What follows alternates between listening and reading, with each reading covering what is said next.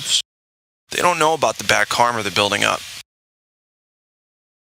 yet.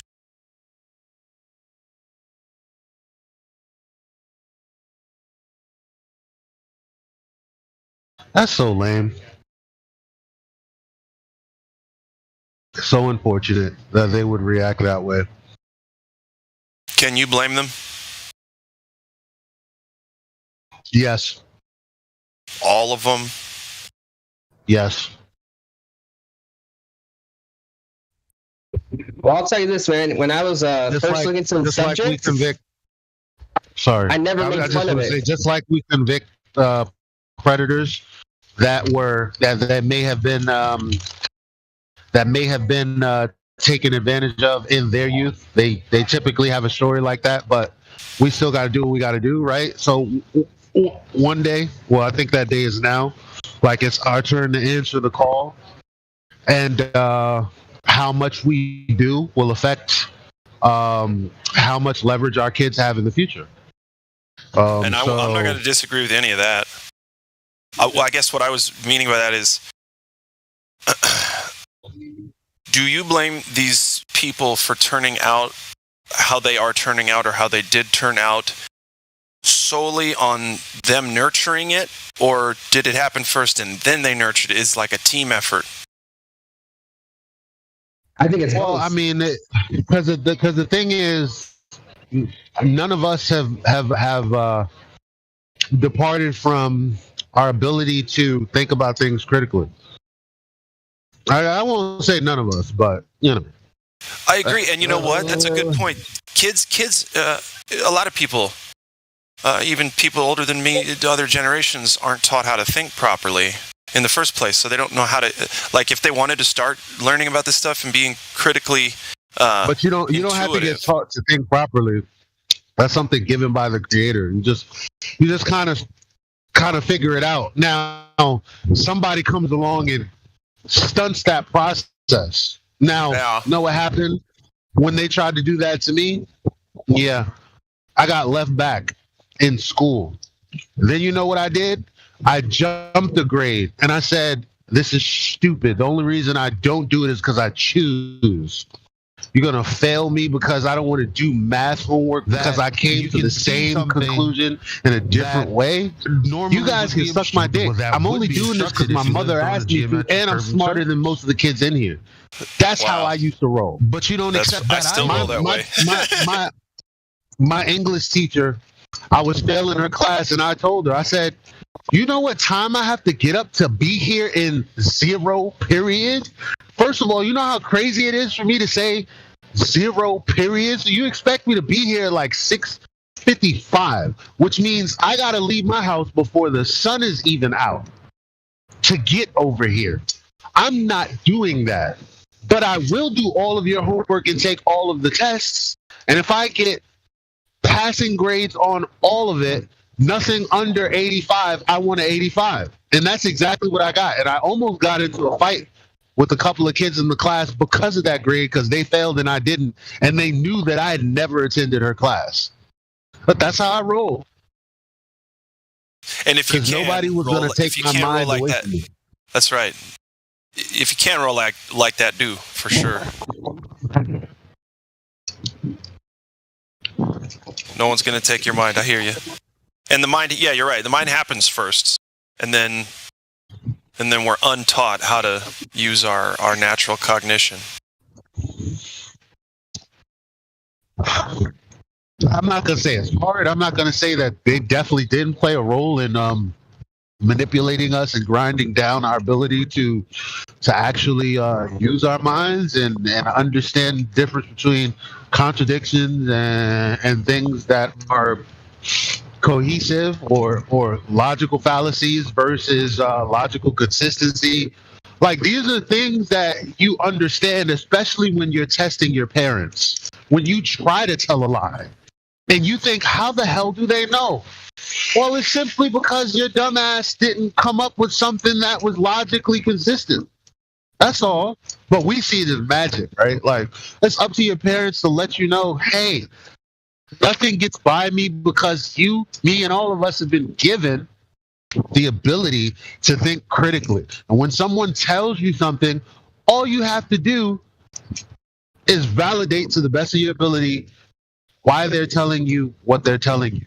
Is it true? Is it not true? How can I validate it's true or not? And the answer is going to reveal itself. You're right. You're right. I want to say one last thing about that, if I may. The Santa thing. I just want to tell my story about, and it's quick, about when I realized that the whole Santa thing was a farce and all of that. I was sitting in my room. I was staying up late because I wanted to meet Santa or see how the presents got there or something. I remember I was staying up all night. Candy and Mountain Dew. And so, I'm like, and I could hear every creak in the house because I was in the basement. Right under the kitchen, which was right under the fireplace and near 2 front doors. So, and you could hear everything that was happening in the kitchen right above you if you're in my room. And the Christmas tree was in the room next to it. So anyway, if anything were happening, I would have heard it. Well, things did start to happen in the middle of the night. And I crept up the stairs to look. And you've got my stepdad and my mom and my grandma, people getting out all these presents, still wrapping some of them, putting them all under the tree getting it all looking nice. And they even put a little plate of cookies, and they make a joke about it. Well, our Santa likes vodka, because my stepdad was drinking a lot at the time. So they left a little vodka out and some cookies. So they were just toying with me in the first fucking place. And this was before I'd even talked to them about whether or not Santa was a real thing. They were just kind of playing along, and then all of a sudden they just almost lost interest in keeping the lie going. So I've made my presence known. And then here was their reaction. Sean, you're not supposed to see this. Get back in bed. That was the reaction from my own parents. I don't know. You're not supposed to see. That's traumatizing. The only thing more traumatizing is coming across that spectacle is hearing them saying, you're not supposed to see this. Exactly. Because kids aren't that stupid. I mean, come on. No, you're right. And because here's why I stayed up. I smelled bullshit. Mm-hmm. And it only took the once. And I can't remember how. I think we probably talked about it at dinner, and they just brushed it off, like, yeah, it's us. And then they kind of made a joke about, like, Santa took a break this year, so we took over. And, like, you know what I mean? They just kind of brushed it off like it's some kind of movie scene, or it was really weird. Anyway, that's my story. I hope that helped. I gotta go eat something, guys. I love you. Yeah, man. Thanks for the story.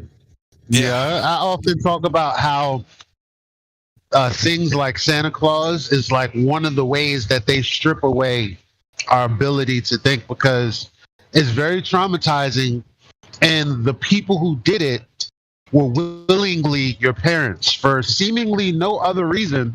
It's like, well, we did it because, whatever. It's tradition, or it just is what it is. And it's like, you accept, they hurt me, they lied to me, but they did it for a greater purpose. And these people, when they ask, maybe they're lying for us for a better purpose or a better reason.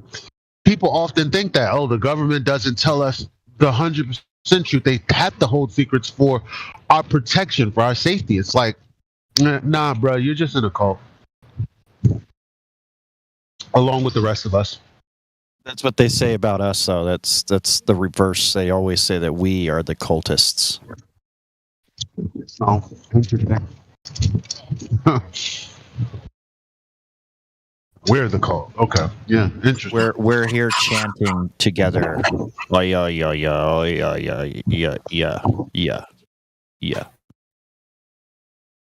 They reject the claim. They literally reject the consequence in the Black Swan or in the Modus Tollens. How do you reject the consequence? The geometric horizon being the consequence of the geometric shape we live on. I reject that. Oh, well, that's your claim that you're rejecting. No, see, you don't I don't need to understand anything other than there's a logical syllogism and you're denying the consequent. Case closed.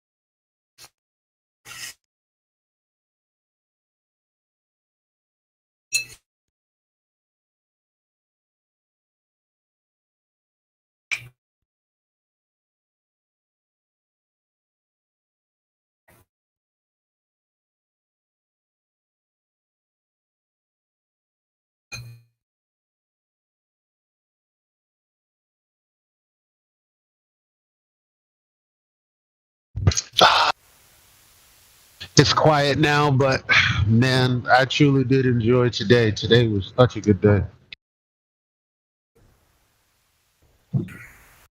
Yep. Yep.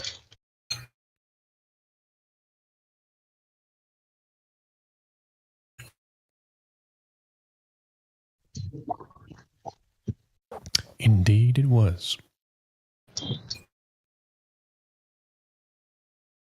That's good that you did.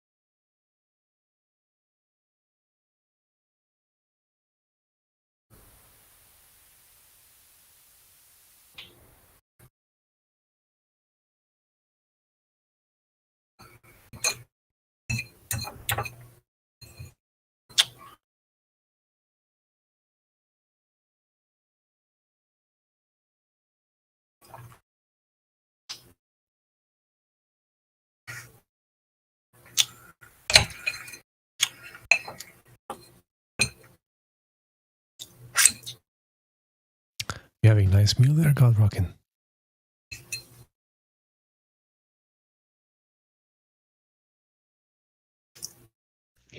Somebody's doing the dishes or something. Who's that?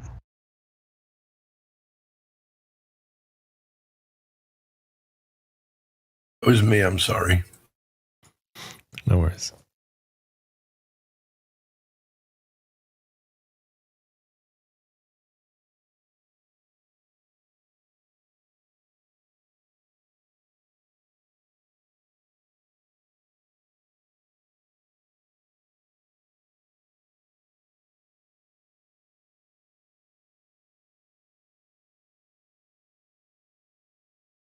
It was actually a Klondike bar on a plate getting cut up by a fork. So, yeah, you were right. Dishes or something, you said. I'd have my Klondike bar for a little snack.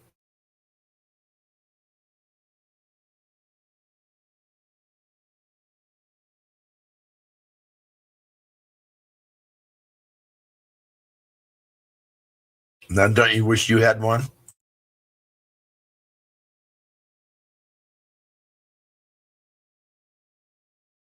Probably not, because it's not healthy.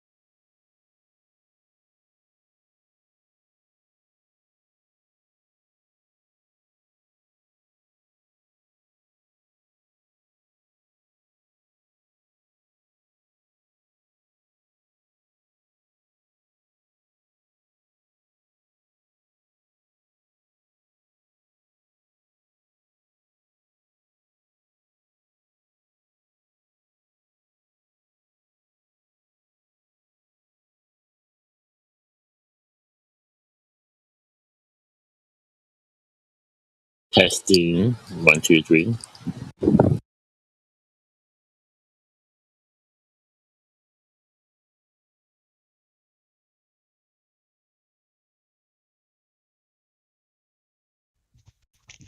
I hear you, Audrey, if my mic's working. What you got? Found some earth curvature or something? Hell no. Okay.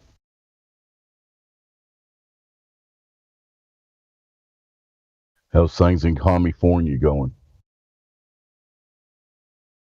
I'm gonna put a badass drawing in the live stream.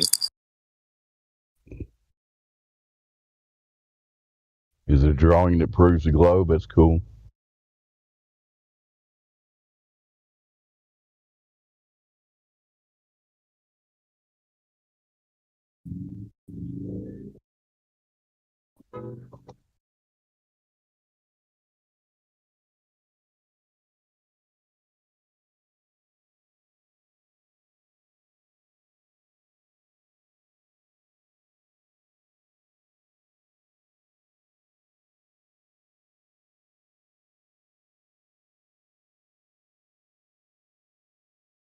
Let's see. I'm going to stop right here. Is there any new people on here? Anything to say? Any old people?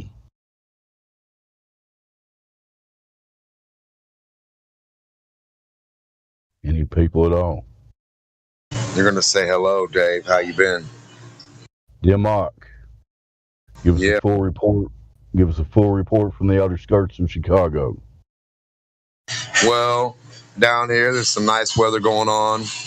Busy at work, and everything's all right. Still no curb detected. No movement. How about Kentucky? Hate to break this to you, Denmark, but the globe does not exist and never did. Did you know that?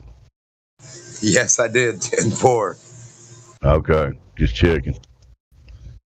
Good to hear from you, man. Yeah, good to hear from you too.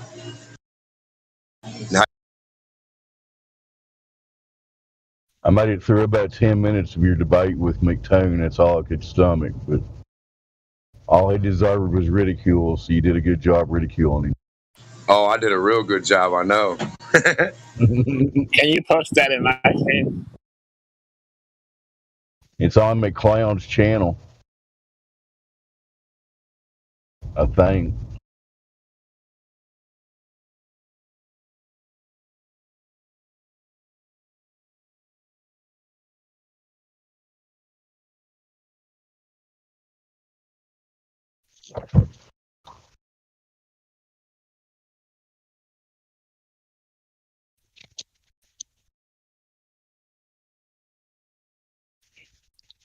Y'all quit overquoting each other, if that's a word. Instead of over talking, you're overquoting. Get it? Anyway.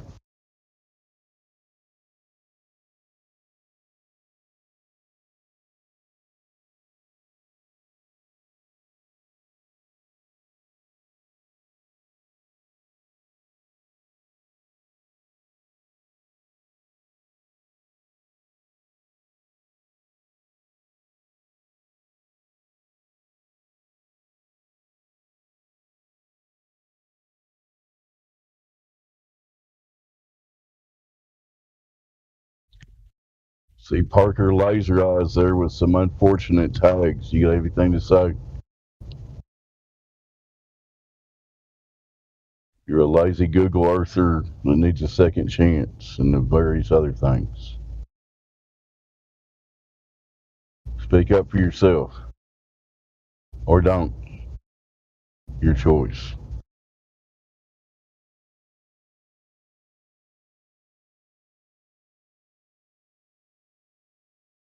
Alrighty then. We'll go back to silence till the next person talks. Thank you.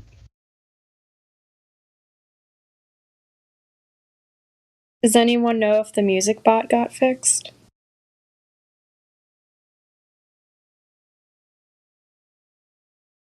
I have no idea, KJ. Feel free to try it out if you want to. Okay.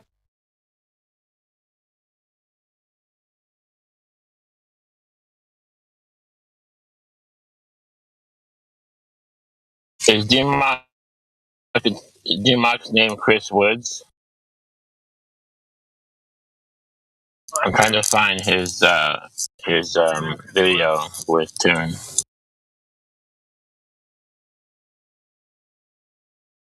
It's been like a couple months ago. I don't know.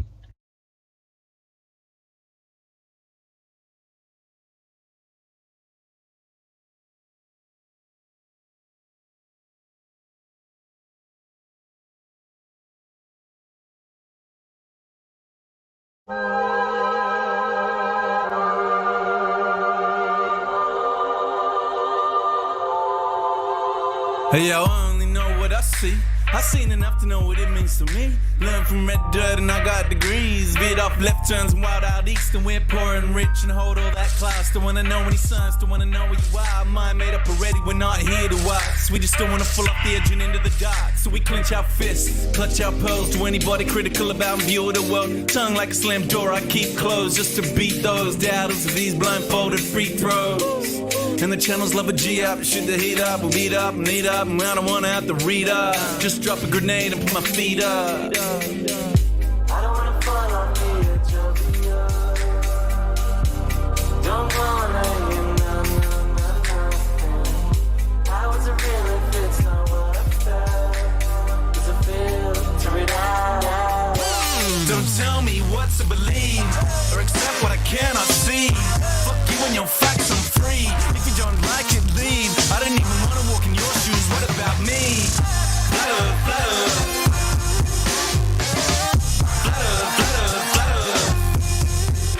World gone mad and it's 2 PC and they're trying to tell Yeah, he told me to not use tape measure. Cut him off, run him out of town, shut him off. Shh, I don't wanna hear another beat, but my gut got this in my head. Take note, cause I know when this story's a slippery slope. So stay in your lane, son, stick to your songs. I don't care where you're coming from, just a simple answer to confirm a doubt. And then baseless opinions that come out of my mouth. In a nut, tell me I don't know what I'm talking about. When the so-called experts ever sorted this out. When we're swamped by Muslims, swamped by Asians. Different time, same old station, crowd ovation. Whip up hatred, that old chestnut, that vocation. Do anything to truth, but face it. I don't wanna fall off the edge of the earth. Don't wanna hear nothing. How is it real if it's not what I felt? Is it filter it out? Don't tell me what to believe. See my diagram of every building is a base. You turn the globe anyway. Buildings have their things. Don't tell me what to believe or accept what I cannot see. Fuck you and your facts, I'm free. If you don't like it, leave. I don't even wanna walk in your shoes. What about me? Flutter, flutter.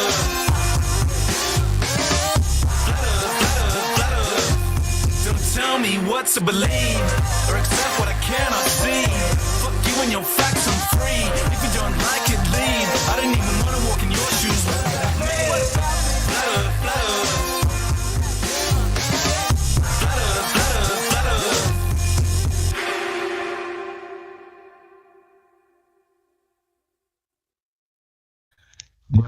The music bot needed, you're talking over it. You there, Denmark?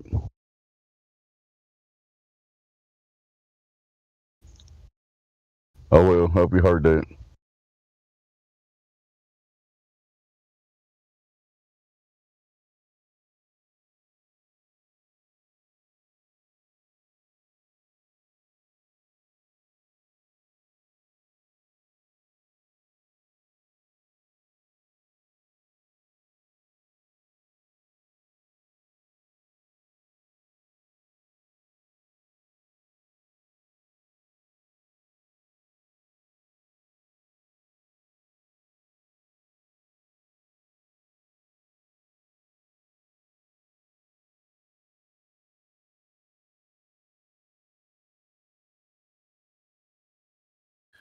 Good morning, Nathan.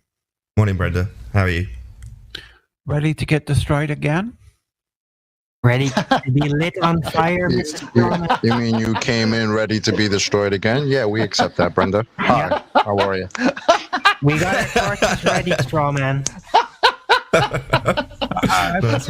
I've destroyed your argument every single time. Oh, what a way to start a morning. Yeah. I love this. Here's 2020. Chocolate scene. It's coming at you. Yeah. My squad blazing through like road arsonists. Y'all could diss, annihilated off the list of a long line of globals who will just insist we're living on a spinning ball that does not exist. As I sit back and wonder why they persist, like some pissed gorillas living in the mist, always lacking evidence, they just get dismissed. But here's the twist, they won't cease and desist. Their illegal activities seems all they got are fallacies, begging the question and never saying please. Claiming flat earth is only arcade, while you sit back and paint these mosaics of Aristophanes. Like what the fuck, bro, it seems profound. 2,000 years it still sight 6 to the ground. Meanwhile, what's really going 6 feet deep is the value of your radius, it's RIP. Rest in peace to your little RADIUS. It's just a fantasy. Can't you see that your little globe theory is about to be in the fucking GRAVE? Come on.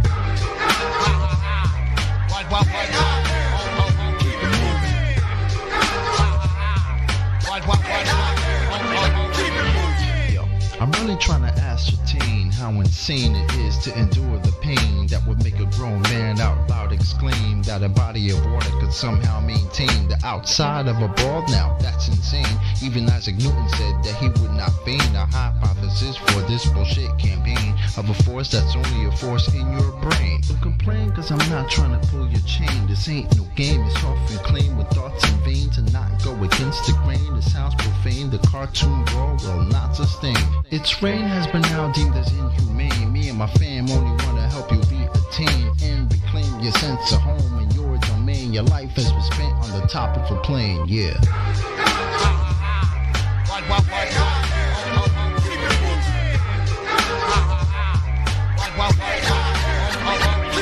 In the year 2020, it seems the case. Heliocentrism as it starts to race. Globetrotters scrambling just to keep the pace while still telling folk tales about outer space. Kinda funny you think NASA really got your back. Astronauts in a vacuum, yo, that's all an act. In fact, they only do it to control your mind. And to not see through it, yo, you must be blind. In due time, it will all soon be revealed. Little water ball is losing its mass appeal. On the real, doesn't matter how bad you feel. Fact of the matter is that your face been sealed. Death of the globe model is now at hand. People seeing through the lies all across the land. From Eli to NY to Jin in Japan. It's a rap time to throw the magic ball in the can. Come on.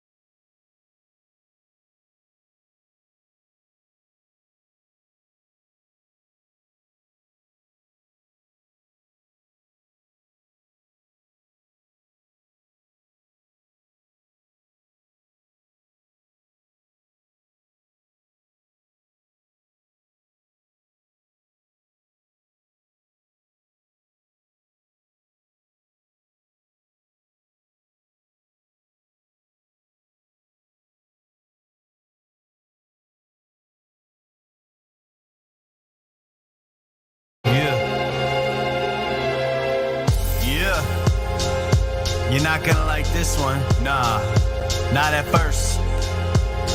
You're gonna learn to though, you're gonna learn a lot, check it. If you believe we put a man on the moon, You probably believe we're gonna go to Mars too. Well, I hate to be the bearer of bad news, but that's just something now we can't do. Try and leave low Earth orbit, see what happens to you as you turn into soup in your spaceman suit. What? Did you forget about the Van Allen bell? And that is filled with radiation. Yo, does that ring a bell? 4,000 degrees, that sounds hotter than hell. Man, you think if people went through there, they just melt, but NASA's already been through it. There's a lot they tell that we believe them for so long, so we might as well keep up the charade instead of breaking these chains, and let the ones on top continue to control our brains. Yo, let them do what they want with our hard earned money. $19 billion for cartoons, that's kind of funny. Yeah, that's just common sense to me. $19 billion on some cartoons, on some CGI bullshit. That's just me though. Look into it a little bit, you'd be surprised if that's the right word for it. If you think the moon can be terraformed, you're wrong, and I'ma have to be the one informing you that the moon isn't exactly as it appears. Like when it's waxing or waning, doesn't it seem clear? In the daylight, supposed craters turn blue, and there are even times you see a star straight through. Like it isn't a solid ball just spinning around, like it isn't a rock that's magically pulled down into our orbit where gravity so strong doesn't absorb it. Moon affects the tides, but other bodies of water ignore it, and it's reflecting light coming from the sun. But moonlight's colder than moon shade. Explain that one. Now feel free to stay locked up inside your bubble and keep believing those lies that don't love you, and they'll tell you that the earth's shaped like a pear. Look up Atlantic conspiracies if you dare. Yeah, I'm not gonna say anything that's gonna change your mind, right? I'm just gonna plant a seed. Yeah, you've been lied to, you've been deceived, just like me.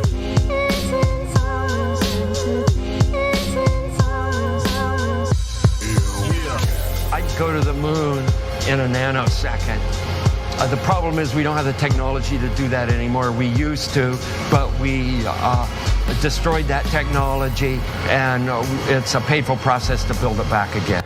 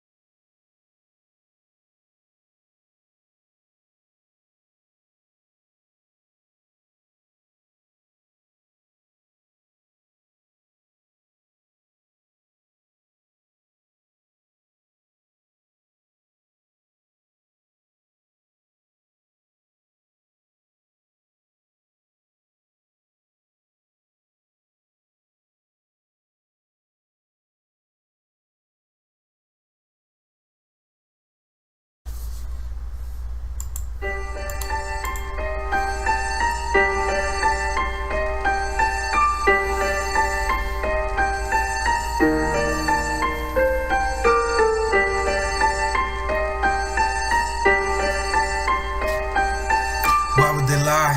Why would they lie? Why would they lie? Just to a normal guy living just to die, digesting what he buys. Ideas he can't decide. His thoughts aren't his inside. They put their from up high. Spiritual wickedness, deceptive and perilous. Parasites meticulous. Watch your trust with ignorance. Feeding off your solemn bliss. Snakes a hiss, NASA's piss. Drunken like a maiden's hiss. Venom, Satan, plague and twist. Digress, regret, withholding evidence. Drowning in competence. evidence ever sent. Million billions represent lacking things we need to test. Never verify they press. Photographs which leak a mess. I just molded as a stress, incentives and belligerence. I'm spent, resorting just to less and less, delving deeper with interest. Yeah.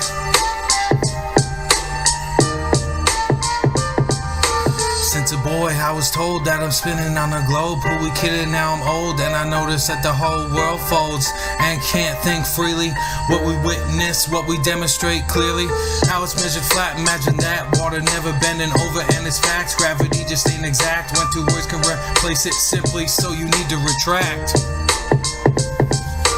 Relative density, perspective and velocity. The sun is closer than it seems. Living in a movie scene, universal pictures gleam. Everything we're fed believed, and I gotta look harder just to find reality. Sitting right in front of me, horizon in the breeze, atmospheric symphony, melancholic naturally. Globers frolic in the sea. Walls of lies just to please, a narrative just to hide a deep freeze for the mind. Destitution that we're stuck behind, resolutions that we need to find. Break the barrier just to free the blind. Saturated in a realm of time. Unwind and try to be kind. It's easy to get mean when you're pointing out NASA's crimes, or the cables and the bubbles that we tend to find. Not to mention about this harness star's absence and Don Pettit's inability to speak a proper sentence. Study, look at me, we got sources you can read. You can test it, you can see with the method scientifically. It's all you need, but the knowledge you will grieve, cause the way the truth hits you hard eventually. Typically, open heart, open doctrines messing with your paradigm. Emotions getting all entwined. Sitting back with truth to grind, and you're losing part your mind. Getting renewed about the cave, cause mentally it's too soon. Stay true, follow through. We all here to help with you, yeah. Big and slow.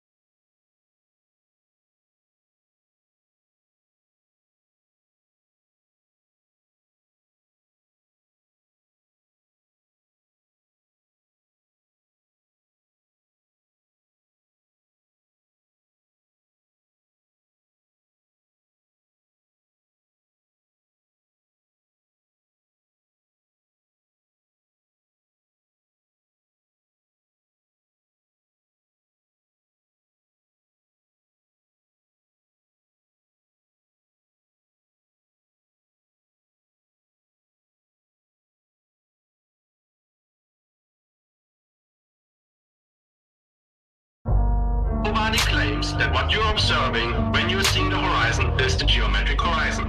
That's fascinating, but to do geometry you must have one. It is an optic phenomenon. So to do geometry though, you must have one. A tangent point with a straight line to it. Now you're telling me all about what you haven't got.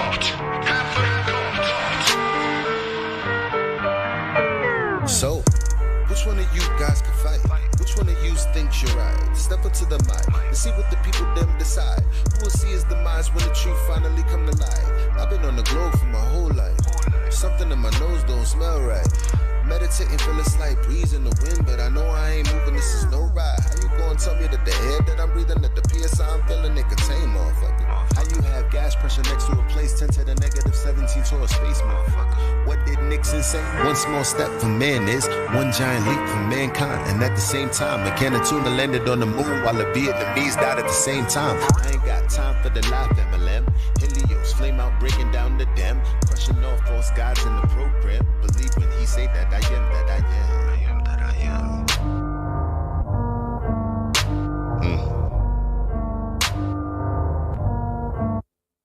So, which one of you guys can fight? Which one of you dies tonight? Step up to the mic and see what the people them decide. Who will see his demise when the truth finally come to light? You should raise them to be free. If not, they might rebel.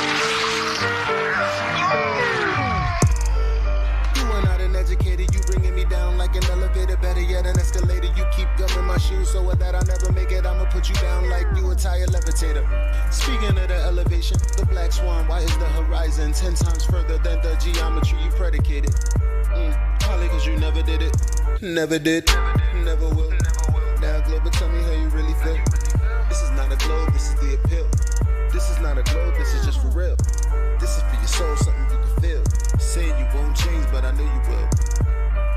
Here's your Dr. Bill.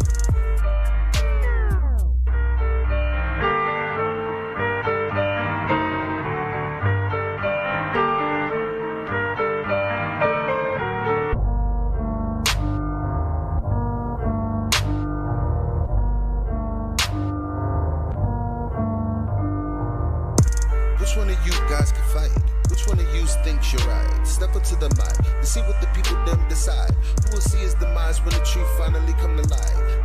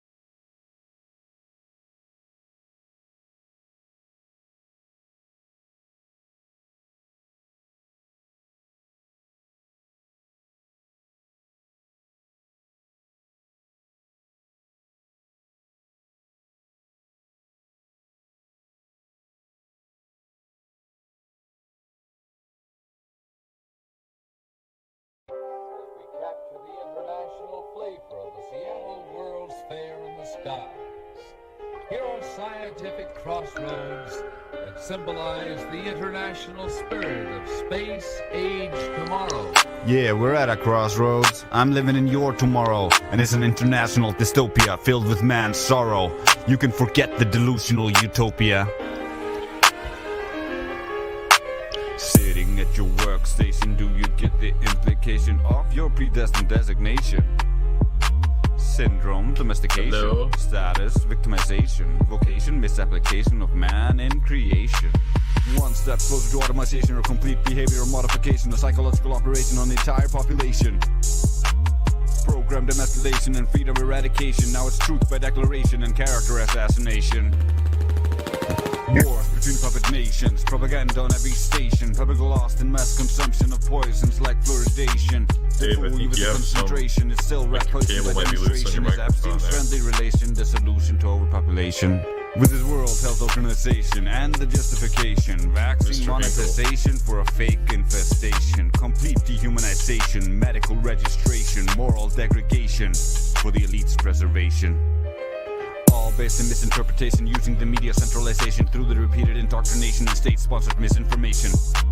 It's human experimentation, trauma-based vaccination, isolation and deprivation is not medication.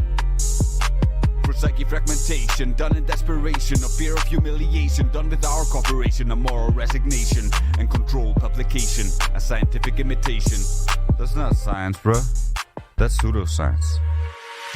Bring up child exploitation related by royal blood relations, protected by black law legislation is all an abomination. Protecting its reputation, an aberration, deserving no admiration, leading to your predation. Fixation, inflation, deflation, endless persuasion, familial separation, and economic migration is actually an invasion. Racial segregation, CTR integration, discrimination, guilt by association, all for the acceleration of your damnation. It's just your imagination, but requires your hesitation and moral pervasion. compliments of the mason. So welcome to the plantation. Understand the ramification. Through our cooperation and dedication and determination, you get the qualification. It's time for a re-evaluation and actual verification. A graduation from animation and manipulation.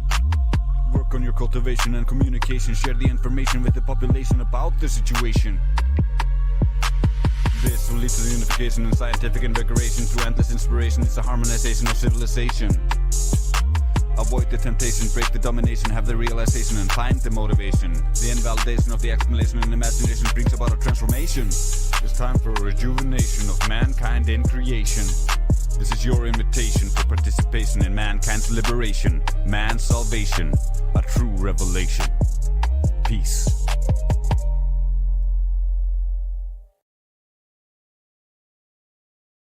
Okay, it was trying to talk there.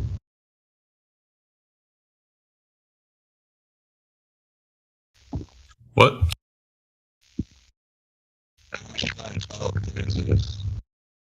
Mr. Hinkle, your mic's all fucked up.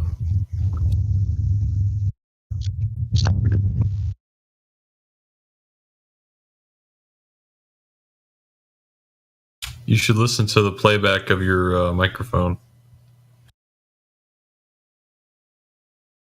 I know my mic sucks. I'm just going to get some.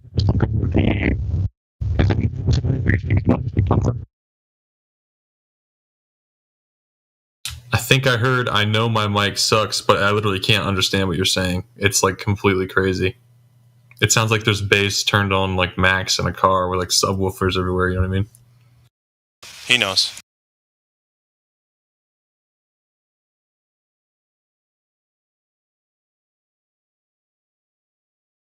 It's not his first robot rodeo, you feel me? I had to do it. Dad joke was right there.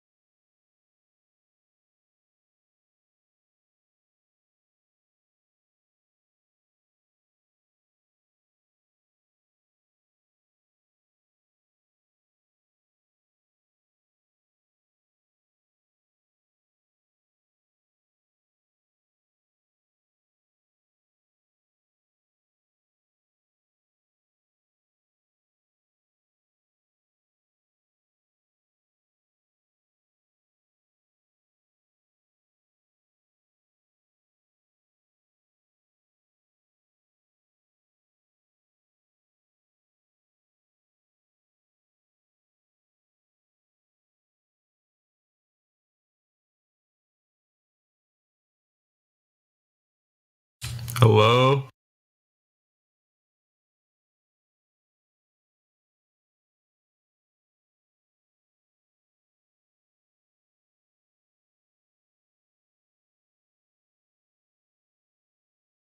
Hey man, what's up? Alex, man. So, what's the deal? What's going on? Hi. Oh, isn't there supposed to be some live stream? It's supposed to be some live stream, yep. Do you know what live stream? What kind this one is? Of course. I mean, in the show, like, where's the show? Well, my friend, though the show must always go on, oftentimes we can't do that because the best part of the show is when Globers don't bring evidence for their claims. And the story is finite, right? It's got a beginning and an end. So eventually we're going to destroy the whole thing. And then there's nothing left to do. So there might not be much of a show at a certain point, right? Does that make sense? Do you achieve that, basically, is what you're saying? Achieve that? Is that what you asked? Yeah, because there's no show. Well, that's what I'm saying, yeah. So it speaks to also, like, if people take it seriously, it's not entertaining. People need drama for a show, right? So it's weird to try to balance between providing provocative entertainment and pertinent information. Edutainment. Edutainment, sure. And yeah, I like that part of it. Keep it fun. As long as we can get people just to stay on topic and be honest. I hate being honest. Me too. If you're honest all the time, it's a lot of work. But it's, you know, at the end of the day, it's the righteous way to be. It's the way to go. I don't hate it, I guess. I appreciate it's a labor of love, I guess, right?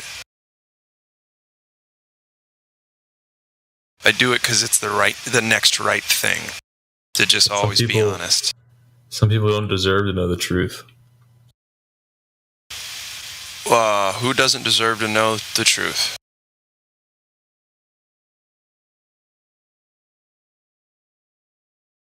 People who might abuse the truth? Right? People who use the truth against people? Right? Would that be a poor usage of truth? Someone who may not deserve that truth.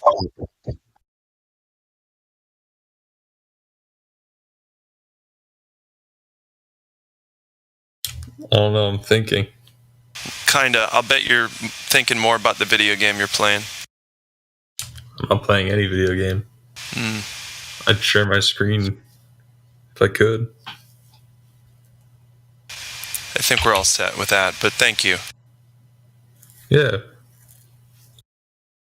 Again, you're just making another accusation. Oh, I'm not without any accusing. evidence. It's just me saying, hey, are you playing a game or not? Not an accusation. Well, I could argue in the way that you phrased it. It was accusatory. Prompted a response of me denying or accepting your accusation. Oh, dear. So, we're going to go into a semantics thing for the audience. Do you think they want to hear that? I think it's better than Robo Dave here. Dave bot. Did I just robot? Nah, No. Dave Roboting isn't that a good idea. Okay. I want to hear more from the man with a nice salt and pepper beard. Who's that? The man who just chimed in. Oh, Rookie.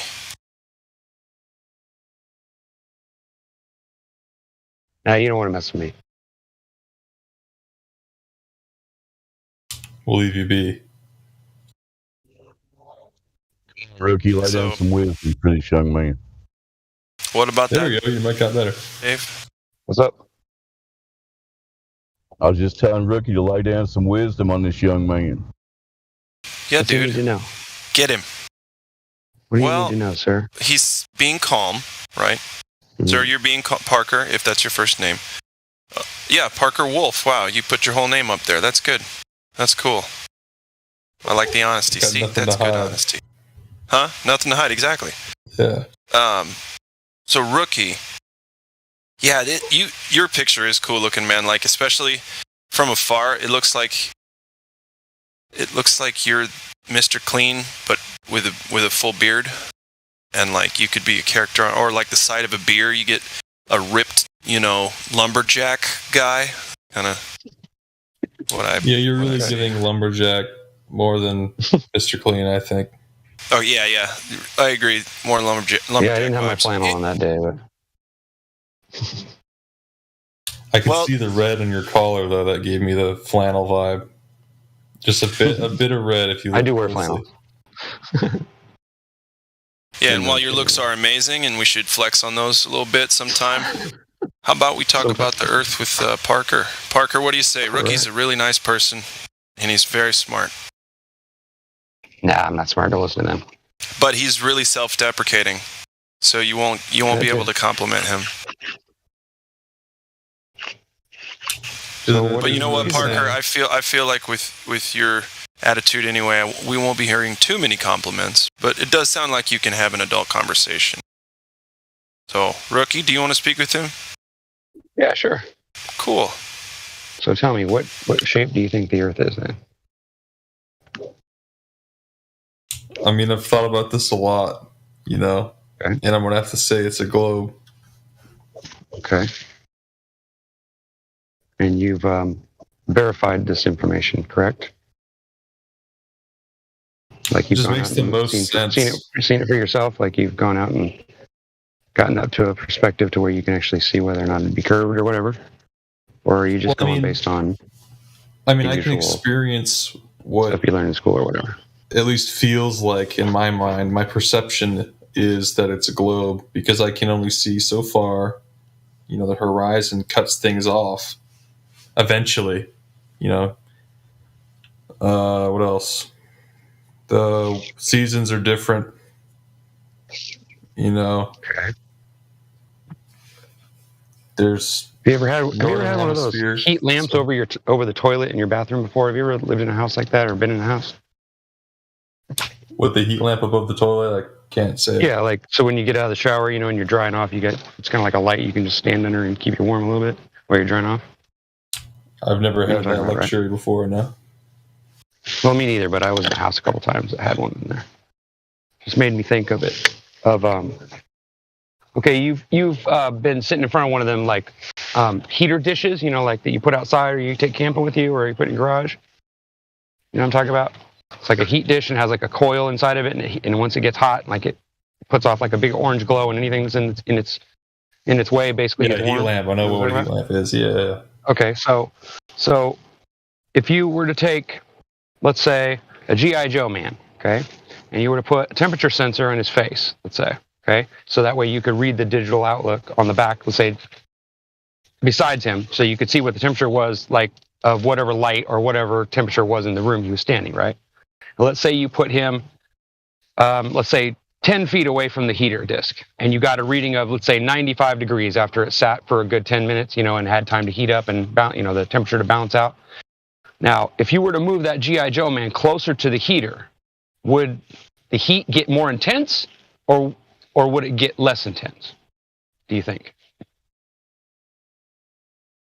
Well, I see the argument you're trying to make here with the Earth's distance to the sun, but it has to do with how the heat is distributed, because in winter the Earth is the furthest away from the sun for us in the north. So you're aware that there's all these anomalies that don't fit together in your model or in your Can I just interject idea, quickly right? with me? Because actually, what he said there isn't true. Because winter. There's winter and summer on the Earth, concurrently, right? You know that. Yeah, I was getting to that. Oh, sorry, go on. I got you. It's okay. I was going to say is, that according to the heliocentric model, the sun is actually farther away in the summertime, right? So does that fit together with the model that they give us? Does it make sense to you, or does that not fit together? You agree that doesn't fit, right? So this is the reason why we are asking questions, because we found all these things that don't match up with the model that they claim that we live on, right? And so what we've been doing, instead of just believing them or just accepting whatever they decide to change in history or whatever, we've decided to go and do the research ourselves and see the stuff for ourselves, right? because obviously they're not telling us all of it. Whether or not they're lying about they're lying about something to keep space hidden from us, or whether they're lying about aliens, doesn't really matter. They're lying to us, right? We can't trust what they say. So even if they are going to space or supposed space, right? We can't trust that they're telling us what they're really doing up there, right? We really don't know what the hell they're doing up there, right? Nobody does. So we can't really like depend on evidence when it comes to that kind of evidence. Don't you agree? That would be kind of like taking someone's word for something, you know, like, you know what I mean? It'd be like, well, this guy knows me, so he'll tell you that I'm a nice guy, you know, like, well, yeah, maybe he thinks you're a nice guy, yes, but that doesn't necessarily cross over into another conversation or another instance of that, right? Did I lose you? Yeah, I get it. No, I'm here. I just pressed the wrong push-to-talk key. I'm just curious. I mean, you know, it's not like I want you to believe me. I don't know. You know, that's not really about me wanting you to believe it. I'm just more like wanting you to look at what I looked at. And if you come to another conclusion, then that's on you, you know?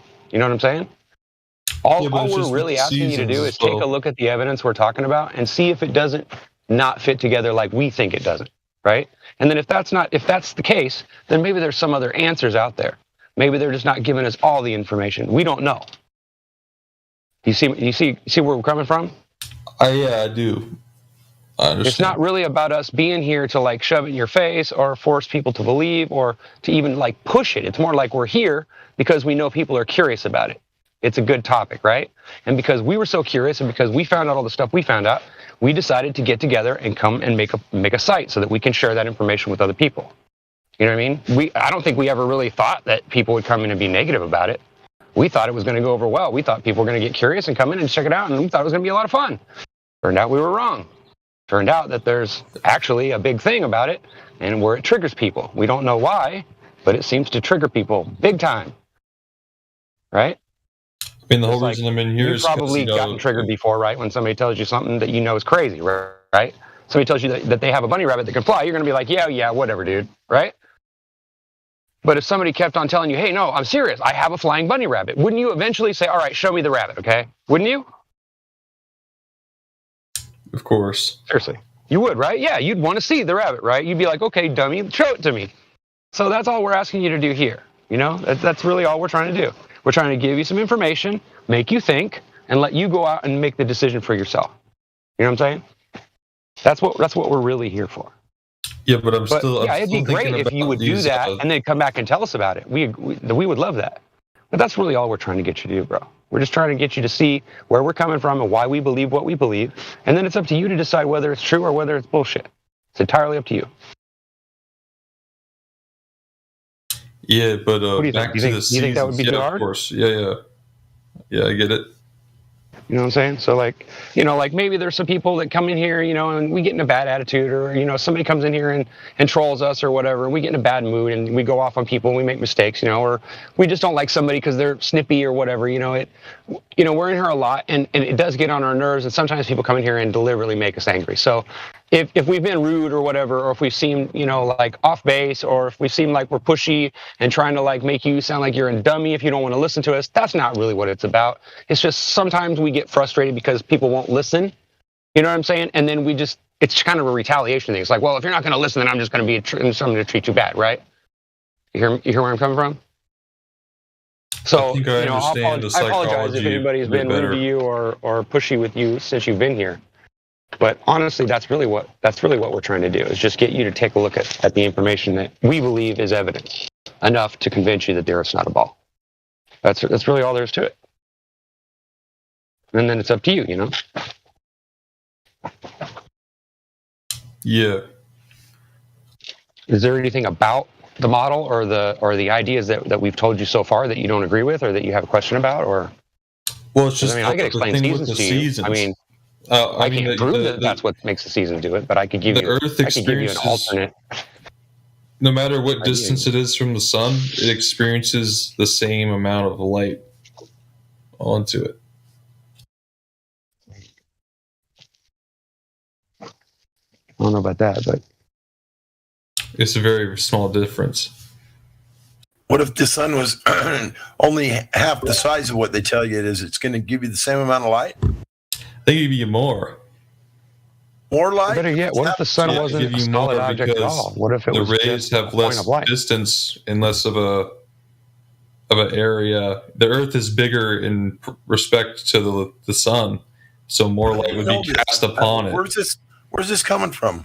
Can you post the information you're talking about? Show us that what you're talking about, even slightly. You asked me about a hypothetical situation. I don't think about hypotheticals, but I entertained your thought. We don't do. I'm not here. I'm not making an argument on my behalf with a hypothetical question that you asked me. I'm trying to just say, the reason it happens is because one side of the Earth experiences more light, more direct light, because there's a tilt to the Earth. How do you know that? That's why it's a southern and northern hemisphere. Yeah, that's a good question. No idea. It's not that How can it you be happens, sure that that's exactly how it you works? believe that happens. It's a belief. It's not an observation. Totally. Well, yeah, we would have to because we can't test it. Everything's a belief in the end, dude. But we don't want to do that dumb shit. So let's just think about what makes sense. Would you like to believe in something that you can't prove? That's a good question. Like a big floating ball. I can't disprove that somebody has a flying rabbit, but it doesn't want to fly when I'm around. It doesn't want to be seen flying by me. That doesn't mean that it's not true, right? Yeah, it does mean it's not true because rabbits don't fly. Don't be stupid. Come on. That's the most stupid thing I've ever heard. Well, I was using that just as an analogy. I wasn't trying to make it sound all about a rabbit or nothing, guys. Well, I was using that as an analogy as well. Well, would you accept, Parker? Would you accept that if someone doesn't present evidence for something, that there is no reason to believe that that is true? Well, the seasons themselves are the argument, are the evidence. It's not what I asked. Did you understand what seeing the sun at what angle it is? If you're on the equator, you can see that it's at a tilt. Bro, can you it's answer a different the angle question? than the equator. Can you answer the question that was asked, please? No, You might have to ask her one more time.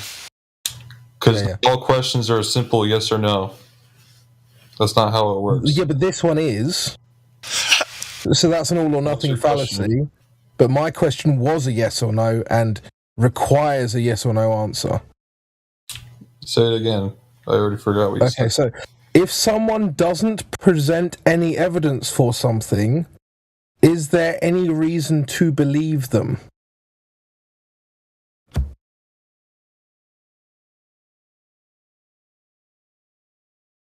I think that's kind of an obvious answer, but Well, so do I. he's having trouble with it, obviously. I mean, I'm running the simulations in my head, and then most of them are saying no. Yeah, exactly. There's no. This is always like a really poorly argued argument. It's like, oh well, just because I didn't see the flying rabbit doesn't mean the flying rabbit doesn't exist. Cool. Doesn't matter though because there's no reason to believe in it unless there's evidence. So like, why are we even talking about this mysterious flying rabbit that may or may not exist? Okay, there's an observation that I just mentioned though that you're seeming to ignore. You know, if you're standing in the equator of the Earth, if you're in what's in the equator, Venezuela maybe, I don't know. Yeah, I need to know that you're logically able to even have this discussion. That's a so topic. we need to establish that there's a logical basis that you accept that lack of evidence means that there's no reason to believe something, right? We can discuss the evidence afterwards, but the reason we have to set that baseline is because a lot of globers will come in and say, globe until proven flat. Bro, we're past that. You're already past that. I understand. Cool, okay. Do you want to hear what I have to say? Yeah, go ahead. So basically, this is evidence to support that the Earth is at an angle, and one side of the Earth is subjected to more sunlight throughout the year than the other. And it switches. You know.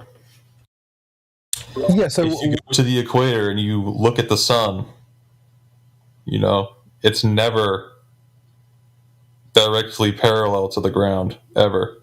It's never straight up in the sky. Because right. the Yeah. Earth's at a 13-degree tilt or something like that.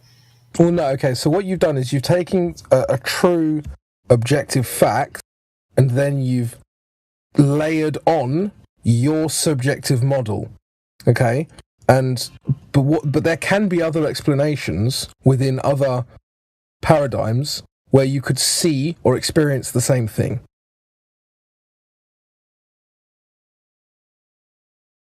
Yeah, but it supports the hypothesis.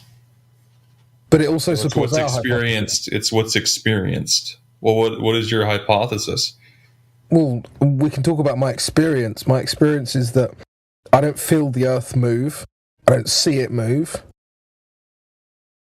And therefore, it doesn't move.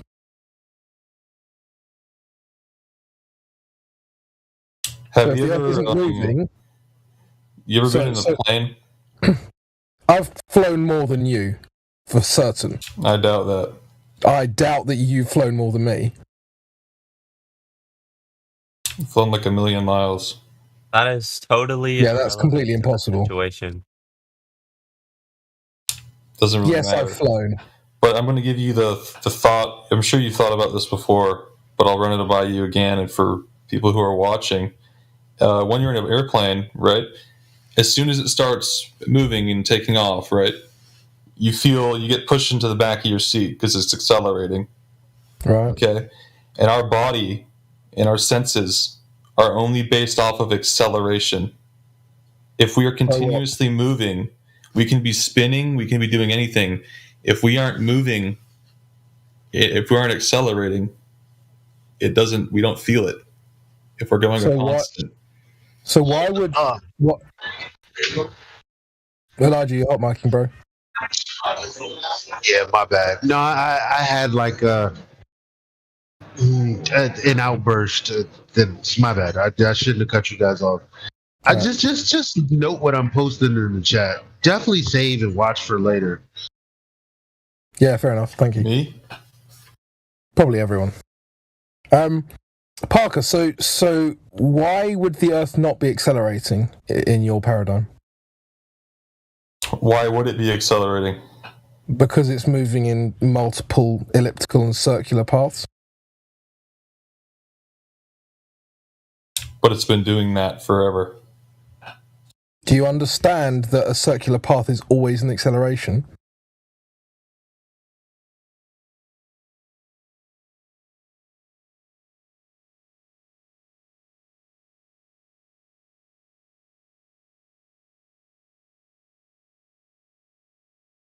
Yes, no. Yeah, that's true. Okay. I was doing some simulations in my head. What? Is this an elaborate troll that I'm not understanding? You're doing simulations in your head? I was just thinking about it. Okay, fine. Yeah, so given that your globe is moving in elliptical and circular multiple... It would change speeds, wouldn't it? Yeah. Well, no, it wouldn't even need to change speed because it's already accelerating as a necessity due to the nature of the movement.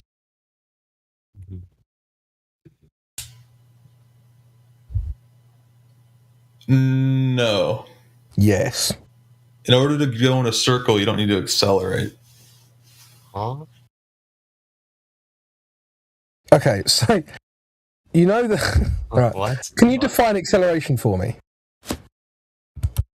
The change of speed. Or over a period of time. No, or acceleration. I don't know. All I know is the physical. Right. So if it's changing vector, it's also accelerating.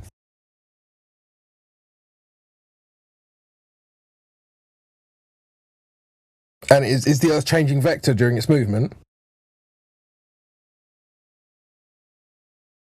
Probably, yeah. Probably.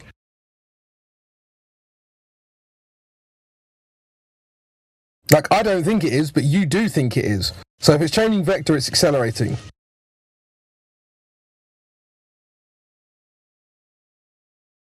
Correct? Yeah. Okay, cool. So when you said earlier, why would you feel it? Well, because it's accelerating as a necessity of a circular or elliptical orbit. Wait, sorry, what did you say? Sorry, I'm ADHD. Okay. So when you said earlier, why would you feel the acceleration of Earth? Well, because it's moving in a circular orbit in your paradigm, which means it is necessarily accelerating.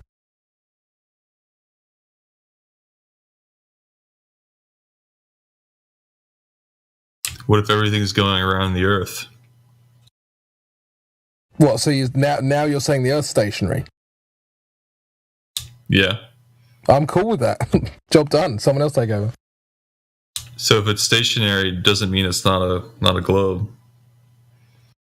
I mean, you could be a geocentric globe if you want. Because I think that'd be pretty stupid to say that if you're changing speed, you're going to experience acceleration and deceleration. You're going to feel it. And I think that throughout the year, we'd even feel like slowing down or speeding up. You know what I mean? Well, I mean, it depends, doesn't it? But if you're moving in a circular path, you're always going to feel that. Always. Would the vestibular system play an account here? What the hell's that?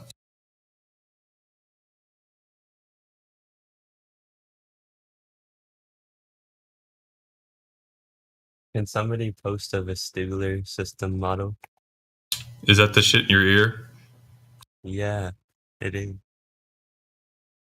Well, I mean, if we're getting spun around so much, that could...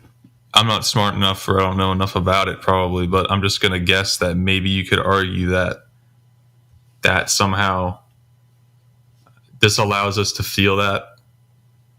But there'd be detectors and measurers that would measure that probably, right? Like some gyroscope. Well, other than our human body. The problem is, right? You're more of arguing than actually observing for yourself.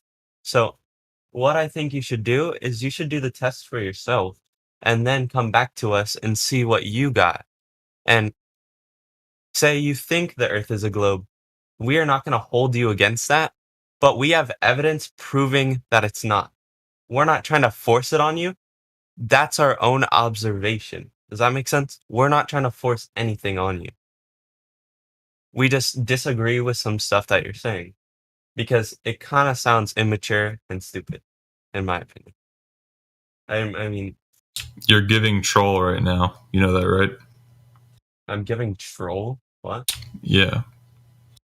You have no roles. Okay. You're trying to act the part. I can detect it. I mean, these people have seen me here before, so... I guess I'm a troll. And I literally just said, sure, the Earth might be heliocentric. How am I just blindly arguing? It's not heliocentric. Or, not heliocentric, geocentric, sorry. I just don't think you've proved that for yourself. Like, you just... Well, I mean, it doesn't matter. If I can't feel me moving, then obviously we aren't moving.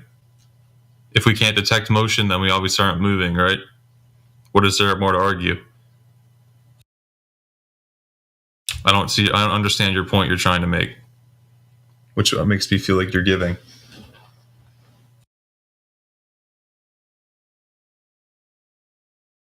When you make the positive claim that you live on a spinning wet ball, that means you are in a constant acceleration frame.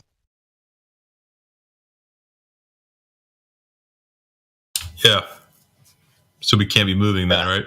So if you are constantly acceleration is measurable. Yeah, facts. I think we already made this pretty clear. Yeah.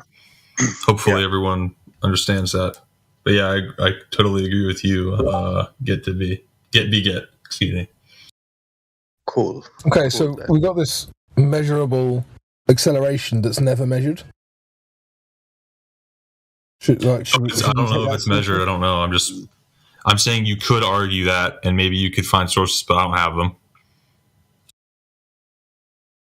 Probably, maybe. I don't know. I don't think it sounds like it would make any sense. If you got like a gyroscope, you could if it exists, you could measure it, and it hasn't been measured. So, or at least not to my knowledge. So we're not moving. A gyroscope cannot measure acceleration. There's some like laser thing that can detect motion or something. Some special type of gyroscope. Yeah. Or it can detect the lagging of the light or something at like a really, really intense level. It's based on interferometry.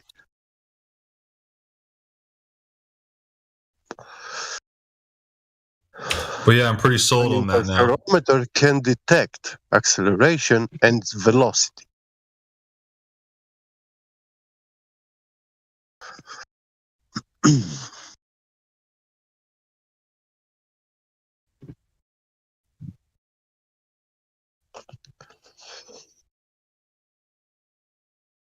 But if you know Einstein well, then you will know that he forbids you to use any optical device to measure the speed of the Earth, rotation, or orbit around the Sun.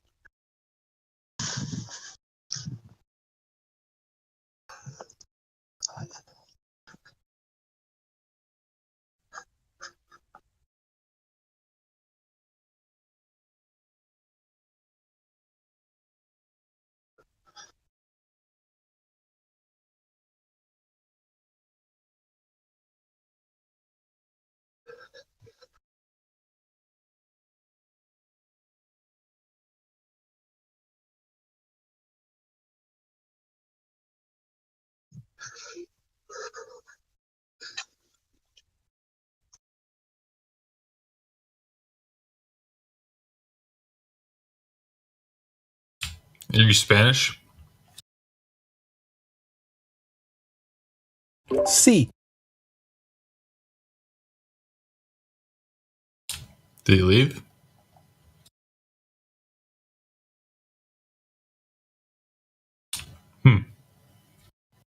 Quite the mysterious fellow.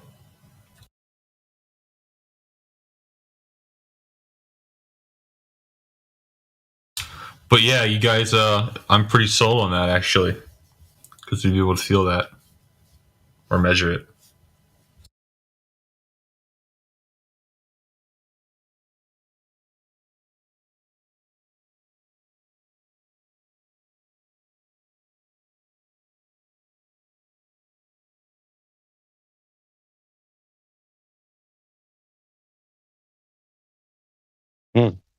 Cool.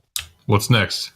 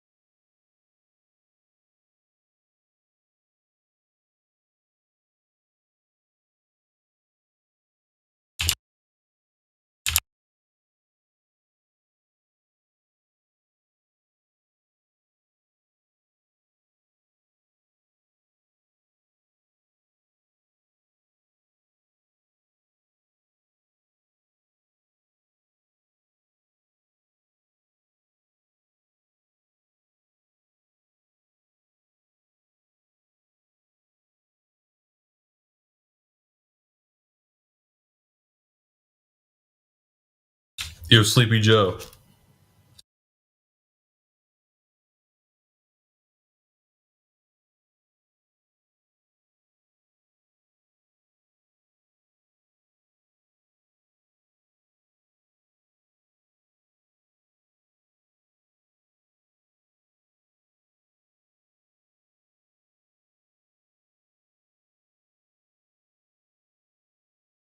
But yeah, what's the next big point?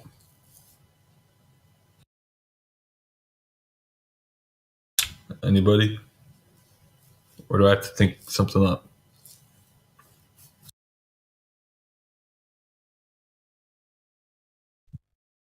Oh yeah, why does water get heavier the deeper?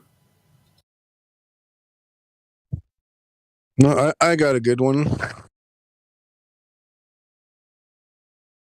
Does globe Earth rotate underneath footballs or helicopters?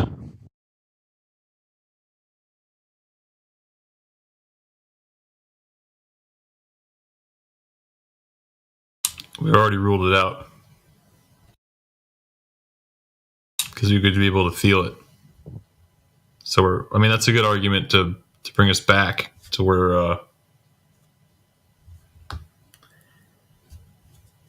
Do you admit that Earth doesn't spin underneath anything in the air?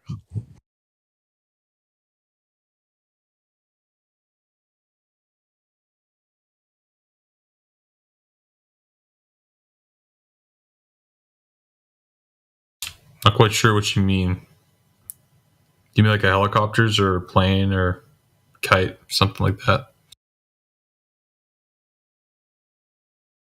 Yeah, first you said it didn't, and now you're questioning it.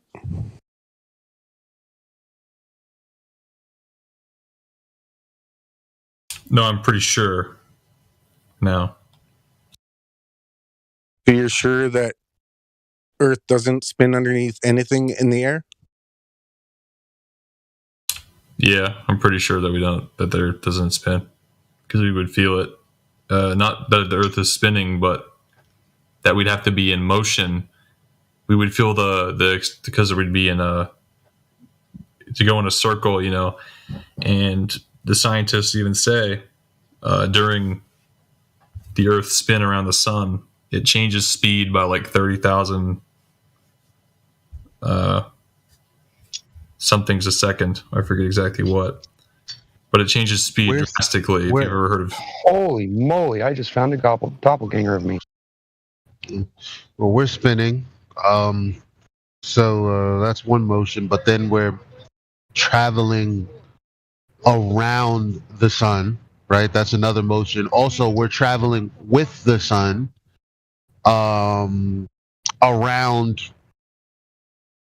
what the galaxy, the greater track, whatever it is. But you can't say that's the only one where you can't really just. You have to go to the one where it's going around the sun. Is the one that made it for me at least. No, it doesn't. It doesn't matter. I'm saying there's more because it's that's not really okay. Yeah, we're supposedly going in a circle around the sun, but the sun is also going in a circle, and then the galaxy is also going in a circle. So these are multiple vectors of motion, and forget all that. The fact that the air that's not connected to the Earth, right? Because there's Earth and then there's air.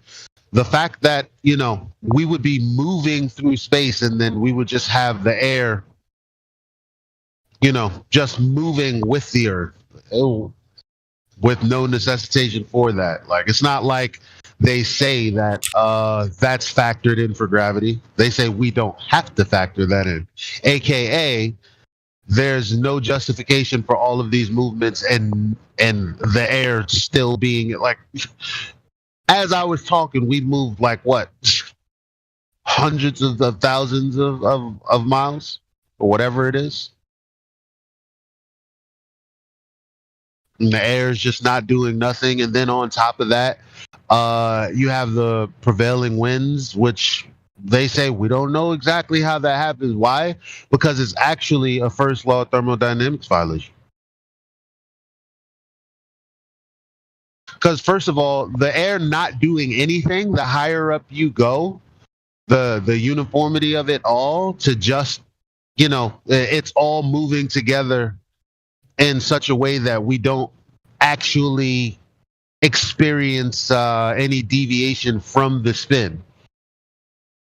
Well, that right there alone, as you get higher in altitude is a second law of thermodynamics, a first law of thermodynamics violation for the spin of the molecules up there, because there's a longer or larger area to travel. But not only that, the moving winds above all that we actually know is there, moving faster, which, well, if you believe that you're spinning on the earth, then for some reason that air is moving faster than the air down here. Why?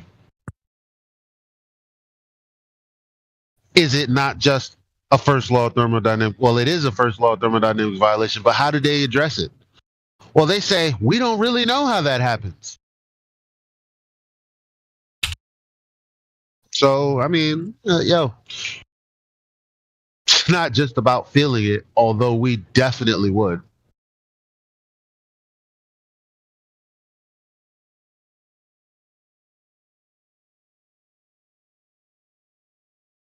Yeah, for sure.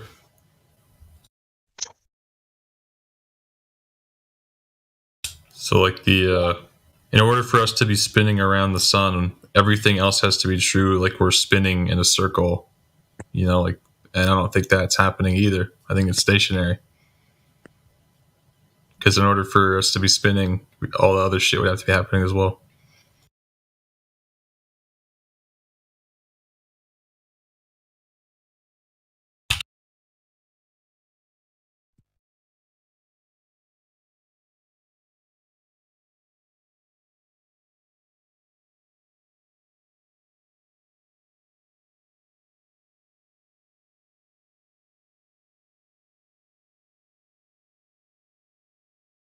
What's the radius of your geocentric globe?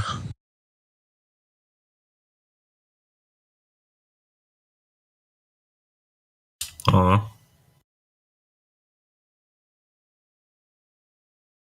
Yeah, so nobody measured the globe Earth radius, and nobody measured your geocentric globe Earth radius.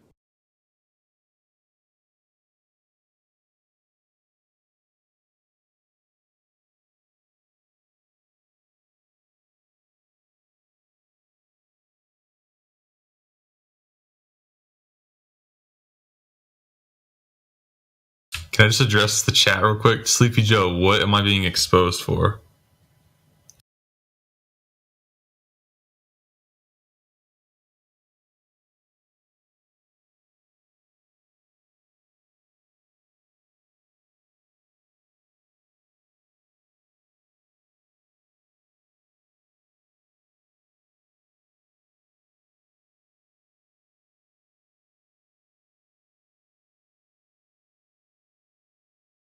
When did I do that? Days ago? Do you have any evidence to support that at all?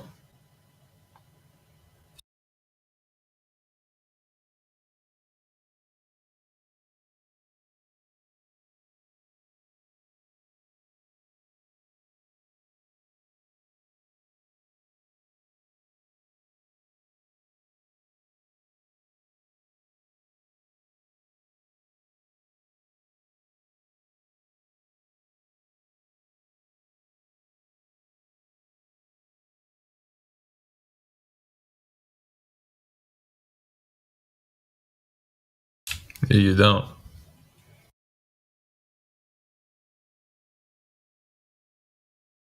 So I guess you concede that there's zero globe proof available.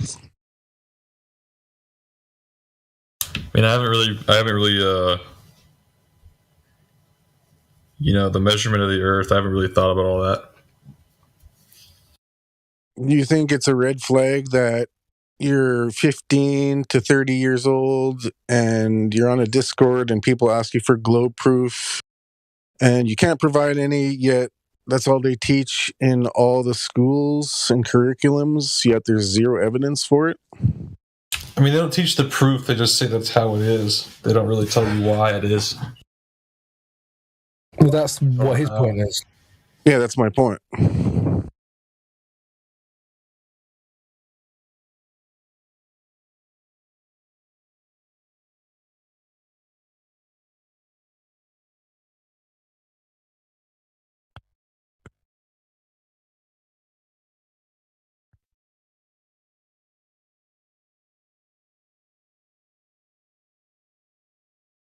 Why would you think a government would teach something yet it lacks any evidence or measurements?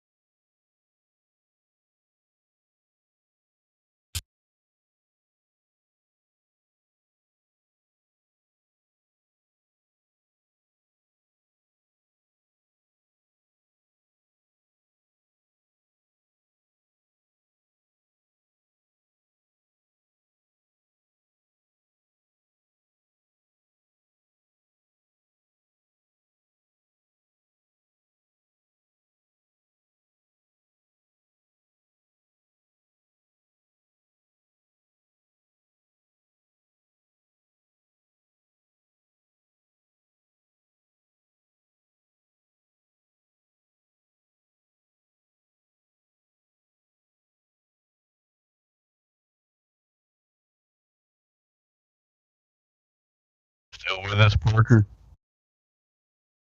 Yeah, I'm right here. Did you hear the guy's last question? No.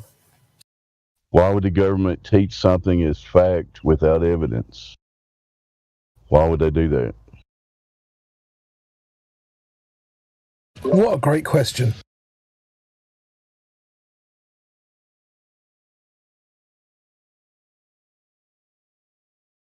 No idea.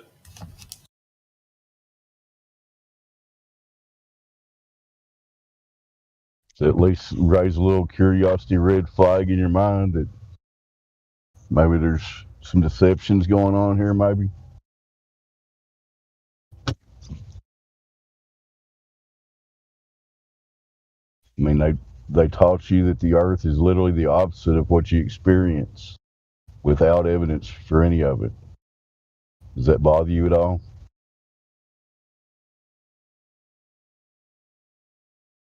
Yeah.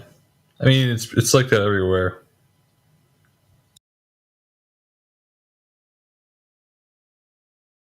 Fair enough. I'm not going to disagree with that.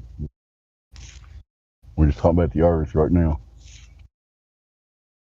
Somebody else go ahead. My mic's probably sucking. No, it sounds fine. It was messing up earlier, though, like when I first mentioned it.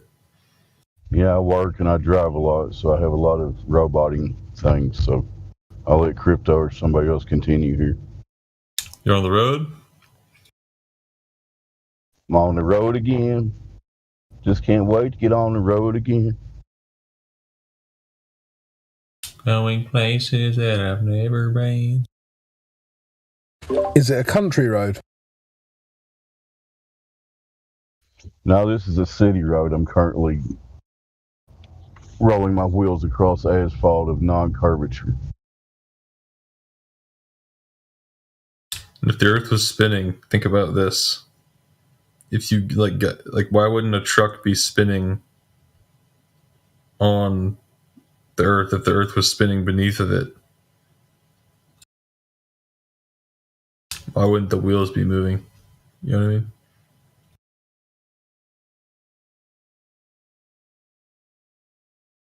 It's funny you bring up that example. That was literally one of the analogies that Einstein tried to use to get people to believe relativity. Are you aware of that? He was telling people if you see a wagon rolling down the street, you could just assume that the street is moving and the wagon's sitting still. Does that make any sense? Yeah. It does. Ooh.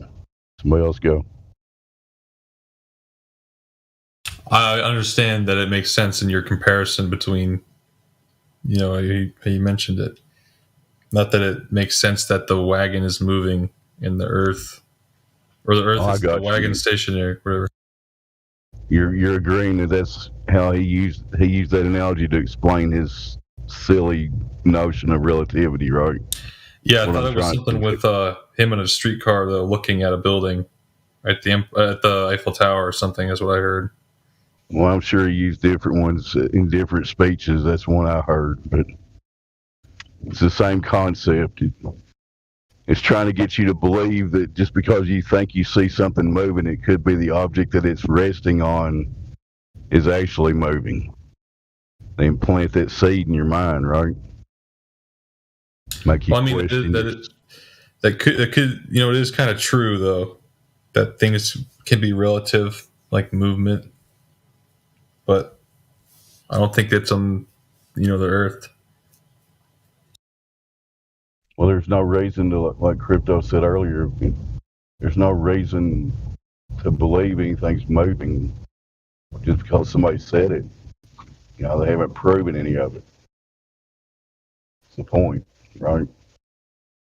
Einstein, you can quote Einstein. He says that as far as he knows, there's no experiment that can be performed that would prove the Earth moves. That's a quote from Einstein. No experiment he knows of that can be done that proves the Earth moves. What do you think about that?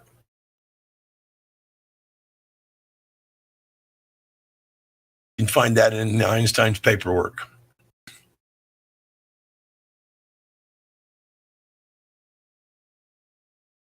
I don't think Einstein was that smart, to be honest.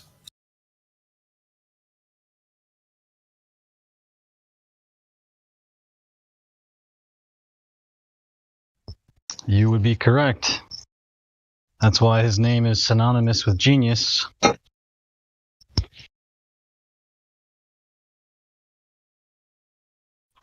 Exactly, going with the theme of literal opposites, right? Stormfire. They always push the literal opposite of what's actually true. That's how my experience has been. Yeah. You think that it maybe just could be that the Earth isn't moving? That's why they can't detect that it moves? I mean, with today's technology and with today's, knowledge that NASA and all these scientists supposedly have, they still can't detect the Earth movement. I mean, that's pretty telling right there. But I mean, one thing for me is where that's why they don't detect it, because it's not moving. Obviously, yeah, we've come to the. I literally now believe that we can't be moving because we would feel the change in speed, the change in motion when we're orbiting the sun. We're not moving. Exactly. So then, the spinning what we wouldn't is moving feel. the sun around? Shit, I don't know. I haven't even thought about that. Yeah, the sun is supposed to be moving also, from what they tell us. It's some astronomical speed. Not sure what it is, but it's like. Well, it moves across our sky every day. So what's doing it? Right. Well, it does move, but I'm talking about the heliocentric model. They claim that the sun is moving at like 500,000 miles an hour, and it's dragging us along with it, and we're orbiting it. I mean, all these different motions going on. Are you? But yet none of them can be detected. That's pretty obvious what's going on. It's not moving. Yeah. The movement we detect is above us. The stars, the moon, and the sun are above us, and they move as we see them every day. Every night, we see the stars rotate. Same pattern, cyclical pattern, after day, year after year, century after century. Same exact pattern. They circle around Polaris. Never changes. Polaris never moves. It's another thing. If the Earth was moving, Polaris would move. And then they say, oh, it's parallax, and it does move, but it takes 5 or thousands of years to see it move. But, well, it hasn't been seen to move yet. So it's just another cool story. The guys in a million years, they'll let us know it did move. Oh, yeah, okay. That'll be nice.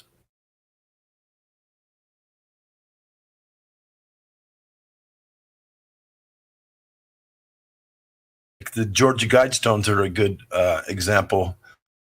You've got a hole drilled in them where you can stop and at night and look through a little hole that's drilled in it and see this Polaris, the star Polaris. It's there every night, night after night, year after year. Yeah.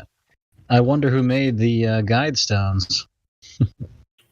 Well, apparently someone that knew that it was the flat Earth and wasn't rotating, because everything about them. They've got also got a slot in it for the solstice, for the longest and the shortest day of the year. Got the hole for Polaris. I mean, it was built for that purpose. It's a flat Earth proof. Whoever built it knew the Earth was flat. Otherwise, they could not have constructed it with those features on it to function the way it does. They had to have known.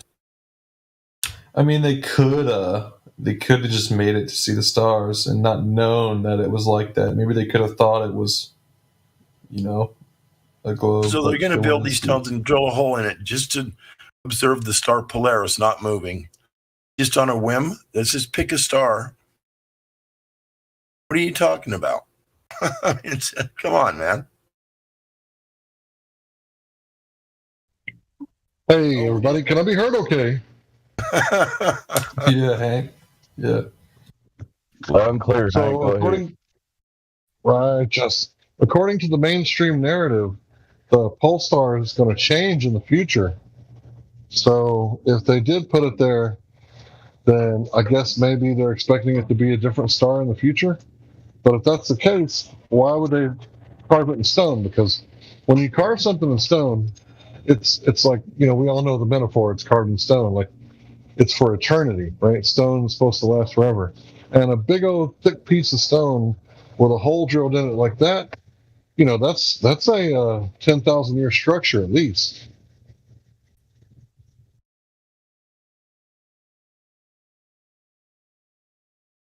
Yeah.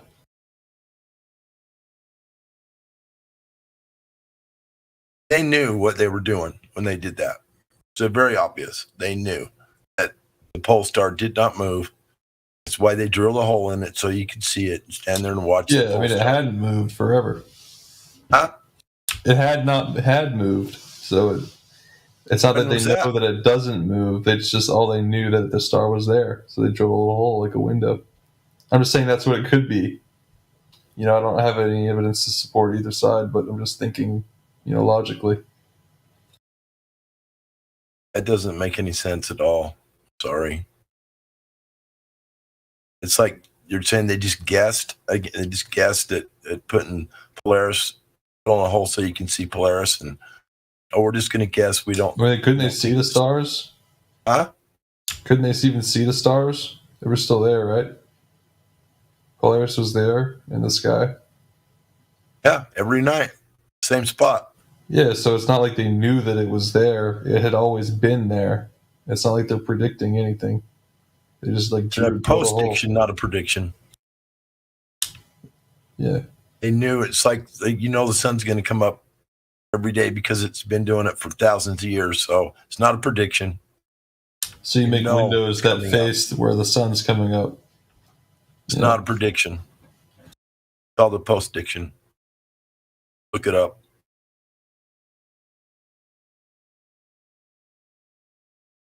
It's like all the lunar eclipses and all that kind of stuff. They say they make up these predictions. No, the same ones have been. The post-diction is just a cyclical event that happens the same way. Century after century, they can tell when the next one's going to be because it's been happening for a couple thousand years at least. They know exactly when because they happen the same time every year. It's not a prediction. And no.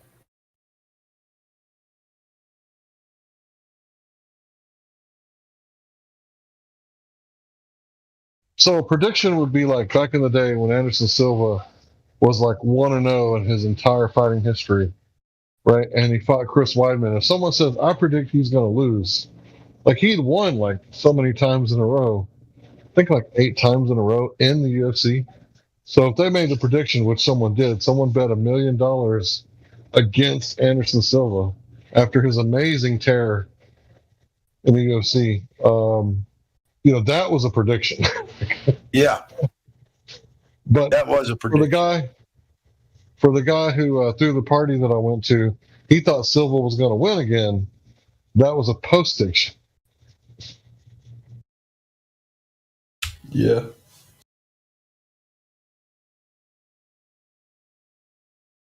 Well, not really, because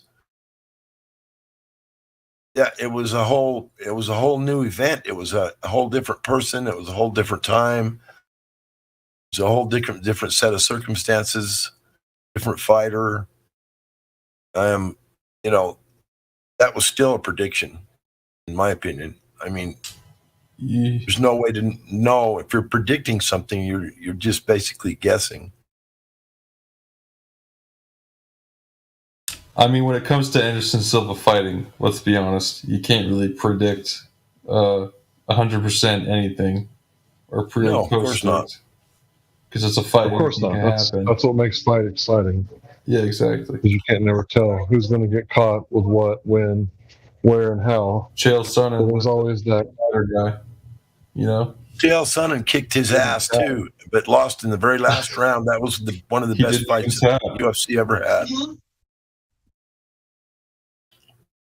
I don't know if you guys seen the footage, but he did not tap.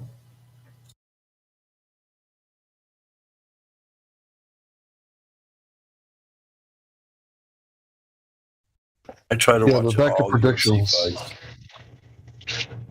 Yeah, they're entertaining. Man. I know it's off topic, but I'm a huge UFC fan. I watch what I can. Who are you rooting for now? Who's your favorite fighter? Right now, my favorite fighter? Yeah. I would have to say Sugar Sean O'Malley. I just like his flamboyance. Random explosiveness. And how fast he is. I think I watched him beat the shit out of a dude with green hair. I don't know if that's the fight. Oh, yeah, that was Chris... Maltino or something. Yeah, he got, he spent 2 months not directly in the hospital, but he got severely concussed. He was really worried about Chris after that fight. He got hit in the head like 100 and something times. And he was in trouble there for a while. They was worried about that poor kid. That'll do it to you. And you know what? This fucking bastard Dana White's taking all his money. That guy probably got nothing for it. He got fight of the night bonus. He got $75,000 plus his fee. I paid pretty good for that one. Get a $75,000. I don't know, man. I think he's gonna have like CTE just from that. Hey, some brain damage for $75,000, and yeah, that's not a deal I take. Dana White probably made more than that. I mean, he should have made Tyson money off of that. I think all these fucking guys, these like gladiators, they should get paid a lot more, and it shouldn't go to Dana White, the fucking ball. So you entertain the masses. I agree with you on that, but that's up to the fighters. They're going to have to get together and form some sort of a union, or I'm not sure how they would go about this, but right now they're not the ones holding all the cards. And not only that, when they sign that contract, they're signing a contract to agree to so many fights for X amount of money, and they signed the contract. I mean, it's not on Dana White. They could have said no. You know that they also pay taxes after they receive their money, so it's like 30+% is already out of their hands, just in taxes. And then they gotta pay, let's say, the trainer, the gym, and whatever expenses. So they probably end up like with less than 50% of what they get paid for. Yeah, but here's the thing: nobody forced Rich Franklin to stop being to keep each kid. Hey, nobody forced you to get that 3G plan from T-Mobile. Hank, you lagged out a little bit there. That's the joke. Yeah, you gotta get 5G, Hank, if you wanna, not roll up like that. Man, I know you see my screenshots. I got 5G, bro.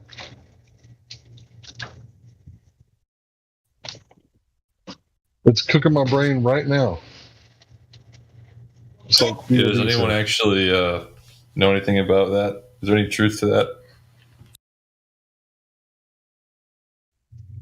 I can provide the information if you like in a direct message. What's your name? Sorry, what'd you say at the end? My name? Yeah, I'll send it to you. Yeah, give it to me. I'll send you a DM right now.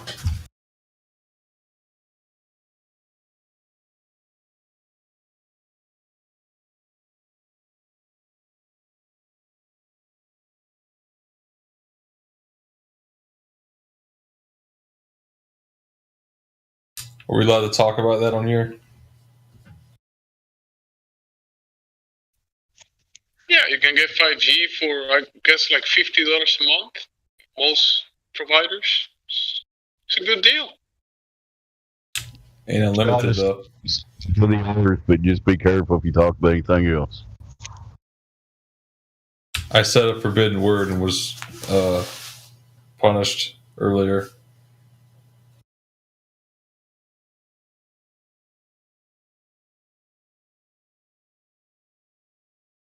I think we all feel the same way about that thing, though. Yeah, it's not even worth talking about. So I just sent it to you. She's the doctor that was responsible for making it illegal to smoke on airplanes. So me and my wife went to Colorado, and we got the cheapest plane during the cheapest times during the whole CV Axel 19 scare. And we went to Colorado for less than $100. But yeah, she went to the restroom on the flight, and she said, "You know how old this plane is?" And I was like, "No. How old is it?" He said, "There was a cigarette ashtray in the door." Yeah, I was just about to say that they have to have it in there because people will smoke on the plane no matter what. They'll go in there and smoke.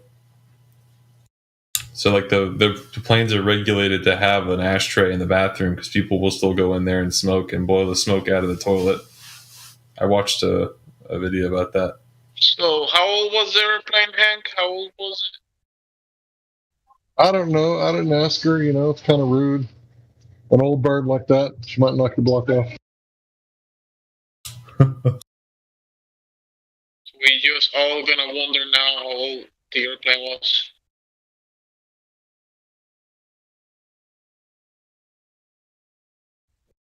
Maybe the plane wasn't that old. I didn't know that all planes had ashtrays in the bathroom. Yeah, it's like a regulation so the plane doesn't burn down. They don't throw it in the trash or something. Because people are going to smoke because they're that addicted. Oh, you mean the airplane can burn down because of a cigarette? Yeah, it can start a fire in the bathroom in the garbage can. They can cause a fire. Space technology that can just suck up the air out of the restroom. And they suck up the water down the toilet. I don't know. They could do the same thing with the air and put the fire out. Or you could do reverse. You could splash the water out of the toilet. Yeah. Splash the water on the fire. But yeah, you'd still smell it and it'd be horrible because they recycle the air or whatever. I just suck the air out of the cabin. Most people will probably pass out, but at least the fire is out. You get those masks with your pure oxygen in it. Yeah, put the mask on, suck the air out, no fire. Easy. I have a conspiracy theory about that as well that I heard about. I don't know if it's true. I'm sure you guys have heard about the death brace that they tell you to do, the brace for impact pose. It's supposed to make you die more. I watched a Mythbusters episode. I know they're not the most credible people, but they did a test where they put all these ballistic gel dummies with G-force sensors in them, and they put them in the the airplane, like cross your arms and duck pose, which is supposed to make you survive the impact of a plane was crashing. And they found out, I don't remember exactly the outcome, but I don't think it was any significant change from like sitting normally. But apparently the oxygen masks in planes have pure oxygen coming through the masks, which is supposed to make you loopy so you're less aware and you die in the crash, because it's cheaper to pay out life insurance to somebody who died than like a wrongful death thing, than it is to pay someone out who survived it, because they're going to sue the airline and all this shit. That made sense. Sorry. I'm kind of fucking tired. No, it makes sense. My wife was in an accident in the early 2000s where they had went shopping and somebody had a heart attack and ran the stop sign on like a farm market road, and he T-boned the guy that died, and then my wife was bent down picking up something on the floorboard, and it was really bad the way that her collarbone broke. So, you know, if it would have been her head that took the impact instead of her left shoulder, like it would have been pretty bad. So yeah, the whole thing, bend over and kiss your ass goodbye, like we've known about that for a long time. We always joke about it, like if someone tells you they're dropping nukes, wouldn't you just lay flat? Isn't that like lower? Because I played paintball a lot when I was coming up, you know, young adult, and it's kind of fun, you know. But yeah, they never really could shoot me when I was like laying down with nothing but my face mask, you know, because it's like a really small target. And there's not exactly, you know, sights on there. Back in those days, we didn't have like all the goggles and A-collars and stuff like, you know, most people have. But yeah, it was just spray and pray type of thing. So yeah, I would lay flat. If there's a bomb, I'd find a ditch. Tornado, find a ditch. You know, I would lay flat. I wouldn't be like kissing my ass goodbye, you know. Because if you think about it, if you just put your ass up in there, then someone just has to shoot your ass, right? Yeah. Speaking of nukes and stuff, my fucking house literally has a vent above my windows that I can see outside. I can literally look outside. My house was built in like 2016, and I can literally see through my outside window, like to the outside, and I can stick my finger outside. There's like some fucking weird vent there. So if we get nuked, I'm fucked, basically. Because I tell you, you're supposed to stay in your house for like a month or something until the radiation isn't like lethal. But dude, I'd be breathing in that shit. If you believe in such things, you'll be fine. I believe in radiation.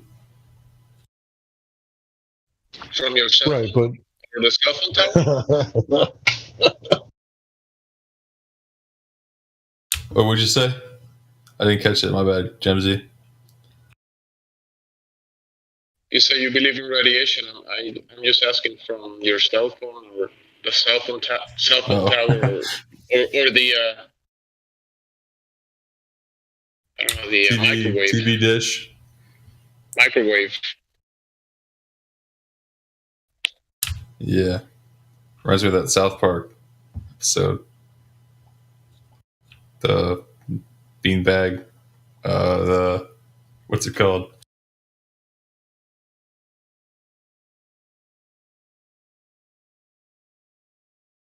What are those little kids' toys called that you bounce around on? They have like the handles. It's like a big inflatable ball with handles that you ride around. You just bounce. A bouncy ball? Yeah, but it's got handles on it, and you like sit down on it, and it bounces you up. You know what I mean? The pogo butt bouncing ball. Yeah, you guys know what I mean. Minus the stick. Yeah. I don't think we have that in America.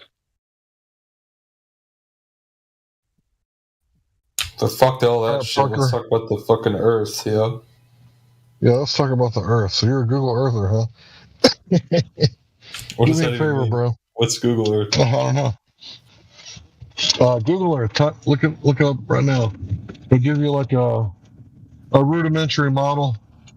So if you pull that up for me, and if you could show me, where you think Santa Claus lives, that'd be great. Probably on the North Pole, right?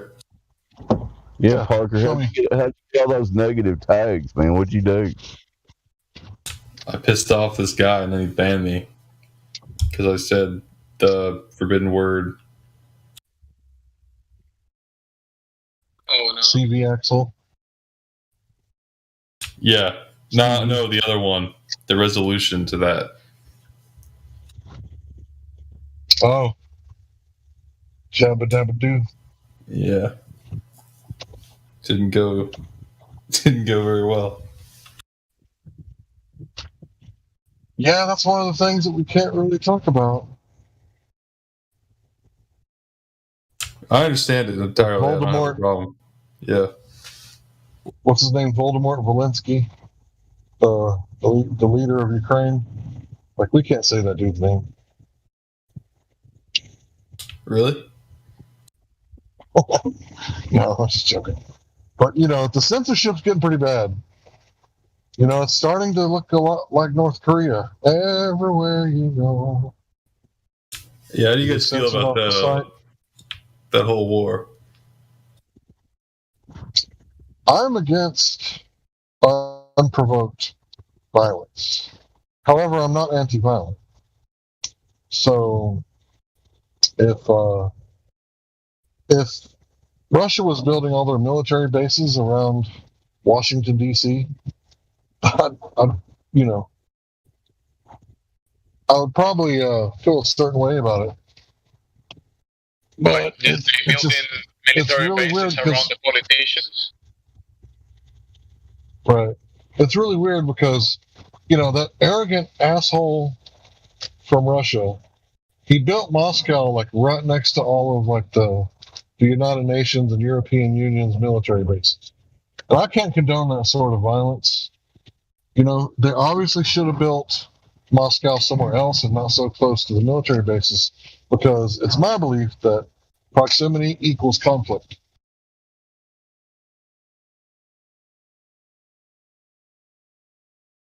Well, I mean, is it even a threat that, like all the NATO stuff, is it even a threat that independent countries want to join a pact that ensures their security? In an offensive war, NATO doesn't support a country. Yeah, but everyone knows that. They're already under a pact that they said they wouldn't do that. They said there would be a buffer zone that remained neutral. So it's like I said, it's one of those things to where it's like stupid. It's the failure of politics. Anytime your country's at war, like, your politicians have completely failed you, because it's their only job to secure what? Borders, rights, and property, right? Your only fucking job. It's your only fucking job. If you They have failed you, but they haven't. If they failed you because of war, they didn't fail their bank accounts, at least. Oh man, the fucking oligarchs are in charge of this shit, I swear. Yeah, and they give cheap change to the politicians, and the politicians just do whatever they want. I mean, the way I understand it is that they privatized certain sectors of the Russian government a while ago, like after the Soviet Union collapsed, right? And that made like 200 people ultra mega rich, like billionaire people, right?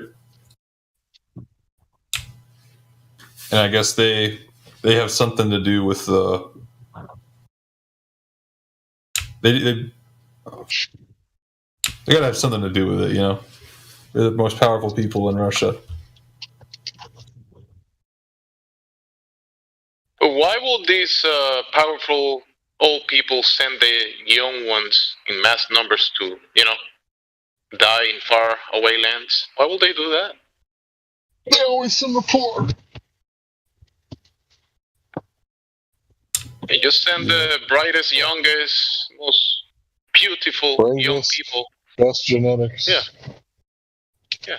Just send them out there to fight the neighbors. And die for the bankers.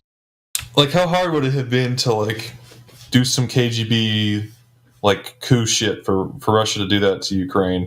You know what I mean? Why does it have to be all out war and where they're blowing up fucking civilians at a train station and shit?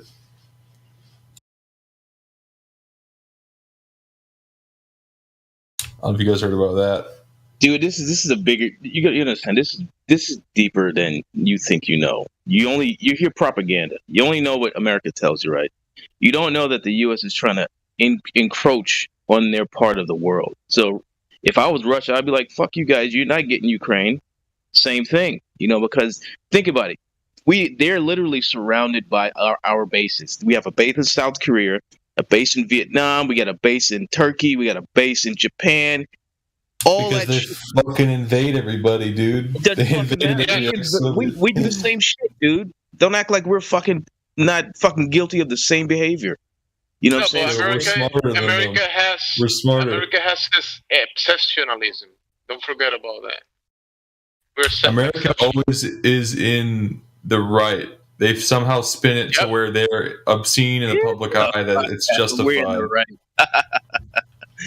Bro, look, I know a lot of people.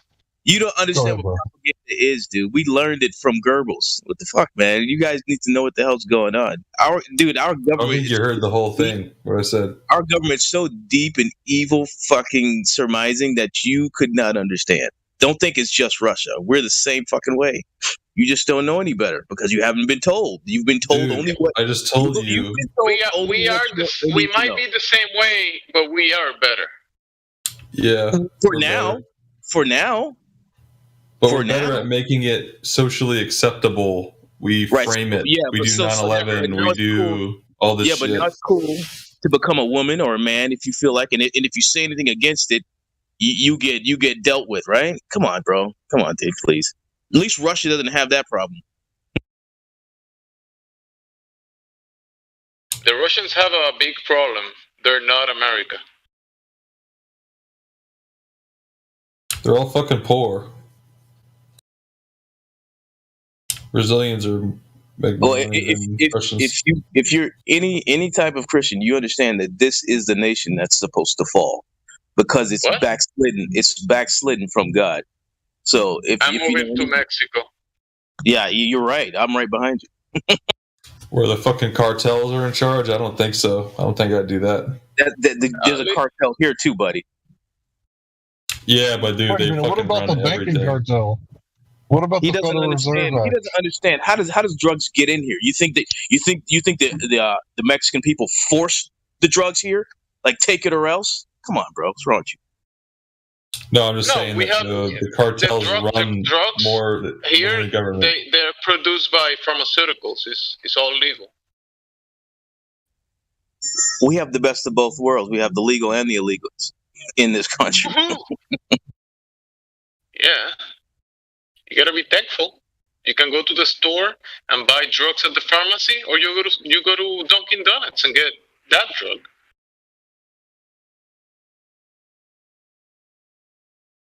Or you go to McDonald's. Yeah, we're quickly becoming totalitarian. Anyway, though, so we're becoming like Russia, whether you like it or not. We should become more like China. Just wait for the second coming of Donald Trump, and we'll be fine. We will be fine. He's gonna save America. We should become more like Yemen. Yeah, because he saved America the first time. I mean, Trump did amazing things as president. And the only thing anyone can ever say that he did wrong was the Muslim ban, where he was banning, the exception of visas from certain countries. Oh, true. He promoted the jibby jab. He's not trusted. You know what? I think I agree with. Can't talk about that. Hank. We have to be more like, yeah, man. You can't say that word, by the way. Somebody's trying to talk. I think somebody's got a messed up mic. But no, I was just joking about the Yemen thing. It's obviously the worst humanitarian crisis in the world. I wouldn't wish it on anybody, even those who deserve it. But yeah. But what about the kids in Africa? What about the kids in India who can't read or write and don't have toilets? Yeah, man, it's appeal to emotion. So yeah, I mean, I get there's children who are suffering all over the world, but it's not because abundance is unlawful. It's actually natural law that everything's abundant. One seed creates enough food to feed a village right within a matter of years. Like, it produces that much. Just one seed, right? So scarcity is manufactured, just like consent is manufactured for war. And I know a lot of people don't like Noam Chomsky, but it's a genetic fallacy to say that everything he said is incorrect. He is correct about certain things. Noam Chomsky said every president since World War II is a war criminal. And that's true. Whether you like Chomsky or not, it's factually true. And I believe that we're going to find out, pretty soon that this president is no different. Because right now people are saying that, Russia is the bad guy, they're invading. It takes two to tango. It takes two people to willingly have warfare. But most importantly, it takes the banks. They don't understand the war. They don't understand it takes two sides to war. It's not just one. And they're still young, they're still learning, but they'll figure it out. You're messing up the jive here, dog. Dude, you're new here. You sound like 12 in the first place. Okay, so you have no idea what you're talking about. You grew up loving the government. You know what I'm saying? It's ridiculous. You have a government that's already lying to you, so you're going to believe them about Russia? Why? Why will they lie? They're telling you there's a space program, but you believe them about Russia? I saw pictures from Ukrainians that went over and took pictures of the civilians that had been blown up. We're and not they talking the about pieces of the missile.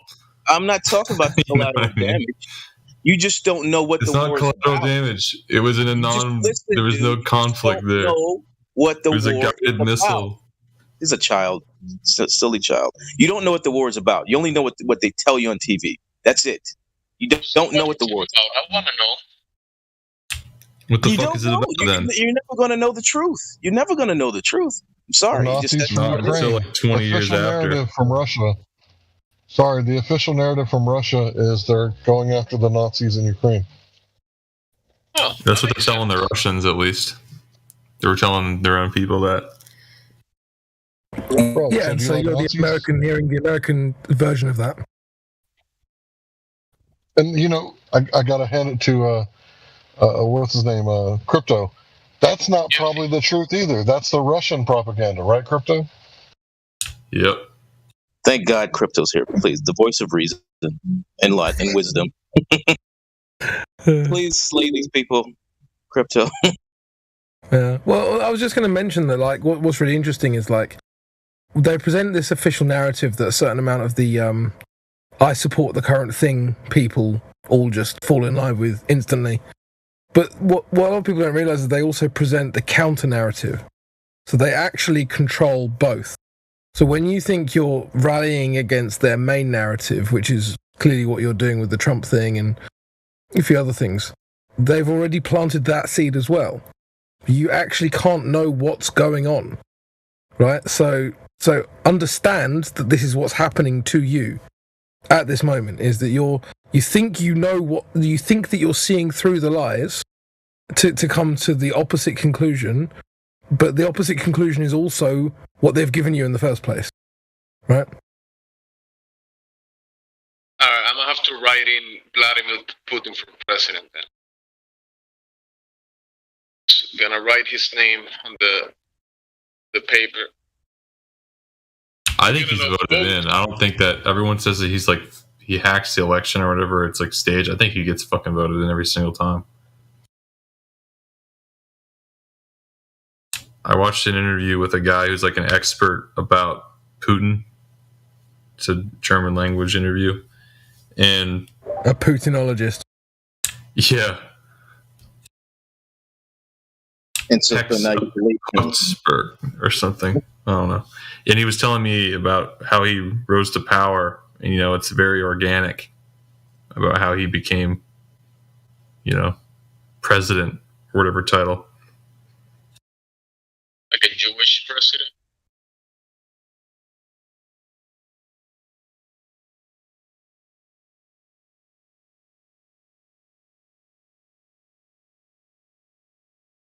That guy was an actor. He played the part as president, I think he has a law degree.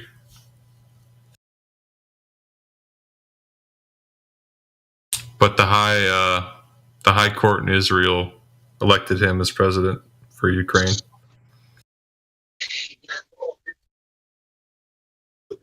Ooh, we got like some people being verified today. You missed a very enjoyable day if you haven't been around or listening. Yeah. I was working, so I couldn't join. Yeah, you gotta see Gospel Bearer in action. He basically what he did was asked the Globers if they had an example of what would falsify their belief, and he said, "I have a funny suspicion that there is no limit. There is no falsifiability for you." And one by one, they all proved him right. Because one by one, here's an example. Matthew Learns said, well, he asked, he said, well, what would be enough to falsify, the claim that the Earth is a sphere? He said, probably about 2,000-mile observation. And he said, what elevation? He said, any elevation, I guess 100 kilometers or less. Doesn't matter. And at that moment, an observation from Jay Tolan media was posted, 4,500 kilometers. Twice what he said would be his falsifiable limit. And he said, yeah, I guess you're right. I wouldn't accept that as evidence or falsifiability. Wow, What hour was that around? Ooh. When all this started? I'd like to rewatch it. I wish I knew. Honestly, I wish I knew. 11 and 1 o'clock. Oh, like early? Yeah. What time is it for you now, so that we know what 9 time p.m. that is? Eastern It time. is 8:31 for me. So. Sorry, 9:30 for me. Okay. 9:30 for me as well. But yeah, it was about around there, yeah. Okay, cool. Must have been quite the afternoon. Well, it was Matthew Learns. It was 2 randoms, and there was also Danny Faulkner. And they all gave the same answer. I don't know. I'll have to think about that. Yeah, and Gospel said, you know what? You would have to have the position of God to literally falsify it. And Matthew said, even if God were to come up to me and say the earth were flat, I would question whether or not he was God. Whoa, bruh. Whoa. I feel like you would know he's Whoa. God. Like, how could you not? How could you not distinguish God from literally anything? And people got punished for doubting God, so good luck, Matthew. I mean, I kind of get what he means, like kind of question everything, but when it comes to something obvious, like you don't have to play the skeptic game.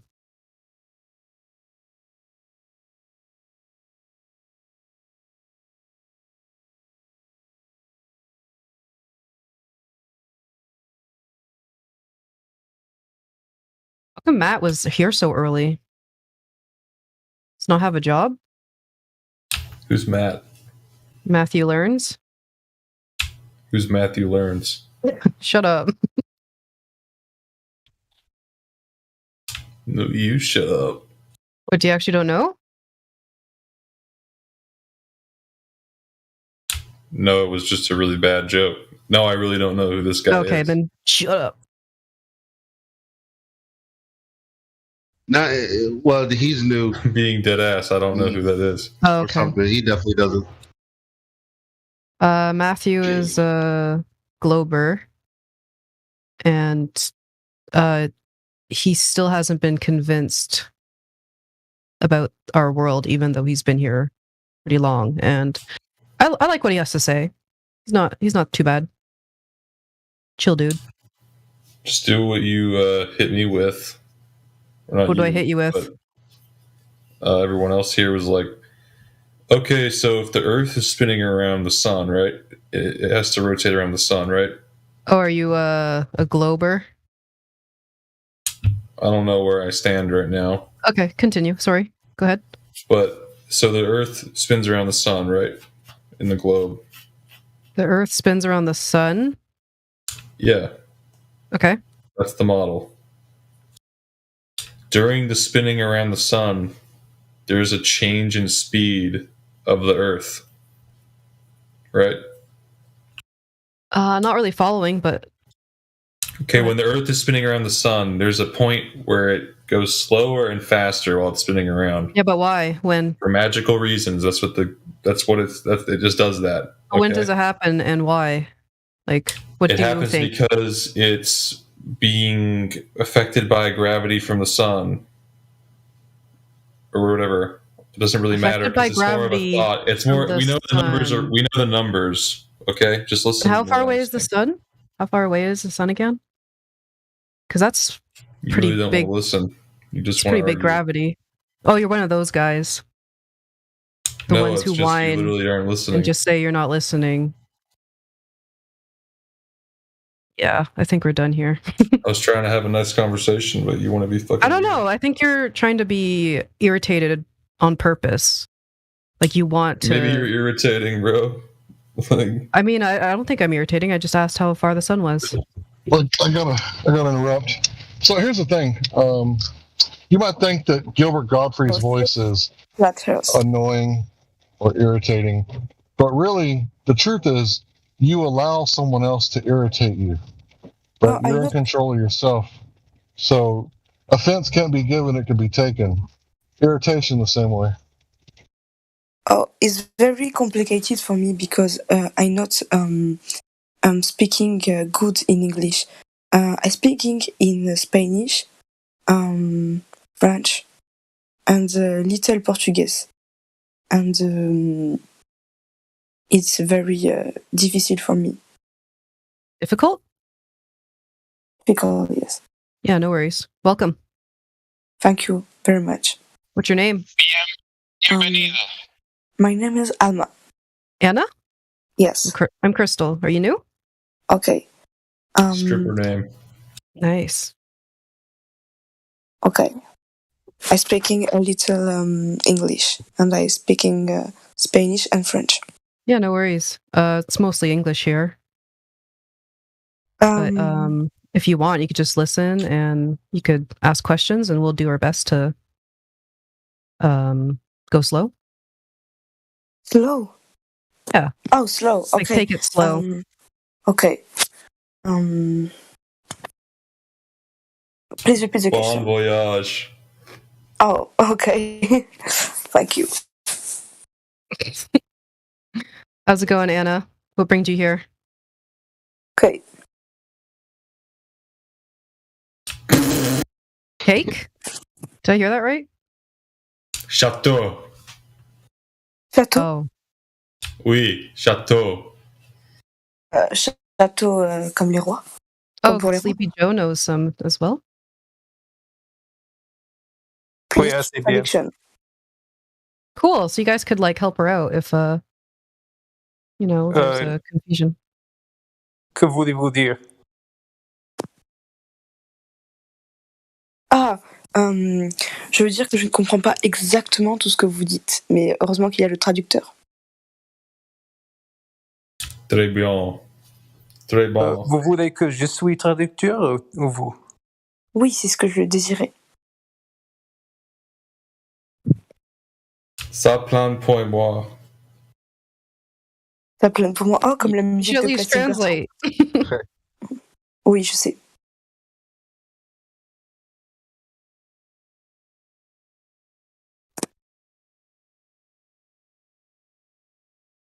Oh. Je l'ai raté. Qu'est-ce que c'est? She's not understanding if something's funny.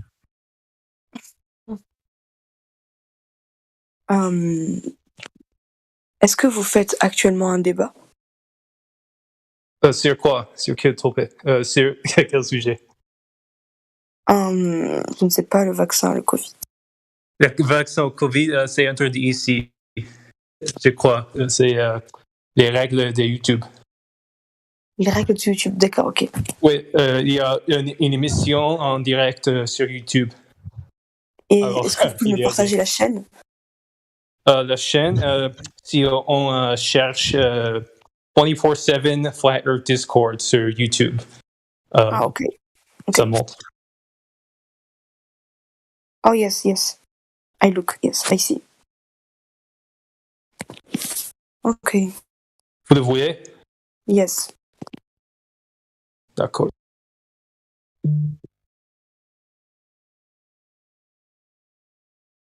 He's just guiding her to the YouTube channel. How do you say the earth is flat in French? Say what?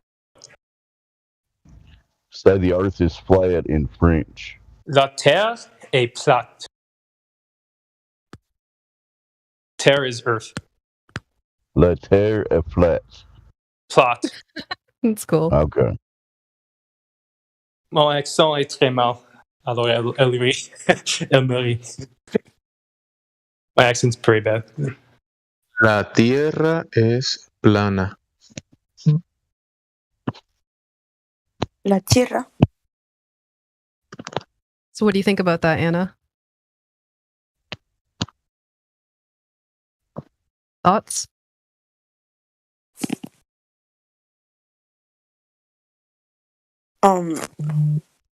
You speak fast. Very fast. For me. Do you, what do you? Yes.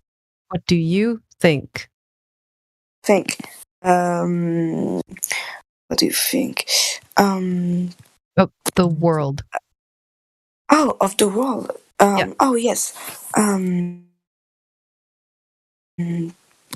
Okay. For me, the Earth is flat. Okay. Flat. You're flat earther? Yes, not round, flat. Okay, cool. How did you come to that realization? Like, how do you know?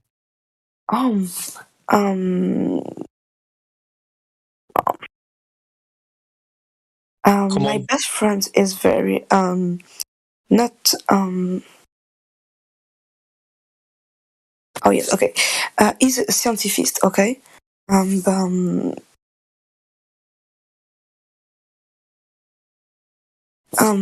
He thinks his Earth is flat.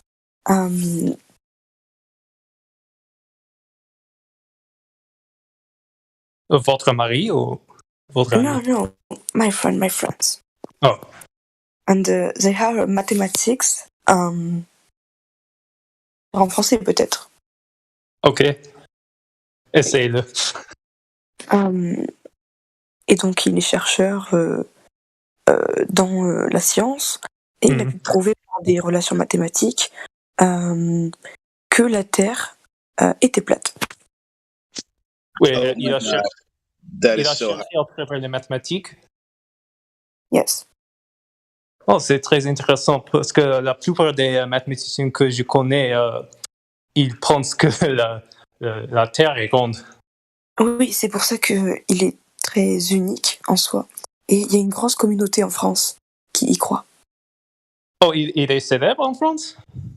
Oui, il est célèbre en France. Oh, ouais. Okay, so her friend is a famous researcher in France, and he figured out the Earth is flat through mathematics. So I said, usually most mathematicians are globers, and she said he's very unique. Oh, cool. Yes. Anna, are you famous? Famous, célèbre. Célèbre. Yeah, famous. Yes, he's very wow. No, I mean you, Anna. Are you famous? I'm not famous because How do you know this guy? This guy? Yeah. Or what? Do you follow? Oh, yes. On platforms.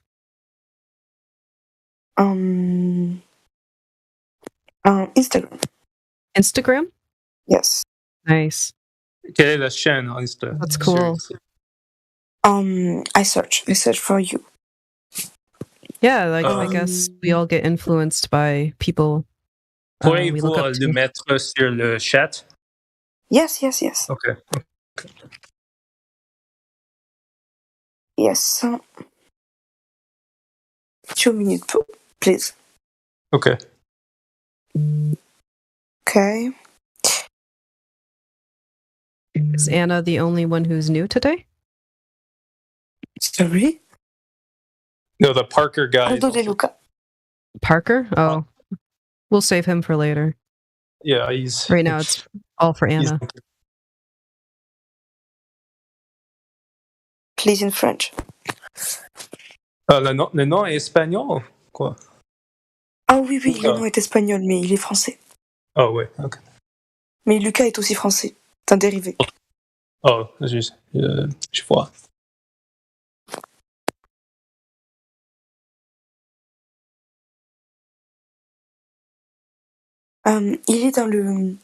Il est sur ce serveur, justement. Oh, vraiment? Il est ici? Yes, I am the chicken god. Quel est son nom? I am the chicken god. I am... You're a chicken god? Oh, I am chicken god. That's the guy. C'est le gars que vous connaissez? Sorry? Le gars célèbre. Oui, c'est lui. C'est lui? Oh, ok. Il parle anglais? Ou il le parle assez bien. En fait, non, il est en difficulté. Mais ok. C'est normal. En France, on ne nous apprend pas très bien cette langue. Il pourrait s'exprimer en français, par contre. Oh, je pourrais continuer à traduire pour lui. Bon, c'est loin de parfait. Il est très, très, très connu en France. Oh, okay. So this guy, I am the chicken god. Yes. Is he VC verified? I guess he's here. So bonsoir. I am the chicken god. Il n'a pas les autorisations. Il est mute. Il ne peut pas parler, je crois. Mute. Pourquoi il est mute?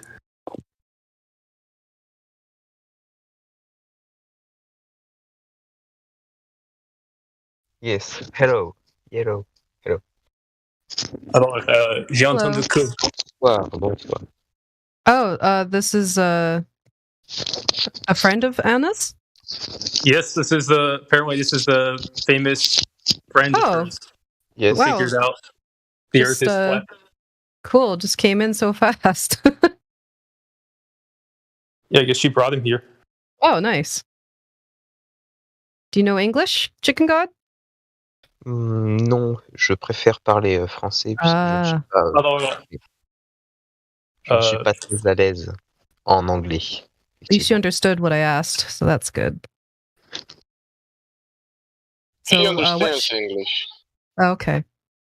So what should we do? Like, should you guys just go off and tell us how you got here, and then Sleepy Joe could translate? I can try, yeah. Yeah, or whoever else knows French, besides Parker. Yeah. Si vous parlez lentement, ça m'aide. I guess we I could will ask. say, I will say that I'm letting it rock, but technically, it's English speaking only. Yeah. It's in the rules. Okay. Of the. Oh, but I want to know how Chicken God got here. I Yeah, want to know his come on. journey. It's really interesting. I mean, he found that through math. I mean, seriously, most people are just like, if they study math, they're just like Wilbur's. Like, But why does he have Albert Einstein? Yeah, but Why not? How about Sleepy Joe goes down to the chill chat with him and gets their story and then comes back? Okay, that could You want me to go work. one-on-one chat? Yeah, I think that'll be easier. Yeah, because then you guys won't just be like, listening to nonsense. Yeah, we could continue and then you guys could come join in after. Okay, I can try. It's an opportunity to practice my French also. Sweet. So, I think it's Crystal, right? Yeah, what's up? Yeah, so you said Einstein. That's a red flag in our community, but colloquially, worldwide, people name their dogs after Einstein, and it shouldn't be a red flag, but for us it is. Yeah. But yeah, I just delivered to somebody, and as soon as they got the pizza, they told their dog, "Get back, Einstein." So I was like, well, it could have been like the same thing. Can't that be like considered an insult? Like, get back, stupid? Maybe it could have been that. Yeah, but her dog was short and fluffy like Einstein. Oh, okay. White hair and all. Yeah, the whole 9 yards. You're right about that though. There's this like base anime called Cowboy Bebop, and there's a dog on there named Ein after Einstein, so makes sense. Yeah, Ein just means one. One stone. Didn't know that. But I didn't realize that was what the dog was named after. I also watched Cowboy Bebop, so. Yeah. I mean, it's all in space, right? So makes sense. Yes. He's named after Ein. How cool would it be to have a dog named Neinstein? Like Nine Stone. I mean, yeah, why not? Could do the whole alphabet. Yeah, it does sound like Hitler's dog. I have to say, the name Adolf is kind of cool. It's a shame people won't take it too fondly. I think we got memes in here that shows like Dolph Lundgren, the guy from like Rocky when he fought the Russian, and we like show his credentials and we compare him to like Bill Nye the Science Guy, and it's like, yeah, and you compare him to like the lead singer of what's that Irish band, Offspring, and it's like those two guys are like way more highly educated scientists than Bill Nye will ever be, because Bill Nye is I think he's like a bachelor in architect or engineering or something. He's the Einstein of our generation. You gotta keep them educated. But I just got a message by this Parker guy. The heck? Who let this guy in here? That guy's a nut. I mean, I'm serious. I get really weird vibes. Hardcore projecting. Oh, he reminds me of this girl I know. No, that is true in more ways than one. Yeah. I don't know how he got here. Like, is this the right place for him? I'm not trying to be mean or kick him out. It's just curious. I was trying to recruit on Quora earlier. Maybe that's it. Sorry? I was trying to recruit Globers on Quora earlier. Maybe that was it. Ah. So he just came in with the crowd. Could be. I was trying to recruit some Glovers from Mr. Thrive and Survive the other day. I'm trying to wonder if anybody came in. Oh, is he banned? I'm just reading it now. Mr. Thrive and Survive? No, certainly not. No, sorry, the Parker guy. Oh, yeah. He won't be back to bother us. Is he in here, though? Like, it shows him. Can he hear us? He's gone to the void for one day. Oh. He went to the Shadow Realm. Yeah. But it still says he's in here. Yeah, he's in here. He can only listen, though. Oh, okay. A What's up, fate Parker? worse than death itself. I think it's good. He needs it. Sorry. Hi, Anna. Oh, oui. Peut-être voudriez-vous écouter Aldo sur ses travaux. No entiendo. Attendez à quoi?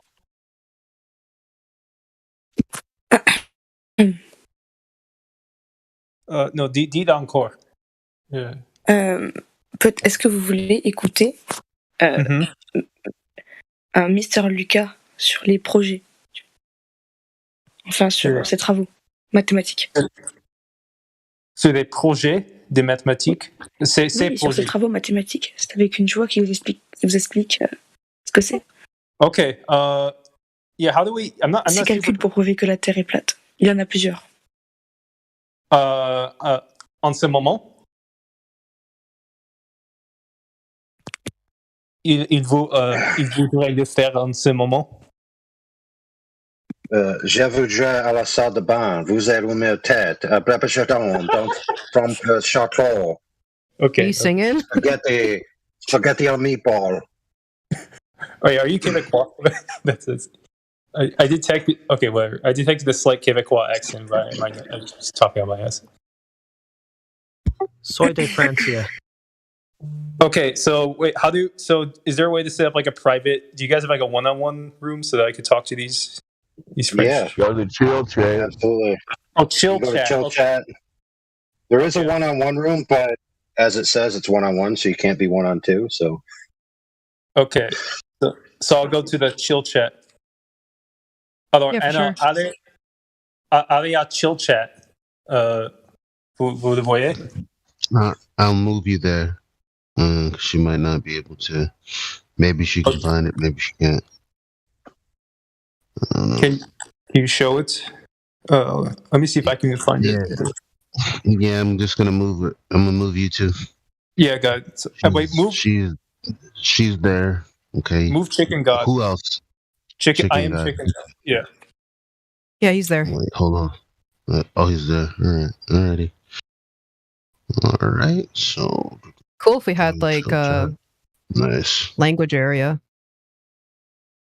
Actually, yeah, Language that's a channel. good idea. I think I should create that channel. Yeah. Yeah, that way they could all. What do you think? Yeah. International. Well, Be nice if there was like a Canadian one too, so I know who's Canadian. Oh, because Canadian is a whole different language. Well, I mean, like just different nations and languages would be cool. That sounds like a lot of work, though.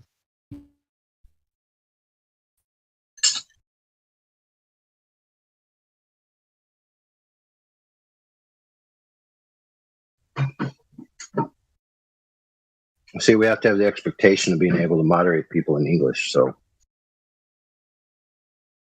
just having a bunch of people speaking all different languages. I mean, that Yeah, might be it makes okay, sense. but problematic. I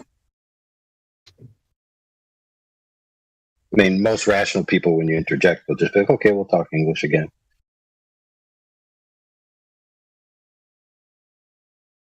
There's always those times when you get into a place where people are talking in their native tongue, thinking that you can't speak it, and they talk bad about you. And then you all of a sudden bust out that you knew exactly what they were saying the whole time. And you were just playing it cool to see how stupid they would get. Yeah. I wish I knew another language. That's my favorite. I love that. What's your favorite, Hank? When you bust people talking shit in their native tongue. Oh, and then yeah. you, like, bust out and talk shit in their native tongue. Yeah. Well, what I usually say to them is the only reason that I don't understand what you're saying is because I have the master language.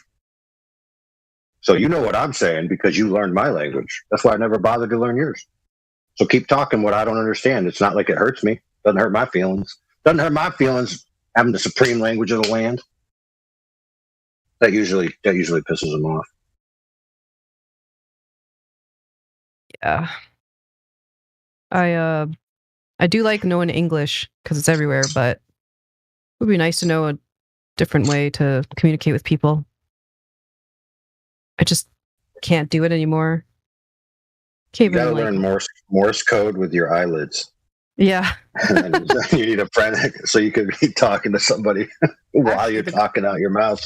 The one thing I would love to learn is sign language. I feel like that'd be great. Could you imagine a flat earther deaf person? That would be hard. Dude, how smart? Easy, Hank. I know a little something. Let me tell you how. I want to see. All right. They had this woman, right? Like my girl showed me this. She's like, "Do you know that they just busted this lady after like a whole year of her working for the court. They just found out that she was signing bullshit. I was like, yo, the incompetence is at an all-time high all the time. So Nice. they had a lady translator for the deaf on TV and no one spotted it. Yeah, I'm Yeah, but surprised. I mean, you know who, what else who that would? means? You know what else that means, though, is that that job was pointless. Yeah. Because not pretty only much. was she Exactly. not doing the job, nobody cared because nobody needed the service. Yeah, and if they did, they can't really say anything. They're deaf, or like, how would they express that over the phone? Yeah. You know what I want to see now? I want to see somebody talking in their non-native tongue to somebody while signing something different to somebody else, while blinking Morse code to somebody else. I wonder That's what kind just of a brain that would take. Every time you say the eyes blinking, I think back to like the Jetsons and Rosie the robot. What, the sound effect? No, she was always like blinking her eyes, like twitching and glitching, and Yeah. you know. I just think of like cartoon sound effects.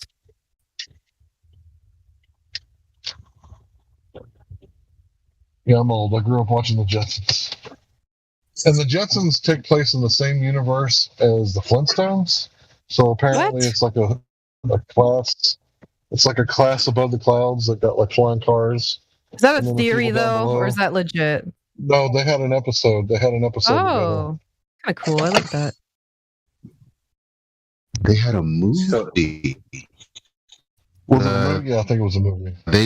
They always no, I mean there probably were multiple episodes, and there was definitely a movie. So they are in the same universe. So it's kind of like Elysium. You know that? What was that? Exactly. Yeah. Matt. Matt Damon. Damon, that's it. No, Damon. Oh man, you got to get that reference. I'm sad there's no more globe earthers here or newcomers. The only one that's left No, I is don't watch Parker. Parker. So one day I caught this cat, the Siamese cat, like eating out of the trash. And like I scared the crap out of it, when I walked up in my yard. And like I started noticing, like, well, this cat's got some serious like neurological issues, like severe trauma or something. So I named it Parker. Parker's a nice name. I like the name Yeah, but Parker. the cat had Parkinson's or something. Everybody was like, you can't call it Parker because it has Parkinson's. I was like, yeah, I can. Why not?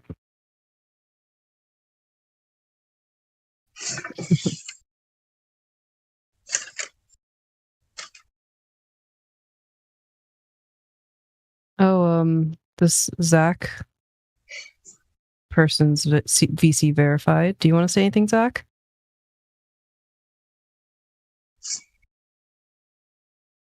I mean, I've How's it going? talked here many times before. Okay. I just never got the opportunity to get my flat earth through, to be honest. Your flat Earth Okay, so role? what's your...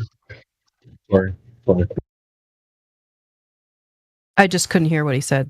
It's okay. Yeah, Go ahead. Flat earth through. Was that you, Hank? Who is that? Yeah, what's the three best evidence or proofs, the best of the best, that the Earth is flat?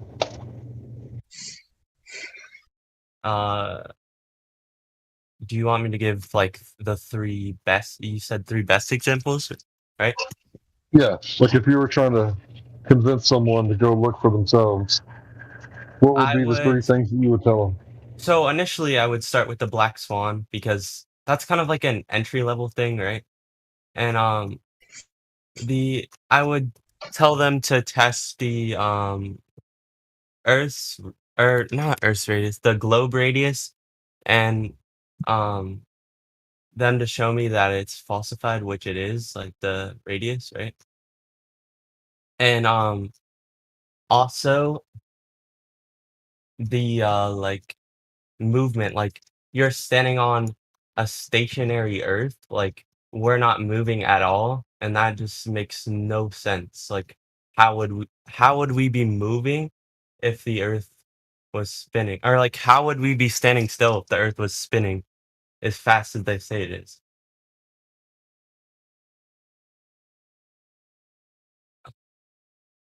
All right, you got a third one? We got that. I mean, I got the horizon. I got that. Third one. Let me think. Um, Yeah, like what about gravity? well, I did some research on that where Einstein said basically gravity is not a force, rather, and I'm really unsure about gravity, so I don't really know how it really works, and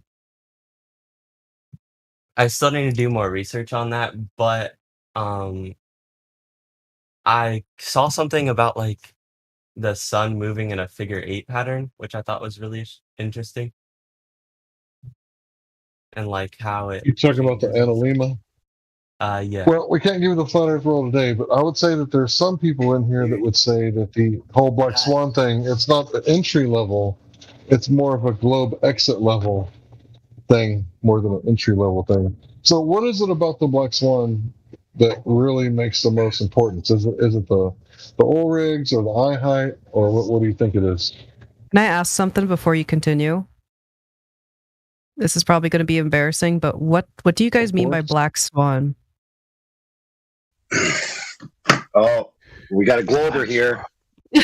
That doesn't mean I'm a Glover. I just don't know. I've never heard about the black swan. What is that? Like, does that stand for something? Like a lie? Well, Karl Popper said that if you claim that all swans are white, it only takes one black swan to prove you wrong. It doesn't matter how many tens of thousands of white swans you bring, you only need one black swan to prove it wrong. So this is kind of an example of, the black swan, because it only takes one observation of the horizon being 10 times too far to debunk the radius of the globe that is given at 3,900 to 59 miles. Does that make sense?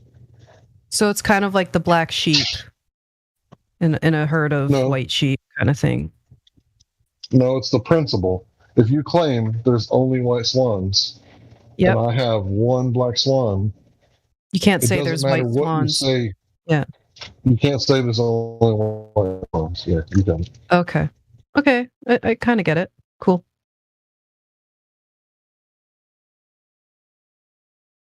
Okay, thanks, Reloaded. That makes perfect sense. So, Crystal, you've been here a couple weeks. Nobody showed you the black swan observation yet, for real? I mean, maybe people talked about it, but I was probably distracted. Like, I remember hearing about it, but I never really asked. It's the one with the oil rigs off the coast of California. Have you seen that? Yeah, these aren't really easy to read.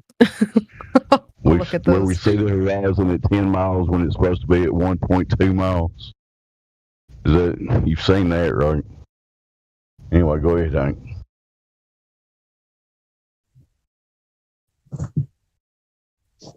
Yeah, so this is one of those arguments where they don't really have an answer for it. There is no answer.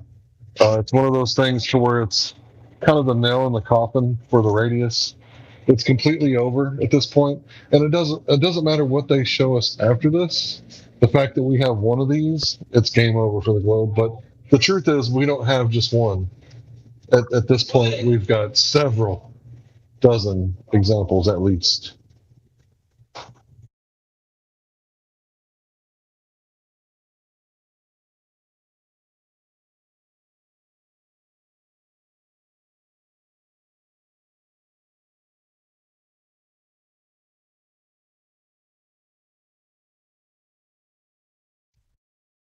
So this is the silver bullet for the lycanthropy of the globe. This one of the simpler ways to explain it is the globe Earth claims a geometric horizon, a physical geometric horizon, but if the horizon moves and changes position throughout the day, it's not physical, therefore they cannot measure the horizon. It's not a physical position. Well, they can measure the horizon distance, but it's no longer they're measuring the geometric horizon. They're just measuring where the horizon is presenting itself due to the atmospheric conditions and the conditions of your optics at that very moment. So if you take a snapshot early in the morning and it's 10 miles away, and then you take another snapshot and it's 1 mile away, you're not measuring the size of the Earth. You're just measuring the atmospheric conditions. Yeah, I would say they're guessing the horizon distance because you can't really measure it. You can approximate it, but atmospheric conditions like what?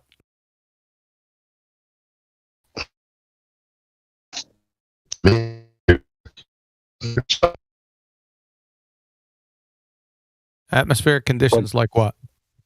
Like turbulence. Turbulence. Right.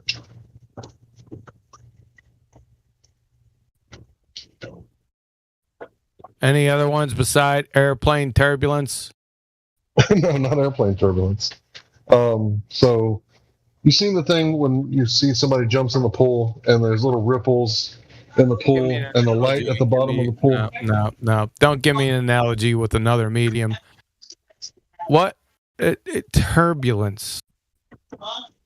It's perturbed. You're going to have to friggin' cite that shit. Turbulence, and what are the effects?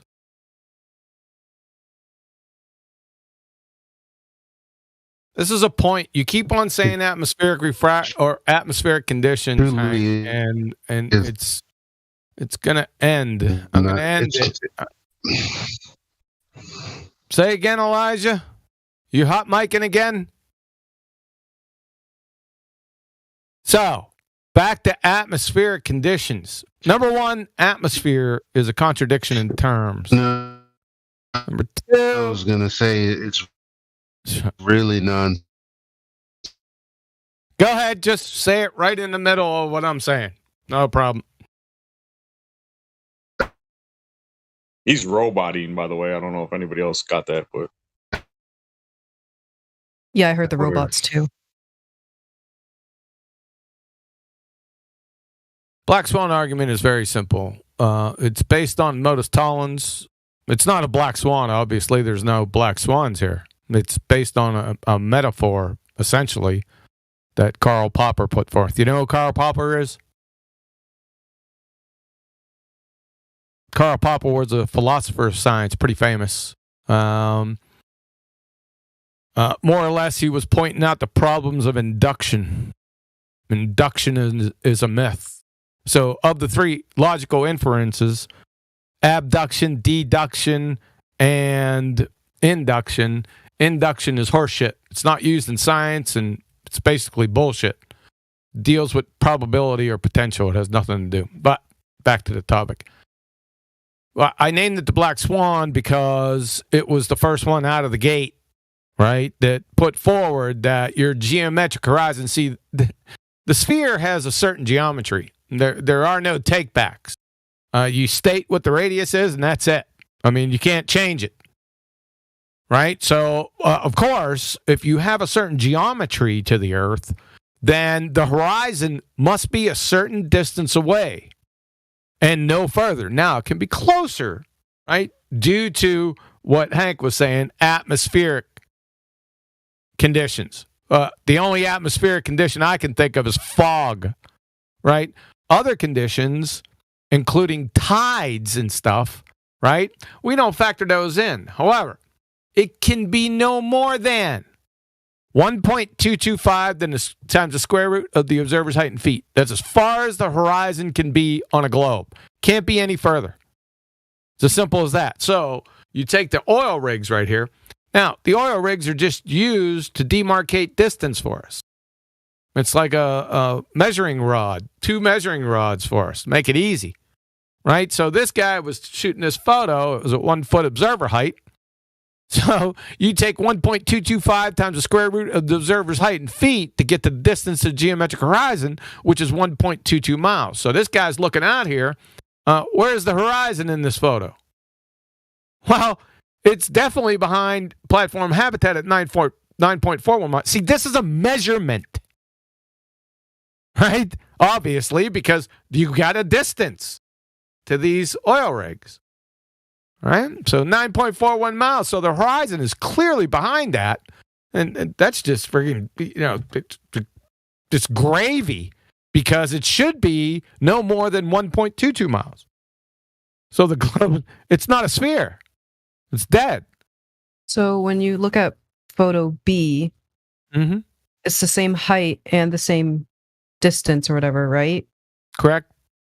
But did it rain the last 4 days? Like, why is it? But you heard of tides? Yeah, of course. Yep, there you go. That's it? Yeah. And right. besides, and I made that second, this slide is mine, by the way, the one that Northern Rebellion 2.0 posted. These 2 photos are taken with the same camera at the same camera height 4 days apart. Not only are A and B both black swans, we'll get to that in here in a second. Baltards pay close attention. Your physical sphere edge horizon that blocks boats and buildings is moved. Does your spinning monkey ball inflate and deflate? Psst. Kablooey. That's one of the death knells. The other one, let's get back. Remember the argument. The argument is the horizon could be no more than 1.22 miles away. If we're looking at these 2 photos, there's essentially the same photos. So how far is Platform Hill House away? It's right there, 6.21 miles. That's right. Where's that horizon at? Roughly. The 1.22 miles? Roughly. Is that what you said? In photo B. Where's the horizon at distance-wise, roughly? Oh. It looks like it's Platform Hill House. It looks pretty close to Platform Hill House. Let's call it 6 miles away. Okay. That's welcome to Flat Earth. Yeah, that's different. That's odd. See what I'm saying? In the back. Listen, Chuck, look at this is like old time. Was that chocolate? Yeah. It's like this sounds like old times. What's going on, yo? You under a different name? Where the fuck are? Oh, there you are, way down at the bottom. Holy shit. Okay. So the elephant in the room is this is another black swan because the horizon is now 6 times further than it should be. It's all over. All it has to do is be further than it. It's over. Right? I don't give a fuck what the platforms are doing. They could have pink leotards on with Hawaiian shirts doing somersaults. I don't give a fuck. As long as they're in the same position, it's over. But why aren't people convinced by this? Like, because they're retards? It doesn't, like, if it's all about that distance, then I could just show this to my mom and then she'd be a flat earther. I don't understand why. Shit, the people, the family members I showed, it took less than a minute. Oh, really? Oh, and they were like all onto that? Oh, yeah. They were like, okay. Duh. Maybe I should show my mom this then. But you see, baltards have this incapacity. Wait. But was your family, like, were they changed to flat earthers once they read this? No. Or were they already on board? No. Okay, never mind then. No, that doesn't mean that. They understood the argument. They seen what it was, but now years and years of indoctrination is hard to overcome. I think it's mostly because people don't really know what they're talking about and they don't really know their intelligence, to be honest. Like it took me a while to understand what this even meant. And once you explained it to me, I kind of get it now. And it's like, oh, it just means that even though we have math or we have instructions, people will still not understand. So I guess that's what it is. Yeah, math. Well, for the most part, people don't understand mathematics to begin with, especially baltards. Try not to get it twisted. Every time you hear geometric horizon, that means Earth curve. Okay. Right? Yeah, So that's the beginning. That's the beginning of Earth curve. Yep. Not So Earth what curve this itself. is showing you. Never heard that So what this term is before. this is what you're showing. What this is showing you is that the Earth curve isn't where it's supposed to be, and that's And impossible. that it changes. But if the Earth's curve is around 1.22 miles, then that makes no sense to me because Yeah, it's everyone would tell me it's bigger or longer. Yeah, now remember that 1.22 miles is associated with the observer's height, right? So this is a 1 foot observation, so 1.22 miles is what it comes out to be. Now, if somebody was at 6 foot, then the equation would be a little bit different. It's about roughly 3 miles, somewhere in the vicinity, right? There's another black swan. Hold on a second. So we'll get up a little higher. 1 second.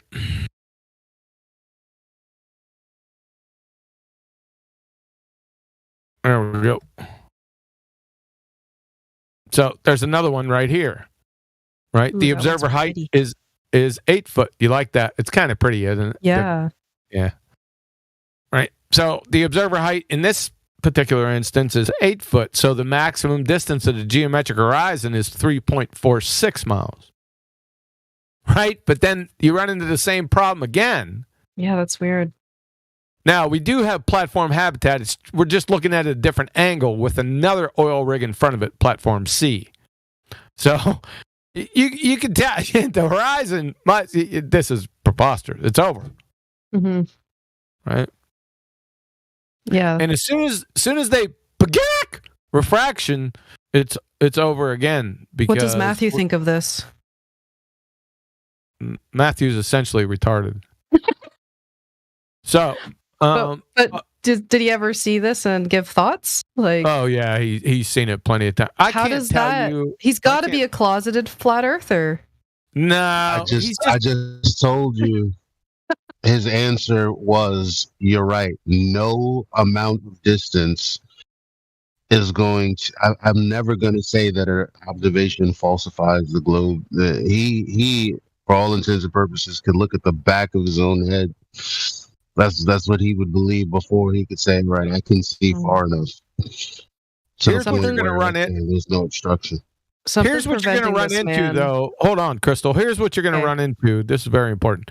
This is what you're going to run into whenever you hear black swan from baltards. You're going to hear refraction. Okay? As soon as they do that, see, I set the argument up so they would say that. Because as soon as that utters out of their incoherent blowholes, they immediately implode their own position because, number one, they don't know what refraction is. I digress a little bit. They haven't a fucking clue once you get underneath the surface. Like I said, I digress. However, as soon as you refraction, then geometry, the Earth's geometry, is taken completely off the table. So they've imploded their own argument. So I set them up for about 2.5 years. I don't think, because they still do it, they haven't caught on yet. I've been trying to tell them for almost 18 months. I didn't tell them initially. But for 18 months, we've been telling them, as soon as you refraction, you just imploded the baltard. Follow? Yeah, somewhat. I don't think you do. I can tell by your reaction. See, the baltard must have. See, this is a geometric argument. It must have geometry. You can't have a geometric horizon that's refracted. It's nonsensical. It's a married bachelor. So as soon as you claim refraction, because they don't concentrate on the horizon, the actual argument, they're worried about the fairy tale dips in vision with the oil rigs because they're numpty dipshits. They don't pay attention to the argument. The argument is only with the horizon and the horizon only. Not what's going on with the oil rigs. Who gives a like I said, they can have purple tutus and doing somersaults. Doesn't matter. Let's go back to the argument. Let's see if the oil rigs are in there. Hold on a second. So the argument is modus tollens. If P, then Q, not Q, therefore not P. That's a deductive argument, by the way. So if the Earth is a sphere with a radius of 3959 miles, P, then every horizon distance measurement, horizon distance, not oil rig distance, horizon distance measurement, must be no more than, that's very important. That's why I highlighted, underlined that monkey. 1.225 times the square root of the observer's height in feet. Must be that. Under every circumstance, it must be that. Now, it can be closer, like I said, for a number of specific instances. Fog, clouds, tides can be closer, not a problem. But it cannot be further than. Follow? Yeah. I mean, I kind of understand from the picture, but here's what's being said. Unlike how we experience the horizon, on paper, they say it's the physical blockage due to the geometric shape of the Earth. So when I say physical blockage or obstruction, okay, say a building or a car or anything that is in front of you that is obstructing anything beyond it. That's what obstruction is. So when they say the horizon is refracted, well, the horizon is the thing that is blocking your view from the rest of the curving Earth beyond an angle that you can see it. AKA, when they say refraction can move that thing, they're saying, well, refraction can move a hill. Refraction can move a person out of your way so that you can see someone else. Is refraction the light? Physical obstructions. They don't which know is what obviously not true. What is they don't know what refraction. They don't know what refraction is. As soon as they say refraction, ask them to define it. They don't know what the fuck it is. Yeah, I've never heard of that. What is it? Refraction of light. It's based on Snell's law. Oh, I don't know all this shit. Yeah, we're probably not going to get in deep into it. That's fine. I have a couple. I have a couple. Wait, can I quickly say something? I just wanted to ask you if this is a more simplistic way of saying this, and if it's true. So, if they say refraction, and we, give them that bone or whatever, wouldn't that mean that by their own argument that the curvature of the Earth cannot be observed ever? So it cannot be geometric. It's not geometric. You could close it out there. There's many other problems like them not knowing what it is. Refraction, that is. But you can close it out right there. Remember, because this is a geometric argument. As soon as they say refraction, they're outside of the globe Earth geometry. So refraction is just another gravity kind of thing. Like people say it without knowing what it is. No, okay. Because light. No, hold on. No, it's not. Light does refract, but not in the way they think it does. If you understand what Snell's law is, like I said. Hold on a second. Listen, we're going to get off the refraction thing. I'm going to give you a video to watch on refraction, and it'll put an end to all your questions. How about that? Perfect. Wouldn't that be perfect? So we're not struggling here for the next 30 minutes? Yeah, I got a couple of videos I should be watching. Well, this one is pretty, because you're going to hear refraction everywhere, so I think this is pretty important. Not by flat earthers, you're going to hear it by spinning space monkeys. I got 5 of them, so let me just deal with the shortest. Oh, there isn't a short one. Let's go to QE Live. Let's do that one. When you get some time, and I'll post it here. There you go. You in live stream? Yep. That will go through A to Z. Okay. If you want to be judicious with your time, because I just don't teach the whole way through. If you go along this thing and wait for the presentation to start, like on this one, holy shit. Okay. It basically starts at 1 hour and 11 minutes. Wow. I mean, it doesn't seem that long. No, but people like to hear themselves talk, so I have to give them a chance to speak, and we talk about other things. Okay. But if you just skim along the line, the fast forward line, you follow? Yep. You can see where my presentation starts. Yep. And then because I take breaks in there too. I think maybe I don't. Hold on a second. There's a break. I don't take a break through the whole thing, which is amazing. So start at 1:11, somewhere in that vicinity, hour and 11, and you'll be hooked up.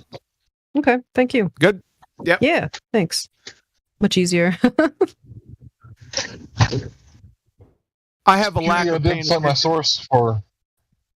I have a lack of paying attention to detail and worrying about little things. So, go ahead, Hank. What?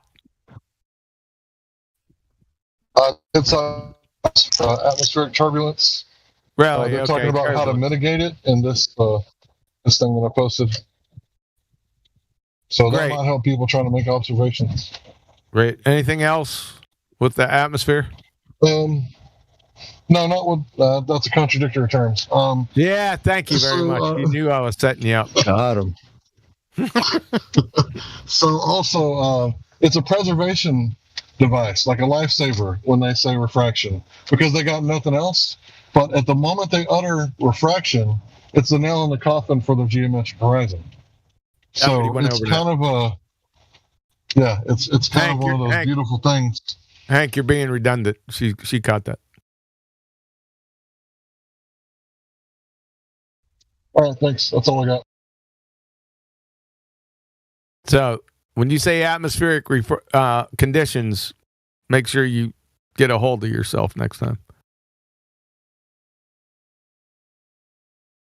Don't let me tell you again. I didn't say refraction. No, I didn't say you said refraction. I said you said atmospheric conditions. Well, what does cause the horizon to move about? Fog, tides. That's it. Fog and tides. Fog and tides. What about if you're on the ocean? Say again. What about the Skunk Bay time lapse? It doesn't look like there's fog and it doesn't look like there's fog and tides involved. What about it? You know better than to challenge me, Hank. You're going to get your ass handed to you. Well, that's okay. I just want to know what the truth is. I don't really care about my ego. Post the Skunk Bay footage and let's go over it then. All right, I'm looking for it right now. Yep. I'll bet you don't know which horizon you're talking about. The fake one in the front. The artificial horizon. That's not the horizon. By the little island, that's not the horizon in Skunk Bay. Yeah, right there. So it's not fog. It's not tides. No. Oh, it's not tide. Really? How do you know? Where's the horizon in tides? This? Holy shit! Where is the horizon here? Right under the short line, closer to the top of the. No, it's not. It's back in the back is the horizon. That's what I meant. Way the fuck back there. Not close to this island. That's not a horizon. Right. So what would you say is happening in the foreground where it appears like the land is being overrun by water? It almost looks like not fucking atmospheric refraction is not. Well, no, this is an old GIF. Yeah, it's not atmospheric. Yeah, all I know what it's not. Okay. It's not atmospheric refraction. I can tell you that much. What's atmospheric refraction? Besides a paradox. Yeah, I guess it's something that the Globers made up so they could have a lifesaver for their spinning space monkey for a little bit. Yep. because atmospheric refraction is terrestrial. Now, I'm in their paradigm now. So let's make that delineation. In their world, when they say atmospheric refraction, so in their world, terrestrial refraction needs 2 necessary antecedents before it's invoked. What do you need? Anyone? I know better than to ask. It's for anyone. I'll just say Hank. So you need 2 necessary antecedents. Hold on. Just relax. Don't pre-ejaculate. You need 2 necessary antecedents for terrestrial refraction, that is atmospheric refraction, to exist. What are they? I was going to guess the radius and 2 different media. You need a radius and you need curved gases. Let's go with number 1. I usually stop there. Other people stopped at the radius, but I like the first one. Curved gases. Do gases curve? Not at all. There you go. Then you can't invoke it. I'd kill it right there. And the second one, you said it correctly. You need the radius of the Earth to even calculate terrestrial refraction. So, like Crystal said, atmospheric refraction is another gravity issue. Right? It's conjured. Sorry, I heard my name. Yeah. It's atmospheric refraction, otherwise known as terrestrial refraction. It's conjured. It's gravity again. Because you need the 2 necessary antecedents before you can invoke terrestrial or atmospheric refraction. That means necessary antecedents. They must exist for it to exist. So the 2 necessary antecedents for terrestrial refraction or atmospheric refraction are, number 1, curved gases. Number 2, the radius of the Earth. They have neither. Curved gases kills them because gases don't fucking take shape. So it's already over. I don't get how this GIF that Hank posted helps Globers. Is this supposed to help a Glober? Okay. No, certainly not. It doesn't help them at all, because what they claim is when this is happening, this atmospheric conditions that they speak of, it allows us to see further. And I'm showing that when this is happening, actually things disappear from the bottom up. If you put a boat in front of that bay, it'll make it look like the boat's disappearing from the bottom up, which is what they say is caused by the Earth. Isn't this what you guys would say would be why I use this. The tides? There's some tidal flow here. There's no doubt about it. But is that what's happening, or is there more than half a day? Okay. Yeah. So we just know what hold on, Hank. We just know what it's fucking not. Okay. It looks like when when you're driving on the road and you kind of see like that weird pool of water and it reflects the cars, and then when you get close enough it disappears. It reminds me of that. Yep. So I'm guessing it's similar. Like you're at a certain distance where you see like this warpingness. I don't know what to call this. Turbulence. The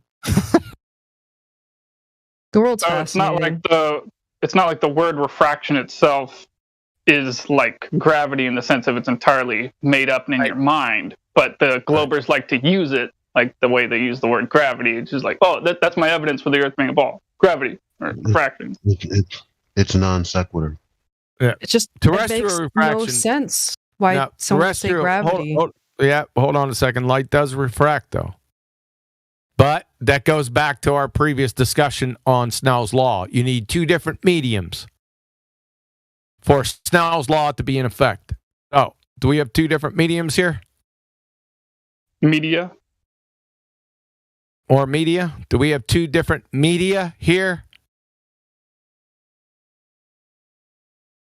The Atmo is only one media. So you need a surface, you need a boundary layer, right, for light to refract. That's the whole fucking point. Like I said, just get into my video. I explain it in full comprehensive detail.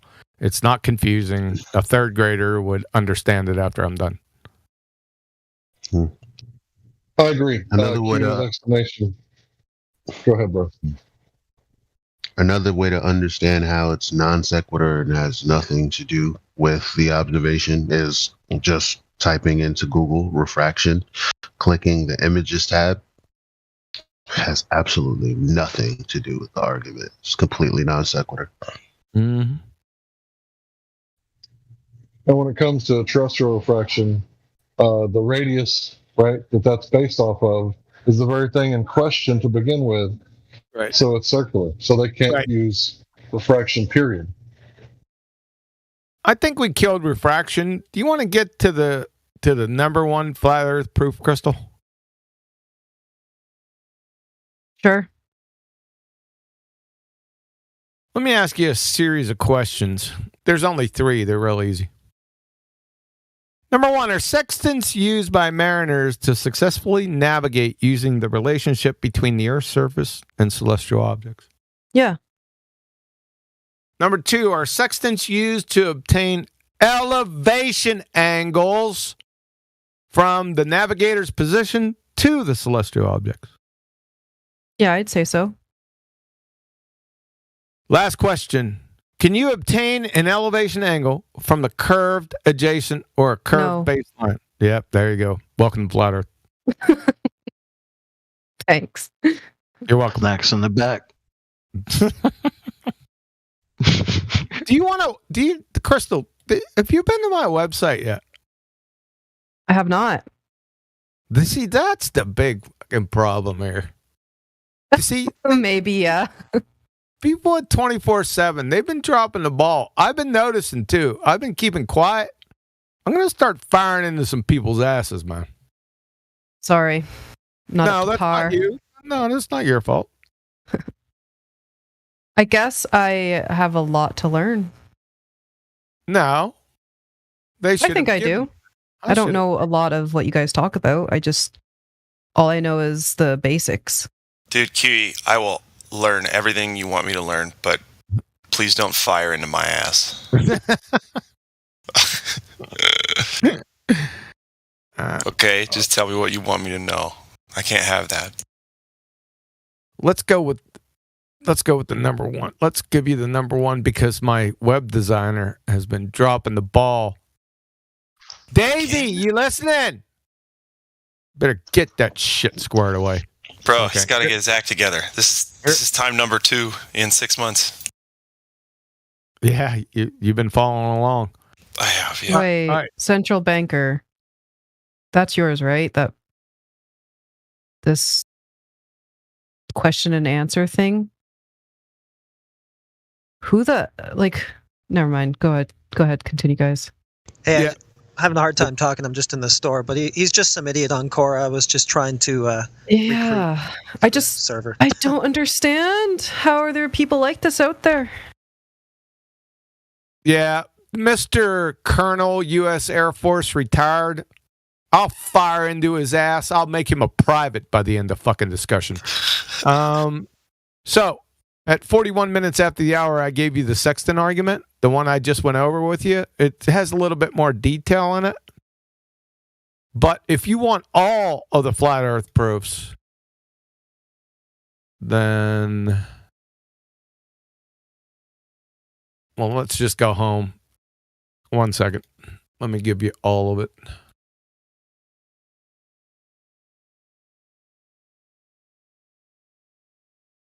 Once I find it. And there she is. Look at her. Sitting there minding her own business.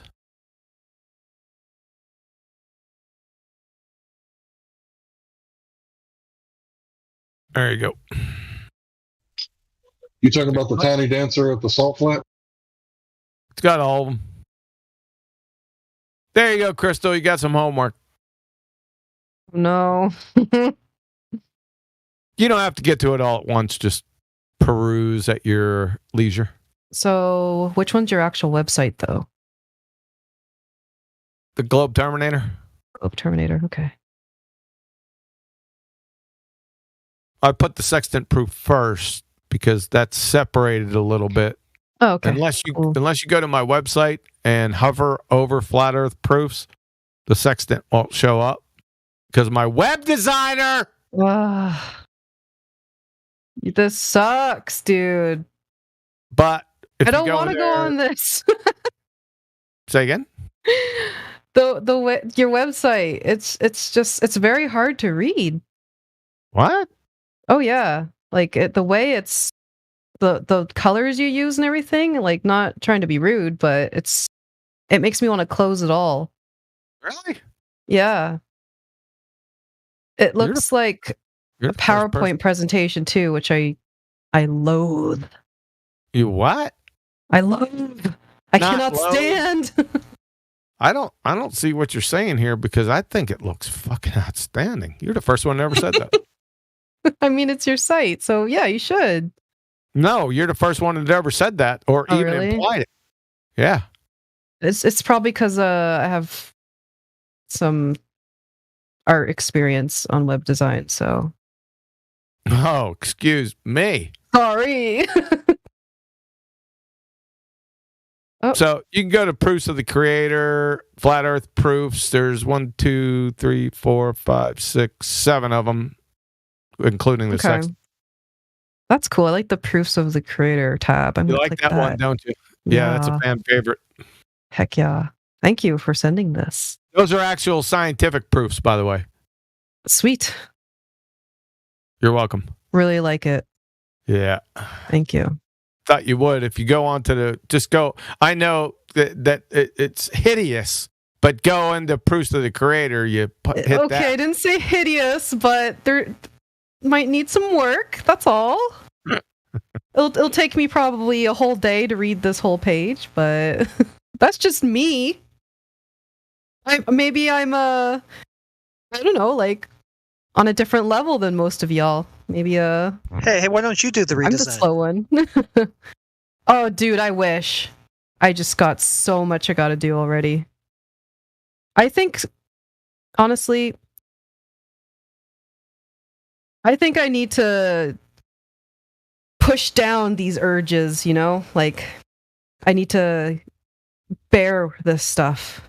Like, stop complaining and just read it. That's all. I sometimes I say too many things that I should probably keep to myself, you know?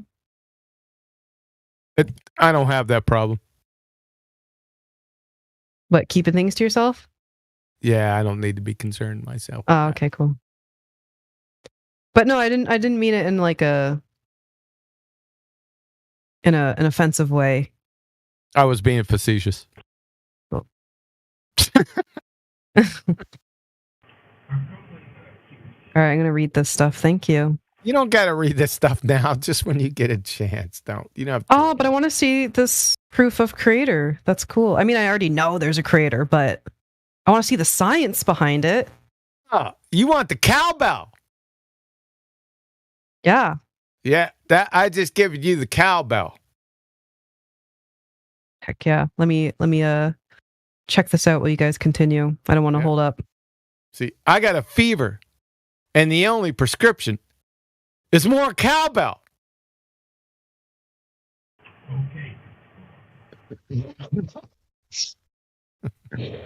Oh my god. It's like good times, man. See, that's what baltards lack. They lack cowbell. They don't know what the fuck it is. Watch. Just bring a baltard in here. I'll show you. I'll show you. They completely lack cowbell. Where's the Globetard at? Let me show you. There you go. Okay, Christopher Walken. What do you want to know?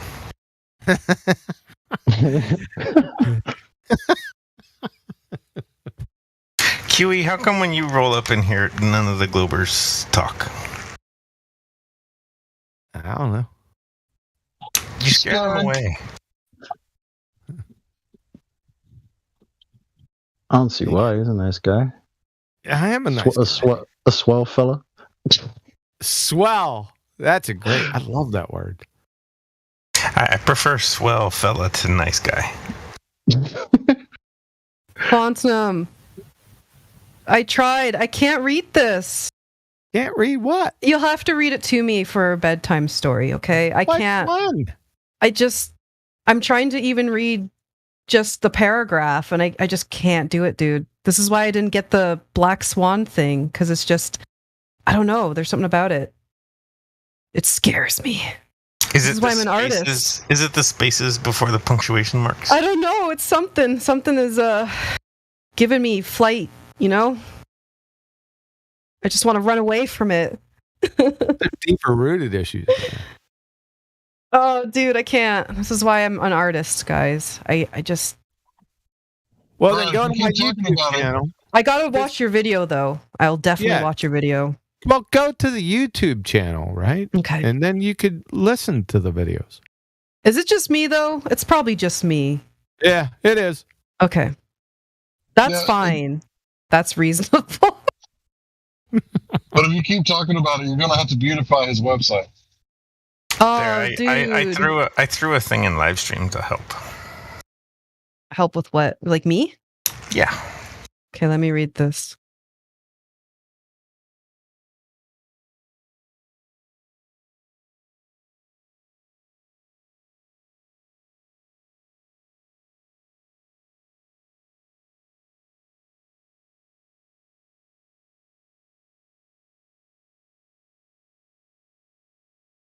Yeah, I guess that's about right.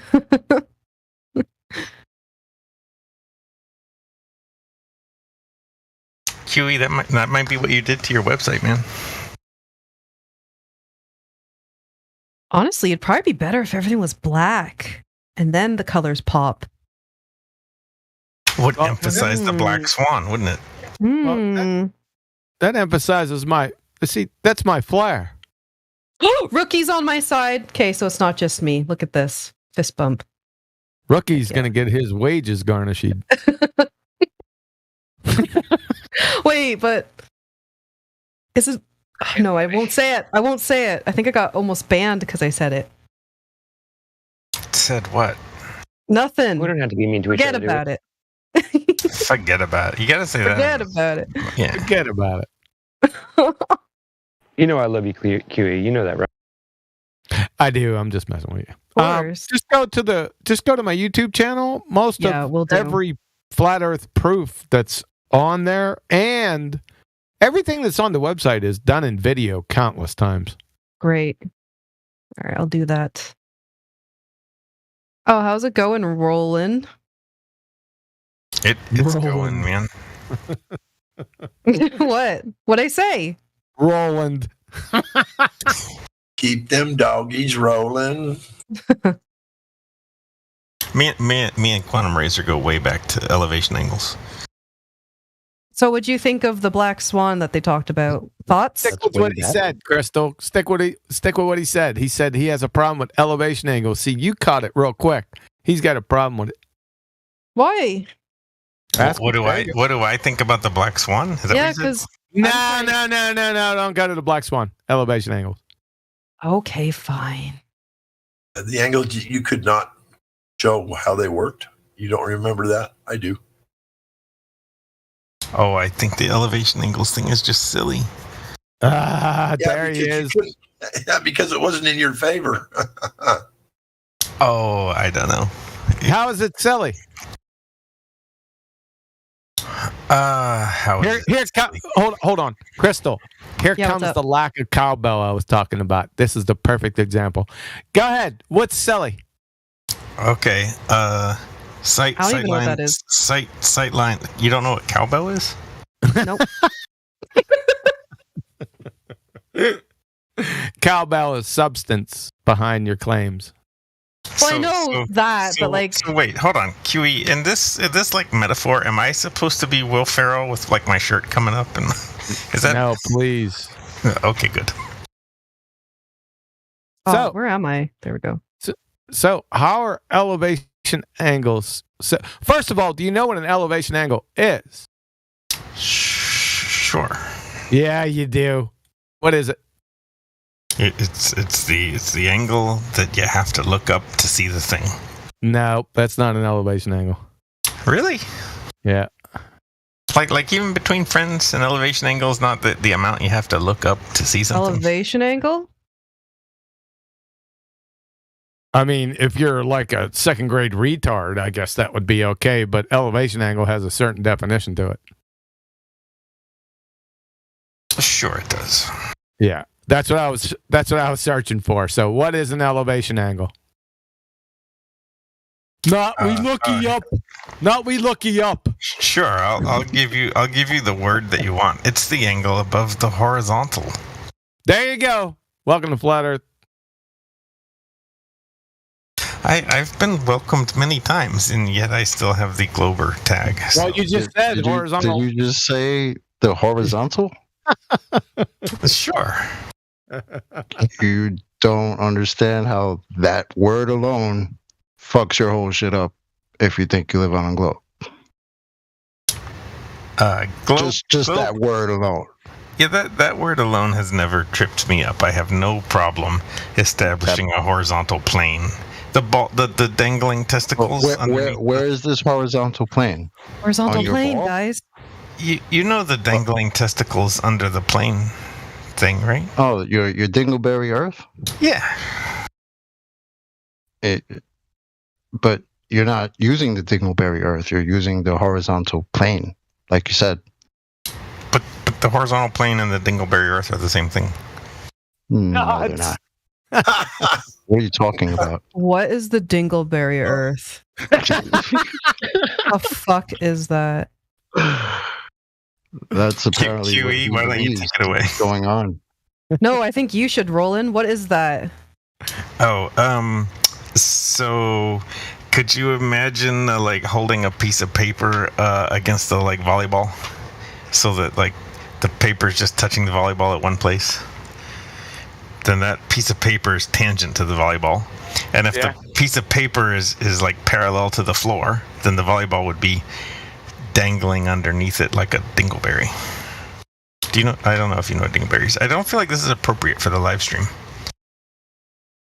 Yeah, where in the sextant do you get that tangent? We've really thrown Crystal with the dingleberry conversation. Yeah, she's off with the dingleberry, but that's all right. Paper against a ball. Yeah, they conjure that. It's a visual, so if you got a basketball... What's the paper? Is that the horizon? No, that's just something they conjure. The paper would be the baseline that they need. The baseline that they need to get the elevation angle we were talking about. Because they know they can't get that baseline from a globe. And as much as I can speak for they, which Crystal, I'm gonna say I don't claim to speak for all globers, but the paper and the volleyball and what I said, they're just geometric abstractions to try to visualize what I'm talking about. I don't know if the paper corresponds to something you could touch. It's meant to be a visual idea to represent the concept. Yeah, but what concept? I don't get it though. Well, that's the whole point. You don't.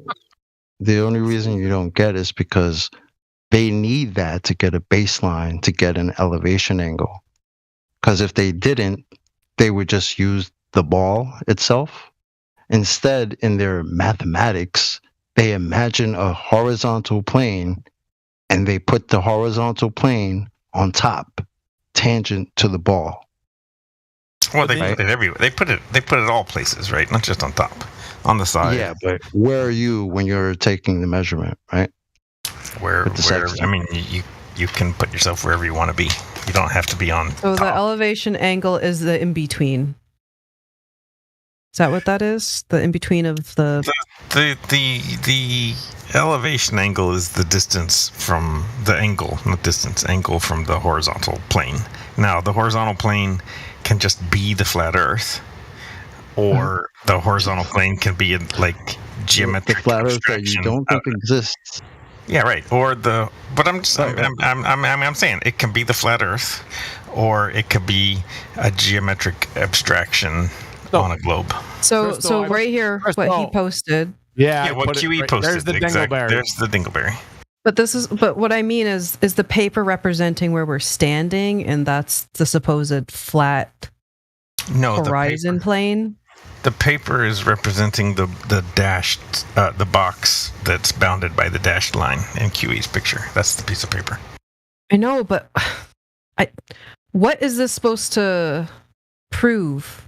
Like, I know you talked about some dingleberry. I hanging shouldn't off. have. Is the ball supposed to be Earth, and then the paper's supposed to be where we are, like standing? Like, No. what is You dingleberry Earth? stand. You are standing at the point next to the lambda phi. I don't know the picture's kind of small. It looks like lambda phi. The little dot that's touching the paper. Yep. And the ball is where you are. The ball is the Earth, and the That's what I plane is figured. abstract. And the plane, and in the globe world, that plane, the piece of paper is abstract. On the flat Earth, the piece of paper is physical, and there is no ball. So if we were to, let's say, walk around, like, let's say, or go in a plane and land somewhere else on this ball, this paper's following us, or is it just like, because the Earth's rotating at the same time? Sure, and the paper's if we're going against the rotation, is this paper like this weird? In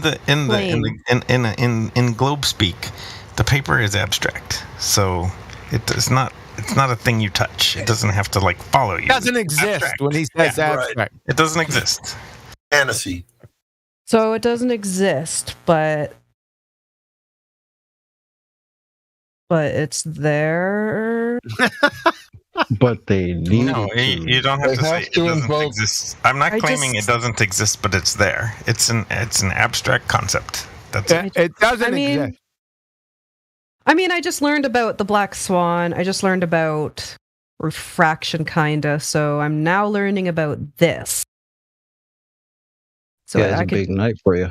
yeah. So I just think I can't just say this is borderline retarded because I didn't really understand what these guys were talking about previously, Oh, you're and I all could barely read the website that Quantum posted. So Hey. it could just be me.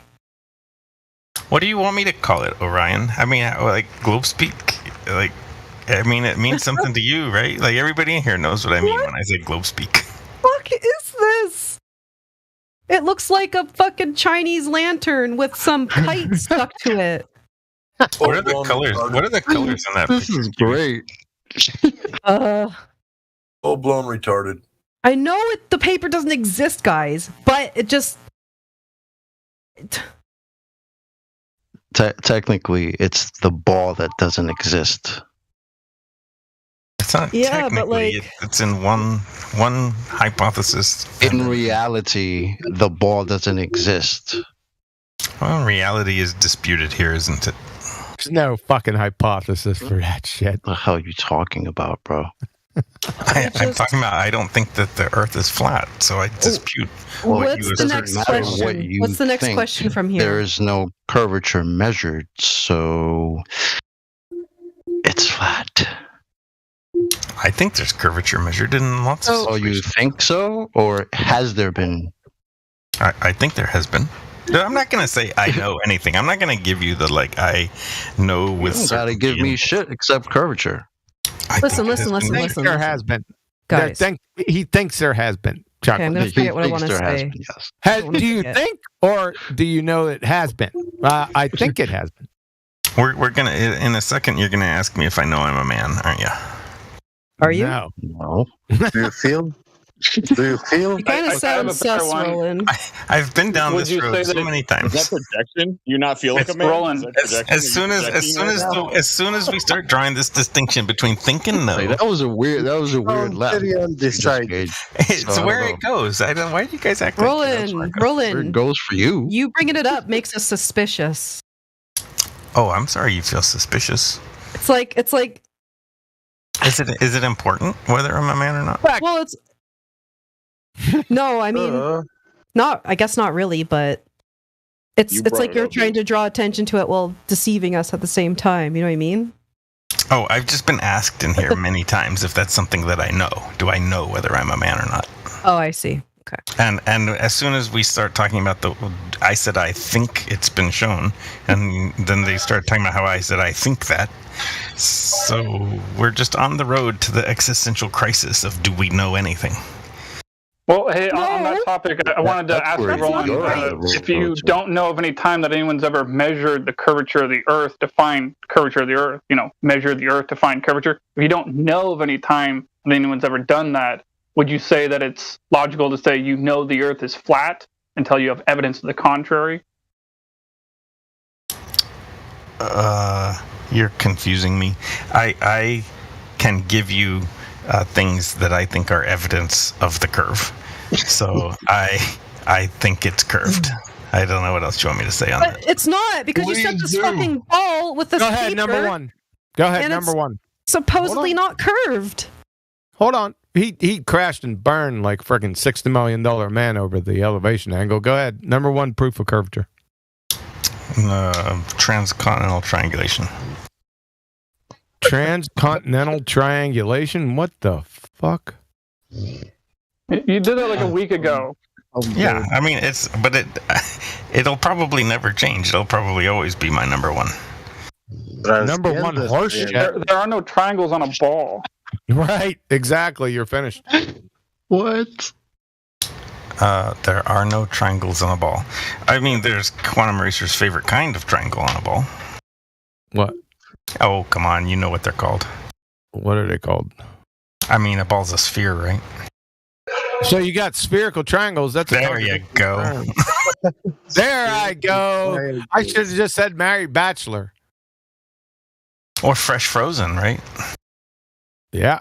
Same fucking thing. Dark Knights, military intelligence, achromatic rainbow, same fucking thing. Did you say military intelligence? Dude. That's correct. Yeah, you can't. Do you know? See, we'll kill this quick. Define a triangle. 3 angles, 3 lines, plane, 180-degree angle can't possibly exist on a sphere. 3 points joined by lines. Yep. So the adjective in front of that is non sequitur. Yeah, unless that's like just a different kind of thing, the way Java and JavaScript are. It's a different kind of thing like Java and JavaScript. No, it's not a fucking thing. It's a married bachelor. Show me a spherical triangle. You've seen no. No. Good argument. No. How many times people have showed you and that's your best argument? That's your first proof? That is my number one out the gate. He put his flag in that sumbitch. Well, yeah, I'm not going to show QE. When was that triangulation, transcontinental triangulation? When was that done? What year did they conduct that survey? Oh, it wasn't. Who conducted it exactly? It wasn't a year. It was over like 50 years, and it was 50 to 100 people. Well, when did it start roughly? 18 something. 1820, well, started in the 1800s and finished somewhere. I think the entire thing was in the 1800s. I don't think it spilled over into the 1900s. Well, you said it took 50 years. Yeah, so it could have started in like 1840 and finished in like 1890. I mean, I'm ballparking. I don't even know. Are the dates that it was done? I mean, for your number one proof, this is. It sounds like you don't even know what you're saying. I never claimed to be a good Glober. Okay. We didn't say you were good or bad. One proof, though, I thought you would have more knowledge to this because I don't. So I thought, I'd ask you more information on it. Well, what does good Glober have? Guessing. What does good Glober have to do with the argument? We didn't say it was good or bad, just incoherent. Okay, did I promise to be a coherent Glober? There you go. I guess that's fair. Huh. I think we just figured if you said that that's your number one proof, I think you said it'll always be your number one proof. It didn't sound like you knew much about it. That's all we're saying. Oh, that's fair. Yeah, he understands it's incoherent. Yeah, I'm not. The thing that I would cite as my best evidence, I don't think I could recreate from scratch. I'm not an expert on how to do it. But when I read through it, I found it very compelling. So Siberian transcontinental triangulation. But I should say my status as a Glober isn't really based on like that. That's like my best thing to throw out in this discussion. But I'm a Glober because of the totality of evidence, like all. Oh, totality. So we already dealt with number one evidence. Everything all together is hold on. Everything all together. So the preponderance of evidence, that horse shit. So number one's down to tubes. What's number two? Oh, Black Swan. Yeah, that's my fucking argument. What? Am I going crazy today? Nah, he's just about as incoherent as they come. Okay. Please tell us how the Black Swan is your second best proof of what you think you live on.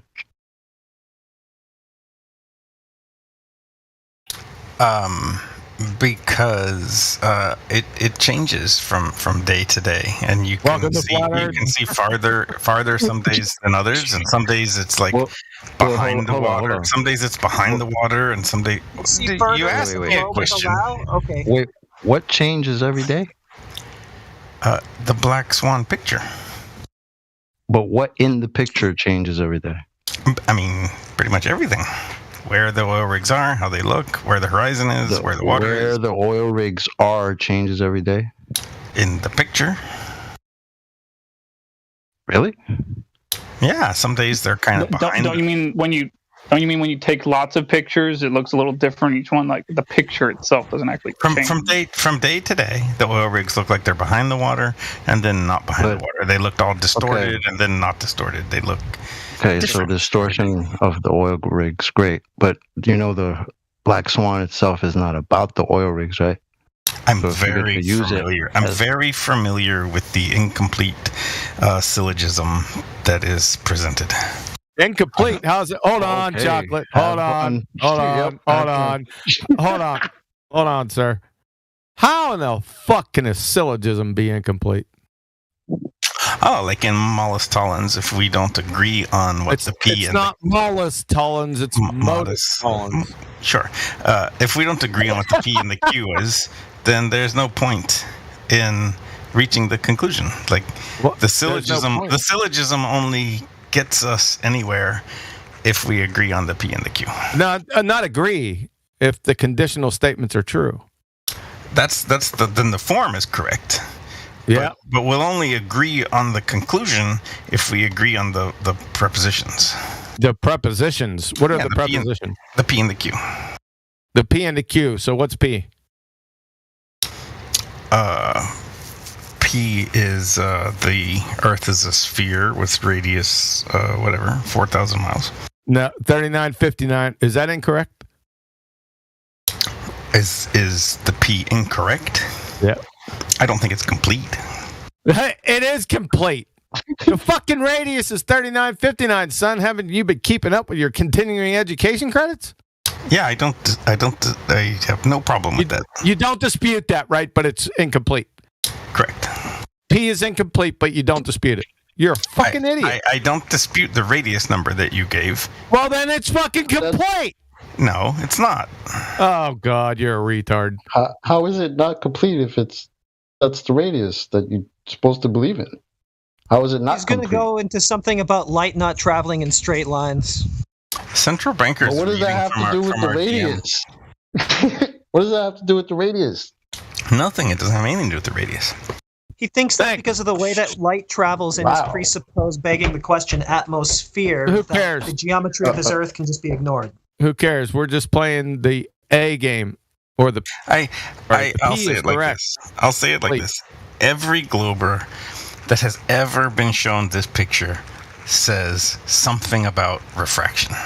And yet let's not get into refraction. Let's not get the P and the Q don't make any assertions about light. The P is good. So the thing that the Globers argue about isn't mentioned in the picture. Yeah, because it's not geometry. But the Why- Globers why say you think that they- geometry is not enough. That you need to consider more phenomena than just Like what? like how light travels.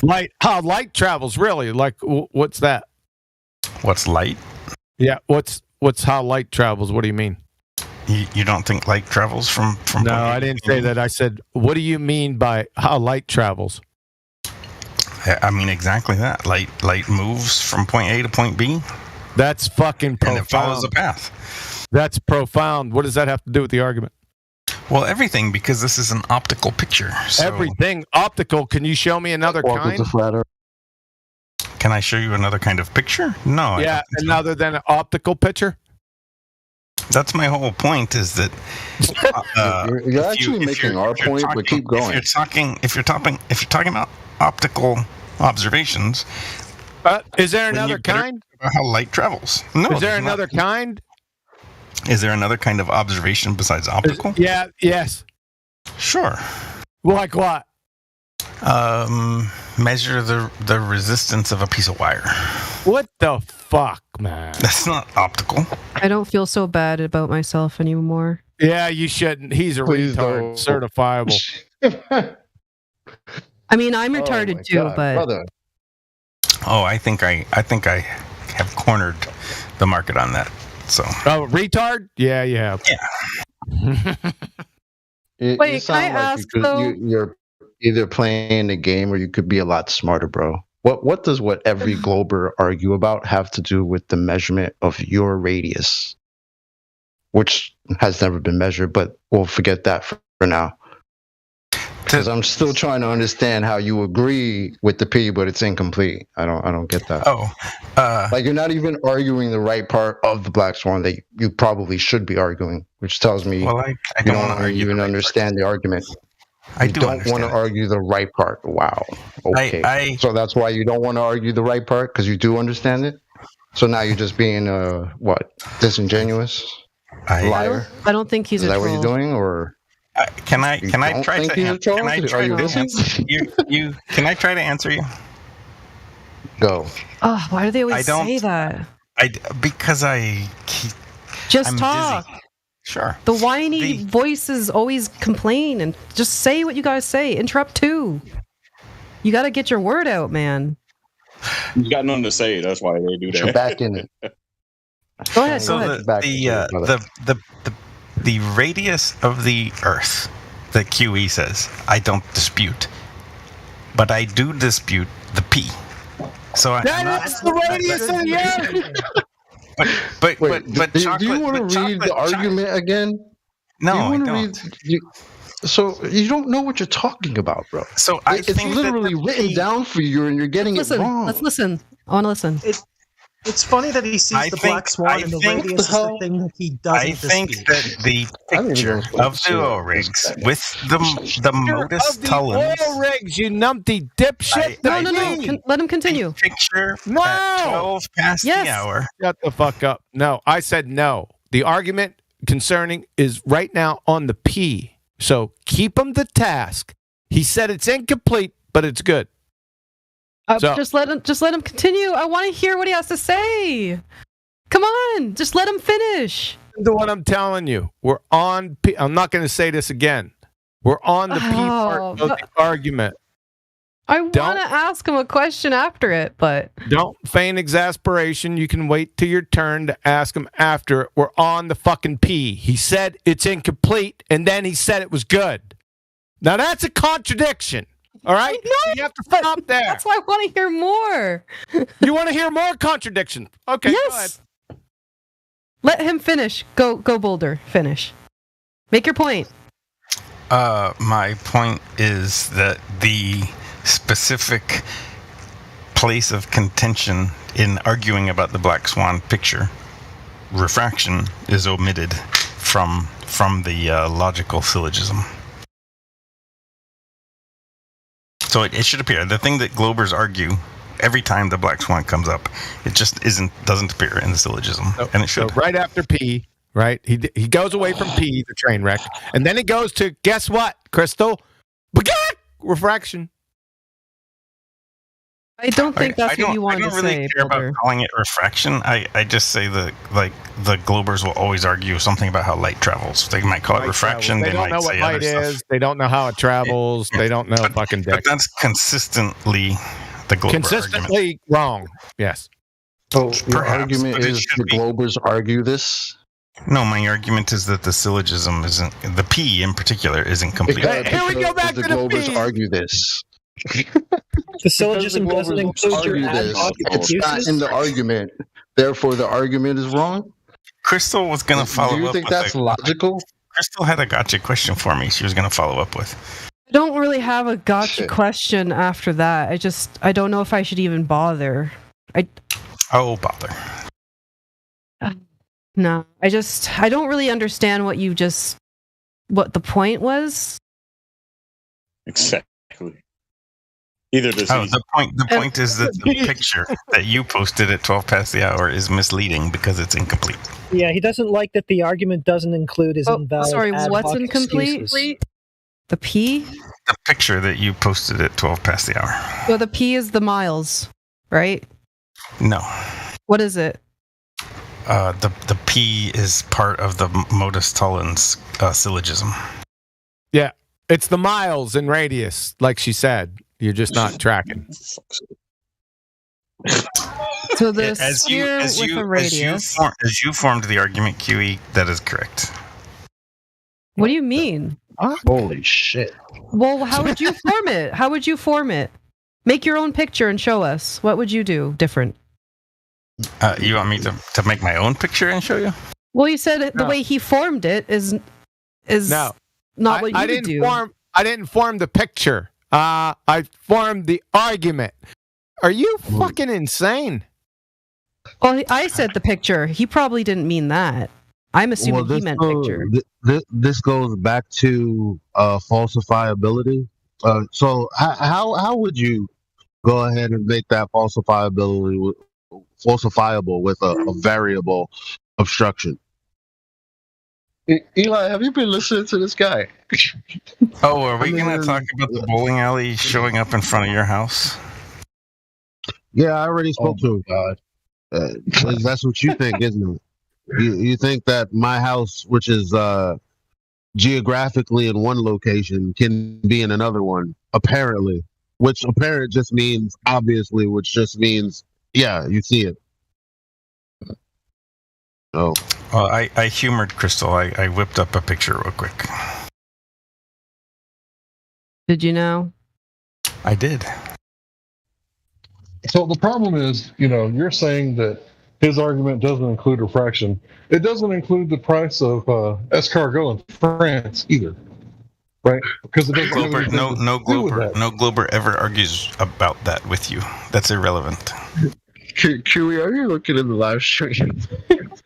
All right, so why is Please tell me you're refraction looking in the live stream. What the fuck? Make a case. Because all he does is make excuses. He comes here and pretends to be honest and genuine, and this is the kind of shit he pulls. Well, and the way he keeps categorizing all Globers as if he's not in that category, that is really starting to get on my nerves. I don't know about anybody else. Oh, I'm a Glober. I'm a Glober. Okay, but how can you be a Glober when you believe?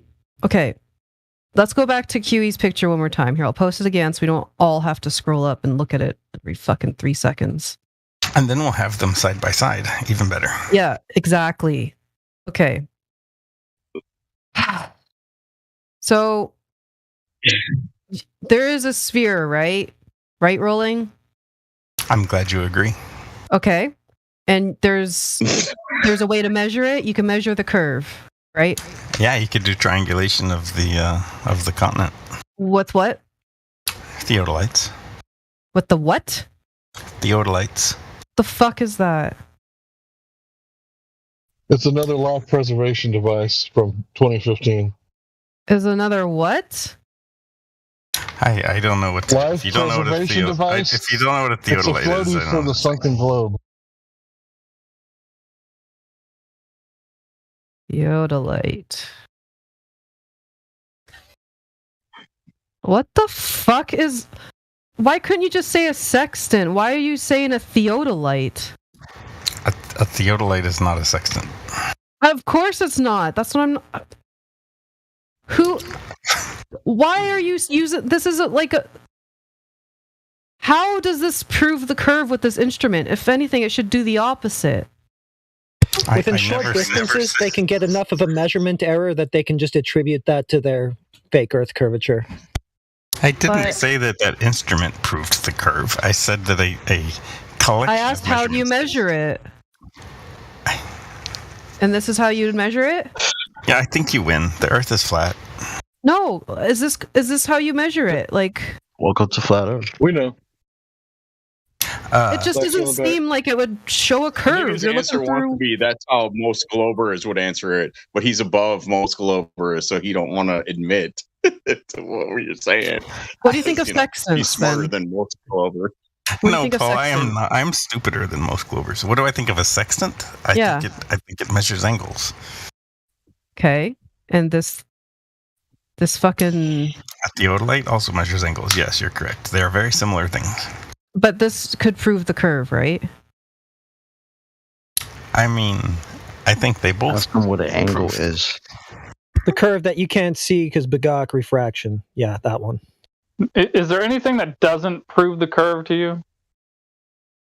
Is there something that does not prove the curve? So, I never thought about that question before. Wait. Wow. Sure, yeah. Like right now, I don't perceive any motion. Everything feels stationary, just like you guys say. So yeah, there you go. That's pretty good evidence for it being stationary then. It is. It is good evidence for it. It seems stationary is, I agree, very good evidence for it being stationary. But you don't acknowledge it as being stationary, though, right? I mean, you still believe it's spinning, right? Yeah, I'm full-on globe, heliocentric, great attractor, Big Bang, evolution, the whole 9 yards. But where does this Dingleberry Earth come in? Wow, full circle. Okay, I don't remember. Oh, that was sextants and elevation angles. But it wouldn't work with a curve. We've established that. That's why we invented the piece of paper. But that would be a flat plane. No, you invoked a flat Earth and then you called it a piece of paper. How do you measure the curve if you're measuring with the sextant on a flat paper against the surface of the Earth? That makes no sense. Say that again. You're talking about, I'm talking about measuring the curve of the Earth, but you can't if we're talking about the Dingleberry Earth because it would supposedly be a flat plane. So where do you get the curve of the Earth measurement on the Dingleberry Earth? Oh, how do you find that? Sure. I guess my ideas about measuring the curve, they're all indirect measurements. I don't know if I could offer you. I don't know if I could offer up. I can't offer you right now. Got a physical geometric object that you can't measure. How can there be both? How can you have a flat plane and a curve? I said all along that the piece of paper was abstract. So I know, but you're trying to say that where we are, like that little black dot, that's why everything feels flat or looks flat, even though it's invisible. I know the paper isn't really what we're standing on. It's just the plane that we see, the horizon, right? Is that correct? Is that where you're going with this? I don't know. Now we're going to hit the geometric and apparent horizon crap. Yeah, exactly. Man, don't give up now. She's murdering you, bro. Don't give up. I'm not giving up. We're wandering all over everything. Yeah, Well, no, the I'm trying to geometric understand horizon it. is something that you need if you're going to have a tangent line. You don't have that, so forget about your Right, tangent. but the only thing that you can actually Orion. observe is the apparent horizon, and the geometric horizon is the necessary antecedent to an apparent horizon. No, it's not. We don't need the Earth geometry to have a horizon that would be impossible on the globe Earth. The apparent the glober apparent horizon can't exist. This is the without stupidest thing the I've ever geometry. heard. You're saying now that we can't have a horizon that is orders of magnitude beyond what your globe radius allows without your globe radius. See, Fucking since we're back there, retarded. I'm certain that you've heard me say stupider things than this. I'm certain of it. Probably. Okay, but don't This is not the refer to- stupidest thing you've ever heard. What's up there? We can't have a geometric horizon. Sorry, we can't have an apparent horizon that is orders of magnitude beyond what your globe radius allows without that globe radius. I don't know. Why would you say if that? if you say so. That's what you said. No, I said that a geometric horizon was an antecedent for an apparent Yeah, horizon. you said that you needed it to have that horizon that we keep showing you in the Black Swan. That is impossible with your antecedent. What the hell? Oh, the Black Swan is a very complicated picture. So you're It's just all not. It's about- really straightforward. You're making it complicated because you're trying to reify the globe after seeing that. After seeing the Black Swan. Definitely, I am not trying to reify the globe. So it's all about. Well, then it's not complicated. It's just flat. There's no globe. Berlin, it's just belief with you, right? Not logic. No, it's not just belief. That wouldn't make much sense, would it? Then how come you don't understand what the fuck these guys are trying to say to you? Like, I don't know how you could be a glober after all that. It just, or at least you should start seeing signs. I just can't believe that he said that the globe is the required. truth, the actual truth is that coming here and talking to these guys has made me ever more convinced that it's a globe. Like the end result has been the Okay, other everybody shut up and let them elaborate on that one. I want to hear at least 5 minutes of elaboration. How do we make you more of a glober by destroying your radius? Go ahead. Well, I think that was a fallacy, Hank. I don't say that the destroying my radius was the reason. But when I come here, people often cite things for me to read and look into, and I do go read them and look into them, and occasionally watch YouTube videos, and that all of the reading that I have done as a result of being here has pushed me in the globe direction. Not the debates in this moment. Not arguing and shouting in the server. Yeah. Specifically, Andrew Thomas Young's website that QE put me onto was a big one. You mean the website where he uses a plane to took the words right out of my mouth. You can say whatever you want. You can say whatever you want about it. I mean, I've read. We're just saying what he said in the site. Well, yeah, I'm saying I read a lot of his website, and when I finished it, I was more glober than flat earther after I So had read you everything read there. his standard refraction formula and you thought, oh, yeah, that works. You're a liar, bro. Yeah, You're a liar. he's a clown. There's people that are delusional. Like I would never put Matthew Learns in the same category as you. You're weirdly, you're definitely a liar, bro. There's no way around it. You're gonna tell me you read that paper and it made you more of a glober? You're a liar, because you know that he started out with a plane, right? And then you know the globe was contrived, right? So how could you have become more of a glober knowing that? I Because don't. he believes in models. I don't understand, The Elijah. refraction model. Hold on a It's second, a refraction model.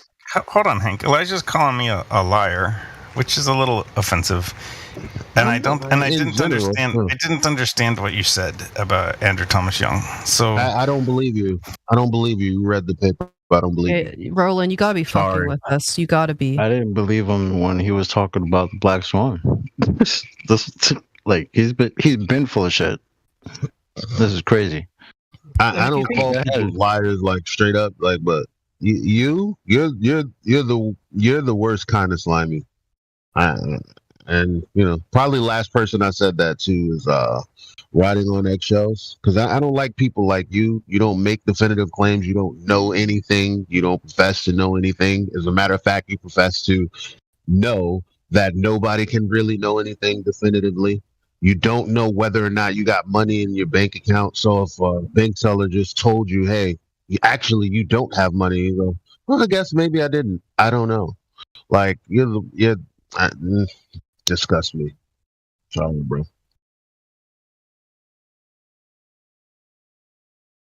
Wanna know who you remind me of? You remind me of my old roommate who told me he didn't know what the fuck a broom was. Even though he was fucking with me, I tried to show him what a broom was, but he knew the whole time and just wanted me to clean his room. That's what you remind me of. That dumb fuck. Pretending, playing dumb. I really don't care about individual people, but I do like typology, right, a little bit. So these type of people that, don't know anything, on one half, it's good for science never to be settled, right? And we don't want any orthodoxy. So we don't want to claim anything like 100% settled, right? But we can know certain things to a certain degree. So I get that. But these type of people, it's like the little guy from the Lorax. Not the Lorax himself, but the little guy who was selling air, right? He was trying to convince everybody that they didn't need trees because he was selling air, right? So okay, he was Hank, hold on. I'm the guy getting maligned here, and I want to jump in and ask the whole server: Elijah, Hank, Crystal, QE. I am a glober. I know that the Earth is a globe. I know we go around the sun. I know all these things, but you're not even convincingly believe it. Yeah, you're not even fine. But you don't, because you know why? Because let me finish, Elijah. Can I let me? I want to, Elijah. I want to finish. I want to finish my full thought. I'm a glober, but I push myself to leave doubt in my knowledge. I do. Okay, so let me ask you the question. No, I haven't even finished. I want to finish the thought. That the question to you guys is, would you rather I was just a dogmatic glober that refused to ever read anything anybody gave me because I knew it was a globe and I don't care what you have to say? Or do you want me to have doubt, and do you want me to read and listen to the things that you guys say? Okay, but you are, and because I do leave part the of doubt. Andrew Thomas Young's terrestrial refraction model do you think saves the globe from the black swan? You haven't even done It's the part where he talks about nasty complications. Okay. No, that's not even it. Look, listen, that's not even it. When you say that you're not dogmatic, well then let me ask you the same question that Gospel Bear would ask you if he were here. Okay, give me an example of what would falsify the globe in your mind. It could be hypothetical. Falsifying the globe for me would be to explain a lot of different. Not an explanation. Listen, what could we do definitively, hypothetically speaking? Like, right? So you have to know things about. You have to know the fundamentals about your belief, right? And then figure out what would be feasible to say, you know what, this is way too far. This is too much. This falsifies my belief. That wouldn't do it. Way too far would not do it. No, way too far, meaning what goes beyond the tenets of your belief.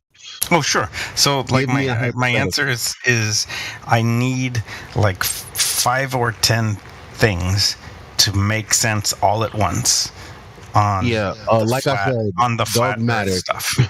This has like nothing it's to not do with it's flat not Earth. I don't asked think you Elijah what I would don't falsify the globe, and you don't even have an answer. You know why? Because there's no amount of evidence we could give to you that's practical. That's not that true. you would That's accept. not true. It is true. Well, I just asked you to hypothetically give me an example of how it would be falsified, and you can't It's give not me. only it's not only is true, but you said everything that you've gotten from this server has made you more of a glober.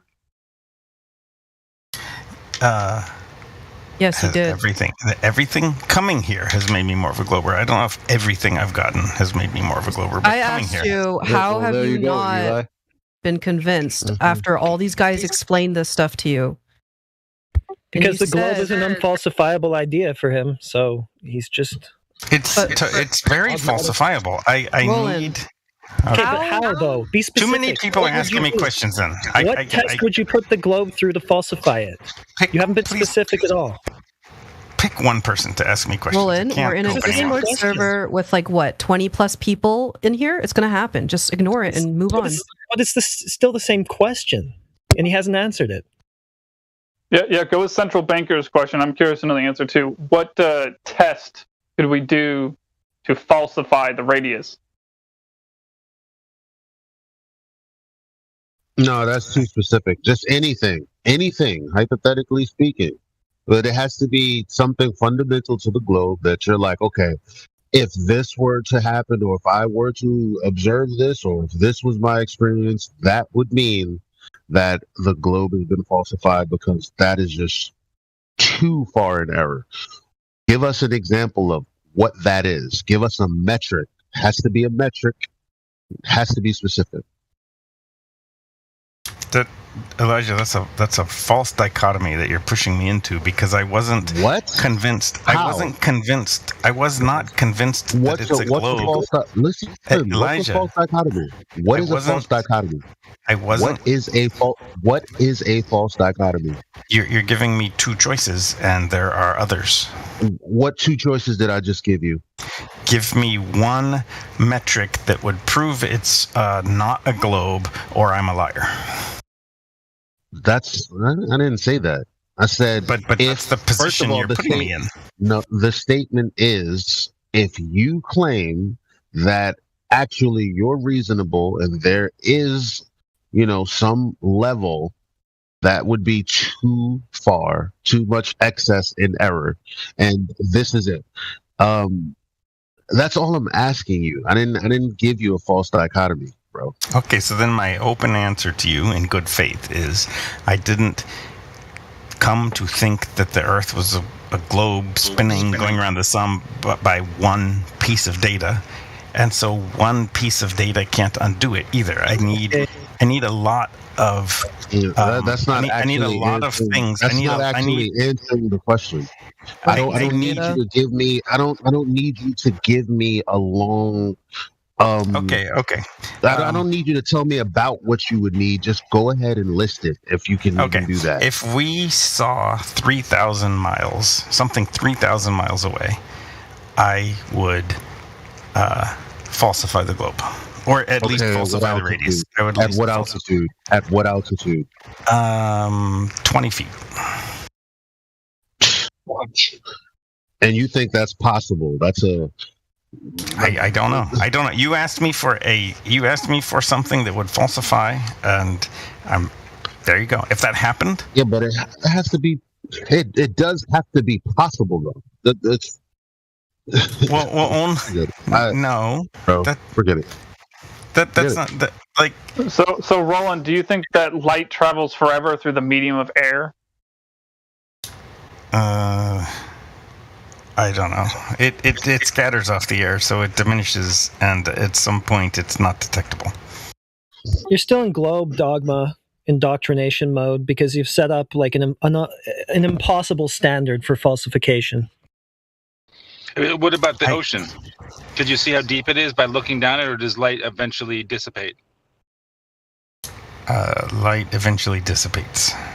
So why do you think the same wouldn't happen for the air? I don't know. Elijah asked me to throw out a metric of something that would flat out falsify the globe, and so I threw out something that definitely would falsify the radius to me. Without question, if that happened, then air becomes opaque at a certain distance, and you wouldn't be able to do that for all kinds of reasons. So you've just given us an impossible standard of falsification. It's still unfalsifiable. I don't know if what you're saying in this conversation is true or not. That is a level that's not falsifiable. That's unfalsifiable. No one at 20 feet can see through that much air, bro. That's insane. That has never happened ever. It can't be an impossible standard. That, by definition, is unfalsifiable. I said, give me a hypothetical falsifiable. Elijah, what if I had said 30 miles high? Could I see 3,000 miles then? You said 2,000 miles. No, 30 miles? Is there an altitude where I could see 3,000 miles? Yeah. Aren't I looking through the same amount of air? Isn't this air problem still happening when I'm 3,000 miles? Not when you're that high up. No, because the air is thinner when you go further up. Why is the air thinner? When you go thin out? Why is the air thinner? The thinner the air gets, right? Yeah, that's hold on. Let's go back to Central Banker. Central Banker's question. So, do you have a method of how we could falsify, this globe claim? I mean, you said 20 feet, 2,000 miles. How about 200 miles in excess of 200 miles at a couple thousand feet elevation? Does that work? That feels in the gray area of ambiguity to me. So that right here, right now, doesn't work. Predicting artillery shell trajectories with buoyancy would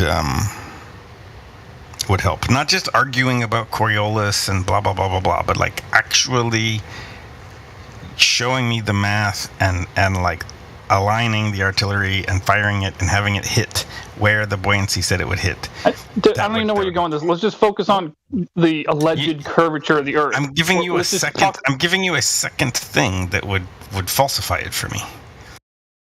Okay, great. We just need one thing. All right. Let's talk about this globe you believe in, and go back to Central Banker's question, a very important question, a very good one.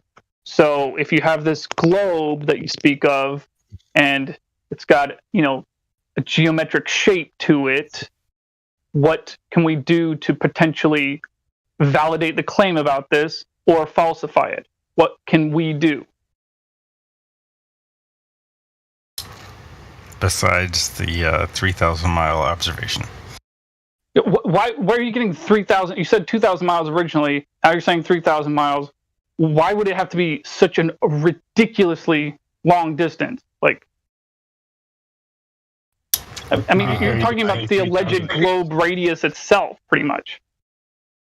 No, that's not 2,000 miles. If I originally said that, I don't know. That might convince me. 3,000 miles would definitely, but neither of those are the globe radius. Bro, So back to the question. Back to the question. What can we do to falsify this globe you speak of? What can we do? You still haven't answered this question yet. I did. I've actually given you two things. He gave us an impossible standard, which makes it still unfalsifiable, which makes you still a globe zealot. Okay, a third thing is well, no, I'm not going to say that here. There's a lot of things. There are actually a lot of things that if they have, just narrow it down. Be specific. There's so many. You can easily just give us one that's valid. The artillery shells thing. Predict where artillery shells hit the ground.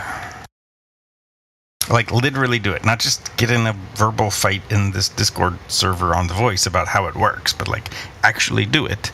And I see that working. I would think that I was wrong. So do artillery shells measure things? Are they measuring devices? I don't know. No, they are not. You asked me for things that would falsify. With the assertion that nothing could falsify it to me, and I'm giving you things that would. So I'm not sure that pertains to your claim. Let me ask the central banker's question a different way. Do you have anything that involves measuring things, like measuring the Earth? Do you have a way that we can measure the Earth to falsify the radius claim potentially? Or validate? Sure. Pick a lake, a big one that's at least 10 miles in one dimension, and then using something other than a laser, measure the flatness of the lake. Why do you have to disqualify a laser? You want to know what would sway me personally, and I'm telling you that would do it. Okay, so just anything but what we've actually done. Okay, I see. And then once we provide some other sort of measurement tool for you, are you just going to raise the bar again and say, no, that's not good enough either? Yeah, sure. Give me something that didn't use a laser over a lake at least 10 miles, and you will.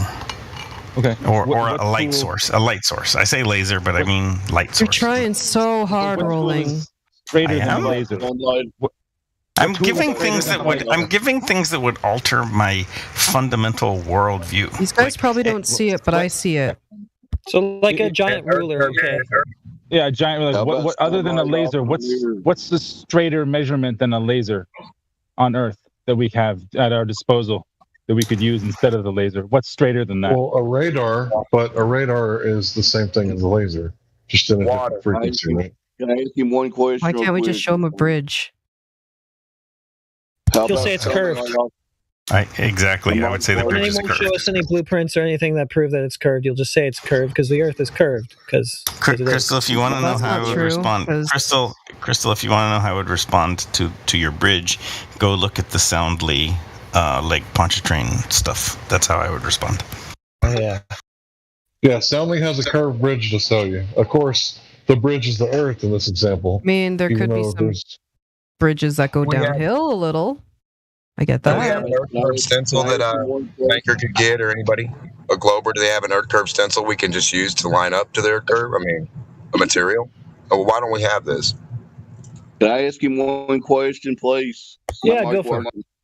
Yeah. How about sunlight off a mirror? Would that work? Dave, are you asking me a question? Yes, you said another measuring device. I did it here in Kentucky on a lake, 8.5 miles, sunlight on a mirror, 3 feet above the water. How about that? I did it. Yeah, I qualified after I said laser, like a non-optical thing. Oh, you're unfalsifiable again. Y'all go ahead. Hey, let's go to train tracks. So train tracks are, not conforming to any sphere beneath them, to the best of my knowledge. Let me expand it. Let me expand it a little bit. What do you mean non-optical? If it was optical, by non-optical I meant didn't use like light traveling, sunlight, laser light, whatever. But if it was optical and it accounted for the Picaccia refraction or whatever it's called, according to the entire, well, whatever. We got into a huge fight last time I said that. I don't know. Optical experiments could possibly convince me, but they are very, very hard. They're hard to do because I don't trust light. It's fun. Hard to do because you make excuses. No, it's funhouse mirrors. I don't trust light over long distances. Dude, you don't even trust lasers. That's not the funhouse mirror. Lasers are just light. Listen. But if you point a laser, which is a culminated light source, at something, like something physical, it's gonna get blocked.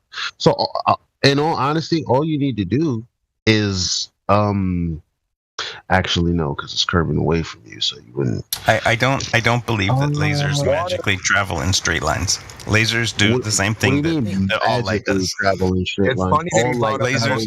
lasers. All light travels in straight lines. What do you talk? Like, this is the thing about Globers. They want to say, well, level is not really level. They want to say that light Level is level, but level's not flat. They want to say that light doesn't travel in straight lines. No, when light actually refracts. it does. It's the reason.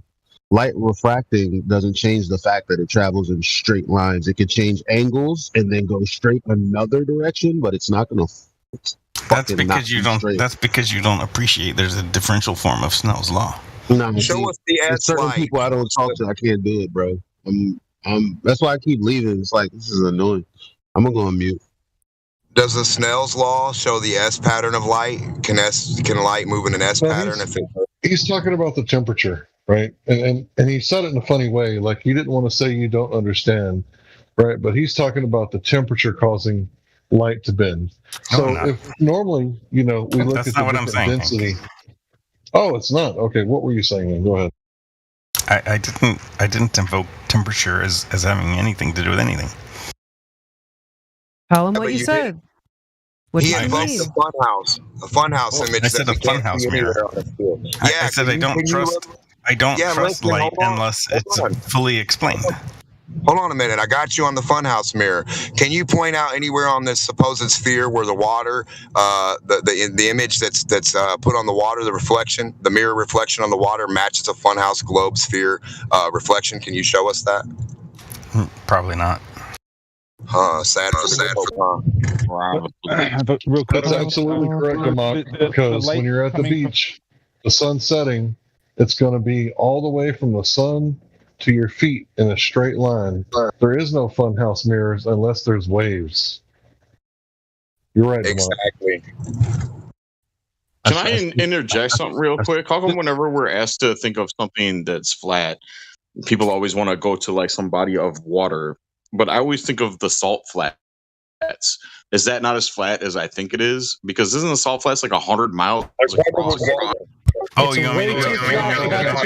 The surface of a globe. The salt flats are level, not flat. They should be called salt levels. Not salt Here's what flats. they're doing. Right.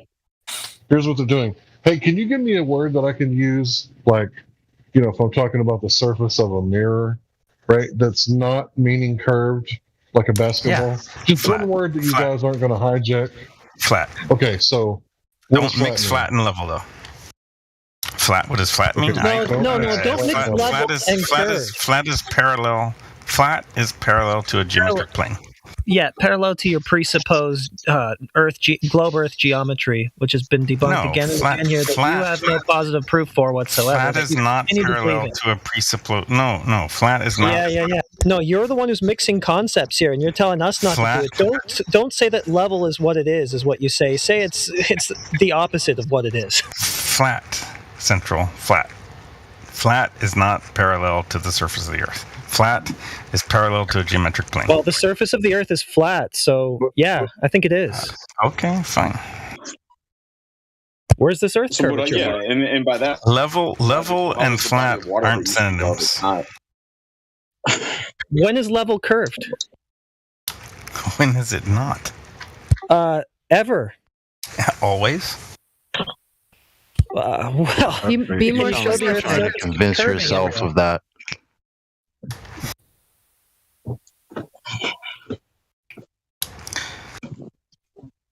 Are you trying to convince yourself that level means curved? Always? No, I'm not trying to Are we supposed to take that seriously? No, that's what I really think. And you think that there's miles of curvature drop off of the abyssal plains underneath the ocean? That's what you think? And you think that that's what the word plane means? Honest answer to that question? Yeah. Until this moment in time, I've never given a second's thought to the abyssal plains under the ocean. I don't even know what you're talking about. So, I don't know. Well, they're planes, which to you are curved. And they take up more than 50% of the Earth's surface, right? These abyssal plains, right? So when you take in the salt flats, the abyssal plains, and the Great Plains all over the, continents, all over the world, where's the curve hiding at? I mean, is the Earth curved like 10%? Is the Earth curved like 20%? Because I'm having trouble finding a word that we can keep without you guys 1984 in the shit out of and changing the definition, because it's getting to the point to where we can't even have a conversation. If flat means curved, then why don't you say the Earth is flat? And if level means curved, then why don't you say the Earth is level? You don't ever say that. You just hijack the words that we use trying to describe the Earth as a flattish topographical level plane, and then you got the power of all the resources apparently to change the definition. Thanks for jumping in for that, Hank, because that's where I wanted to go with that. But you said it Paul V. than I could. So Paul V. I'm gonna make Paul V. mad because I'm gonna say I can't speak for all Globers, and I don't know. For me, I want to just speak for myself. It doesn't make flat and level aren't synonyms, and I don't think that flat means curved, Hank. I hope to never embarrass myself by saying flat means curved and treating those as synonyms. For me, I think a lot of Globers, but I don't know. I don't know about Neil deGrasse Tyson. Who knows? Okay, well, but abyssal plains are also Antarctica. They're also known as abyssal plains. Level to me is curved, and flat is not curved. That's ridiculous. And then sometimes whoa. Sometimes God, I can't even get a Wait, let him finish. Let him finish. He's just double speaking. Stop, guys. Make sure Stop. That's what I heard. Shush. Flat means flat. Flat does not mean curved. Well, have you checked the dictionary definition of level? Give a flat and even surface too. Like a table where the surface is level because it's flat. Yes. You're just double speaking, bro. If I was at a construction site and then someone said, "Hey, measure the window real quick. Is it level?" and I say, "Yep, yeah, it's curved." Yeah, Would that be curved. an appropriate response? Probably get fired. Instantaneously, you would get fired off the job. Basically, if there's a dent in the table, it's not leveled anymore. Probably what he means. None of you guys. He's trying to double speak you into thinking it is. None of you guys. This is what they're left with, the Globers. All they can do, all they have are tactics. All they're going to do is redefine words until the words that they use match their argument. This is exactly what this clown is doing. Is it redefining a word if multiple dictionaries define it the way that I want to use? Dictionary. Who gets to make the word what it is? What guy gets to just say this word's it and not nobody else? Can you tell me who does that? I like that question a lot.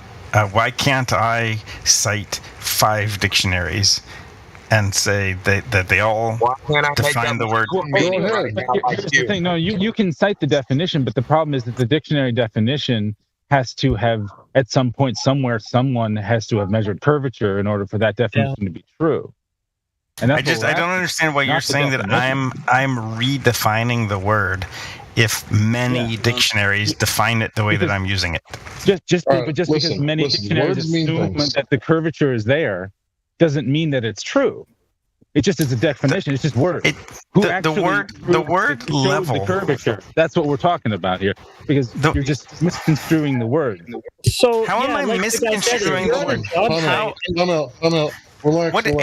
Look. Wait. If we're going to argue about the definition of words, no, I don't want to hold on. Hold on. I don't want to hold on. Show me. I don't want to hold on. Show me a definition. I don't want to hold before on. 2015. Crystal told me to talk over you guys to not whine about listening. So I want to know. I want to know if dictionaries don't define words, what defines words?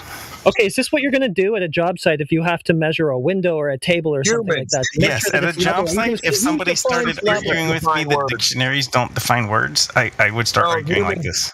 What defines words if it's not dictionaries? Level is that perfectly curved, so you're going to build a perfectly curved surface table, call that level, and then say who gets to define it. I've got a dictionary here that says my definition works. Is that what you're going to do? Since dictionaries don't define words, what you're does? Twisting words beyond their meaning. Let him respond. Since dictionaries don't define words, what does? Check it out. I got you. Here's the problem. Here we understand that the dictionary says that, Right? Now, if you were to look up a definition of a dictionary and you didn't understand one of the words in the definition, wouldn't you have to go and look the word up as well to understand it? So if someone says that Earth curvature is equal to level and all this stuff, then we'll go look up Earth curvature and see where that's happening and look at that definition. And that's where we had the problem. You're assuming you know how a definition can have like meaning A, B, C, D. You're taking one of those and saying that the Earth is absolutely the way we say it is because the third version of this definition says it is. Well, look. How about this? Flat does not mean curved. And since we both agree on what flat means, let's just not use level. If level and flat are synonyms to you, let's just not use level. Stick with flat. So is a plane flat? Are you arguing yes, because a plane if is I'm flat. siting a house, okay, when I measure and I'm getting level off the foundation of the house, not off the earth. So is that what you're trying to say? Because is that what you mean? I'm leveling off the foundation when I'm siting a house. You're leveling off the direction of zenith and nadir. Whether you're on a flat Earth or a globe Earth, you are leveling off of the nadir direction, period. No matter which shape the Earth is. So if a plane is flat, as you agree, then I guess the Earth is flat because over 50% of its surface is plains. If you say so. Well, it is. Look up the abyssal plains. Well, as I said earlier, I've never heard of the abyssal plains. I don't know anything about that. But the salt flats are unfortunately named. And what do I do then? What do I do when something gets misnamed? If you looked up the abyssal plains and the definition, and it said 50% of the Earth is flat because of these abyssal plains, go look up the definition and see what it says. If you trust the definition so much. Well, Fuzzy, I guarantee. Come on. Remember how I said that I get pushed more towards globe? I will look up abyssal plains. Not right this second, but no, you don't have to. I will. Just posted it. Okay, but I'm not going to read it. No, I don't want to read and try to think right now. We're all arguing. No, you don't have to read it right now. I will read about abyssal plains. Okay, cool. So the thing about the abyssal plains, it's just one thing, right? And you were talking about the preponderance of evidence. So we got abyssal plains, tectonic plates, salt flat, Great Plains, all over the world, right? And the argument is that you're saying that it's level, right? It's based off of sea level, right? Well, I never said sea level. Sea curve. Whoa. Not you. Back up. Not you. Globers in general. Globers in general say that it's based off of sea level. What's based off of sea level? Right. These measurements of these planes all over the world, because it's not the just one abyssal type of plane. I can't. Okay, then talk to Paul V about the abyssal planes. I don't know.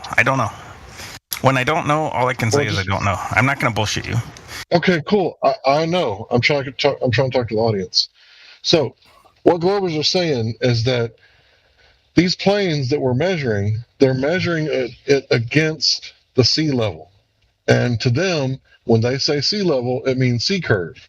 So the plane really is a plane, but it's measured against a sea curve. So that makes the plane a curve. That's what they're saying, which is like some kind of word magic as far as I could tell. Because if we all speak in plain English, words that we can all understand, books don't create the definition of words. People create the definition of words. And if you look at nomenclature, how it comes about, it's the way that the society uses the words. So I don't care what Merriam-Webster's dead ass has to say about the word level. I can go around my city and ask people 1,000 times, what does level mean? And if they say curved one time, then I'm going to be like, okay, so we're going to have to add this to the vernacular. But they don't ever say that. No one ever says, yeah, make sure that the picture is nice and curved on the wall. Make sure it's, very curved. Get the curvaler out, the thing with bubbles in it, right? And make sure that it's a curler. There wouldn't be bubbles in it. And even when you're doing that, you're so always Hank, going to have are an you uneven Are you trying to give a good? So then you have to calculate and do a different calculation to make sure that it is level based off of whatever you're measuring from. The base that you're measuring from, because you're not measuring from the ground. You're not measuring from the earth. You're measuring from foundation or the floor in your apartment. And the floor in your apartment necessarily isn't level because whoever built it and things sag and creak, but you still do whatever you have to do to make whatever you're hanging, whether it be a picture or whatever, to be perfectly level versus what you're, what you're leveling it against. So I don't understand. Yeah, because if you had a circle on your wall, if you had a circle on your wall and you had to put little pictures level in there, would you put them around in a circle to make a wall of? Yeah, exactly. It wouldn't. That's what you would do. I wouldn't need a measuring tape. I wouldn't need a measuring tape at all. Okay. So when I walk in your room and say, "Hey, man, put me some level pictures on the wall and make sure they're level," you're just going to take pictures and line them in a circle? Well, no, of course not. I'm gonna take measurements. I'm gonna take measurements. I want you to put the pictures level. That's all I'm saying to you. You don't have to do nothing but do that. There's no measurement involved. Just do what we're asking. Put them level, and then you would put them in a circle, right? Level to what? Whatever your imagination for level is. You got the pictures. You got the wall. You show us. No, exactly. No. That's not how it works. What the fuck kind of question is that? Level to what? Level to your level, man. Level to your level. Level to my level. I have a level in my tool belt. So that means level today. Whatever day your special level means, whatever it means on that special day.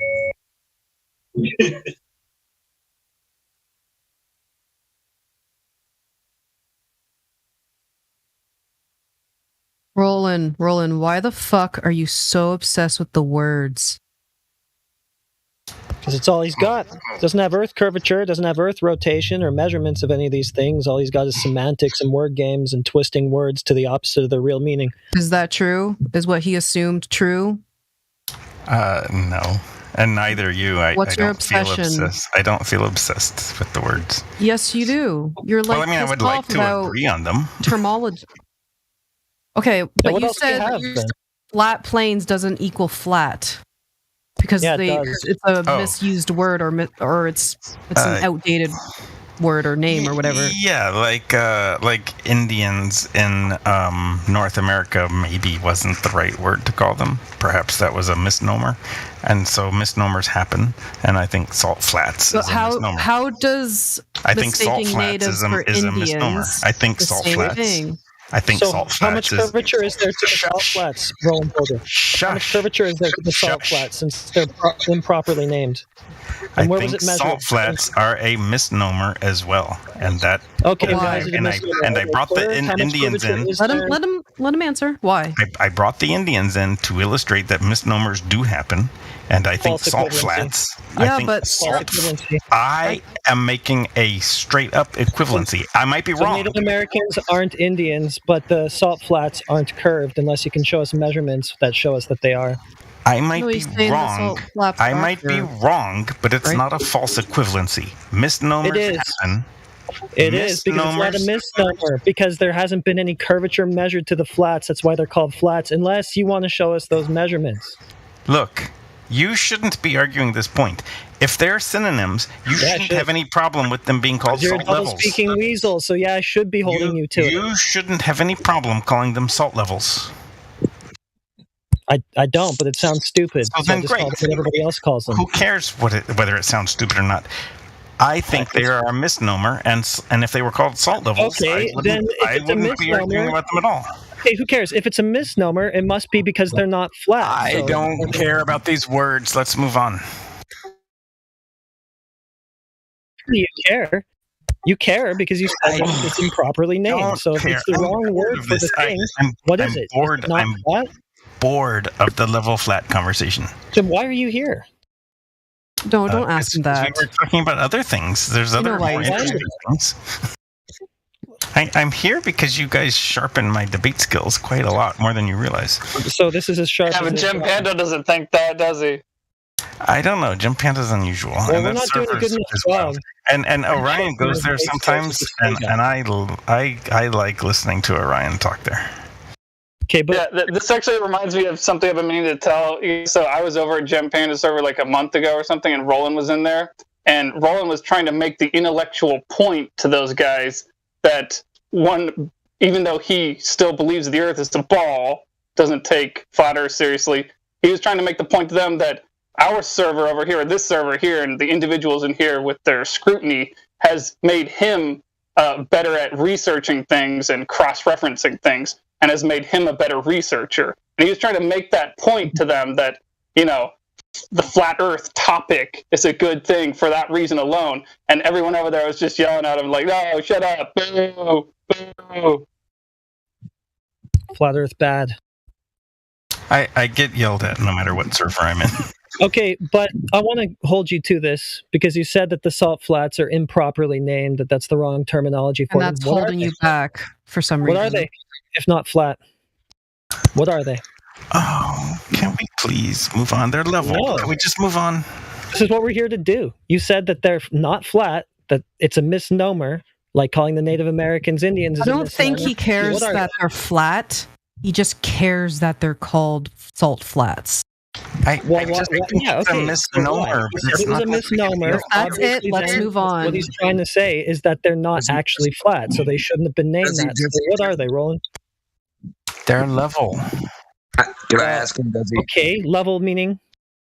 Parallel to the surface. So they're flat? No, the surface isn't flat. The surface is okay. Oh, it's curved. So the salt flats are actually curved. Because it's a misnomer. How many times do you want to go around this circle? How many times do you want to go around this circle? So has anyone measured the salt flats? Has anyone ever measured them and found curvature? I have a question for Crystal. Crystal no, you're going off track. Where's the curvature measurement for these salt flats that are misnamed? I just want to jump back 10 minutes because Crystal said I'm hung up. Where's the curvature measurement of the salt flat? Crystal, when I don't care. Okay, he's going to weasel out of it again. I don't want to argue about the words anymore. I think we need to move on. I don't think it really matters what he cares about the salt because flats. The guy is in here making or salt levels. I don't care about the words, guys. Okay, forget the salt flats. Forget the salt flats for 1 second, just 1 second. So I got the top of a mountain. I got a hill. I got a valley.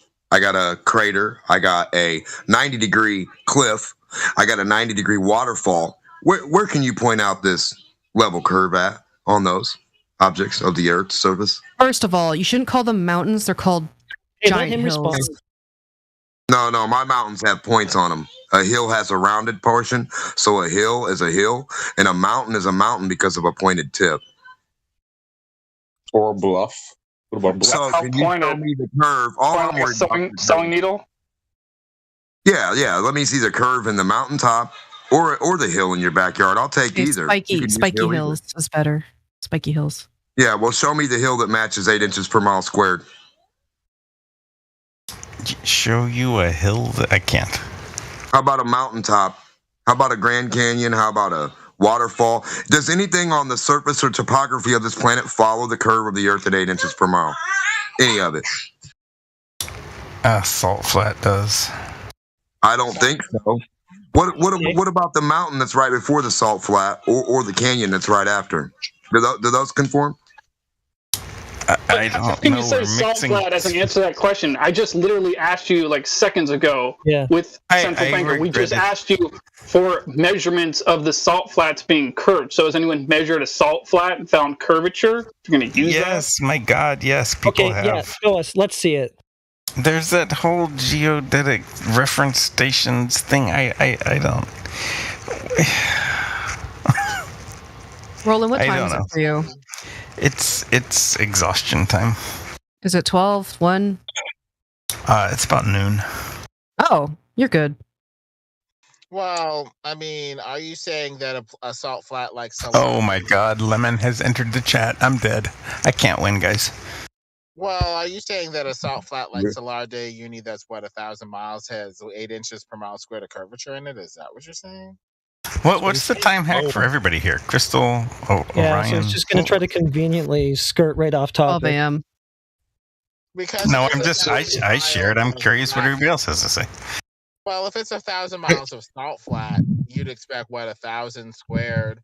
That's like 3 zeros twice 6 zeros, times 8 inches, or a third of those, 6 zeros of curvature, whatever that is.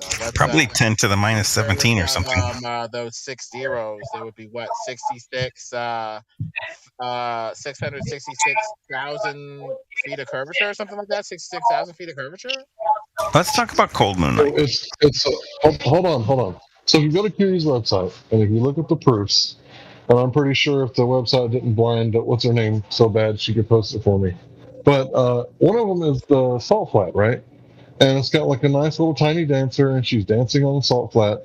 But what it says, and it's actually quoted from a college study, right? And they said it's 9,000 square kilometers with less than 1 meter of vertical relief, right? So where's the drop?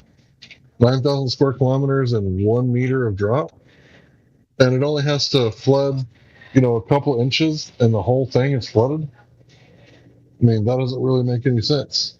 If you think, that level means curved, it should be curving around, and it's not. It's 1 meter of vertical relief. But I can't do that right now. I can't post it because I'm at work. If someone could post it for me, that'd be great. Well, when you take 660,000 feet of expected curvature by that math, you'd expect 126 miles of curvature from one end to the other, assuming it's 1,000 miles in one way or another to get that, measurement. I don't think we're seeing, a ball curving down in a way 126 miles from, one end to the other. That just seems absurd. So where's this curvature that they are quote unquote measuring?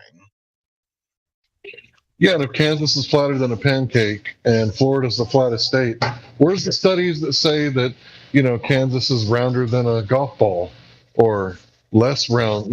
There's none of those. It's always Kansas flatter than a pancake. Read it in Wheat Fellas. Sorry, Globers, but you guys don't have any studies like that you can show us.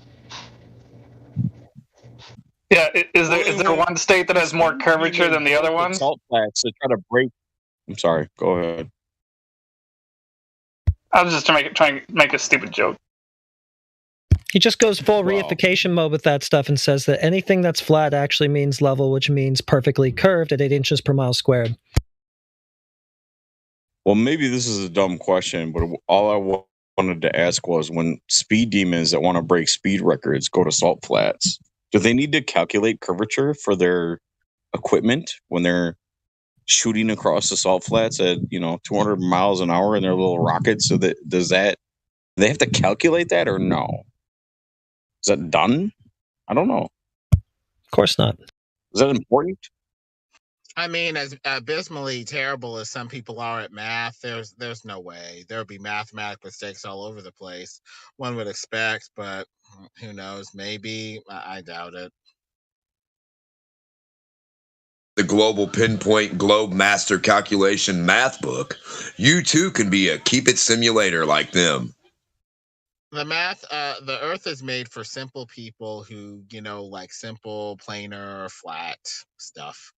This spherical geometry is a conceit of mathematicians who are obsessed with numbers and how they can, confuse and frustrate people and just make people give up and say whatever. It's just a way to confuse and hide, error numbers. I got a speculation. What if everybody in the U.S. military knows that it's flat, and every other military in the world believes that the United States went to the moon and therefore it's curved? So all their snipers and artillery guys, they're calculating for a curve that isn't there, and that's why we devastate the fuck out of them every time we get in a war. That's just speculation. But yeah, moving on to where's the curve? I don't know. Where is it? All right, guys, I gotta go to bed. It's late. Fun times. Good night. All right, have a good discussion. Night. Where is the curvature?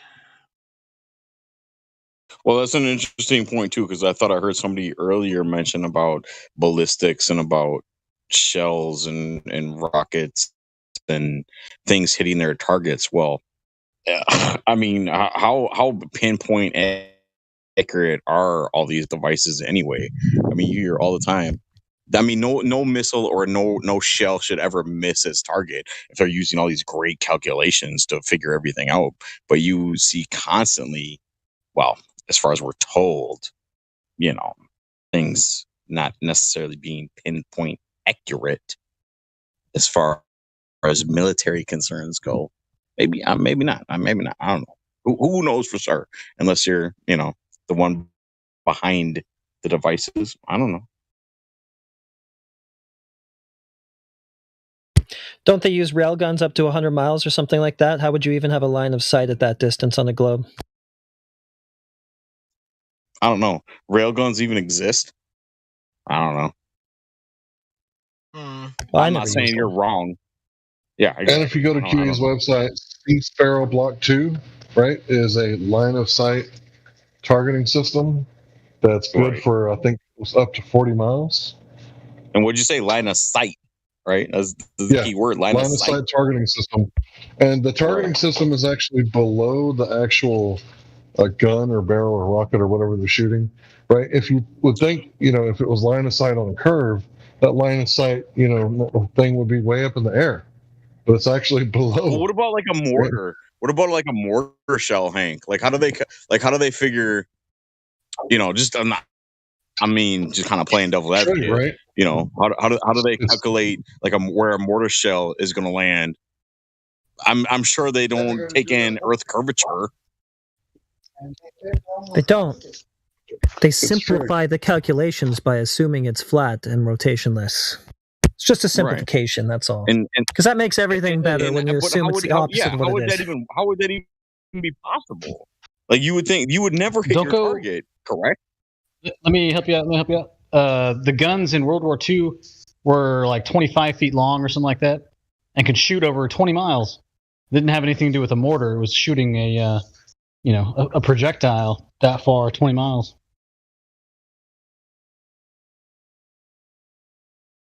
And how did they calculate where they wanted it to land? They could see it. Line of sight. Yeah, line of sight.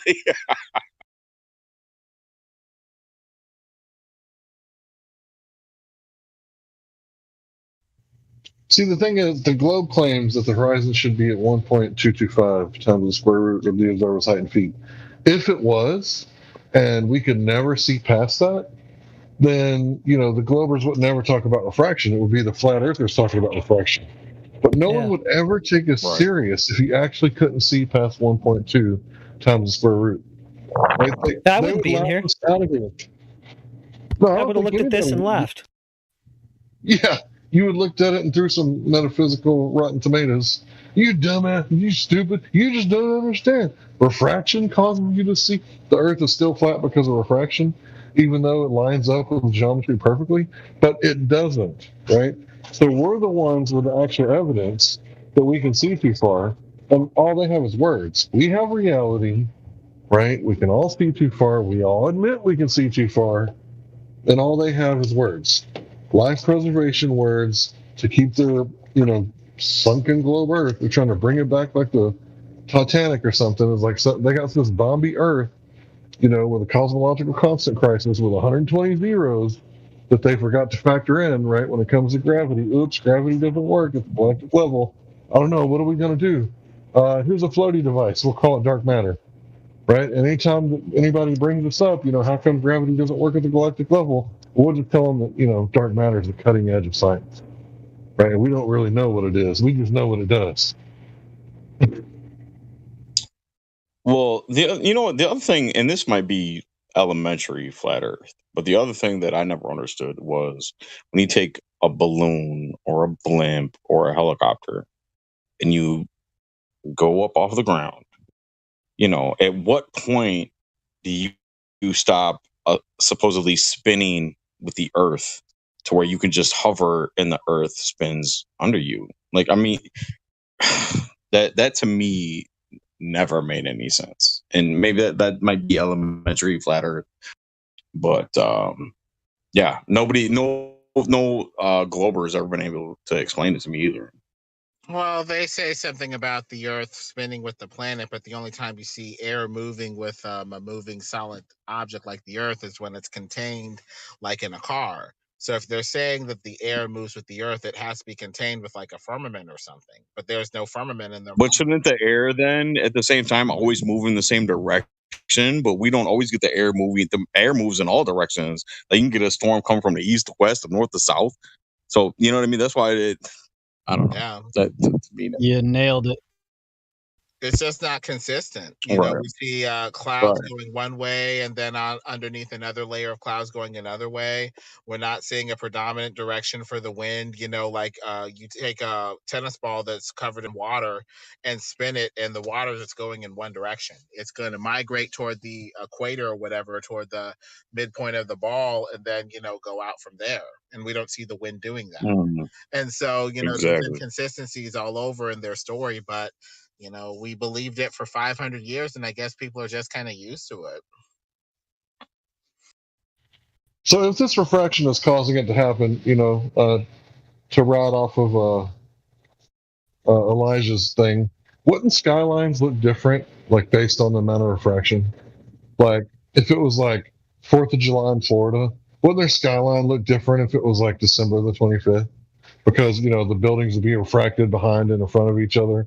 Like you couldn't spot like any skyline and be like, oh, that's Seattle, right? Because the damn needle would be way the fuck over there where it's not supposed to be, like behind everything that it's not supposed to be because of refraction. So we don't ever actually see this in reality, this super refraction that happens to where things are hiding behind each other, but actually they're in front of each other. How does that work? Like if I hide behind a tree, am I going to have to worry, you know, that refraction is going to cause somebody to see me? And I'm behind a big ass oak tree? No. Like there's never going to be a amount of refraction that puts me in front of that tree if I'm behind it. I don't understand. What's the difference between refraction and just a mirage? I don't know. I mean, so a mirage is a type. Go ahead. No, you're saying? So a mirage is a type of refraction, right? So it's mirroring something. So we all see it looks like the water on top of the hill, right? But there's no water on top of the hill. It's actually the mirroring of the sky onto the ground, right? So it makes it look like the sky is cutting off the hill and the hill looks a little short. I'm sure we've all seen that driving west at sunset during the summer. Like I'm pretty sure we've all seen it, right? It's an optical illusion. It's an optical illusion. So what it's doing is it's cutting the hill off, right? So what they're claiming is that the curvature is cutting stuff off. We never see that. What we always see is something's being obstructed, right? But they're claiming that it's unobstructing. So how do we verify this unobstruction, right? It's like I'm standing in front of the cop. I'm not letting him do his job. I'm in front of him in the perp. And he pulls out his refraction gun, and the perp is now appearing in front of me, and that way I don't have to go to jail because I don't want an obstruction charge. Wait. The rationale. Correct me if I'm wrong, but doesn't it? I think there might be another word for what you're describing with what's happening in the air. Because I mean, doesn't refraction, by definition, have to require two media instead of one media? Yeah, I know, but I'm putting myself in the baller's frame of reference. So I'm thinking like a baller in order to make the argument so that we can all see how dumb it is. I don't really think there's reflection happening, but I'm doing it like the baller would do it so that we can all understand what I'm saying. And you know what? If you don't like the way I argue, I apologize. I'll shut up and let you guys argue.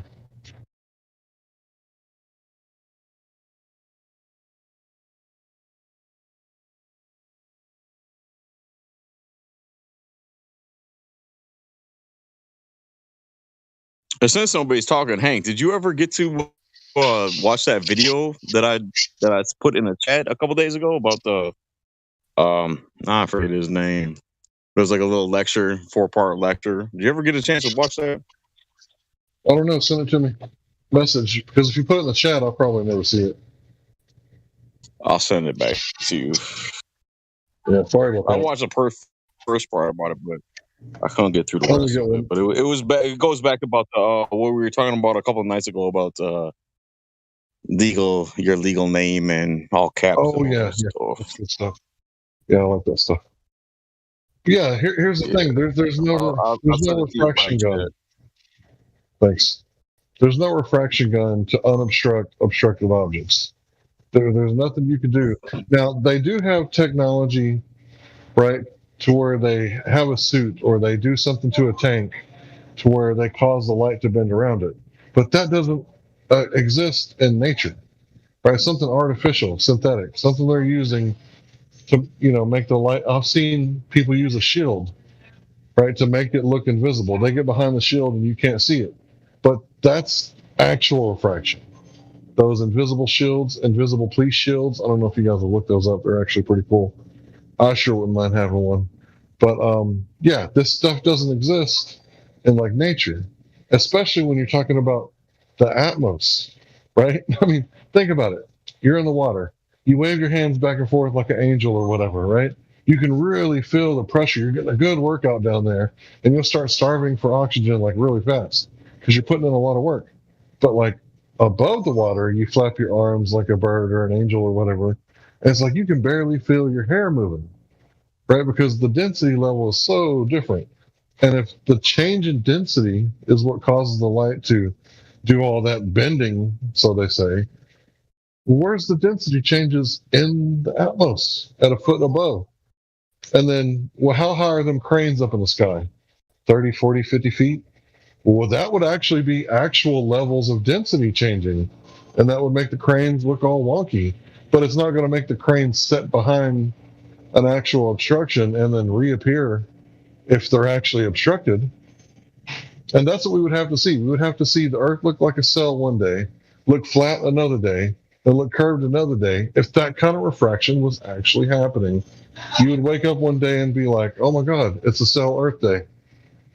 Right? Today the Earth is a cell. And I can see like the top of the buildings, like of that city over there, because the damn thing bent all the way up. And I can see the tops of the buildings. That shit never happens. There's no super refraction that happens like that.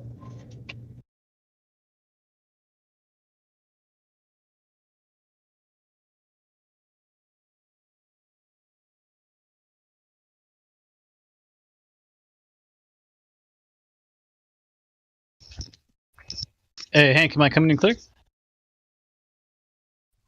Loud and clear. Right alongside what you were saying, is there any difference between the pencil in a glass that looks like it's shifted and the Skunk Bay GIF? Yeah, Skunk Bay is one medium. The straw in the glass is 3 medium. Okay, I gotcha. So that angle that you see, it's quite a change, right? Like it really is a big deal when you're spearfishing and you're trying to hit the fish that looks like it's there, but it's actually where it appears not to be. So it's like really hard to grasp it. But once you've seen it, right, it's like, oh, that requires 2 media. And to think that it can happen with 1 medium, that just requires a great deal of faith that I don't possess because I've never seen anything like that.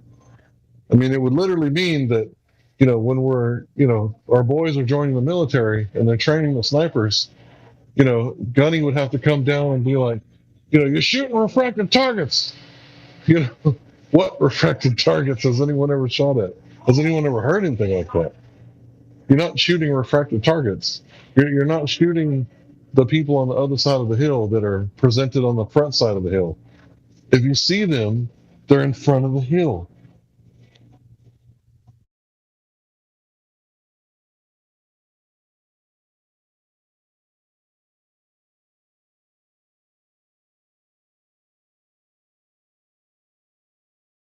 Can you imagine how easy it would be, right, for the guys at Troy, right, that were hiding behind the horizon? How easy would it to be to just wait for a really good refracted day, and then the city of Troy would unleash all their armor and catapult and, whatever kind of artillery they had.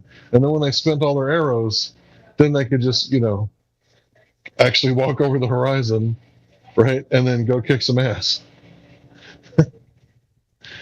So yeah, it's one of those things. Nowhere in history can anybody see where level means curved before 2015. I want to see that. That's what I want to see. Show me a dictionary before 2015 where level means curved, and then people are using it in a sentence. Please make sure those pictures are nice and curved when you hang them up. Right? That's what I want to see. I think they were just trying to say smooth, and they just misspoke.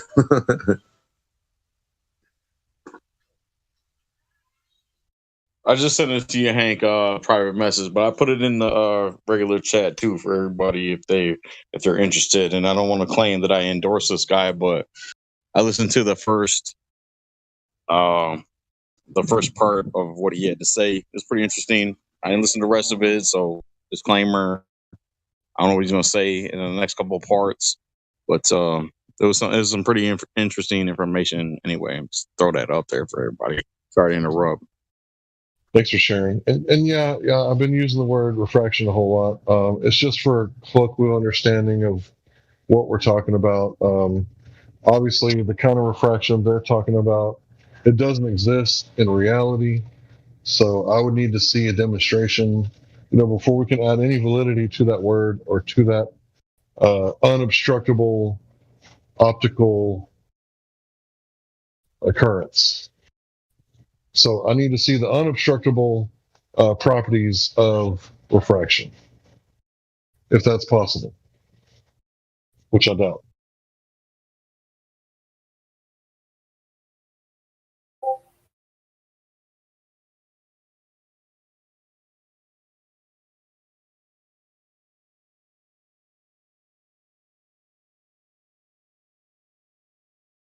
They calculated.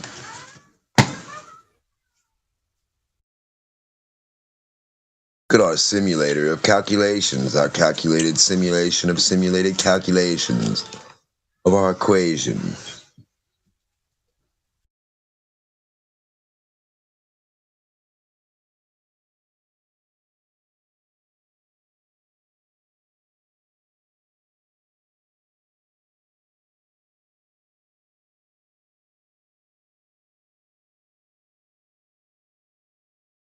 Formula. Formulated. Man, I gotta say that unobstruction gun, that sure would be handy. You're looking for something, and you just blast the atmosphere with your refractometer, whatever the fuck that is. Like, oh, there's the perp. He's hiding on the other side of the house. Like, cops would definitely be using that shit if it was something that was real. There's the perp. He's hiding behind the bushes. Yeah, just shoot your refracted sunlight to him. Yep. Hell yeah. Does it matter which direction? So if the sunlight, I've always wondered this, like if the sunlight or the flashlight's behind you, how is it showing the front of you to me or the front of you being refracted to me? Doesn't it matter where the sun source is? How could it not? Directionality of the light from source to the object. If I'm shining the light on the back of a house, how would it then show me the front when the front's in shadow?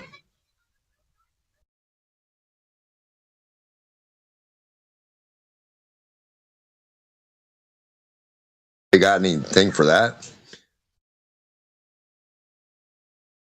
If it's not, or if it's out at the horizon with the boat and it hits the back of the boat, now what's going on? Or if it hits the front of the boat, now the sunlight is just like it's carrying from the sun that's behind you forward to hit the horizon and hit the boat, hits the front of the boat, but the sunlight's carrying a different direction from you.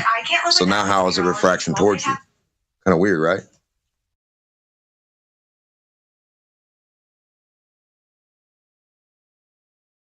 I don't get it. I think it basically boils down to.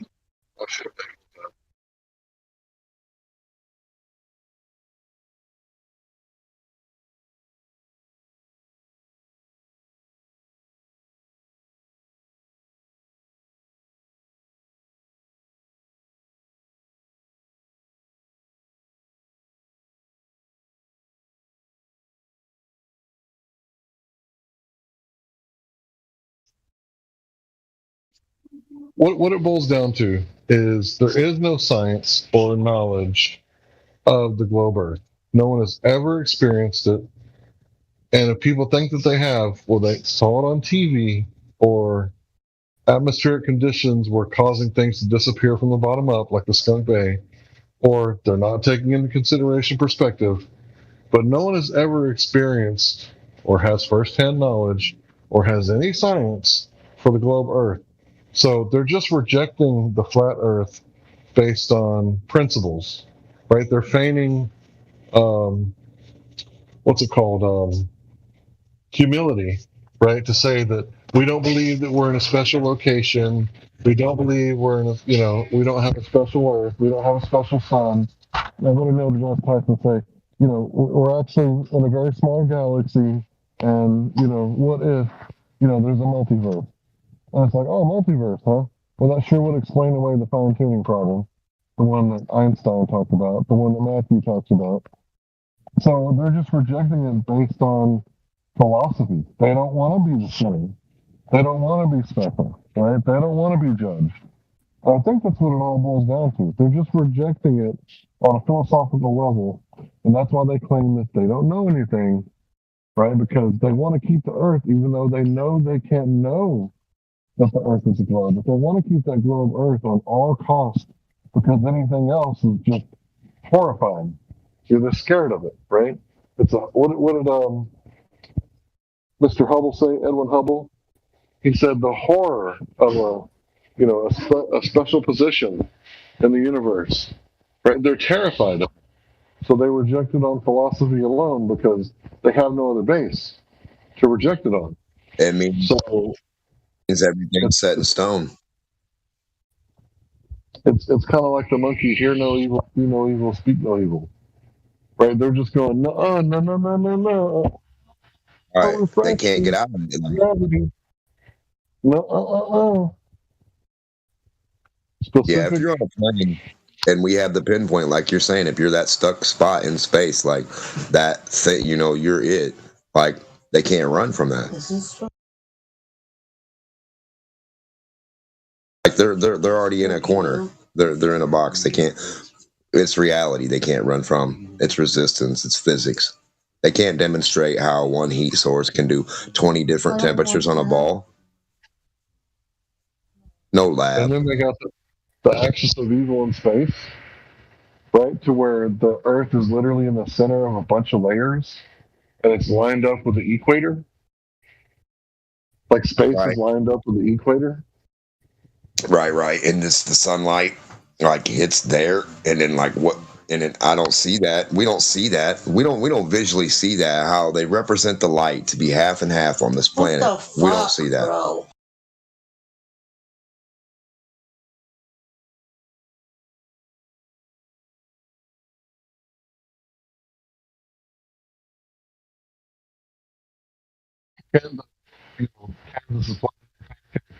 You read the bottom of it.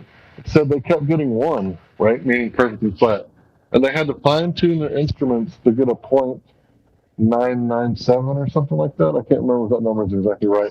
But in other words, it was so fucking flat that they had to fix their machines to actually measure a deviation from flat.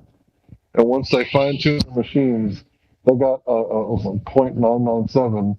And, they said that, it's damn flat. And the reason they said damn flat, because in 1995 in academia, people didn't drop F-bombs.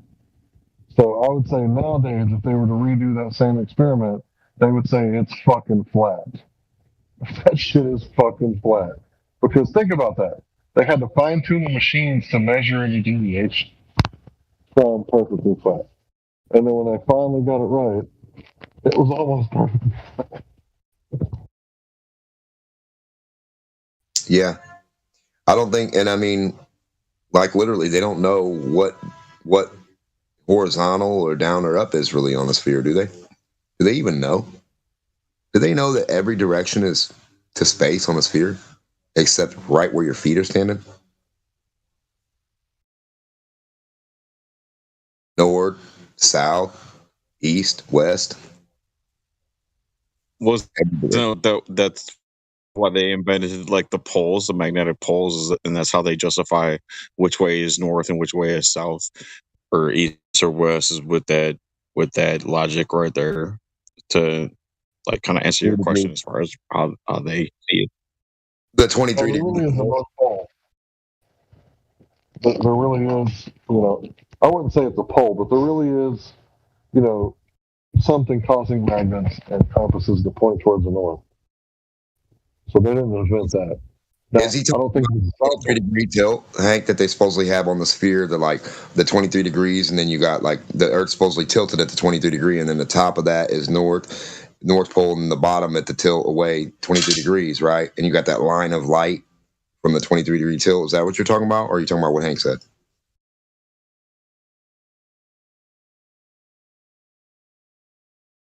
On like a tilted axis, a tilted 23-degree tilt, the Earth is supposed to be. I mean, that's what they claim.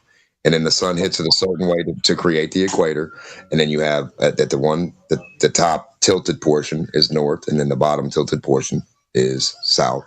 They're both frozen.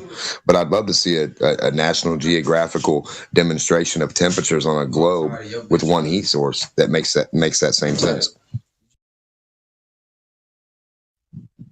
Yeah.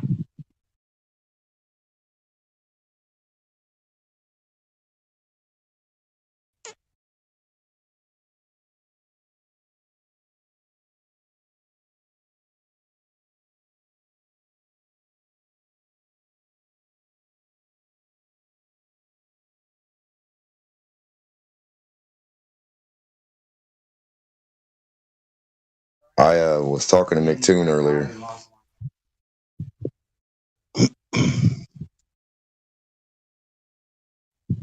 He said he'll do it, but we got to work on the logistics of it.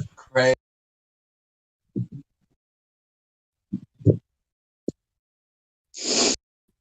I could release a helium balloon vertically, and it could reach the sky, the clouds, and go above the clouds on camera live before any rocket horizontally or any man-made object, railgun, rocket, bullet, anything. Because on a sphere, you should be able to go straight horizontally from a laid down position and get to space faster than a hot air balloon that I release from my hand that goes slow. Right?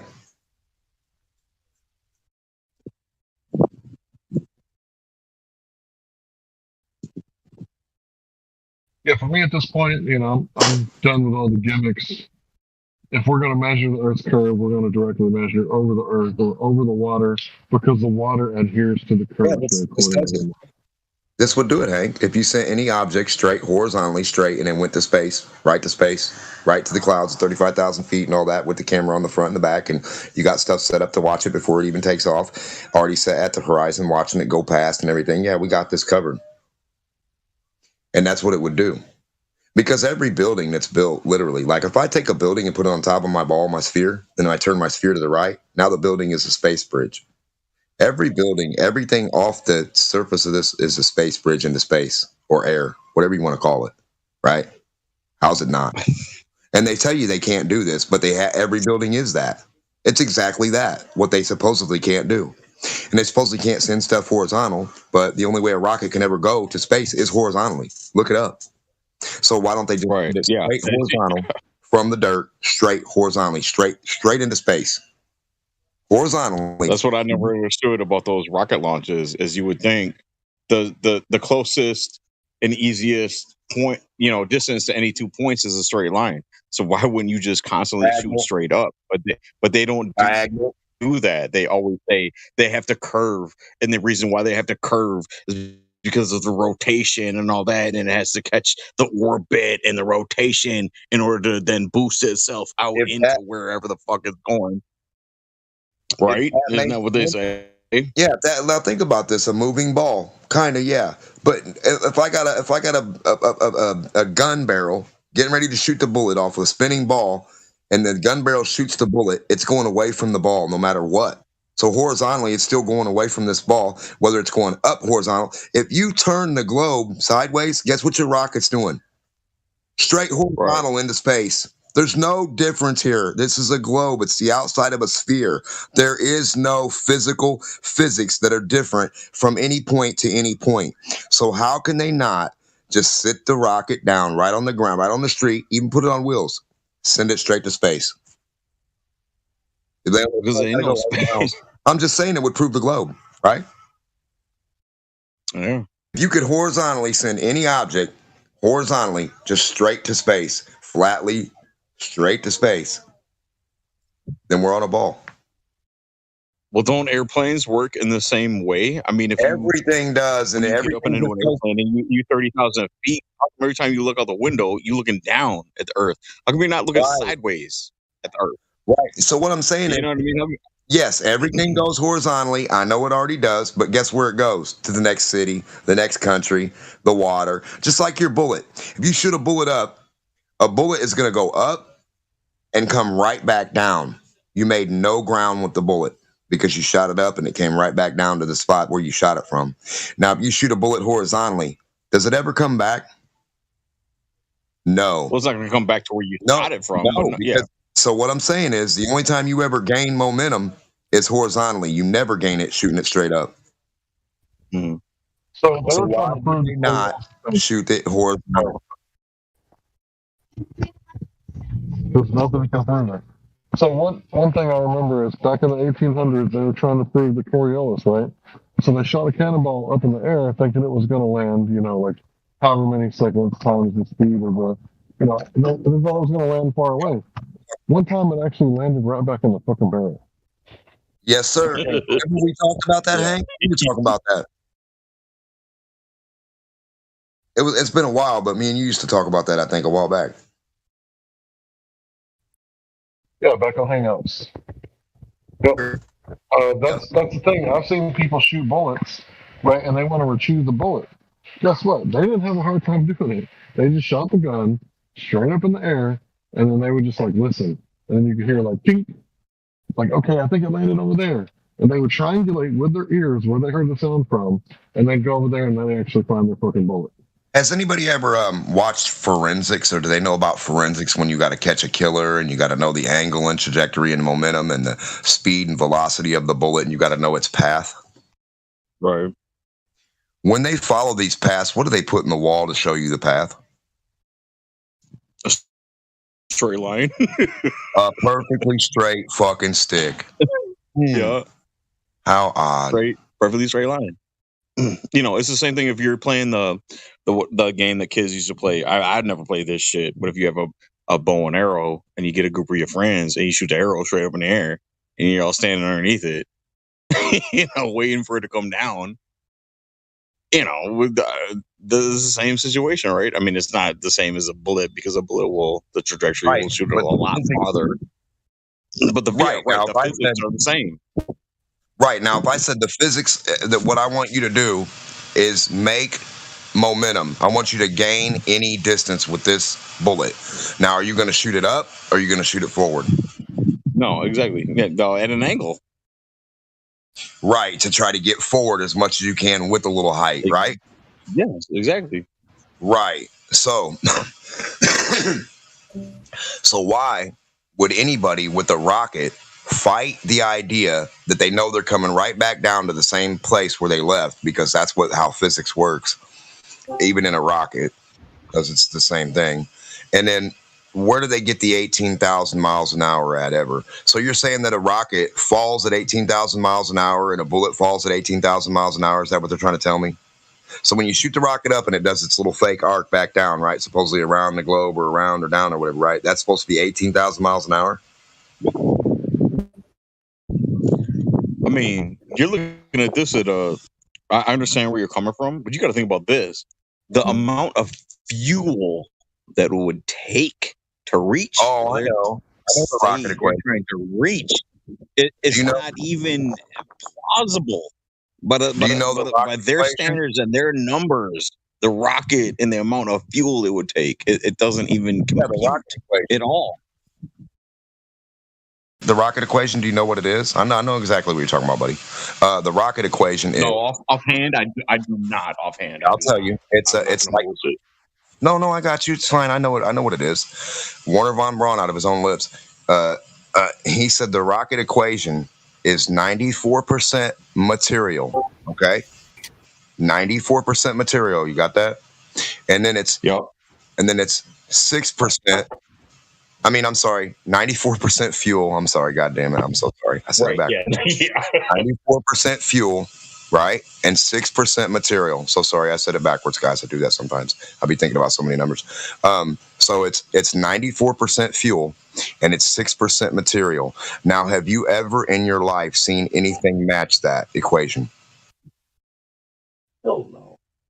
No, because once you put a fin on there, you're done. Once you put a wing on there, you're done. Once you put a needle, a nozzle, a rocket, a person, a radio, anything on extra to that equation, you no longer have a rocket.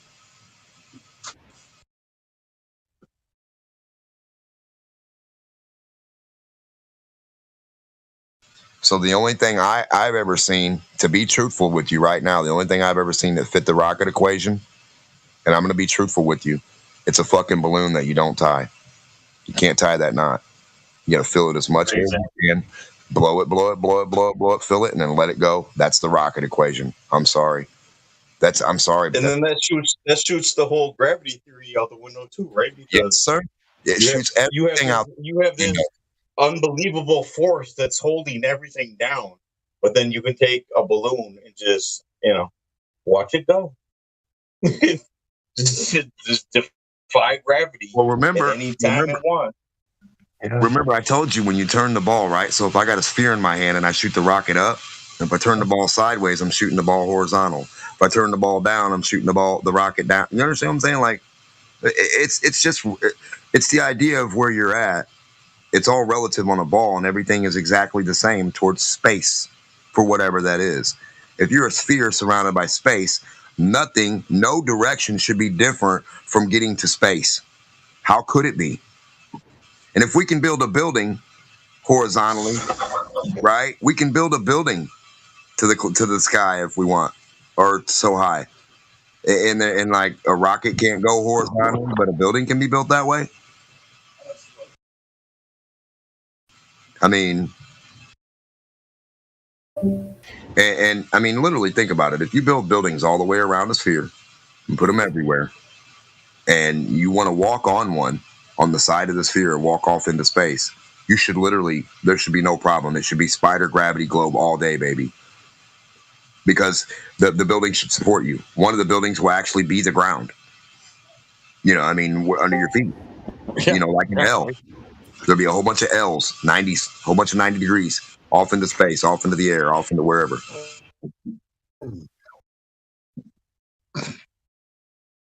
And they should be able to still with that, they should be able to build a platform, like you're saying, like a building where they could launch off the top of the building, right? And even get any building closer. Yeah. Yes. Building right on the top of the ball, right off the top, like a T or like a line, like where the observer's standing. If you put your little guy on the top of a sphere, you're the highest point ever. Now you take a toothpick and put it there. There's your space globe. There's your building. There's your tube. There's whatever you need. It's right there. Boom. I got a question. Who's the number one expert in light in here? Isn't it AI? So if you guys see AI, ask them this question. You're talking about like what do you? So you're done. What about light? All right. So I'm sorry. What did you say? What about what? Light. I'm trying to ask a question. I'm speculating here. Okay. So if light was bending the way that they say that it's bending, wouldn't it interfere with the frequency? Because light is traveling in a frequency. Yeah. Up, down, up, down, up, down, up, down, up, down, up, down, up, down, up, down. Right? You're breaking up. Get. Yes, it has its wave pattern that rides along its area. Yeah. Right. So if it were bending the way that they say that it's bending, like around the curve, wouldn't that stretch out the frequency? Yeah, those waves will have a high.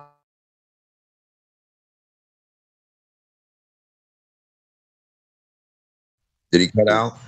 Yeah, he did. Yeah. I think what it does, Hank, is it widens. You know, it doesn't really curve like they say, and exactly what you're saying is right. It would have to bend, and it would have to act accordingly physically to that bend, and that middle source of light would have to react to that bend. And how would it do so? How would you get it even, like the way it spreads and the way it reacts? How would you get the bend in it? Yeah, that would kind of break the strength of it too, wouldn't it?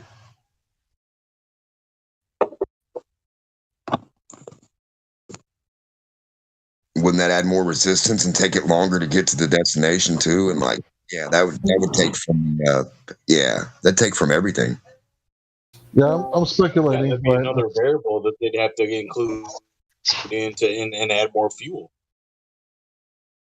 Right, because I know that when I look at trees at like 3 miles away, which is about the extent that I can see, right, because there's an interstate carved out in the middle of the piney forest in Texas. So there's like some spots where I can see like 3 miles away. And the trees that I can see, they appear to be a lighter green at a distance.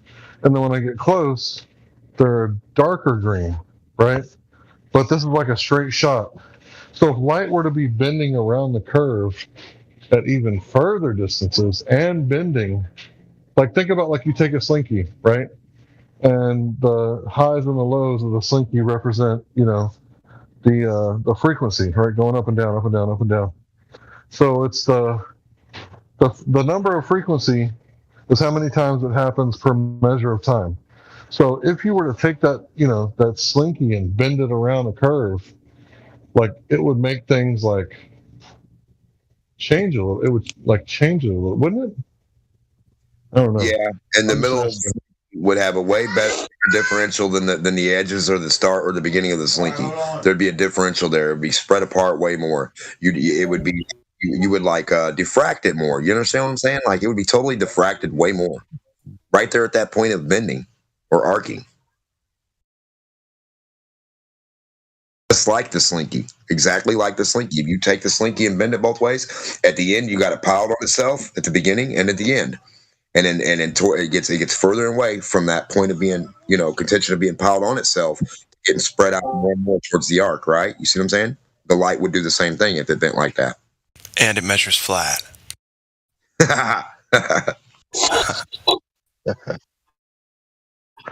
But you see what I'm saying? Like you're slinky now. Good.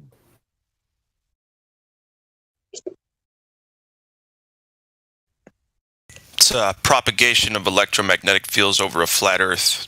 U.S. Army does it. Navy does it. A rainbow is the only thing I think that would match the idea of whatever that is. The arc of a rainbow. Dude, right? They'll just say rainbows are proof of curvature. That's what they'll say.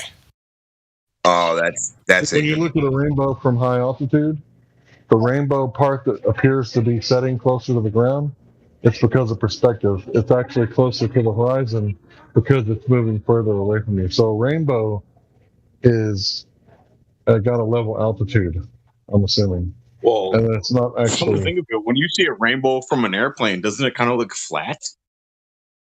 All the times I think of when I've seen a rainbow from an airplane, it doesn't have that arc shape. Maybe I'm wrong. Maybe I'm misremembering. But I swear the few times that I've seen an actual rainbow from an airplane, it didn't look like the way you see it from the ground. Maybe I'm wrong.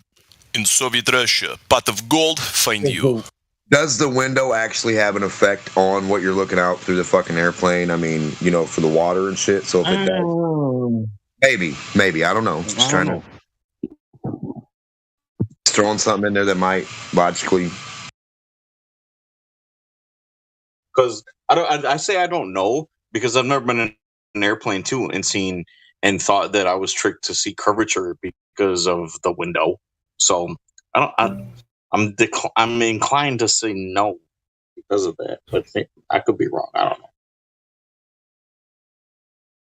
Well, I've never been in a damn airplane, so that's why I have to ask the question. I don't know exactly how much or how crazy the distortion is. I know there is some, and I know I've heard a lot about it, but I myself haven't like looked out an airplane window and seen any, you know. So yeah.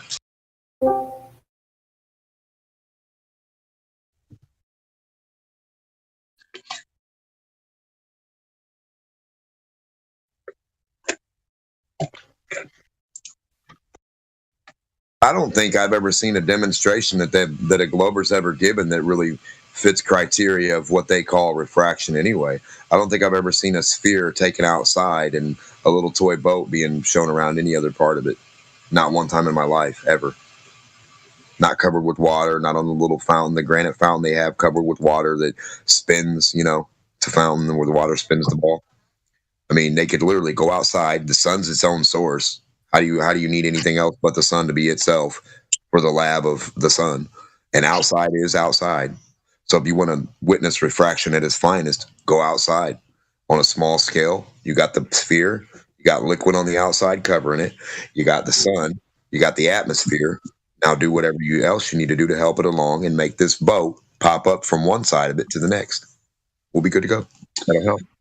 Well, that's the thing too. They're never gonna. A Glober is never gonna admit and use anything that they actually see and experience as truth, and unless somebody else tells it to them, they don't think like that. They don't think like you and me. They don't experience life in that way, I think.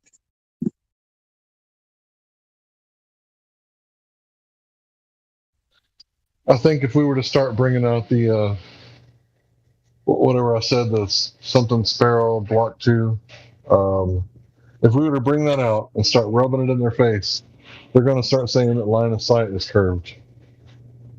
Yeah. Why don't they have a rocket launch from the horizon itself? Why would you not launch your rocket horizontally directly off the horizon? Wasn't there some bullshit excuse as to why all the rocket launches in the last so many years were done from Cape Canaveral?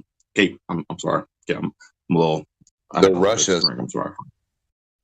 But isn't there we had to rent them off? Why they do it from Cape Canaveral?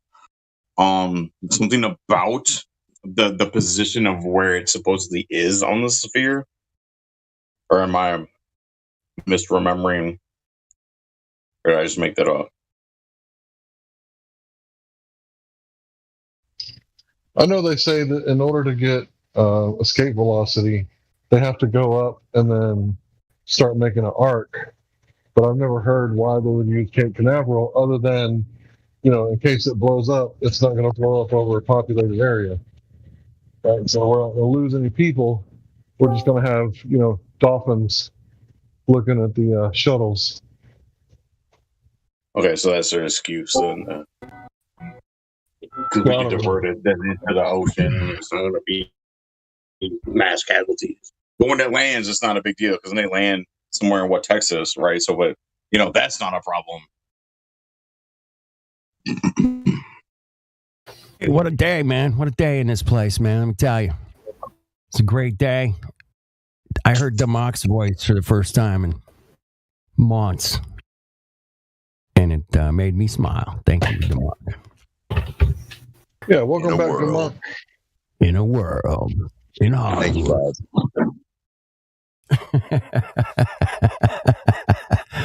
In a world. I love it, man. All right. Now, there were some good Mongos up in here today, man, coming in here with their cookie stuff. But there was one guy, man, I thought he's 51. He's like, I don't know if I can do this. He's totally like, you could say he was a fencer. He's totally like, oh, man, he's questioning his own shit, man. It's a tough one. I get it. They all question their own shit. Right? Yeah. They all like, end up questioning their own shit. But no, he sounded like he's like, right. Like, oh my goodness. He had at least 1 foot in the water. And he's like, oh shit. Well, I mean, I asked the question, what's a rocket got to do to get to space? And it said, no matter what, a rocket has to go horizontally to get to space. It has to. It has to. So no matter where they go up, down, around, back, forward, no matter what. So why don't they just start and go horizontally right to begin with? That's a good question. I don't know, man. They got their big fireworks show, man. Looks good, man, on video. I know why. Why bet them? Bet McToon. I made McToon a bet that a hot air balloon, I bet a hot air balloon or a helium balloon let go. If I let a helium balloon go right now, let it go, it will go to the clouds and past the clouds faster than any rocket or any object they got going horizontally. Yeah, no, I was just gonna say, like, it's I'll make them a cash bet. I swear to God, I'll put whatever. Crawls up. It's almost like it's being hampered as it's trying to go up fast, but something's making it go so slow. Because, like, maybe it's just like a laser light show and it's not real at all. No, not like that. It's just a big hot air balloon. Looks good, man. It is, yeah. I mean, it goes up so slow, and like, what is it? What do they say it gets up to? Tens of thousands of miles an hour. Why did that Go Fast rocket go so quick? Yeah, right. That's actually a really fair question. 18,000 Dude, it screams into the sky from the ground. It goes. Yes. 666, guys. 666. 18,000. Because the Go Fast rocket use helium. That space shuttle launch. 3 times the speed of sound. The shuttles have helium, didn't they? I have a question. It never makes a sonic boom on the way up. Never, ever. Somebody's got a question. Can someone explain what earthquakes are? Tectonic plates don't bleed, or hey, there's a new guy. Oh, we got a new guy. Whoa, we got a tectonic plate question? Well, I want to know how do earthquakes happen if tectonic plate? Like if we're not a sphere, there's no need for tectonic plates. Who said tectonic? Hold on. Can we take him through the 3? Go ahead, Hank. Take that one, Hank. I know you know that one. Take him through the 3, and then let him rip. Okay. So I'm gonna answer your question, right? But first, I want you to answer 3 short questions of mine. Okay. So new guy who asked the question. If you don't know the answer, just say you don't know. It's not a big deal if you don't know. Many men know many things. No man knows everything. I apologize for the background noise. So, first question: has anyone in ancient history, up until modern times, directly measured the curvature of the Earth? And if so, how do they do it? I do not know. Okay, cool. How about axial rotation? Same question. Do not know. How about the vacuum of space without a container to contain the Earth's pressure? Do not know. Cool. So we're not going to say that we don't believe in tectonic plates, because how are plates shaped? If the surface of a plate, like a sheet metal, like a plate of metal, like that goes into a chest piece, to guard you from bullets. What are they called? I know exactly sheet what you're metal, talking about. plate metal. Yeah. So tectonic plates. Are you talking about like bulletproof plates, like steel plates? Yeah. Steel plates. Okay. Right. So those are shaped flat. So we're not necessarily disagreeing with the tectonic plate theory. The people who believe in the Earth have to understand that it's called plates for a reason. It's not tectonic bowls, right? Because the Earth isn't curving. And if it was curving, they could call it tectonic bowls and nobody would ask any questions. So why do earthquakes happen? We don't honestly know. But the tectonic plate seems to be a pretty good theory, because the Earth is dynamic above the crust. You would think that it would be dynamic below the crust. So why is it happening? Well, when you drill, right, sometimes you might drill into water. Sometimes you might drill into, oil, like crust. Sometimes you might drill into oil, right? So what happens if the oil goes into contact with the magma? Well, you might create an eruption, right? So what happens if there's an eruption? Well, things might slide around, right? And if you got, places like California where there's all this activity, volcanic activity, maybe oil is getting pushed into magma, and that's going to create a fuck ton of fucking pressure, and that might cause earthquakes where the magma or the oil never actually reach the surface, but they're just moving around down there. And this is a lot of speculation on my behalf. We don't actually know what causes earthquakes. We just observe them. They're scary. And I live in earthquake country. I've felt many of them. I've seen the ground do like a wave, like a water wave. I'm like, oh shit. It's and that's crazy. gotta be tough. Yeah, it was tough, man. Kind of tripped my head out for a long time. We have a survivor, y'all. We have a survivor. Yeah. I've survived, I don't know, probably 6 or 7 earthquakes, a couple big ones. Damn. Yeah. Are you down south? Yeah, nobody claimed in here. Yeah, No, he's in California. Southern California, yeah. Oh, yeah, sorry. I forgot about that. Where are you at? Where are you in this beautiful state we call California? I live at Disneyland. Oh, I'm sorry you live in LA. That's gotta suck. That's a different type. No, it's Orange County. It's different, man. It's not. Oh, see, yeah, I know exactly where you're at. You're in yep, I know exactly where that is. I'm on the 33rd parallel, okay, man? You live on a nicer part of LA, that's for sure. Fucking Orange 33. That's where I live. Complete Illuminati confirmed. Yeah, I live in Sac. Dude, I love Sac, man. Hey, there's a brewery in Sacramento called Dust Bowl.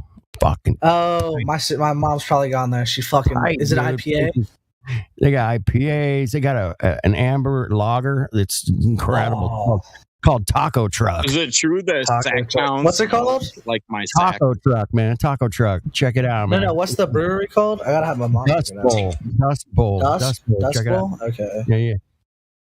There's a winery there, man. Scribner's Winery. Oh, great place, man. If you like. Would anybody else like to answer that question? Because I feel like I hogged it. Plates are flat. The question was about plates, and they're flat. I checked it out. So are plates 100% flat though? Are all plates 100% flat? They have like a rim around them, but they're like flat in the middle. Yeah. They have a curvature to them, correct? Well, they kind of go up on the edges, kind of like a ice wall kind of thing, and then it's flat. Yeah, I don't know. Well, I mean, there is nothing on this earth that is 100% like just straight flat. Like water, everything's got little divots and stuff. No, water takes the form. Water takes the form of whatever it's in. But the top of the water, man, the top is flat, man. Fuck. Come on. I mean, I don't know if it's flat. It's you flat, jump in it starts to move. I checked it out. I was at the beach the other day, man. At the beach. Fuck all, man. Yeah, the beach. Yeah, dude. Flat, always man. flat, huh? Those waves Always don't make it move. Well, out there on the horizon's flat, man. Every time, guarantee. I don't know, man. I've seen to this guy who's wondering if the water's flat. Okay, you ever been at a lake or the water is like really still, right? Not a whole lot of waves, not a whole lot of wind, and you can see the moon or the sun setting or rising, and you can see the reflection off the moon all the way from like the horizon all the way to your feet. You know it's only possible on a flat surface, right? So that's a good question. I have a question kind of going off that. Go ahead. So how does the sun do you guys believe that we rotate around the sun or the sun rotates around us? The sun moves overhead just like you see every day, just like you experience. The sun moves, right? So you think the sun revolves around us then? Yeah. So how does that work? How do we not all see the sun all day every day? Why do we only see it 12 hours? If we're a flat sphere, or if we're a flat circle, how do we not see it 24 hours? Okay, so you're thinking the sun is like 109 times the size of the Earth, which you don't know that. And you also think that it's 400 times bigger than the moon and 400 times further away, which you don't know that either. You've never experienced that. You've never been able to measure that. Right? But they told you that, and you believed them because you were 5 years old and you barely knew how to wipe your butt when they told you that. So the thing about it is that we don't know how big the sun is or how far it is. But if you turn on your flashlight and you walk in a circle around your backyard, how come the whole backyard's not lit? Because of light attenuation. The inverse square law of light dictates that light, every time you double the distance from the source, its signal strength is going to diminish 4 times. Well, how big is the circle and how far am I from the circle? Because like you said, we don't know distance, so we don't know.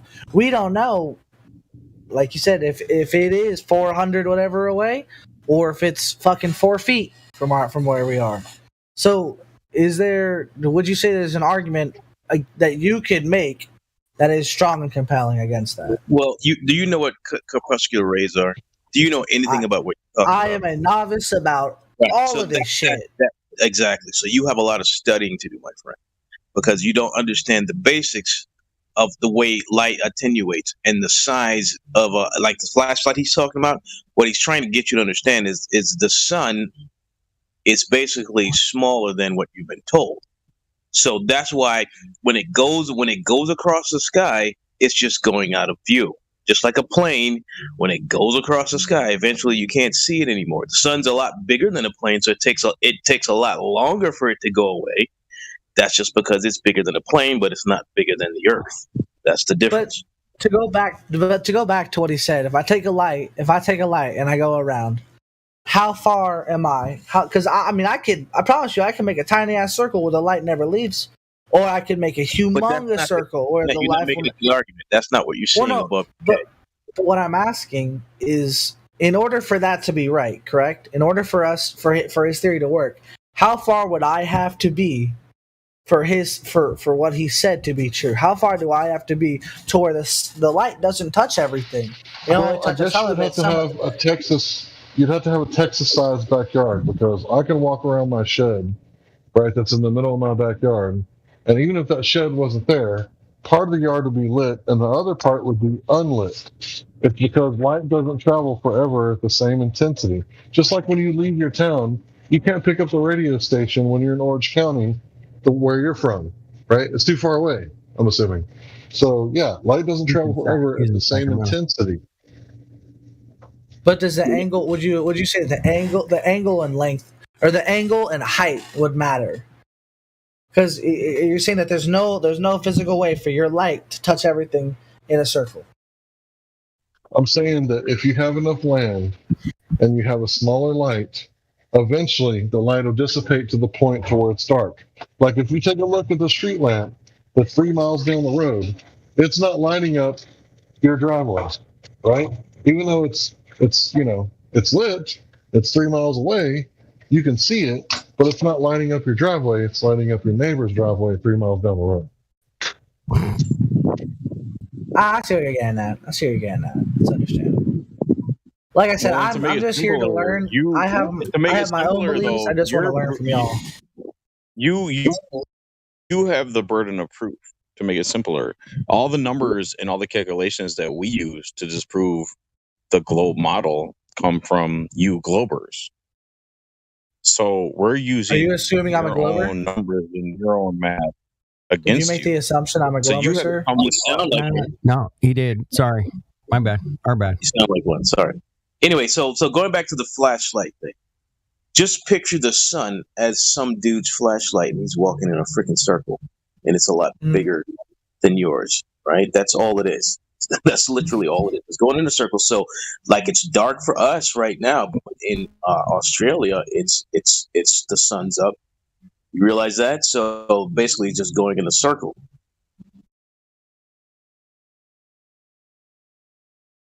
So how did you guys realize? So I just want to get some stories. Well, the ground measures flat. One at a time. I have my own. He's got a good ground measures flat. That's where you're going. The ground measures flat. That's how we realized it. We measured the Earth, and it turns out it's totally flat. So when did you guys have like your moment of realization that the Earth isn't a globe? It was when we measured it, but we're not the only ones who measured it. There was a guy who took the Guinness Book of World Records longest photography, right? 273 miles, Mount County. No, this is the Guinness Book of World Records.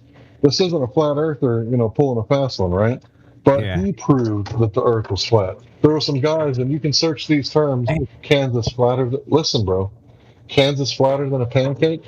If you search those terms back in like 1995 or 96, there was a couple of guys from a college, and they actually measured the surface of the Earth, and they determined that Kansas was flatter than a pancake.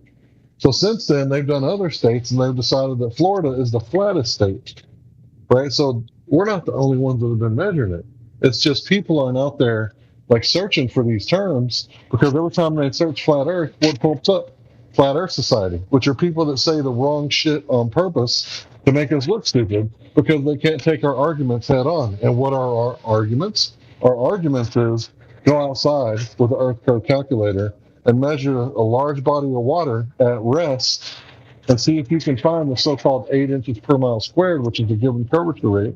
And that would put 10 miles right away from you behind 66.6 feet of curvature. So guess what? I went to Corpus Christi because I live in Texas, And I could see stuff that was 10 miles away that was under 3 stories, under 30 feet. It should have been behind 66.6 feet of curvature because I was literally in the ocean with the water up to my armpits. And I'm assuming the waves that day were at least about a foot.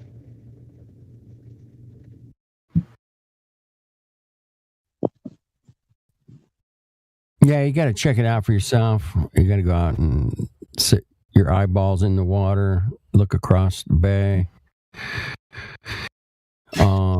You know, see that there's no curve, man. I can see 50 miles left, 50 miles right on a clear day out here in the Pacific Ocean. And there should be a 7,000-foot hump of water somewhere in the middle. And it's not there, man. It's just not there, people. It ain't there, man. I checked it out. And don't believe me? Hit the beach. Check it out for yourself. Yeah, but that's the funny thing. The Flat Earth Society and the anti-Flat Earthers, which are the same thing, basically, they'll tell you to look at the sun, look at the moon, look at the stars, look at the eclipses, measure the shadows on these sticks and wells. Whatever you do, don't measure the Earth directly over a large body of water. So if the Earth be curving and 70% of it's covered in water, then the water has to be bending around the curve at 80 miles squared, and it's not. And it should bend left to right, back, front. It doesn't. And we checked it. Man, we've been checking this stuff out for almost a damn decade now. And so why would the government lie to us? Oh shit! Hey man, I'm gonna give you. I'll tell you what, man. I'm gonna give you your own private island. You can fly anywhere. You can do anything. You don't have to have a passport. I'm gonna give you millions of dollars, and all you gotta do is shut up. I mean, really, why would the government tell you the truth? Why would actors act? My question is, why would actors act? Why do actors act? Oh, they get paid. I'll take you down a certain thought on this because I've thought about this for a while, and it sounds just as ridiculous. Let's say it's flipped the other way around. Let's say it's common knowledge that the Earth is contained in its level. It was common knowledge for years. Wouldn't you tell everybody? We're trying. We're trying, man. We're trying to tell everybody it's. Here's the thing. He's trying to make a point. Let him make his point, please. If you tell everybody it wasn't even a question. Contained, if you tell everybody he's trying to make a point, please, and then you lie and tell them it's level and contained, when really there's this whole vastness of space that actually exists. Wouldn't you lie about that and tell people that it's flat and contained so that you could get space to yourself? Yep. Yeah, they would flip it 100%. It goes both ways. I would lie. If the Earth was actually level and contained, I would tell people, or if the Earth really was a ball, I'd tell people it's not. Oh, well, I just don't get it. So I get space to myself. He's just flipping the script, man. He's flipping the script. So instead of us, if it was totally, if everybody was taught it was flat, they would say, there'd be conspiracy people out there. No, man, it's a globe. Check it out, man. There's a globe, dude. It's really easy to understand, right? If you're looking for a motive, NASA's budget is $62 million a day. What have they provided you to help you out in your everyday life? Some cartoons? Pretty awesome. What are they giving you? So how the fuck does this ice wall work, dog? Someone explain this ice wall to me. So if you look at Antarctica, it's a continent, right? No, the ice wall. The Antarctica is the highest elevation continent in the world. So when Cook was sailing around Antarctica trying to gain entrance, he couldn't get over the ice wall of Antarctica because you got to climb up it before you can get in it. In fact, they say that he sailed all the way around. Yeah, 100-meter ice wall. So if you look at Operation High Jump is when they actually jumped over that ice wall when Admiral Byrd went down to Antarctica, right? And then you look at, Project Dominic or Operation Dominic. So that means of the Lord. And then there's Operation Fishbowl. So Operation Fishbowl of the Lord, that's when they were nuking the sky for some odd reason. But yet they tell us when we go there, we can't even leave our poop behind because the penguins. right? But they can nuke the sky, but we can't leave poop, because the environment and global warming. So why would they nuke it? What's the reason of nuking it? Well, some people say that we're contained. How are you breathing right now if the gas pressure of the Earth is sitting right next to the vacuum of space? And wouldn't that mean that the gas pressure would spew out? What if you had a propane tank and it's got 250 psi in the tank and you open the nozzle? What's going to happen? It's going to spew out until it reaches equilibrium every time, even on Sunday, right? So Every you guys day, don't believe no in the matter what. atmosphere then? No, we're asking you, how are you breathing right now? Of course we believe in the atmos, right? The gas that's in your lungs, right? The gas that's, coming out of my mouth and vibrating, right? And then, you're getting the sound coming through your speakers, which are vibrating. Yeah, we believe So in if the I atmosphere. if I So release listen, that P. Okay, sorry. Yeah, just real quick. So you said you don't know of any time that they measured it. You don't know of any time that they, caught the Earth spin or gas pressure without a container. So basically, at this point in your life, you got to realize that you got a belief, bro. You've never experienced the Earth as a globe in space. You've never seen it from that point of view. In fact, the only time that you have seen the globe is on a teacher's desk, and that was a model. You know the difference between a model car and a real Porsche, right? A real Porsche goes like 180 miles an hour. The model Porsche does not. So when you look at reality, the only time you've ever experienced the Earth as a globe is on TV, in a magazine, or in your mind's eye. You have no firsthand experience of curvature. Well, so I want to go back to that PSI thing that you're talking about. So if I was to release it into a balloon, then wouldn't that make sense? So yeah, I released it, but I released it into a bigger bubble, and then that bubble, everybody can breathe inside of that bubble. But there's just enough protection. Then it's just enough protection to where, say I could breathe, but it's not going to go everywhere else. You're already in a container. What the hell's wrong with you? Well, no, because what I'm trying to understand is, so you're saying that you believe in the atmosphere, okay? Or for the most part, you believe it. It's a giant balloon. It's a giant damn balloon. There you go. So we live on a flat balloon. Yeah, there you go. Inside of the balloon. We live inside the balloon. There you go. That's the best way for you to understand. Unless you can demonstrate gas pressure without a container higher than 14.7 psi, which is what the gas pressure is at the ocean. So if you have a blowout, right, and the guy tells you to the tire shop and you say, look, I don't get paid till Friday. If you can just put the gas pressure back on my rims, I'll come back and pay for the tires on Friday. They're going to put you in the mental asylum, bro. They're going to say that you're crazy because everybody knows that you can't have gas pressure or tire pressure without the tire or a container. The inner tube, right? Well, that's just basically for like a bicycle tire, but yeah, you get what you're saying. So now you're going to have to explain to us how the air is staying on the ball. If the Earth is a ball, how is the air staying on it?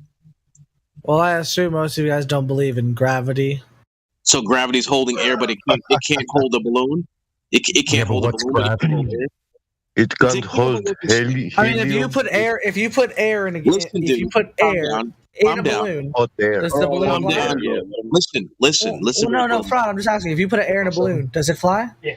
Listen, we're not talking about air. This is what I'm trying to get you to understand. Helium.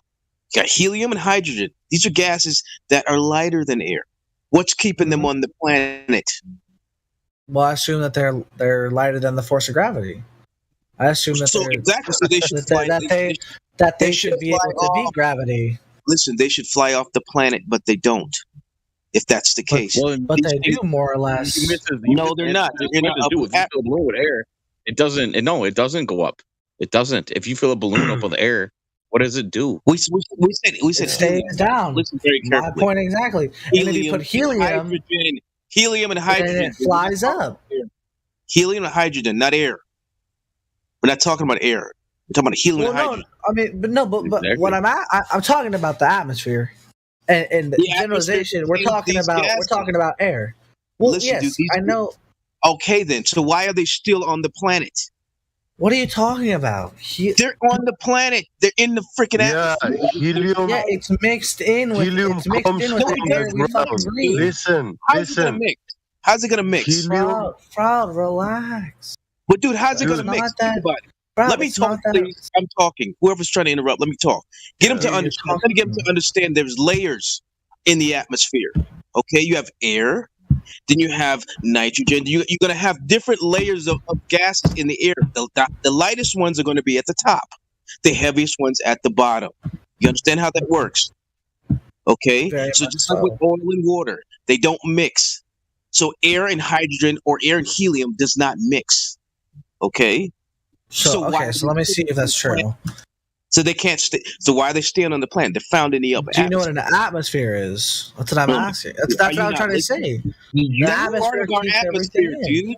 That's part of our atmosphere. What's wrong with you? I'm so lost where the fuck you're going with this. Like I'm trying Listen, helium is not part of the air that you breathe. Helium comes from the ground. It rises from the ground above in the air that we breathe, and it rises above the air that we breathe at very high altitudes. And at very high altitudes, temperatures drop dramatically below 200 Celsius, where helium enters a state of accelerated particles, highly charged particles. Right, don't get too deep. He's not going to understand it. Don't go too far into it. We're just trying to get him to understand that the fact that with the helium, my question is, how does helium come from the ground? he's not going to understand that yet. We're just trying to get him to understand that the fact that these gases are still on the planet. So something's holding these gases here, and it's not gravity. Because if gravity were holding these gases, it would hold them at the level that it comes out the ground. Because gravity is the same no matter where you are, right? So why all of a sudden gravity's stronger the further away it is? That's ridiculous. That doesn't make any sense. Well, I mean, if you mix olive oil and vinegar and you mix them together, eventually they're going to fall apart, correct? That's a liquid. We're talking I know, but let's imagine it's the same thing. If we put oxygen and helium, mix them together, the helium's going to break apart from the oxygen. They're going to layer on top of each other. Right. So what I'm saying, and the atmosphere, I assume, is what holds everything together. Correct? What is it? How's the atmosphere holding it? The atmosphere keeps everything inside the bubble. Yes or no? Is that not what the atmosphere? There's different layers of the atmosphere. Well, listen, I'm trying to understand what you're talking about, big dog. We're just trying to explain to you that when you put air in a balloon, what's holding the air in the balloon? The balloon. That's okay, then. What I said. So what the hell's holding the air to the planet? I'm going to assume the different levels of the atmosphere. Oh my god! You can't have air containing air. There's different. Wait, what? There's different layers of the atmosphere. Not solid. Listen, air is not solid, so it cannot behave like the balloon. Air is not elastic and not solid either. Let me help this dude out. Okay, dude, this is really easy to understand. So in order to have a gas pressure gradient, which is, you're talking about the levels of the atmosphere, that's what a gradient is, right? In order to have that, you first have to have gas pressure, right? So we're asking you, how do you have gas pressure next to a vacuum? Because nature abhors a vacuum, which means that nature doesn't like a vacuum. You will not find a vacuum in nature. But they're claiming that there is a vacuum. They're claiming if you go up high enough, eventually there's going to be no matter, no material, no gas, right? And we're asking, well, if that's true, because every time we have a vacuum on Earth, there has to be a container. There has to be some sort of, tank that you suck all of the atmosphere or gas pressure out, right? And we've experienced this over and over again, every one of us. Anybody who's ever played with a propane tank or a cigarette lighter or anything that holds gas pressure, like hairspray or anything like that, once it reaches equilibrium, right? That's the natural state. But when you suck out all the matter, the material, the gas, and it becomes a vacuum, there has to be a container. But if you shoot that container with like a .22 rifle, all the gas pressure is going to expand back into the available volume, because the definition of gas pressure is the force that the gas particles exert against the container, because gas particles are constantly bumping into each other. And when they bump into each other, they repel against each other, and they're seeking available volume. Well, the volume is the amount of space that's in the container. So how do you demonstrate, if you can, a vacuum without a container? Because that's the third claim of the spinning ball Earth. One is that it's a ball. The next one is that it's rotating on an axis. And the next one is that all this is happening in a vacuum without the gas pressure fucking off. The way you explained it, you made it a lot simpler. Thank you. Yeah, and I understand what you're saying. I get that. I doubt that's true. I doubt that's true. Explain it. Explain what he just said. So pretty much what he's saying is, if we're a ball, okay, we're a ball of air, okay, and there's a vacuum outside of our ball.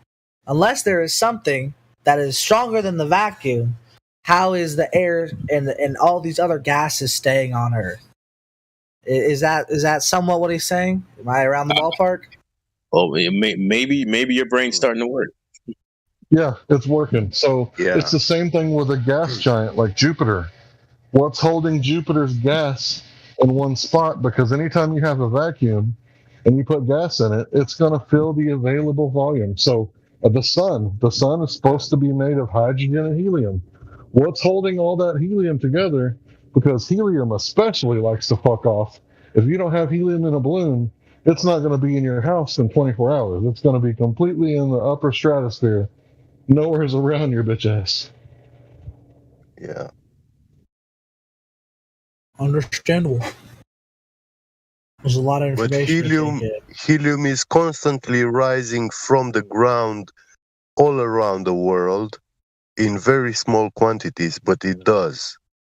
In some places, you have higher concentrations of helium rising in the northern countries. But how does helium get inside the Earth so that it rises from the ground up? I don't know where it comes from, big dog. Yeah, that's the question. See, we appreciate, you being humble, right? And you saying that you don't know. We hate it when people come in here and it's the first time they hear about the Coriolis effect. 2 minutes later, they're lecturing us about how we don't understand the Coriolis effect and that they understand it better than us. So if you keep that humble attitude that you got right now, like, I don't know, let me listen to what they have to say. I'm not going to make any rash decisions all of a sudden. I just want to hear the arguments. If you keep doing that, you'll be fine, just fine. Yeah. And it will be much easier for you to learn. It will be much easier for you to learn the truth and science, true science, not pseudoscience, because your mind is not yet fully corrupted. So not knowing a lot about that heliocentric model is not a disadvantage. It places you in a position where you are a very smart potential person, potentially very smart. And all you need to know is the right knowledge. Question, where are you from? You have a very thick accent. I'm from Romania. Oh, dude, that's fucking awesome. Yeah, right? Thanks. Hey, do me a favor. I've never asked you to say this, but say the word blood. Blood. Blood. Count Dracula. He sounds like Dracula. He can't help it, man. But he doesn't blood again. I am related to him. Wait, so you guys have your own language, right? Because I know this one girl who was from Romania. School with her, but she could understand Russian people. I don't know if that has anything to do with Romania, or is do you guys have common words with Russian people? Not very many. It's a totally different kind of language and also writing. But ancient Romanian language was Proto-Latin, and this language gave birth to 3 languages and 3 alphabets. And these are the Greek language and alphabet, the Latin, and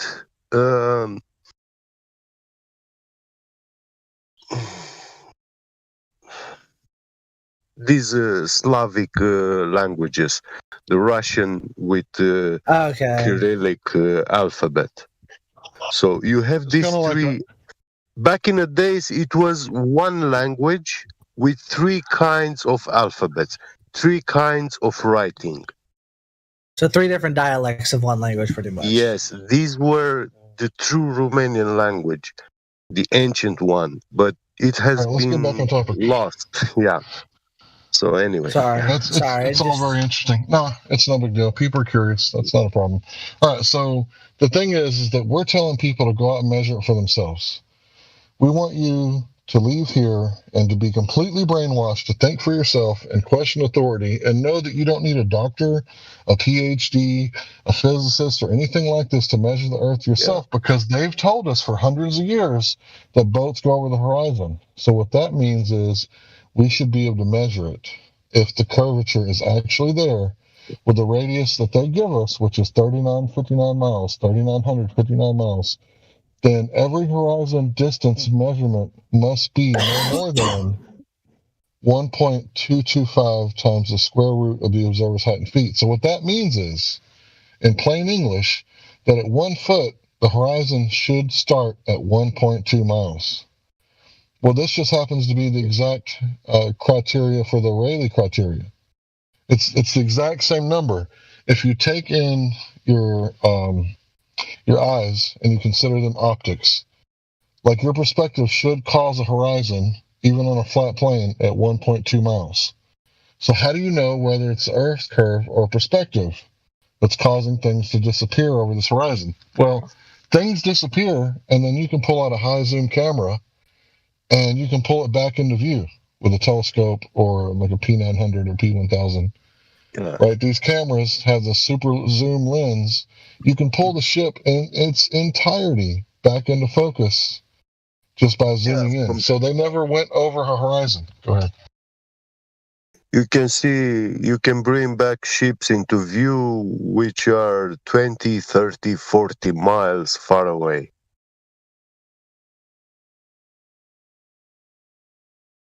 But it all depends on the weather conditions. Every day has a different weather conditions, and this means that the air will have a different refraction index. It can be more transparent or less transparent. Well, this is giving me a lot to think of. Yeah, I will definitely look into it more. That will dictate how far you can see. Even with a telescope, if you go out with a telescope in a very bad day, weather conditions with high refraction index, you will not be able to see very far, not even with the telescope. But you will definitely see further than with your naked eyes. Always you will see further. All right, does anybody know what that? What the fuck is that? The Bermuda Triangle. Do you guys talk about that in here or no? Well, that's where the Bermuda Triangle is right next to NASA's launching pad. Yeah. And they were launching giant tanks of liquid hydrogen rockets, yeah, with oxygen also. And when they fall on the sea, those things explode really hard. So yeah, when it happened that a person was sailing his little boat in the Bermuda Triangle, and from the sky is falling a giant liquid hydrogen tank next to two liquid oxygen tanks, when they fall and explode, it will make you to dust. Okay. Well, you guys have a good night. Thank you for your talks. I'll definitely look more into this. You guys have been very respectful and very nice. Thank you very much. Yeah, do come back. It was nice to have you here. Yeah, you were cool. Come back and see us anytime. So, do you guys think he deserved the tag Seem Sincere? What was his name? Yeah, I do. He sounded sincere.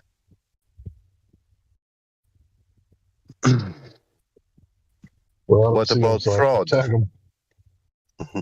Fraud seems sincere too. I like to hear Fraud because he gets passionate. No, I was curious, like Fraud's opinion about him, about this guy, because he spoke to him more. So if a guy seems sincere, and then he later on actually turns out to be sincere, do you get a tag for that says turned out to be sincere? Or what?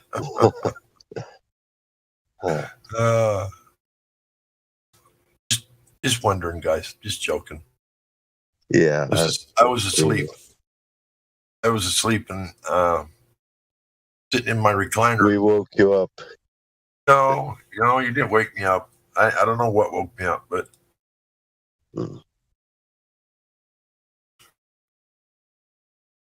anyway, it's not a good place to sleep, is it, in your recliner? At least I haven't found it to be the most ideal place to sleep in.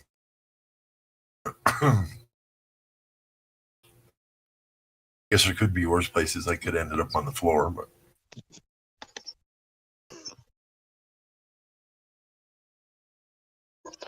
don't sleep or eat from the floor. Yeah. I want to know how much atmosphere sticks around lead balls since they're so dense and mass attracts mass. Oh, Demok. You know how much oxygen would stick to a lead ball. Not 0.0.001. You can't see it, but it's there. There you go. That was the perfect number. How you doing, Demok? I haven't talked to you for a day or two. Right. You doing all right? Yeah, I'm doing fine. Yeah. In here. Yeah, I've been trying to make a crazy bet with the Globers or Vegas, whoever wants to take it. Betting about what's the bet? That a helium balloon can reach 35,000 feet vertically before any type of rocket or man-made object horizontally can reach the clouds at 35,000 feet off a sphere. What could? Just a balloon? Yeah, a helium balloon. Oh, I thought they'd gone up to over 100,000 feet. Listen, it doesn't matter. The main thing is the helium balloon is going to hit the clouds with a camera on it live before a rocket going horizontal. The helium balloon, I let it go vertically. Yeah. And at the same time that I let it go vertically, right, it goes straight up, the rocket takes off. Or I can let it go right when the rocket takes off, but with the camera on the tip of the rocket and the camera on the balloon, you're going to see the balloon hit the clouds before the rocket. Why is that? Well, I mean, because the rocket is a little bit heavier of a balloon casing or a balloon enclosure than the thin plastic or whatever the balloons are made of, because it weighs a little bit more.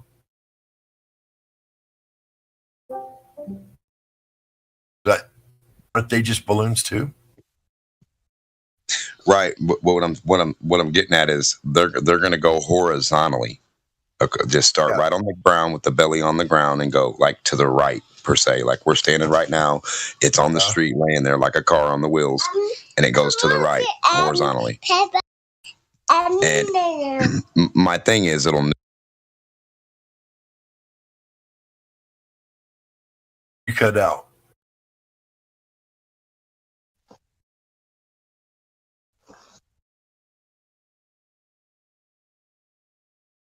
A rocket will never go to space horizontally, or a rail gun, any object, any bull. Well, no, that's probably true. Yeah, I don't think they ever go there, no matter what you do to them. What are you doing with them? How are you aim? But I don't think the aim matters. It's just not. It's not somewhere it's going. Point is, if a glober believes that a rocket goes to space and can go so many thousands of miles an hour, I want to bet them that a hot air balloon will reach 35,000 feet before the rocket.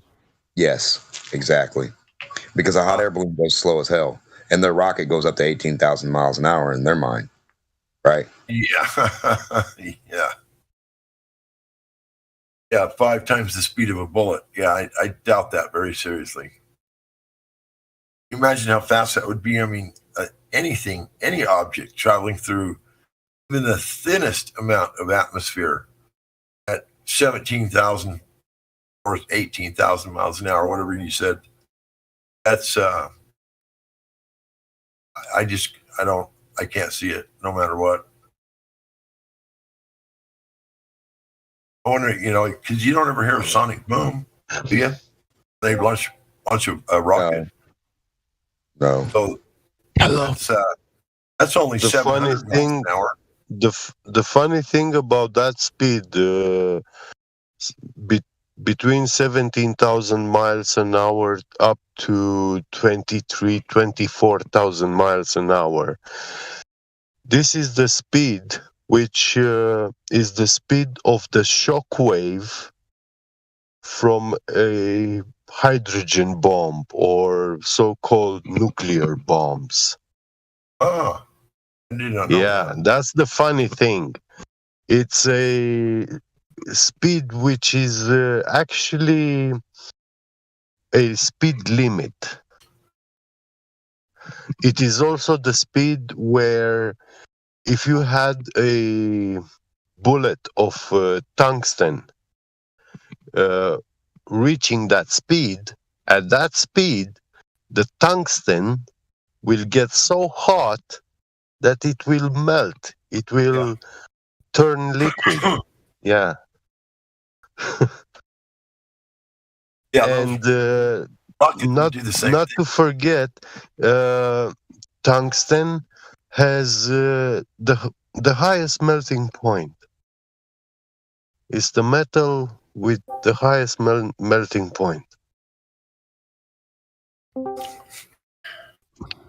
What's that? What's melting? 3,000? Huh? 3,600 Celsius. Is that titanium we're talking about? Tungsten. Tungsten, yeah. Wolfram, yeah. Okay. Isn't So that they use on the tip of a TIG welder? Is it tungsten? Yeah. That's it. Yep. That's the stuff, man. Good stuff. It's so hot it turns bright white. It's like a blinding light. Put your goggles on, boys. Put your goggles on. Yes, sir. You can use it. You can use this tungsten to actually boil steel. Yeah. And the tungsten would still be in its solid state. It will be glowing red, but no problem. That's not a temperature where it loses its properties. It glows red? Yeah. I thought it was white. Right, white. Well, if you heat it, if you use it to melt steel or boil the steel, at 1700 Celsius, tungsten will be red, hot. Oh, okay. Yeah. Okay. But it will still be a hard, solid metal. Carbide. So. It's got carbide. Yeah. The steel. No, it's called carbide. It's not from carbon. Well, it wouldn't be. Yeah, this metal is not like steel or iron, like all other metals. It's more something like a ceramic, like a stone, but it's not stone either.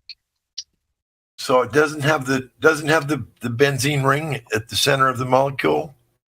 No. Oh. What are you guys talking about? I was asking about tungsten, whether it had carbon in it. Hardened, like they harden steel with carbon. Tungsten. And earlier, somebody made a claim that a helium balloon could reach 35,000 feet faster than a rocket. No, I don't think they were saying that, man. No, it goes 35,000 feet in a straight line. Oh, 35,000 feet. Yeah, straight up. Well, the trade winds probably move it a little bit. Yeah. For the most part, it's going straight up. Yeah. But rockets reach that altitude really quickly. Is how fast. Hold on, Matthew. What? Rockets? What? Rockets reach 35,000 feet in like under 2 minutes. Yeah, but they don't go straight up. They go ballistic. Oh, they go pretty much straight up for the first couple minutes. They start turning after a little bit, but they go straight up. No, they start turning immediately. You watch them space shuttle launches, man. They're arcing pretty quick, man.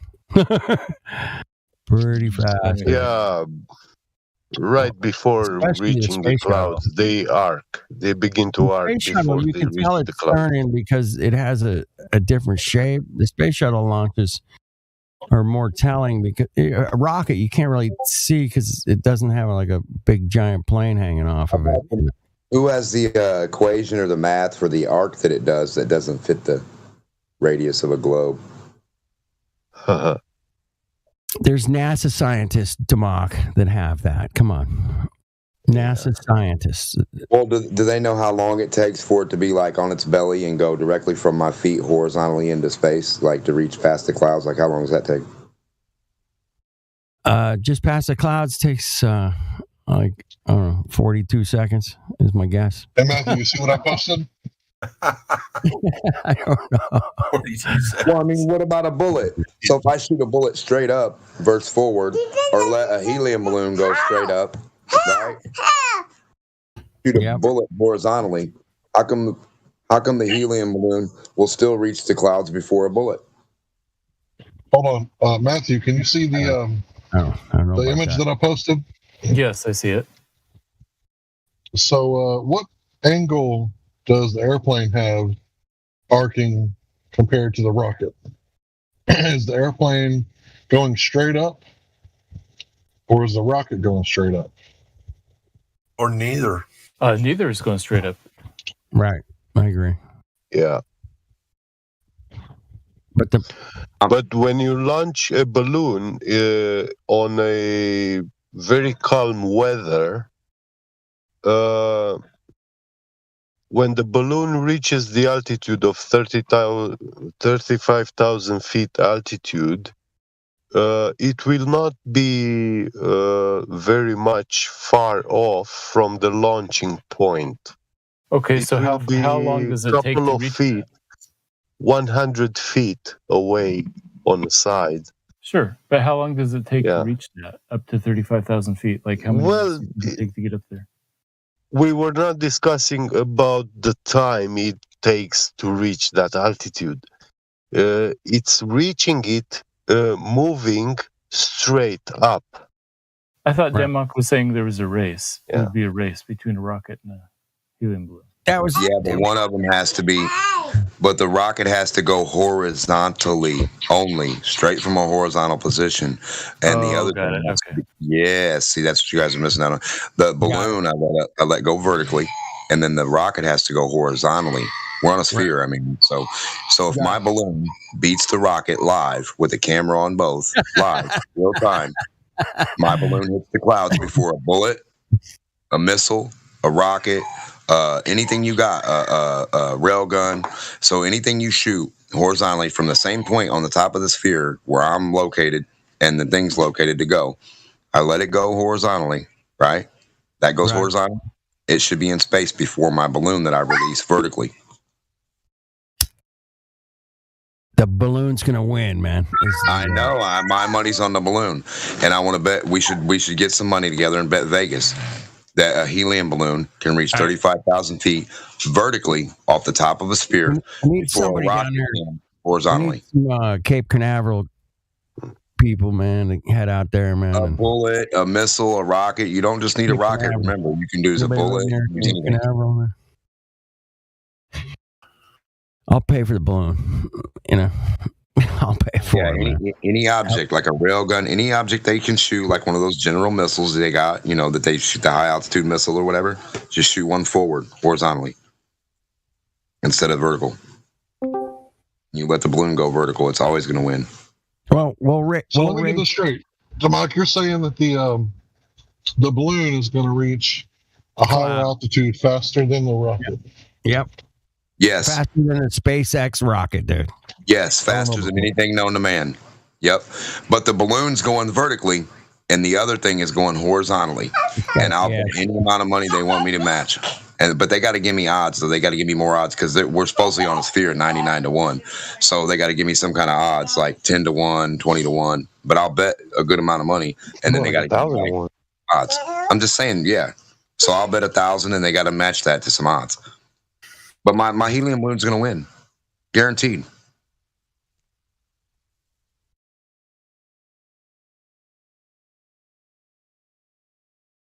Hey, I'm saying 5-1 odds straight away. 5-1. That's what I'm saying. I'll take the balloon, and you're giving me 5-1. Not the other way around, man. Oh, the Glober has to give the flat earth to the odds. Right. They're giving us the 5-1 bitches. Yes. Yeah, but they're going to use the Go Fast rocket, and then you're already defeated. No. We're talking SpaceX and NASA here, man. I don't care what they use. We're going with the big boys here. Hold on a minute. I don't care what they use. I'm not defeated. They have to go horizontally, Hank. I'm going vertical. Horizontal, right? Yeah, they got to go like. All they're going to do is hit the They got to make that. They got to make that big arc. You understand that, right, guys? They're never leaving the flat plane ever, horizontally, ever. They're never going to go straight up. They know ever. So I don't get. I get it. They got to go the long way, but they're taking the Autobahn. They got literally rocket engines. Dude, that's a nice story. They wouldn't take the bet, and that was proven. That's a nice story. I'd like them to put their money on it. Balloon's gonna win, man. I'm telling you, the balloon's gonna win. Yeah, those pieces of garbage aren't gonna go anywhere anyway. Yeah, exactly. Right into the ocean. Just a big, giant, parabolic freaking firework. Awesome. Way to go, man. Way to go, NASA. $62 million a day. Get out of here. Damn, I could do a lot. I could feed the damn world on that fucking money, man. I heard somebody use the excuse that they couldn't, that NASA couldn't do anything like what they couldn't fake anything because they don't have a big enough budget. I started cracking up. I said, "You're kidding me, right?" Really? I said, "How about $52 million a day? Would that be enough to cover?" What is that? How many? Hey, Matthew. What's $62 million a day? How much is that a year exactly? I'm gonna guess 62 times 365. You mean 62 million a year? 62 billion a year divided by 365 days. 62 million. Yeah. 2 million or billion? You're the number. How many? What's the actual number? I thought it was 65 or 67 billion in 2020, I think, or whatever it was.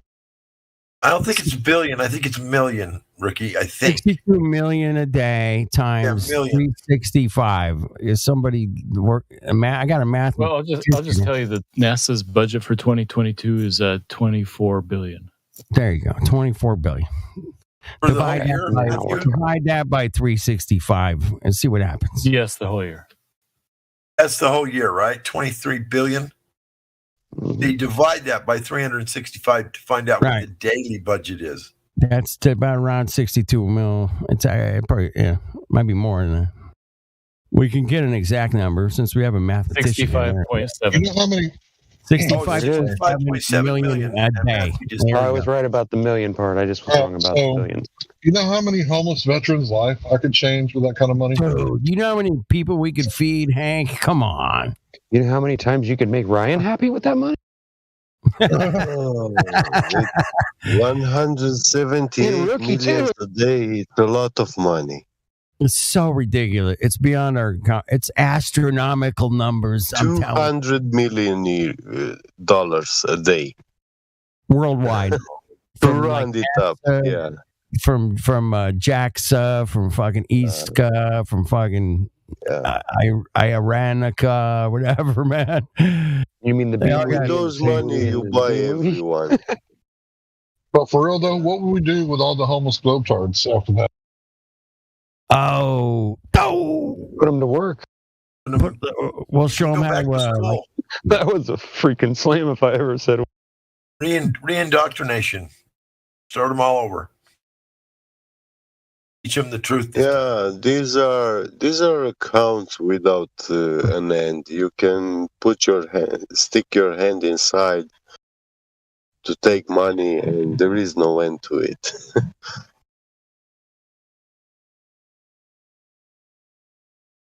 Do they really spend that much every year? The NASA cash cow. Wow. We're not going to do this because it's easy. We're going to do this because it's hard.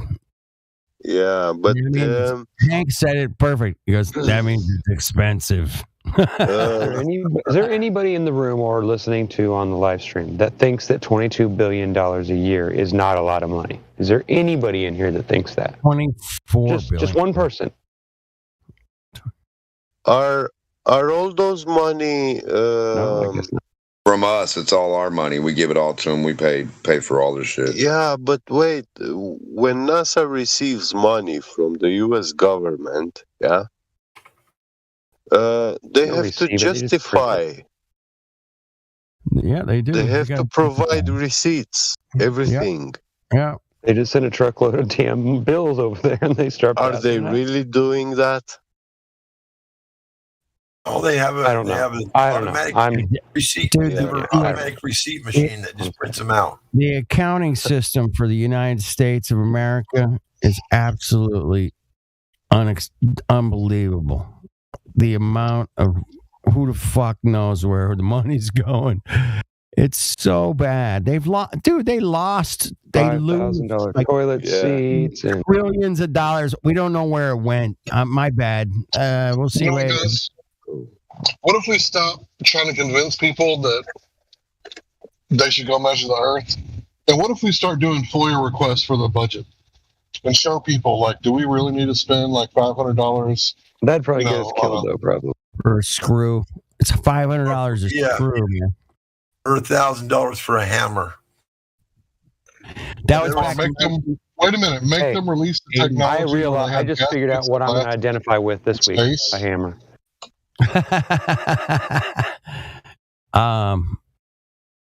You can identify as a hammer. It's fine. You're okay. I'm okay with that. No, we got to make them release the technology where they have gaskets that last 20 years in those kind of conditions. Yeah, in sub-zero temperatures, right? We all know the gasket wouldn't last 2 seconds in a frozen environment. I'm gonna contest that. No, I say no. They don't last 20 years. Well, yeah, we know that. Come on. I say 20 minutes. Come on, God. In a vacuum. 20 minutes. Come on. Hank, I answered your question. I posted a picture for you at 13 after the hour. 24 billion. Oh, no, that wasn't that. Where'd you post? Oh, Matthew. There it is. Picture. It was an earlier conversation. I don't know if you saw it. Okay. My bad.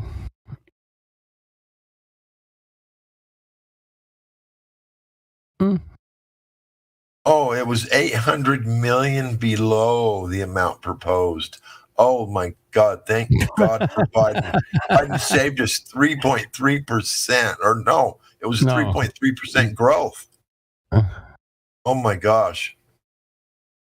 I request. I'm going to request the 24 and 28. I'm going to. Yeah, I'll give you 24.4. Okay, 0.04. My bad.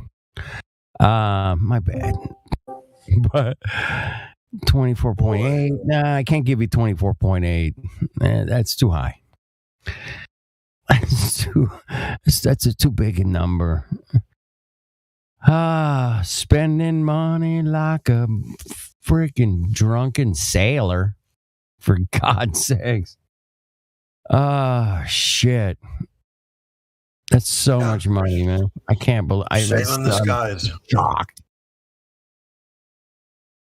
If you guys ain't shocked at that number, man, I can't help you, man. I just look at it like, well, it's only like, 1% of the entire budget for the country, whatever. Yeah, can we waste 1% on the cartoons that I make? I'll make some cartoons for you. Hank, you got to keep driving. It's not going to happen. Yeah. 6 days a week at least. Yeah. If you want to feed people. Keep on driving. Where's that song? Trucking? Got my chips cashed in. Yeah, my chips cashed. You got to keep cashing in those chips, people. All right. We got to keep working for the chips. Gotta walk hard. You work hard for them chips. Be grateful till you're dead. Thank you, Matthew, for giving us the actual budget numbers. Appreciate it. Matthew was just here so he could feast on DeMock's claim about the balloon going faster than the rocket. Well, I think it's an interesting test we can do. So if we got some cats out there at Cape Canaveral, man, it could maybe put a little balloon. I mean, I'll kick in on the balloon thing. When they launch their rocket, man, the second it leaves that launch pad, you let go of that balloon. The claim is the balloon's going straight up, and it's going to reach, thousands of feet faster than that damn rocket, because the rocket's making a big arc, and it's really not getting up that high that fast, man. So I put my money on the balloon. I'd love to test it, man. Damn, it'd be kind of fun. The rocket has to go horizontally against the ground to leave the globe. I know. It's got to go. It has to follow the curvature. It's going to rise 8 inches. It's going to rise 8 inches. It's not got to go up at all. No, it doesn't. It has to go straight, flat, horizontally into space. Yeah, it'll rise 8 inches per mile squared. A beeline. Hey, can I shout out the Mongos in the YouTube real quick? Oh, not tonight. We got Tony. We got Crow. We got Sleepy Joe's out there. Sock One. But remember, X game. XR game. Doesn't need the arc anywhere. Cheers, you guys out there in the chat, man. Thank you. We lost Matthew. We lost our damn mathematician. Shit. The rocket would only need the arc. Sorry, I wasn't paying attention. Did I leave? I lost. Where'd you go? Oh, there you are. Never mind. I thought you left. I know you have to. Don't you have to go to bed soon? I don't have to wake up early tomorrow, but yes, I'm getting ready for bed, doing some other stuff while I was listening. All right. You got classes tomorrow or no? No, not tomorrow. Oh, cool. I'm going to work on violins tomorrow. That's what I'm doing. I'm building a ukulele. That's fun. I got it all laid out. Violins. Yeah, I know, but I decided I'm going to build a ukulele. I just looking forward to it, man. We'll see I'll let you guys know how it turned out. Anyway, I have to measure shit. Oh my goodness. It's such a problem because things curve on a ukulele. And there's bendy stuff, and then there's the dimensions and millimeters, and it's horrible. I'm telling you, it's horrible. I have to measure things and actually figure out the actual dimensions of something, and it's really hard because I have only a tape measure and that measures in thousandths of an inch.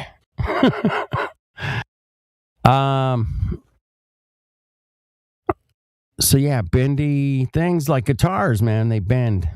Check it out, man. Don't believe me. Guitars definitely have curvature, okay? I can prove it. 100%. We need the earth curve stencil from the math guy. Hi. A 9 foot, 3 foot, 6 foot earth curve stencil. An 8 inch per mile. The material. I don't know.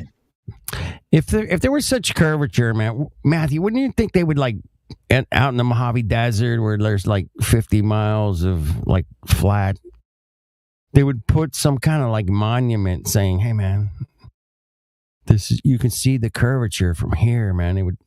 You could drive 28 miles to the left or right of that curve and go. And they put a thing there that would be you could see the damn curve, man. You could fucking see it. Imagine a tourist attraction. That would be awesome. There are lakes that are bigger than that. Like a national math. Hey, I went and saw the curvature out in the Mojave Desert last year. It was great. Now we went camping, went to Death Valley. We cruised over to Joshua Tree. Yeah, it'd be great, But they don't have it. Why wouldn't they put up a monument like that, man? They spend trillions of fucking dollars to go to fucking Mars and shit. But no, I can't. Show us the curve, man. Because there are lots of lakes that are bigger than that, and so they're flatter than the Mojave Desert. But I just say, it would be like a destination. You can go up you drive up the mountain, you overlook the thing, and you see the curve, and it would be like a pipe that runs along the road or something, Called the Leaning Tower of Pisa. When you drive away from it, it's supposed to be straight down. You drive away from the Leaning Tower of Pisa, it looks totally straight up and down. Yeah, it just straightens right up, man. Isn't that cool? Think about this for some math. 8 miles away from your feet, the Earth's curving. That's funny as shit, right? Well, say it again. 8 miles in front of your feet, the Earth's curving. But there's no tilt but for 1 degree every 69 miles. Right. But the Earth's curving and the horizon's at 8 miles past your feet. Hey, I heard that they use the example of boats. They've used that one for a long time. Even Bill Nye showed a little crowd. He had a little boat. The reason the boats disappear is because of the curvature. It was definitely because of the curvature, DeMarc. It was definitely curvature. Curvature. The boat disappeared because of curvature. Guaranteed every time. What? Zoom in. Oh shit, the boat's still there. Oh my goodness, it's not curving. It's definitely not curving. Zooming? That's cheating. That means you've changed the optics of the bendy dark matter of the curvature that refracts from sun, which is the moon, actually, fuck off. When does it get ridiculous? It gets ridiculous at some point, and you're like, okay, what do I actually see? What can I measure? Period. And there's beautiful mathematics that figure it all out. Yeah, that's great, man. There's a lot of guys in here arguing mathematics today. It wasn't, Mr. Danny Faulkner came in here today. He said, it's the math works out. It's just good. It's good. Math is good. Math is good, man. I use math to build my ukulele, man. Damn it. Works every time. And just, if this is the spinny, roundy globe, man, we should be able to see some kind of curvature somewhere, man. I want to see it with my own two eyes. That's it. I'm not asking for a whole lot, and I just want to see it. If there was a monument in the middle of the desert that said, you can see the curvature here, we built this thing, and it'd be like the force the line kind of situation. Yes, that would be nice. But Brian Mullen got, he got scrubbed from the flat earths because there was a couple of cucks out there that said, hey, man, his math's not right. He should get his license revoked. What? You fucking bastards.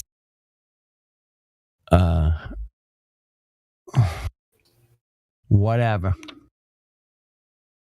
Just, yeah, I mean, I think that if they spent, billions of dollars every year on NASA, they could just spend a couple million and build a cool monument where we could all see the curvature. It would be, apparently it's really easy to do since you live on this roundy globe, man. We figured out all the math and the radiuses and checked it out, and the math, the Pythagorean theorem works, man. Guaranteed, right? Yeah, I like to see the math. I like to see it with my own eyes, man. I'd love to see it and they haven't done it, man. They're not going to do it because it isn't there. That's why they haven't done it. And none of us have ever seen curvature, unless we've apparently been to space. You're not an astronaut. You can't see the curve. But the boats go behind the curve. It's too big. It's too small to see the curve. It's of course you can see the curve because that's why the boats disappear. And why can't I see the curve? Well, it's too big. What the fuck? Which one is it? Is it too big or is it? I can see. Oh, fuck off, man! I get so pissed. Pick one, man. Pick one. Plant your feet in the cement and go, hey, man, too big. Can't see curvature. Okay. You cement your shoes there, and I'll go over here with the people that say, no. The boat definitely disappears because it's curvature. Definitely the curvature. Definitely 100% guaranteed. And that's why I posted you a picture. I posted you a picture with the Glober who saw the curvature. All right, let me see that. I want the handprints in the Hollywood stars. No,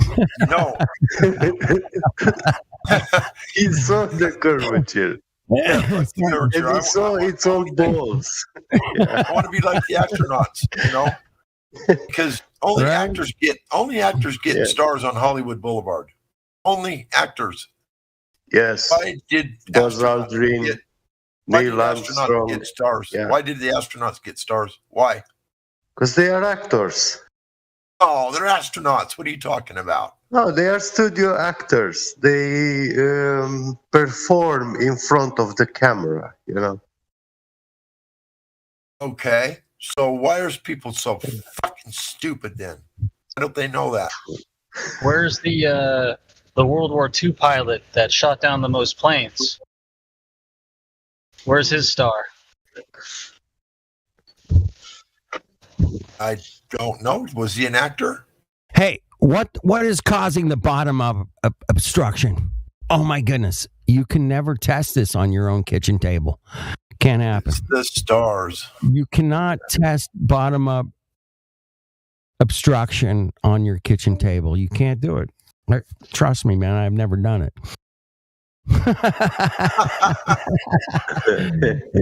Come on, dude, man. I remember I was like, I put the nickel, right? I got my eyeball right down there level with the nickel, right? You could have used a quarter. And I pushed that nickel all the way to the other side of the motherfucking table, and sure as shit, man, I think it was gone, man. Couldn't even fucking see it anymore. It was gone, man. Like, oh, ain't that a bitch? Fuck. You couldn't even afford to use a quarter. The fuck? I know, right? I'm a cheap ass nickel. Yeah. Fucking come on. What a cheap ass nickel. But by the time I got to the other side of the table, I couldn't see it anymore, man. And that's due to perspective, man, because things get smaller at a distance, man. You can stand in front of a 747, man. Shit, damn thing's big. You got to move your head left to right to see the whole fucking thing, right? As soon as it takes off, it starts getting up in the air, man. Boy, man, it's teeny. And then once it gets up to cruising altitude, man, you can barely see the motherfucker, man. It looks like you can block it out with a nickel. You can block it out with a fucking, like a toothpick. Are you kidding me? Yeah. I mean, it's like, forget it, man. It's gone. And, it's just a little pixel and nothing. And it's called perspective. Hello, people. Anyway, that was for Tony out there in the chat, man. He was asking about why do things that cause the bottom up obstruction? Because they're getting smaller.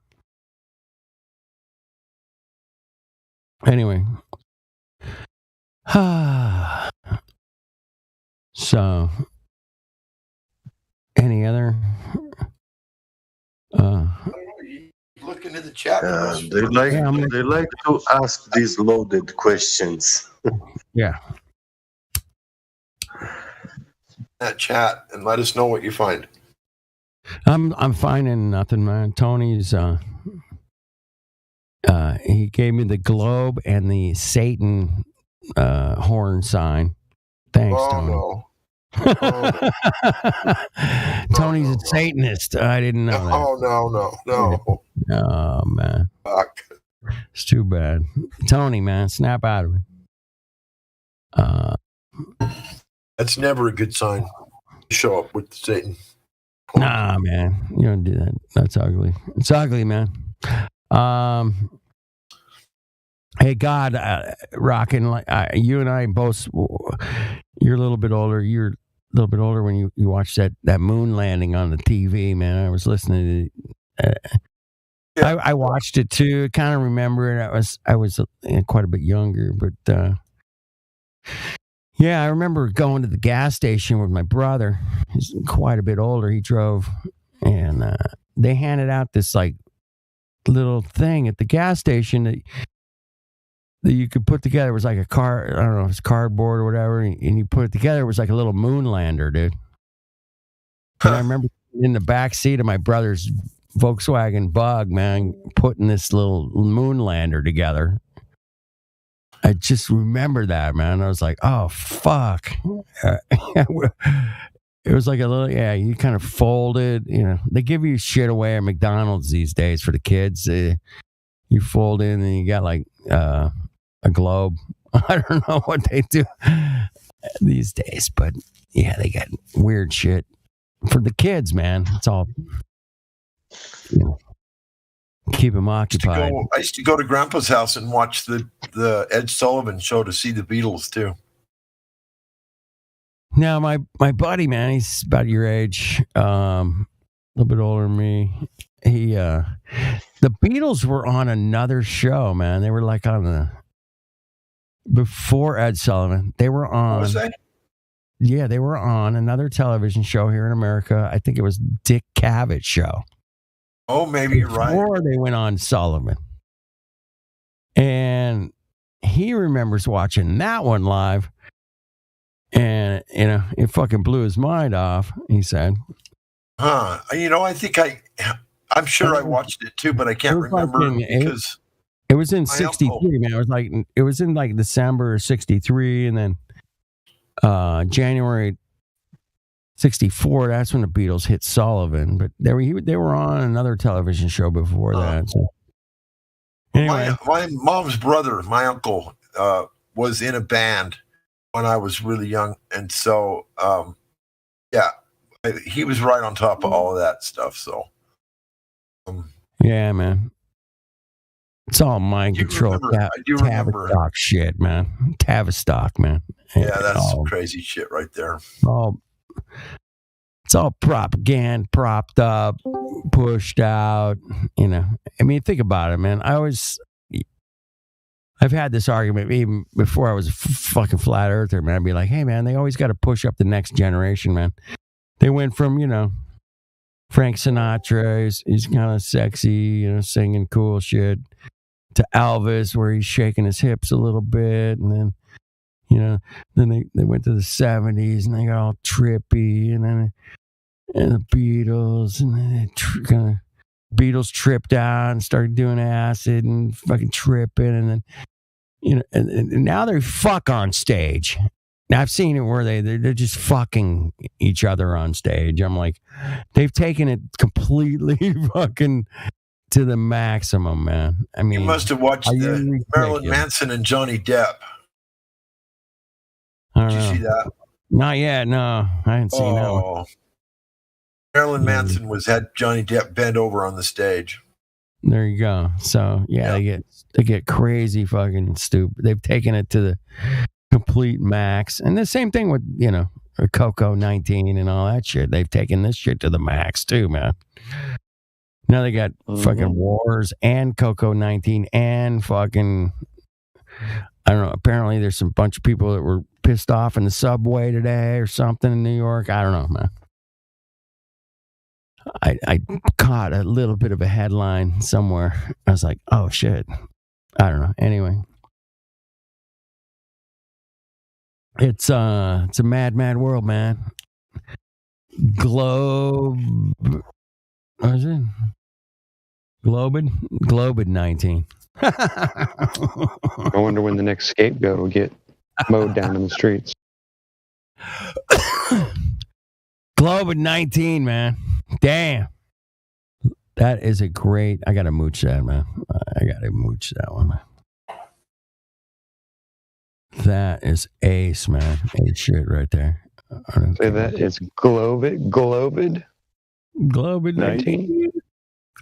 I was gonna say, that's good, but you should change the 19 too, maybe.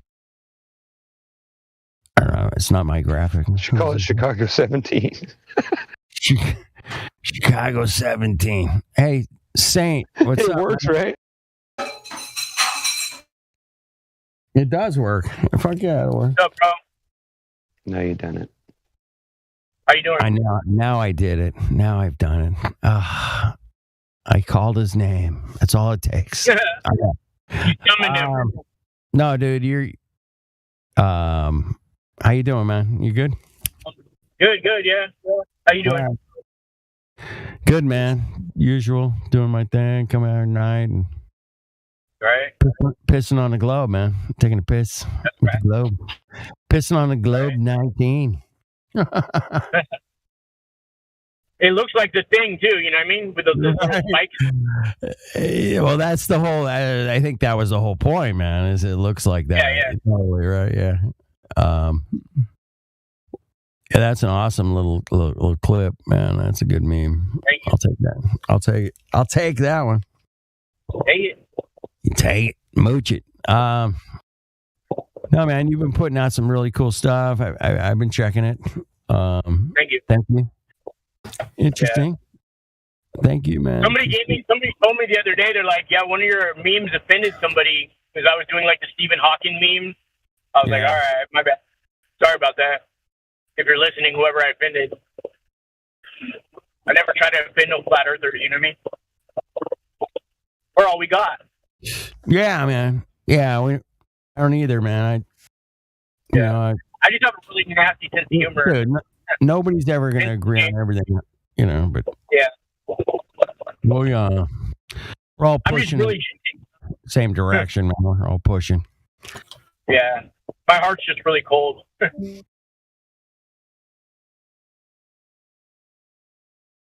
So Obviously, it's not as cold as we think because you obviously made the comment, so we appreciate that. Yeah. All right. Sorry about whoever's listening. It's all right, Hey man. guys, I want to do this. I want to do this comparison. Mm-hmm. I want to put in one bowl on the left, and then another bowl on the right. And I want to start putting evidence in each one of them. One of evidence for the globe, and one in evidence for flat Earth in the other one. Okay. You're gonna have one empty bowl. Yeah. Yeah, that was my end game, my end point. I'm sorry, I know. I ruined it for you. I apologize. No, you did fine. You did fine. What I want to do is I want to present those two bowls to the Globers as they come in one at a time. Show them, say, look at this bowl, how full it is. We got this piece here, and we got this piece here, and we got this piece of evidence here, and this and this and this, and we could probably go on for a good hour. And then over here we got, let's see. God damn it, the bowl's empty. What's going on here? Got an empty bowl over there, right? Sure. Damn. I mean, would that not mean anything to any of them, do you think? No, man. Dude, they're so I don't think it would be fair to the Globers, though, would it? Because we'd never really put anything in their bowl. I think they probably get testy about that. Yeah, they'll get a little mad that they don't have any bowl. That's it. I mean, they're gonna get mad. It would be painfully obvious something was wrong here with what they've been told. Huh. Well, there was a guy that was in here today, man. I can remember his name, man. 51-year-old guy. He goes, dude, man, I went to college. I learned all this stuff, man. Oh, that guy. I took the physics class, man. I was like, how do I dump all that shit, you know? Like, that's basically what I was saying. That's kind of why I was taking it, man. I was like, oh, fuck. He was totally struggling. Yeah, what the hell was his? I can't remember his name, but anyway. I can almost remember it. But he was a good, it's a good listen, man. I think he was legit, really just like, oh my goodness. What if they are? What if it is fly? Fuck. He started going, damn. So maybe, yeah. I don't know. Anyway, it was a good listen. He stuck on. He came. He laughed. He came back. He was. It is the key, though. I think is the listening part. Mm-hmm. If they don't listen to what we got to say, it's a waste of time. Complete waste of time. You can't get them to listen to any of it. But the ones that do listen a little bit, you can tell. But the ones that don't listen, the only thing they got to say is, yeah, but. You get a bad case of the yabbits. Yeah, but what about the moon? What about this? What about the tectonic moons? What do you know about those? What? Yeah, where the fuck did? Yeah, dude, they don't know fuck all about the Earth, man. Most of them, man. Some come in here, they know, man. They go, dude, I took the physics class. Like the guy today, man. He's like, I checked it out. I had to do this class, and I had to measure the globe and the thing and the sprint. They went through the indoctrination, and they're like, yeah, well, this is good. Guy passed the test. I must be good. I know exactly what I'm talking about. I passed the test, man. I passed the test, dude. I got my diploma. I'm good. I know it's a globe because I passed the test and I got my paper. Got my higher education. I got a job. Good. You guys are all a bunch of dummies. I worked out, but the math, it all proves the globe without a doubt. The math proves everything. It's good. No doubt. How much truth did you learn when you paid for that expensive education? Right? Yeah. All right, we got. How much of it was true? I feel bad for you. All right, we got somebody server banned in here. Who the fuck is? Server banned. Uh-oh. Oh, that's Parker. Parker, man. He's server banned. Okay. Well, that didn't take long. What are they like? It's server banned. What the hell? What the hell did he do? What the fuck did he do? Wait, you can't be in the channel and be server banned. Right? How's this fucking possible, it's just man? a role. It's just a. Concern trolling already. Oh, that's his role as he's server banned. That's a good role, man. I like that one. All right. I personally thought it was hilarious. That's pretty funny, man. Thank you. I think he was in. I remember his voice. I think this is not his first account. I don't think. Yeah, you and me, but you and I both got the same idea because I said the same thing this morning when he came in. Yeah, I don't know who. Parker. I don't know. Well, yeah, there's always something to look at here, man. Let me check out the chat, man. We got X Gamer out there, man. XR Gamer. He's Sock One. Pizza Time out there. Look at some Goldfish Bowl Dome. Goldfish Bowl Dome. Killing it. Thank you guys out in the YouTube chat, man. Thank you. You guys make it good. Yeah.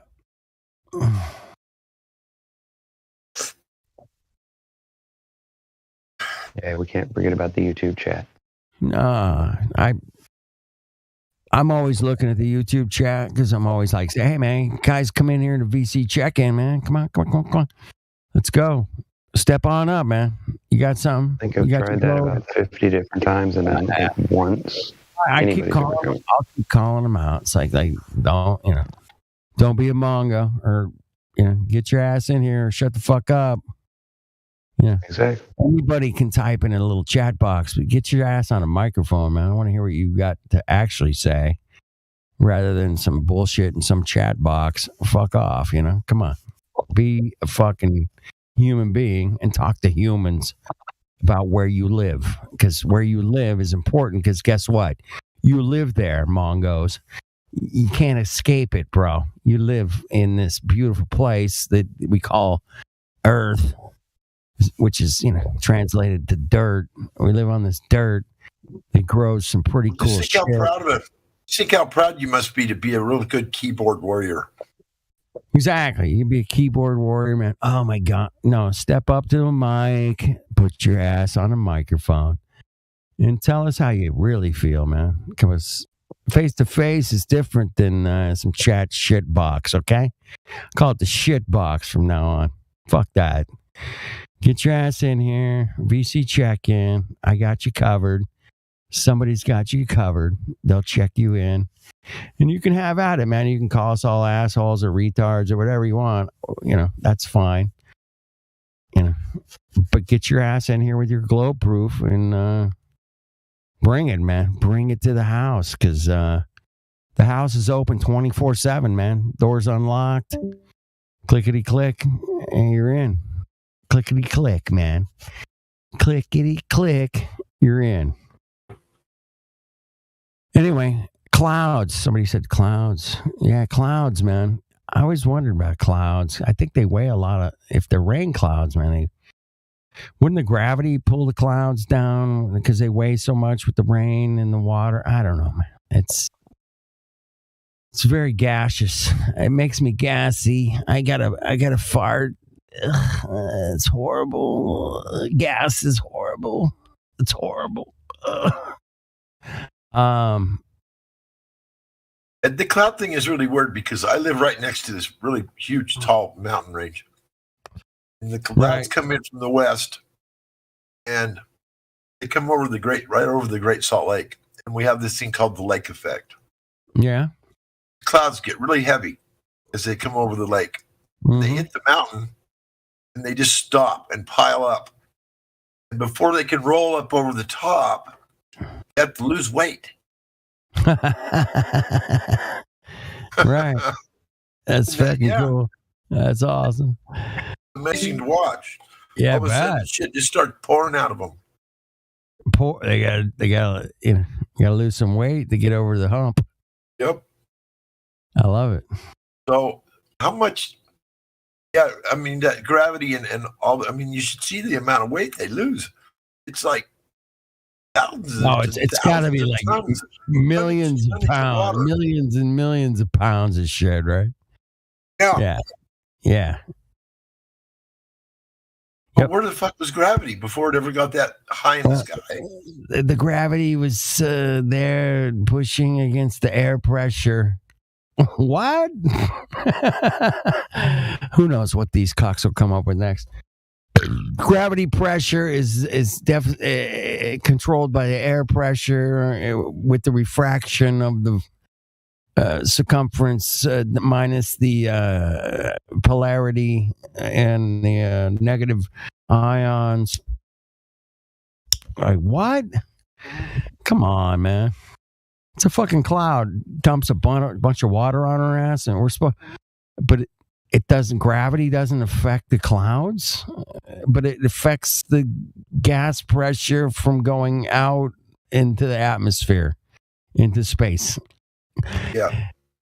What? You can't have it both ways, man. And that I know that cloud weighs 1 million pounds, right? At least. And then it's floating, and is that anti-gravity? Is it? What the hell is that, man? That's Uncle Gravity. Uncle Gravity. Uncle Gravity. It's gonna be fine. Uncle Gravity's got your back. Uncle Gravity will smack.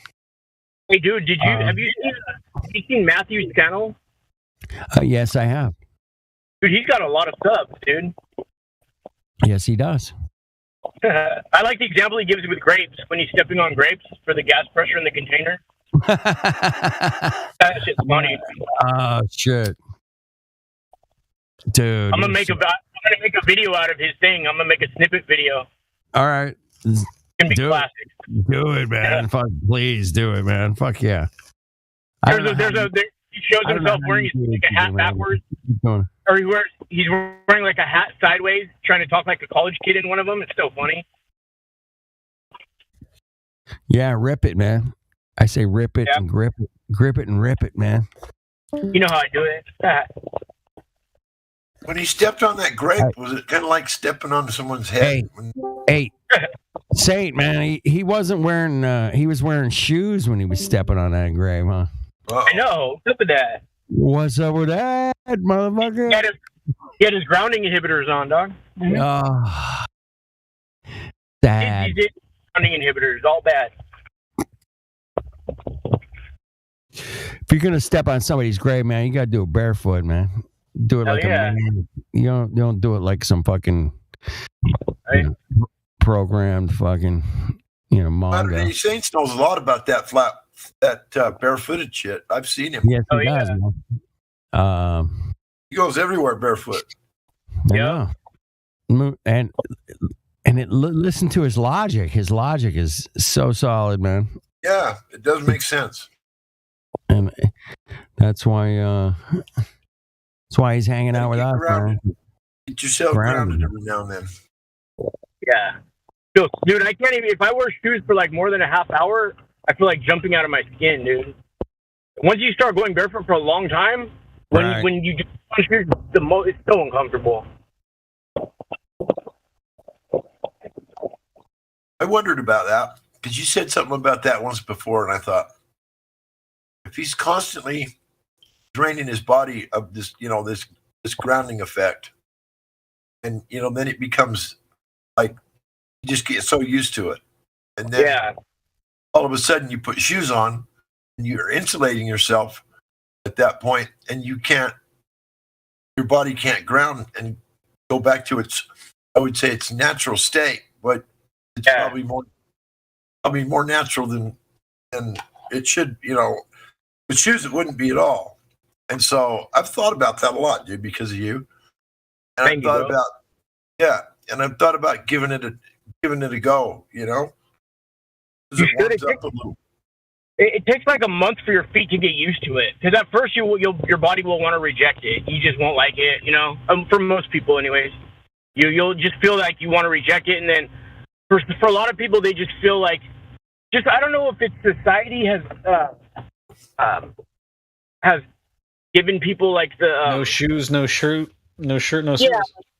Yeah, like it's like you feel dirty, or like you might step on something squishy. Like, dude, I've stepped on dog crap, dog pee, because we have dogs all the time, and I just go right to the sink and wash my foot off, and I don't even care anymore. Like, I'd rather step on it in my foot than my shoes. You know what I mean? Just because, I don't know. I mean, like, I don't care anymore. I step on so many gross things, like, and not think about it. Because really, you just can't think about it. You just gotta, you know what I mean? I don't know. Yeah, but that's probably only something that happens in our gross cities and shit, you know? If you were out, out in nature and living life like humans should be, you wouldn't have to experience that very often, I wouldn't think. Yeah, exactly. But anyway, yeah, I've thought about that, dude, and I've thought about what the benefits might be from, you know, keeping yourself grounded, because we weren't born with shoes on, and I just can't imagine we were supposed to be wearing them all the time like we do. I mean, now in the wintertime, or you can't get frostbite or something like that going on, but there might be some benefit in keeping yourself grounded like that. I think you might be right, bro. The Indians used to wear moccasins that were made of pure leather, and I've tried to look online, like in all over the world, and I haven't been able to find any that are all pure leather with nothing synthetic on them. Like they've taken that away from us. Dude, you got to make your own. Man. Make your own. Yeah, I know. Think about how hard they push the shoes, though. Like since like the 50s, when they used to be called tennis shoes or sneakers, but that's rubber synthetic, though. In that movie Earthing, the guy says this is probably the worst weapon mankind has ever created is the rubber sole. I think it's caused it's the underlying. That was a Beatles album too, man. Rubber Soul. It was Rubber Soul. No shit. Yeah. Yeah. Yeah. I didn't know that. One of their better albums too, I think. No doubt. Hey, Gunrock, and you might like this. Flatter Day was saying the other day, when you run barefoot on the part of the beach that's wet, the wet sand. Yeah. Well, what's sand? It's silica. There you go. So you're running on these crystals. Yeah. Yeah. Yep. Yeah, it gives you that together. When you piezoelectrical. When you grind silica together, it actually creates electricity. That's I know a lot about piezo crystals for guitar pickups. Yeah. Do you guys know about that? Yep, I do. It becomes you can. That's how they make solar panels too. They got silicon crystals, and when they expand and contract, they grind against each other and create electricity. That's them. They put them silicon crystals and they grow them in them little flat sheets, and that's what some of them solar panels are made of. And it's because the silicon expands and contracts under the heat, creates electricity, bro. Anytime you grind like sand together and whatnot. Yeah. This friend of mine got almost killed one day. He was working for doing seismic work, and there was a helicopter flying overhead, and all this sand whipped up in the air. Yeah. This big circle of sand going around him, and he reached up to grab the drop line, and the lightning bolt went right through his arm and out the side of his head. Oh, damn. Shit. Anyway, that was because of all the electricity in the air from the sand. Damn, that makes so much sense. Yeah, that does totally make sense. That means you got that many particles of. They're banging against each other, around real fast. Yeah. Yeah. It created a huge lightning bolt. Came right out the side of his head. I mean, he's never been the same since. But poor kid. His name's Jimmy Bohan. One of the comedians known for one of the most disturbing jokes is dead. Who? Gilbert Gottfried. Gottfried is dead. He had a voice. I can't remember. Give a coffee. Are we like upset about that?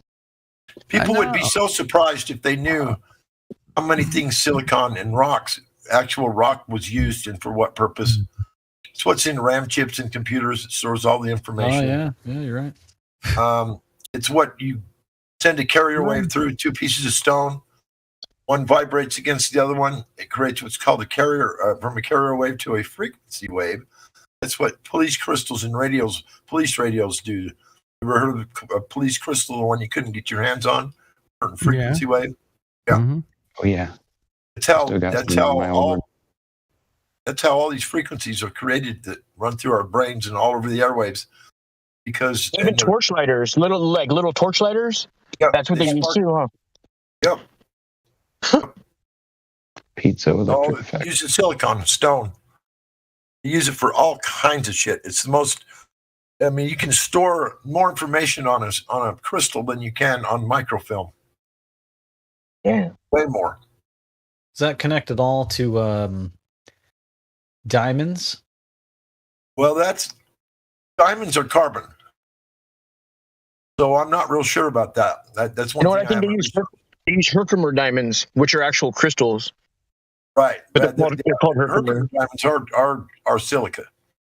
Yeah. They're expensive too. Yeah.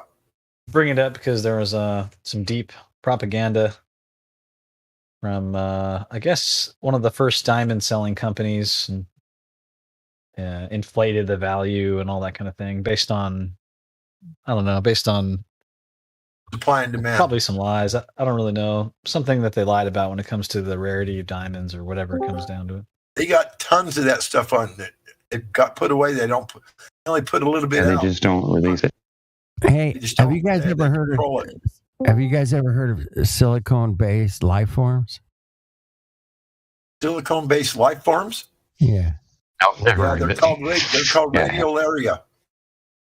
Oh, what? Look up radiolaria. They're microscopic sized skeletons. No, you would be a silicon-based organism.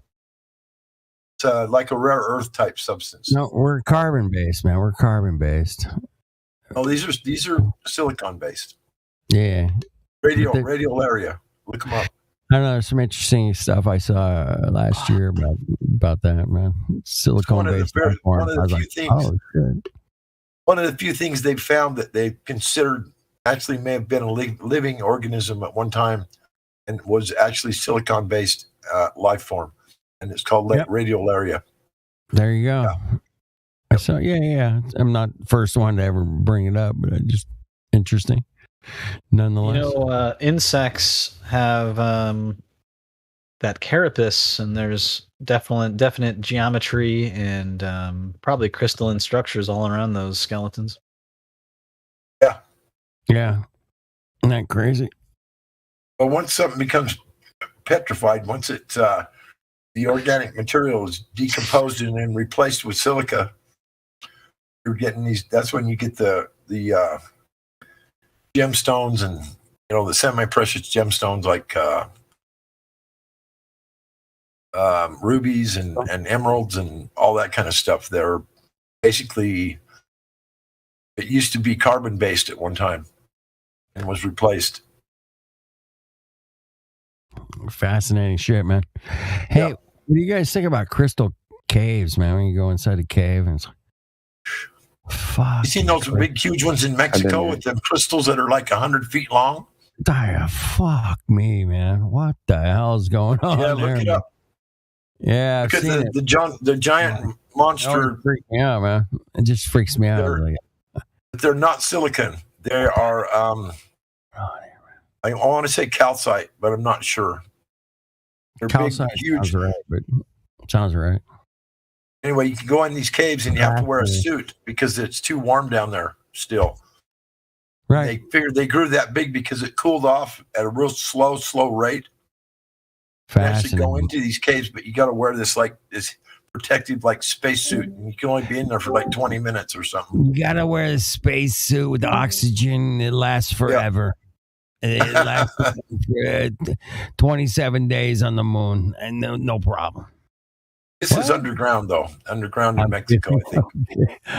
Just being ridiculous. I'm being ridiculous, man. I know. Shout out to Genesis, Exodus, and Restream bot, man, is out there. And Tony and Goldfish and Ben. What's up, Ben? Get you. Tony, yeah, jump on anytime, man. We're here 24/7, face to face.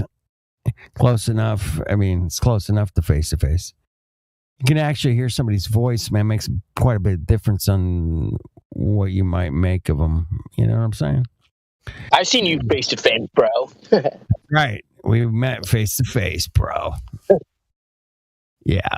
We were in Hollywood, man. I saw you walking in the rain. Well, I saw you Flatterday on several Winston's little streams you did. Yeah. In California, you made a few appearances. Yeah, that was cool when you were here, bro. Yeah, I remember watching you, bro. Yeah. He doesn't just do that on camera. He don't just do that on camera. When we were in Isla Vista, he turned his thing off because he was talking about some stuff that he couldn't talk about on YouTube, and he went off for like 45 minutes without the camera. I was like, yeah, it was pretty good. Yeah, he's hella passionate. Yep. Yeah, he is. He's all wrapped up in that court case right now, I guess. So. Yeah. Oh, you're talking about with. He'll be all right, man. He'll be just fine, man. No, he's got it. No problem. But the Mongos, man, they just got coming here and don't know shit about the globe, man. It's sad, man. It's sad. You guys got to learn. How many normal people really know anything about the globe, Flat Earth, dude? Dude, man, I heard you today, man. You were like 60 when you fucking found Flat Earth, and I was like in 51. You know, I'm like, yeah. And the guy that came in here today was like, oh, dude, I'm 51. I don't know if I can get this, man. I'm like, after talking to you, I think that guy trolled his whole way through that. I couldn't tell. Yeah, I don't know, man. I mean, he had his boots in some cement that was spinning on a globe, but I think we kind of loosened up the cement a little. I don't know, man. Might have been sounded that way. I want to say it sounded that way. It was pretty cemented, no doubt. But he was asking the right stuff, man. And, you know, you guys have seen enough of this, man. It's like I found it easy. Like I was saying earlier today, I wasn't. I didn't. But I think it's because I didn't have no investment in space. And I mean, I knew a little bit about it, obviously, but I didn't. I wasn't one of those guys that run around and was, a fat NASA fanboy or anything like that. And so when I heard about it, the only thing that hit me was like, wait a minute. I seen some truth right away. And I thought, man, I need to look into this like now. You know what I mean? Look at it. It was easy for me. I mean, it took me like 2 days, bro. And it was over. That. Yeah. I was never really a NASA fanboy either, but I definitely knew way too much about fake space. Dude, I listened to Art Bell. Get this guy Richard Hoagland on there and be like, there's alien spaceships on the moon with the dome. Oh my God. And he's got the face and the people, and we got pictures and the Mars space, and we got the thing and the Saturn and the secret space program. And I'm like, oh, fuck. And they got a secret space program. What? Oh, get the fuck. I'm like, yeah, man. That's fuck. Have you ever seen Wilcox? Wilcox and, you know what I mean? I was in, man. I was totally in, man. I'm like, oh, shit. They're hiding. Like, there's people on Mars? Fuck, yeah, man. I know that for sure. I listened to Richard Hoagland on Art Bell's show here on the radio and at late night, and there's no doubt, man, they're lying to us about there's people on Mars and the face and the pyramids, and they got all this stuff and the pictures and fuck. Jesus on a French fry. I bought it all, man. Propaganda, all of it. I'm like buying into that shit, man. And yeah, that's it. All right. Nobody's getting in or out of this place. It's a prison. Nah, it's just a big campground until we get where we're going. Yeah, I understand that. It's big enough you don't have to look at it like a prison, but nobody's getting in or out, bro, until you die. But boy, will it be worth it. Oh, yeah. We live in an enclosed system. Yeah, There's man. nowhere to go. I was driving down the road today, man, looking at all the trees, man. I was like, there's like tree after eucalyptus, there's pine, there's orange, there's just every kind of tree you could think of, man. I'm like, NASA's spent how many trillions of dollars and never shown us a picture of a tree on a planet anywhere? Never, not one. Not one picture of a tree on a planet. I've never seen a picture of a planet, have you? Well, I've taken pictures of planets apparently, but I don't know. NASA's they got some CGI kind of thing going there, but that's fine. Yeah. When you look at the picture of Pluto, do you see a little outline of the cartoon character Pluto on the actual surface? Of course not. And how'd that happen? I think it must have been Walt and Kubrick or something. I don't know. Walt didn't go to space, did he? No, Disney, Kubrick, Walt Kubrick. Yeah. I'm just being facetious. I don't know, but it was Walt Kubrick. And they filmed the landings of the moon with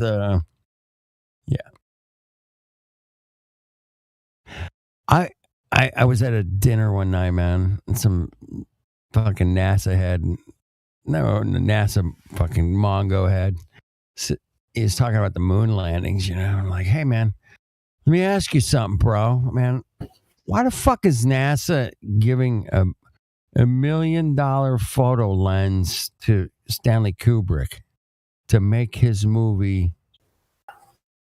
Why the fuck? I mean, they're trying to go to the moon, man. They're just going to hand over $1 million camera lens to Stanley Kubrick so he can make a movie in 1968 called Space Odyssey. And I was like, what the? Why would NASA be like any interested in making movies in 1968 when they're going to the moon in 1969? And like, they're just going to hand over this beautiful camera lens so you can make your movie to make space more interesting or whatever. Sounds like the beginning of a real fruitful relationship. What the fuck you gonna get? Hey, here's $1 million camera lens. Yeah, go ahead and make your movie. Get it back to us whenever you can. Don't worry about it, man. You're good. Just get real good at it so you can come help us with our NASA call, picture. Hey, by the way, man, could you help us out? We got to do some. We got to make a little show here thing. Can you help us out? Yeah. Yeah, pretty obvious. Pretty obvious what went down. Well, they put it all out there, man. It's all out there. Yep. I'm not making it up, man. It's just out there. Yeah. Exactly. Boing boing. Yeah, we're Storm. We're dancing in space with the harnesses, with the thing, with the moon land. Look at that baby smile, though. Loving it. I bet that astronaut was giggling his brains out while he was in there, too. He was probably laughing so hard he couldn't stop. Yeah, I love it when a guy falls over like face first and he's like eating the dirt, and then all of a sudden he's like, whoop, back up. Look at that ridiculous backdrop. Like, are you kidding me? The backdrop is ridiculous, man. I gotta give you that, man. That I could do that in my front yard, I'm pretty sure. That's an abrupt an abrupt ending to the picture right there, that backdrop. I love the all the dust shit that comes up from his boots, and then thinking about how reflective it is. Oh yeah, it's so fun. Oh, that's a valuable dust. We need to mine the heck out of that thing. What are we doing? Dust. Why are we not mining the dust? Look at the pole in front of him, whatever that's in the ground. Why has it got such a bright spot, a dull spot, and a black spot on it? What's going on there? I think he's shaded by the sun. The shadow? The shadow? Shadow. Yeah, shadow. that where it's real dark, and then it gets real bright white, and then it's, Oh, you're right. What the heck? I don't know. What's going on there? What is that? Shadow. It's a shadow. Yeah, but why is it so bright, brighter than the ground? What is it? Oh, I see. No, I see it's not the shadow. Yeah, it's not the shadow. It's weird I see looking. what you're saying. I see what you're saying. Yeah. No. Oh, it's a reflection from his helmet, for sure, no doubt. Look at it. It even goes right into the shadow at the very bottom, on the very bottom. Bright No, white. it's a reflection from his backpack regulator. Dude, and That's then his pogo stick. He's getting to his pogo stick. He's got it. Look at the flash in his hand. What is flashing in his hand? Oh yeah. Yeah, what the is hell that? What the? It looks like a lightning bolt kind of thing. So many anomalies. It's just crazy. There's a shitload of anomalies there, isn't there? Yeah. Yeah. Oh, yeah. What is on the stick that's it lights up at the top and the bottom, in the middle? It's like, oh, what the heck is that? Yeah, interesting. Yeah, very interesting. Right through the shadow. Shadow becomes white. And his hand, okay, I see where his hand is. It's kind of going up the pole. The shadow is going up the pole with his hand. See that? Oh yeah, maybe that's what that is. You I might be think right. that's what it is. Yeah. But I don't know what's flashing in his hands, man. I don't think it explains the weird lightly colored pole thing though at the top of it, right? It is the same color as the background, basically, at the top. Yeah, right? Well, it's a little bit lighter, but a little bit lighter. It kind of but- fades in and out too. Oh, it has its own little peak there. You see how it peaks up over the horizon in the back? Oh no, I haven't seen that. Noticed that yet. Right there. Or like Oh half- yeah, tiny bit. Yeah, I did see that. It like pokes up like a boner. Yeah. I'm just saying, you know. But there's also a couple of those on the right of him, right? Yeah, yeah. Are they changing it too as well? Yeah, look at the background on the horizon. You Wacky. see like little anomalies going on there in the back on the horizon. Mm-hmm. It's the backdrop flopping in the wind. Who knows? Interesting. Yeah, it's a pretty fascinating little clip. Good Yeah, little it is. Weird light anomalies going on there. If I was like 1/6 lighter, then I'd be like, boom, I can bounce all the way to fucking, I can jump 80. 1/6 lighter or 1/6 the total weight? I thought it was 1/6 total weight. Whatever. I'd be definitely could bounce. You know that thing, he probably stuck it in the ground to scientifically measure the vibrations of the moon while he's jumping on it. What do you think about that? I don't know. I think it's his pogo stick. That's what I think. All right. Pleasure. I got to go to bed. You guys night, bro. Carry the torch. Where are you going? I got to crash, man. I got to get up in the morning. Where? I got to go to, where's the curvature? Where? All right. Aries, Tony, and Chad, Gamer. Don't build anything tomorrow that I'm going to be jealous about you building because I love to build shit, bro. Well, tomorrow I'm just fixing shit. I don't know if I'll be building anything, but All right. All right, cheers.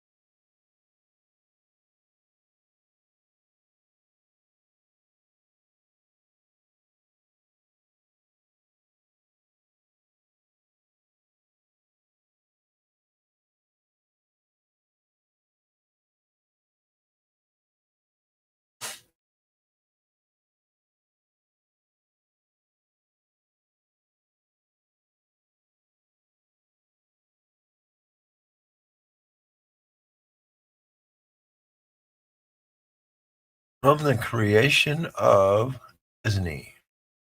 Know what it said? Or the create. I read it. Need my glasses.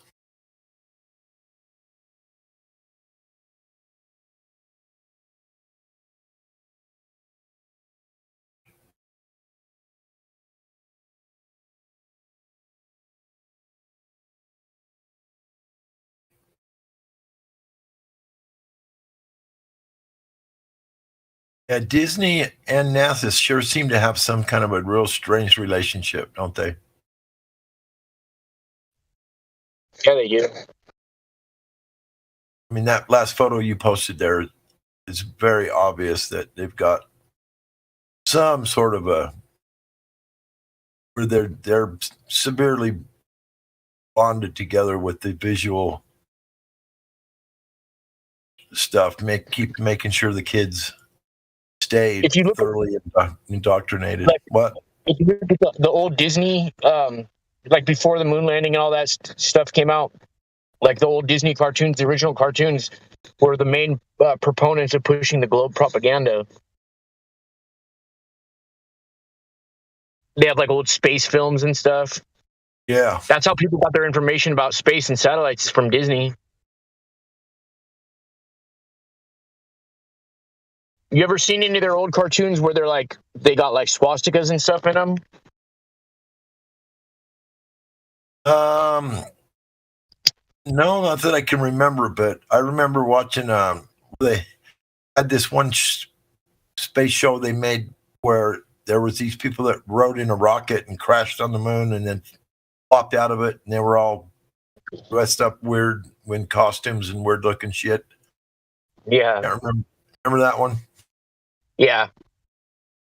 You know who Michelle Fowler is, right? Well, yeah. The complicated rock. Yeah, you ever seen the space cartoon movie that she's in? It's not like a major motion picture. It's like a B grade movie. Oh, I haven't. Yeah, I'm gonna have to post that sometime. It's hilarious.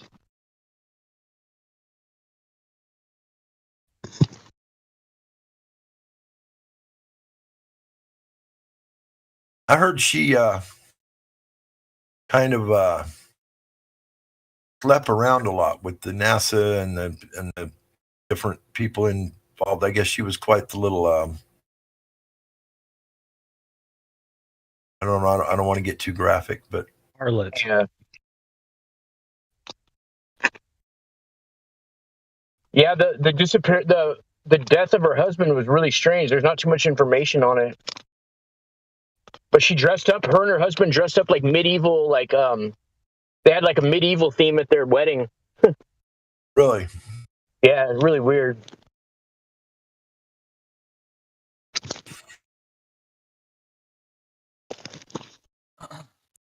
Isn't it kind of weird how these people that are involved in this kind of stuff, that there always seems to be some kind of a weird cultic type behavior and different things that are part of their whole, just their persona about some of these people. They've got always got this little it's part of their power.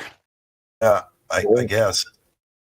Yeah, it's just and to an unknown degree to me. I don't even want to How know? Maybe it'll take 10 years to figure out that kind of shit. I don't really have time, reading freaking black magic books or something. Right. All I'm saying is I just noticed that shit when I see it, Oh yeah, it's everywhere. Oh man, Gospel Bearer was nailing it. You probably were here for it earlier today. He said the Pythagoreans were from the mystery schools, and yet we're using the Pythagorean stuff still today. That kind of blows me away. Yeah, have you heard of the Babylon mystery schools? Have you heard of the Pimplett 322? No. So it's a Babylonian tablet that they found that's supposed to have a Pythagorean theorem on it and all these.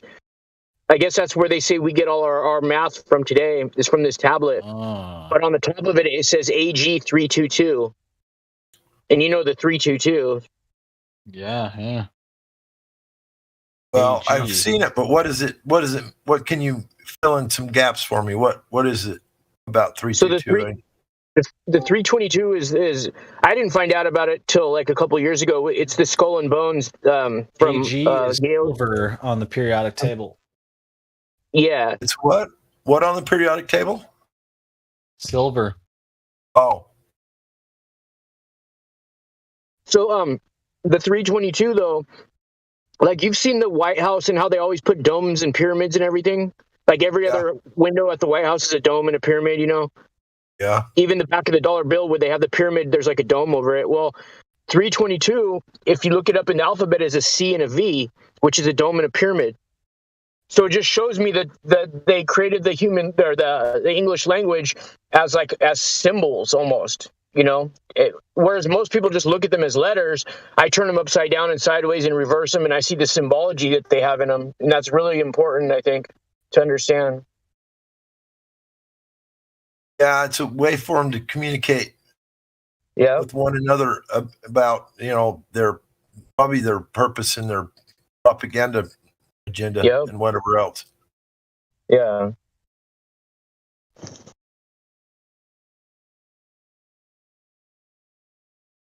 Yeah, the English language is really a screwed up language. I mean, it's, like let's make a cure for cancer. The word cure. What does it mean? Yeah, preserve. Right? Preserve. We're going to preserve your cancer. I always trip out when I see these people doing these walks for the cure for cancer walks and cure for this or cure for that. I'm like, dude, they're missing the whole point. Why look for a cure for anything? Why not just find the cause of it? And you won't ever have to worry about the cure. They never think about the cause. Nobody ever talks about the cause of anything. It's just a cure for it, like a Band-Aid. And you know what I mean? Yep. Really, if people didn't start getting cancer. There's no money in cure and actually finding out the cause and eliminating it. There's no money in that. Yeah, for sure. But people don't really, I don't think too many people look at like when cancer first started coming out was when like after they had came out with the radio and then like appliances that were electromagnetic that were putting frequencies in people's bodies, and then they're sitting there with their shoes on all the time and it just builds up in their body. So I think the shoes go hand in hand with the EMF signals. They need them both to work like compatibly with each other, Yeah, I think you're onto something there, bro. You never heard about nobody getting cancer in the 1800s? That's crazy, you know what I mean? Or any of the things that they have now, really, Well,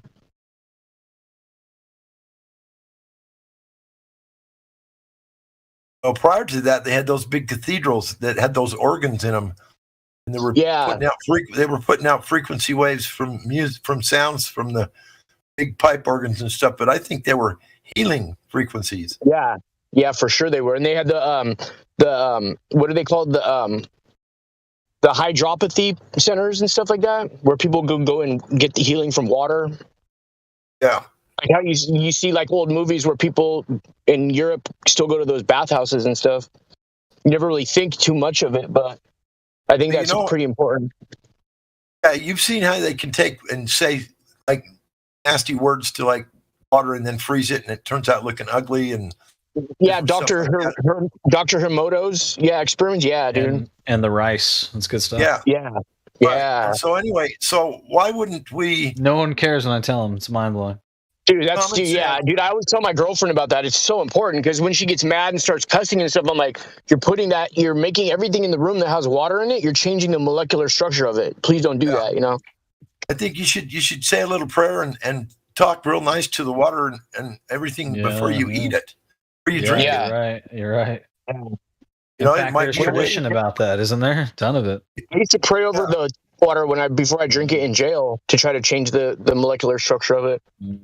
I'm sure you probably were. I mean, all you got to do is have the intent there, I think, and with frequencies that leave your body and your mind and your intention and all that. I think you probably were. Yeah, you guys are nailing it. Successful. I think it's a mixture of the intent with the actual verbal, because when you speak, you're putting out an actual frequency that can move stuff. You know. Yeah, I think it's the two of them combined. Yep. I'm not saying that somebody couldn't. I'm not saying that somebody that couldn't talk for whatever reason wouldn't be able to think it, but they might be more powerful with their thoughts, you know, than us. But yeah.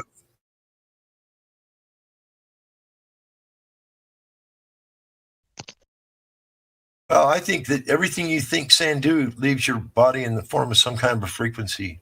And I also believe that it's absorbed into the stone on the earth and stored. Yeah. It's like, I don't know, somewhere in the scriptures it says something about secret recording sites. Yeah. That the Lord hasn't. And I think that's what it is. It's the silica. The earth itself, it absorbs all these thoughts and all these words, and everything you think, say, and do is absorbed and stored in the stone. Because in some way, that's what the stone does. That's what silica does. You really do kind of create your own reality to some degree. Yeah. Yeah, I don't know. I'm just spitballing, but I think there's, you know, I just you guys are nailing just see some real strong possibilities for all that stuff to be going on. And, I think there are some people that, you know, that's why a lot of people believe that crystals have healing powers and stuff like that. And I would have to say they do. I mean, I went for 10 years doing a bunch of crazy experiments with stones and crystals and all kinds of stuff. And I don't want to get into it here and now, but I've seen some really amazing stuff. Let's put it that way, that happened. I actually seen a crystal had a light grew out the end of it, and it wrapped itself around a stone. Damn. And then wrapped itself. I have so many crystals, bro. I have crystals and shungite, and if that's true, you can make a killing on sweet necklaces that people will buy up. You know what I make? I make chembusters. Well, they're called orgonite, but like they're called chembusters. I don't know if you ever heard of them or not. I haven't heard of chembusters. They break up I talked to you about orgonite. Yeah. You showed me some of those resin organites, kind of dope. Yeah, dude, that stuff I couldn't. At first, I got all that stuff, and then it's weird. Like I started to make it, and before I even tried it out, I like lost faith. I was like, this isn't gonna work, right? And I was at my friend's up on the mountain, and up there, it's like right next to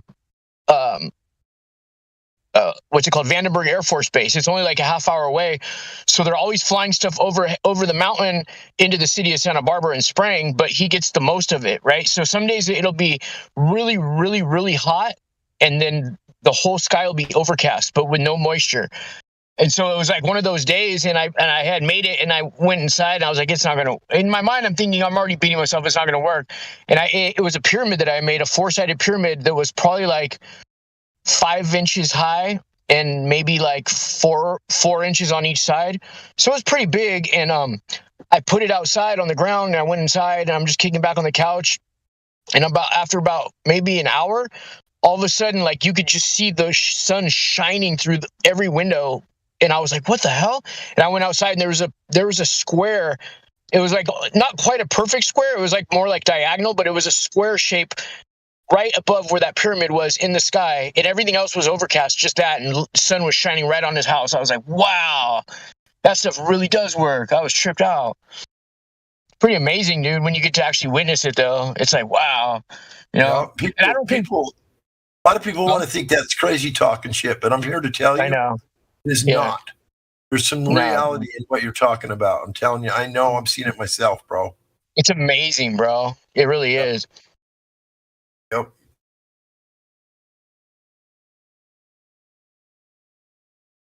I think that's what got me into flat Earth.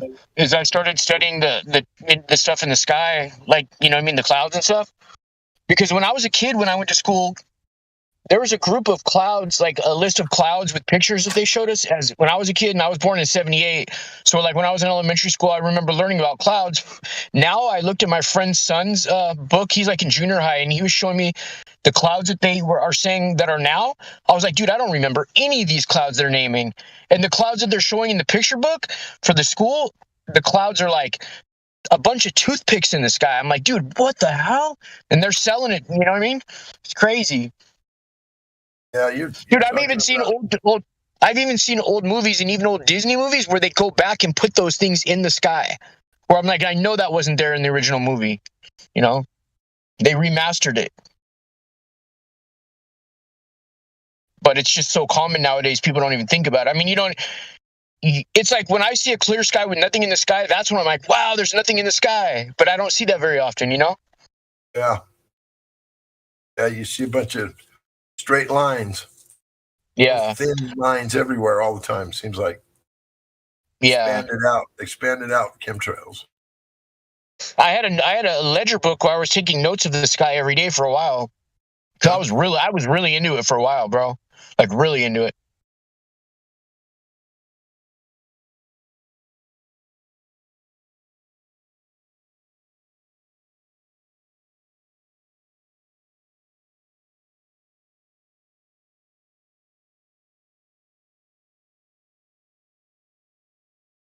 Me, that the kind of stuff we've been talking about, or just some of the stone stuff, and you know, it's just another. For me, it's just another obvious proof of the creation. Yeah, for sure. It's everywhere. Yep. You know, I try to get people to think about simple things like their skin. It's just everything's so mind blowing. Oh, speaking of skin, just to let you guys know, one thing about going in a swimming pool, like with a swimming pool with it's been treated with chemicals, is so bad. It's so bad for your body because your skin intakes that. Your skin is like a giant. What I was taking this massage therapy class for learning how to heal people through certain types of massages, and they were saying if somebody has recently had chemotherapy, it's not good. It's not good to give them a massage. Just like don't, you know, I mean, it's up to you, but just, you know, most likely you should refuse because that stuff from the chemotherapy will go into your skin. Because yeah, especially when you're like warm or whatever, your skin is more expanded, and that stuff just goes right in. But yeah, the swimming pool is all bad. She was saying how bad that is for people, dude. I wonder if there's a better way about it. I mean, pools are awesome. Yeah, I think if you get in those natural hot springs and stuff from the earth, yeah, I think those are probably good for you. Yeah, but man-made pools like the chlorine, not good. Yeah, all that kind of shit. It's been processed and then pissed in, and whoever else knows what else goes on in them swimming pools. You know, yeah, can't be good for you at all. All bad. It actually would be. It would be actually a lot better for our bodies, like a lot less worse for our bodies if it was just water with no chemicals, and there was, even if people did poop and pee in it, I think that wouldn't be as bad as the chemicals they put in there. Probably not. You're probably right. You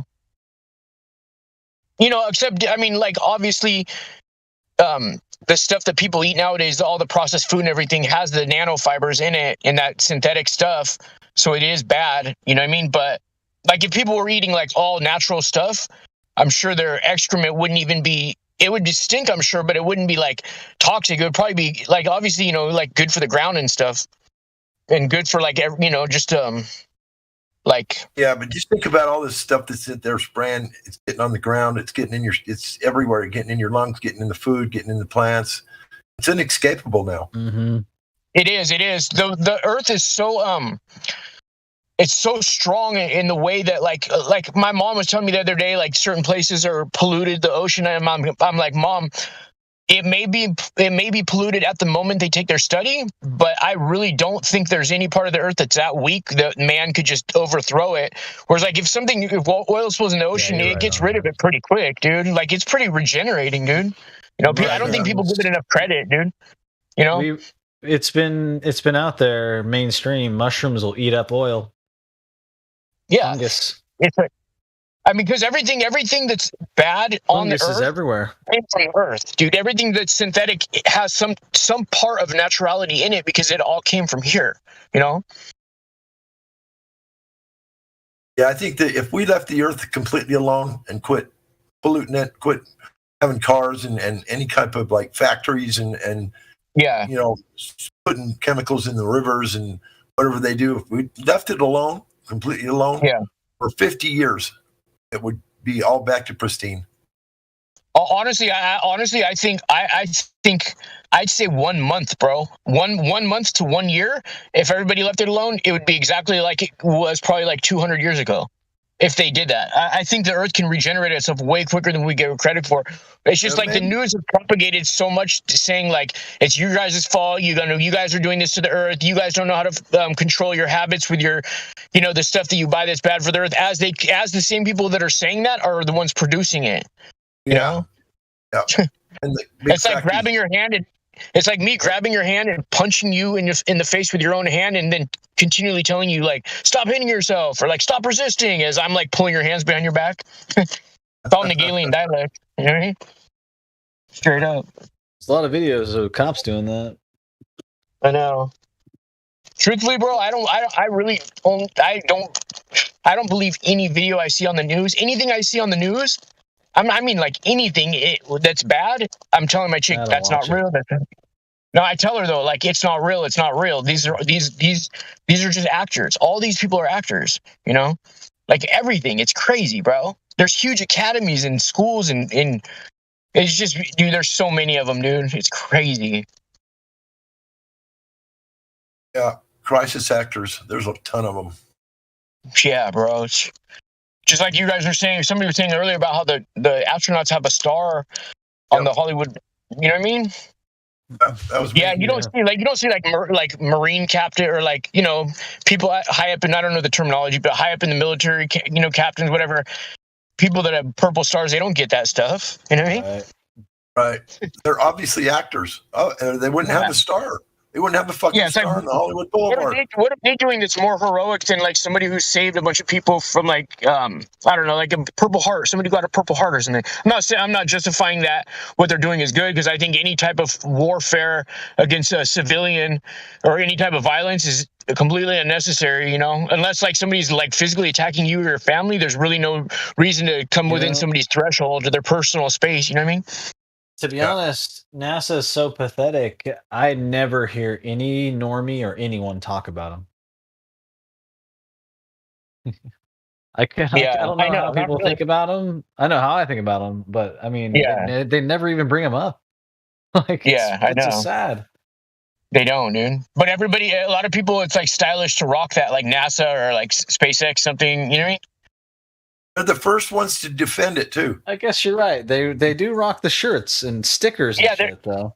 I noticed they're pushing them now at all major like clothing stores, like H&M, Macy's, like any clothing store you could think of, whatever area you live in. I guarantee you'll find something that has NASA in there or one of their mission, anything that has to do with them or SpaceX, dude. Yeah. Guaranteed. Well, I mean, you know the MTV building that started the MTV Studios in Toronto. You know what that building was, right? Oh, what? That the building in Toronto where the MTV Studios is, or where it started out at, was a Freemasonic hall, and they kept the Freemasonic symbols there. So they're saying MTV really stands for Masonic Temple Vision. That's what MTV stands for. And the worship hall, the worship hall in the back, like in the very center of the building where they have their main ceremonies, is where they put the recording studios for people to go and record their music. And then the Total Request Live or whatever was like towards the front, or Yo MTV Raps like towards the front. But anyways, they kept all the inside still, like the checkerboard floor, all their tapestry, like everything that was there. They basically kept it all intact. You know, all the symbolism in that. Yeah. Yeah, and then think about what they give out for the MTV Music Award. They give out a Moon Man, you know. So people don't talk about it, but they just see that. Like, remember the old MTV, like the beginning intro? You'd see like a man on the moon. Yeah, yeah. Yeah, it's just like constant bombardment. Yeah, but they never really talk. They don't talk about it. They just show us flashes of the image. You know what I mean? So we think like we just want to defend it, kind of, because we always like equate it with like cool hip music or like whatever was trendy at the time, and it's a trip how that type of influence is literally a spell casting on people. Mass hypnosis, dude. It's why everyone has a television and a phone. Yep. Television was first. Oh, this shit worked. Everyone's using it. All right, what's next?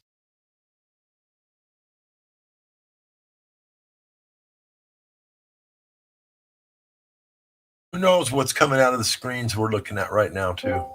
That's a good point. Yeah, I want to say one thing. Anybody who's messing around with that virtual reality headset, I highly warn you to stop doing that immediately. If anybody's listening. My buddy has one, and I've used it. I probably have a total time of like 30 minutes. Yeah. Yeah, dude, that's some straight spell casting right there, bro. And not even to mention that, I've taken because I have an EMF meter that I am able to read like the XYZ signal of the frequencies, the electromagnetic frequencies that things are putting out. Yeah. And like I put it next to that thing, and that thing's as high. Some of them are as high as like a router. Yeah, they're like as high as the router from the TV. You know what? Some things are higher than routers is there's a couple people in town who have gone into their house and done readings with the EMF because they'll have like an elderly parent or whatever, and they'll be like, she's really sick. Can you come over and see? Or some of them are a little bit. They say things that most people would think were out there. Like I think I'm getting beamed with like EMF rays or whatever. So I'll be like, come over there to try to logically talk to them and just see what's going on. Yeah. And you know what? Things put out so much more EMF for how small it is than anything I've ever seen. Is those little cheap made in China. And usually the cords are white and they're really thin. Baby monitors, bro. I'm not even kidding you. Those things rock you. They put so. Wow. One thing was putting out almost twice as much as the router, a Wi-Fi router. I was like, wow, crazy, dude. Yeah. Wow. I think someone should learn to design some like Faraday type clothing. Oh, I mean, they have that kind of stuff out right now. I've heard. I know someone that's doing it. Yeah, I think that's a really an important thing to be doing right now, because personally, I think that half these illnesses that we're getting are created via that process. It's looking that way. Yeah, it's looking that way. Yep. Bro, I think way more than half, bro. Yeah, in almost every other country, when doctors go through med school, one of their main courses is EMF and RMF frequency waves, that how it intrinsically affects the human body and the way it responds to certain things. And the doctors in this country don't learn anything about that. In fact, what do they do when there's something they think something is wrong with you? They put you through EMF waves. You know what I mean? So people are going there to see if there's something's wrong with them, and they end up getting basically toxic in their body from. It's like it's so black and white, bro. It's so like stop hitting yourself type of stuff. You know what I mean?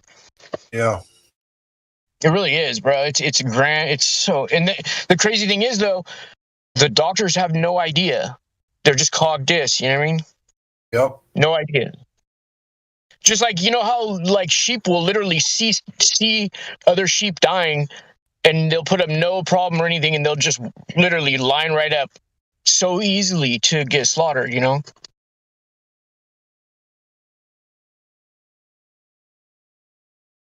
Yeah, you're talking about the human race. Yeah, it's a trip, dude. Nope. It's a trip how people really think they need stuff from doctors and stuff. Like people, their main concern is like their healthcare and like da-da-da. It's just like, dude, really? What did people do before they had all? It wasn't just in this last 100 years that all this stuff has come up, and all of a sudden we absolutely need all this stuff. Like we need to get x-rays for this or that. It's like, it's crazy. I don't know. Yeah. Especially even people who call themselves like Christians and people of faith and stuff like that, but they believe we live on a ball, and it's just like, dude, man, those people are hard to talk to They really are. They really shut me down whenever I try to talk to them. They shut me down more than Jehovah's Witnesses, dude. The Mormons are like that too. Yeah, they are. But they don't shut me down like some of the Christians do, though. You know. Well, Mormons are Christians, so they say. I mean, they teach Christ doctrine, but yeah, yeah, that's what I mean. I'm talking about like people who claim to be Christians who believe we live on a ball, bro. Yeah, that's what the Mormons are. That's what they believe. Yeah. A lot of religions believe that. Crazy, bro. I was raised in Utah, bro. I still live there. Oh, really? Yeah, crazy. Really crazy. My mom was raised there. My mom, her dad was a Mormon. My grandpa. Yeah, but I mean, they didn't really know it that well. But she was telling me like some of the inappropriate stuff, like just that whole way of thinking is, and the way they treat women and everything. You know. Yeah, over half of my family are staunch LDS Mormons. Yeah. I mean, I've been to church maybe 3 or 4 times in my life, and it was when I got invited to my. They lure you in with the women. Maybe blessing or something like that, you know? Yeah. And so, but yeah, it's crazy. I mean, they push that stuff so hard here. Yeah, they do. Everyone's kids go on missions, and I mean, it's just bizarre. The women, man, they're beautiful. Used to talk to them. It was fun talking to them about Jesus. You know, they had a thing on where was the most beautiful women in the what street corner. I was blown away. I was like, how could I say no to this? You see the most beautiful women in the world. What street corner? It was like 2nd South in Salt Lake City, 2nd South and State Street. What they said. You seen the most beautiful women in the world. I mean, I experienced like a very small percentage of the population and Mormons, and all of the women that I saw, I was just like, no way, this is crazy. So I've experienced that. They got something going. Yeah, they do. I hear they're millions, like 30 million or I don't know, more. I don't know, a lot. Oh yeah, I don't think we ever get accurate readings when it comes to like finances or amount of people on anything on any scale. I think the numbers are always so fudged up. You know. Here's another one. Seventh-day Adventists are the healthiest in the nation. Yeah. I can't, how do you verify these kind of stats? I don't know, but the ones that I know, they're pretty healthy. I think they're purely vegan or something like that. Yeah, the way I look at literally everything that I'm told, I separate things in 2 categories. If these people know the true shape of the earth, or if they don't, and that's that's the level of trust that I give people. Wow. Is if they're saying, that's how it's usually how I've started to live, bro. Yeah, you know. I hear you, man. I hear you. I mean, think about this. Think about how many years, how many people, how many different countries, in the making of, and how many trees they tore down, and how many rivers or ocean beds that they dammed up or they made canals through.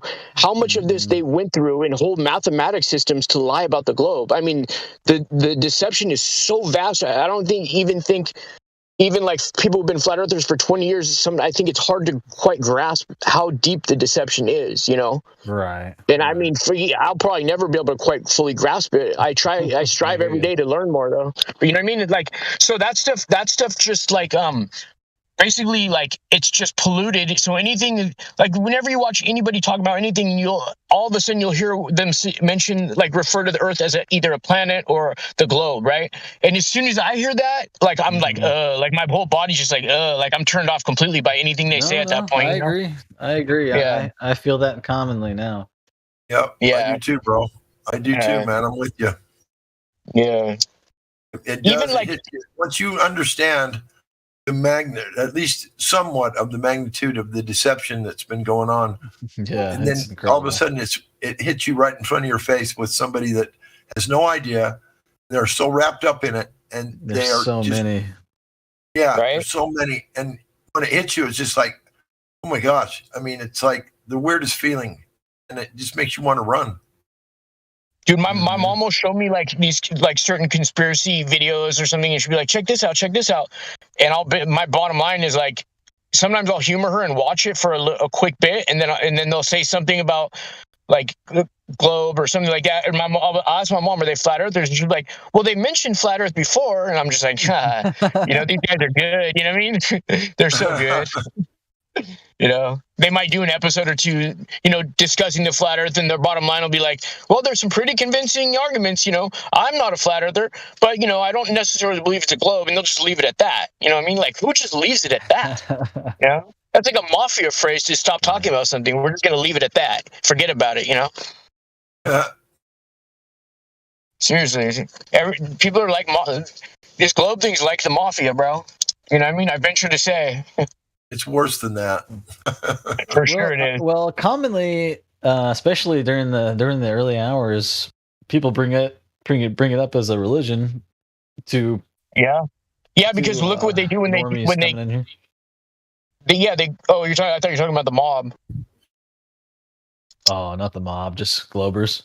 It's like a religion. I'm like, yeah, it is like religion. They even burn the saints when they prick their blood. It's in some way they've devised a religion that is viewed not like one or something. They're really good. Or you can never tell what you're a part of, whatever level of deception it is. They've been indoctrinated for so long that they just think it's truth. They don't even look at it like a religion. It's just like, no, this is truth. Yeah, exactly. Dude, the minds that have come up with this stuff have been around for been around since the beginning, though, dude. So they've had a long time to perfect it. You know what I mean? I never think deeply about that. I don't know what to think about that. I don't. I mean, there's good evidence. I have to agree for sure. I have to agree. They've been around since the very beginning. Bloodliners or whatever you call them. Or I'm just talking about unclean spirits. You know what I mean? That whisper in the ears of certain men. Okay. I think it all started with the fallen angels. Yeah, for sure, bro. No, I definitely want to go there for sure. All started there, I think. If people think about stuff, it's hard for people to grasp certain things because people are only looking on a small linear level of like a 70-year time span or maybe a 100-year time span. But if you think outside the box and you think that we're not dealing with people that are limited to a 75 to 100-year time span or whatever it is, we're not dealing with that as the logic behind the globe, then it's kind of easier to understand and grasp. But when you think about like, why would they go through all that just for that and then they're going to die off? It doesn't make sense if you're thinking about it that on a small linear scale of like the human form, Well, there's a dangerous part of the science psychology that we're kind of, at this point, we're all kind of broken out of a little bit, but it has to do with like how physical things are. It's hard to describe it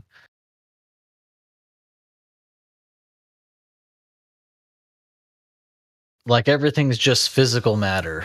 You know what I mean? The real atheist type stuff where. Yeah, you don't think about, but I mean, even everyday devices that people use every day, even the most devout atheist uses devices where it's clearly obvious that we're dealing with something that's not on a physical level, like your phone getting pictures from somewhere across the world instantly. You're dealing with something that's not on a physical level, Oh yeah. I equate like electricity and getting stuff on the phone and stuff on the metaphysical level the same as I equate like angels and demons, because I think it's all this. It's like it's either good or bad, like the intent of it, I think I thought of it. I think it's as simple as everything's kind of explained already. Psychology, that kind of psychology has seeped into the whole world. The whole, or to whatever world, maybe the West, the places that have been exposed to this type of education. Think about Okay, so I can't remember if it's the Constitution that says we hold these truths to be self-evident, right?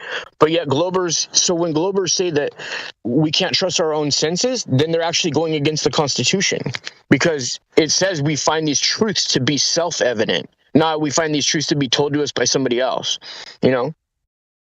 That was one of the main things that woke me up to Flat Earth. Trusting my own senses.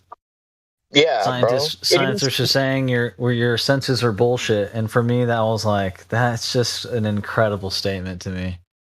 Yeah, that's like basically spitting in God's face and saying what you gave us for our own senses to trust. You know what I mean? It is not good, but we're trusting somebody else. You know, somebody else's work. All of this existence for what? I can't even trust my own eyes and whatever else. It's like, come on, nah, I'm okay with that. Yeah, right. Jeez.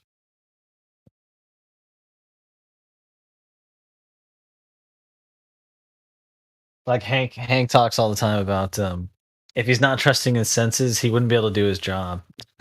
Yeah, nobody would. You know what I mean? It's just incredible, man. Yeah.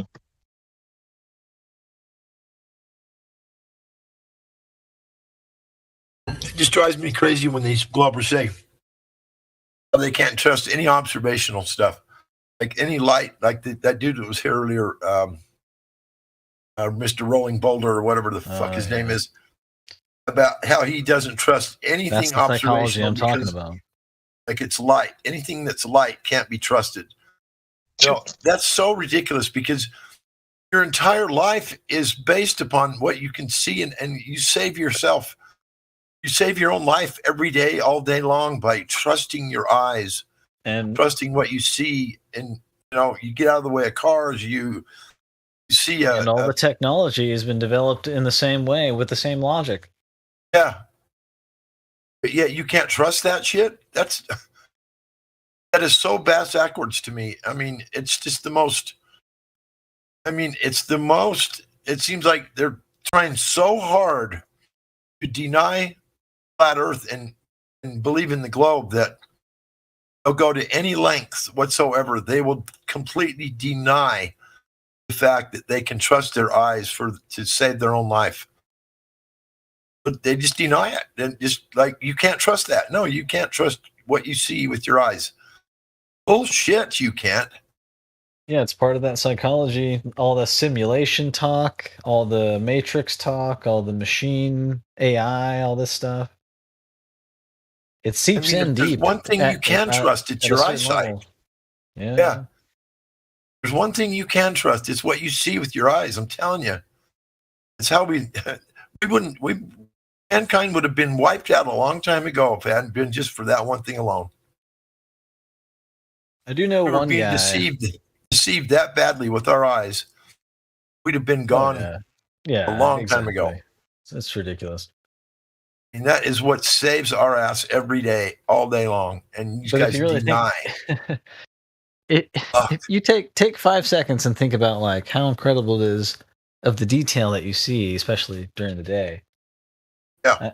I guess I can only speak about my own eyes, but the detail. The detail you see in a flower, or when you look at a bug or an animal up close, and all the fine little details you see, and the richness of the colors, and I mean, it's all. I mean, your eyes are magnificent, magnificent devices. Your eyes are. Oh yeah. This talk about the stuff is upside down. I think I got to relook. I got to relook at this optical health anatomy science or something like that. I mean, does that make sense? I'm not sure I'm following you. You'll have to something about the image, what you take in through your the organ, the eye, in some way is reflected once you not reflected, reversed. It appears on just like it does in a magnifying lens. If you've got it at the right distance, it flips it upside down, or in the telescope. So does that mean anything about reality, or I don't think I so. don't know where to take it. I think your brain processes it in that way, and it flips Just it back because it needs right to in side a up. way, it's more efficient in some way. That makes more Yeah, sense. I don't know. I think it's just the way certain lenses flip the image backwards. I or think it's upside down the or something. shape. Or the shape. I think it has something to do with the shape because the shape will shoot something back. Like when you want to shoot a frequency back, it's not going to work on a sphere. It'll work on an indented like a spoon, or it'll work on a flat, and you can get something shooting right back at you, or even further maybe than what you put it in. But if you have a round, usually the round is going to take it on the round itself, and it's going to like not resist it as much. So it's not going to give it right back to you at the same angle.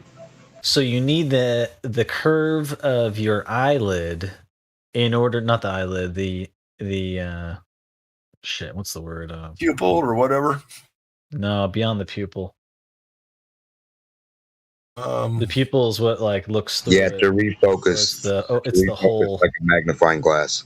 It refocuses it back to the inner part of your eye. That gets you depth, right? Something like that. Well, two eyes, each eye. Two eyes is depth perception. If you only have one eye, you're supposed to not have depth perception. It's not true because if you close one eye, you can still have depth perception. I mean, that's not. There's hold on, one-eyed hold on. people. It's Maybe not, they're not. It's not what I say. It's just what I've been told. That one-eyed people only don't have any depth perception. Gotcha. Maybe if you were only born with one eye, maybe, and you've never experienced the two eyes. Yeah. Maybe it's just an automatic thing once you grow up with two eyes. That might be what it is. People with one eye have no depth perception. That might be what it is. Yeah. That sounds right.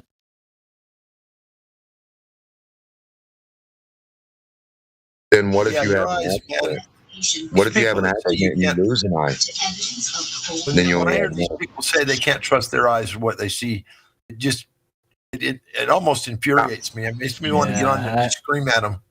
I don't do that very often, but No, it's true. How else do you do anything? How else do you see the calculations, see the measurements, see the equations, see anything, see material, see reality? It goes back to the psychology is seeped into the point where it's like, well, we're just some kind of like monkey being where our bodies are like machines and computers inside them, and you know what I mean. It's a strange psychology from what comes out of education nowadays.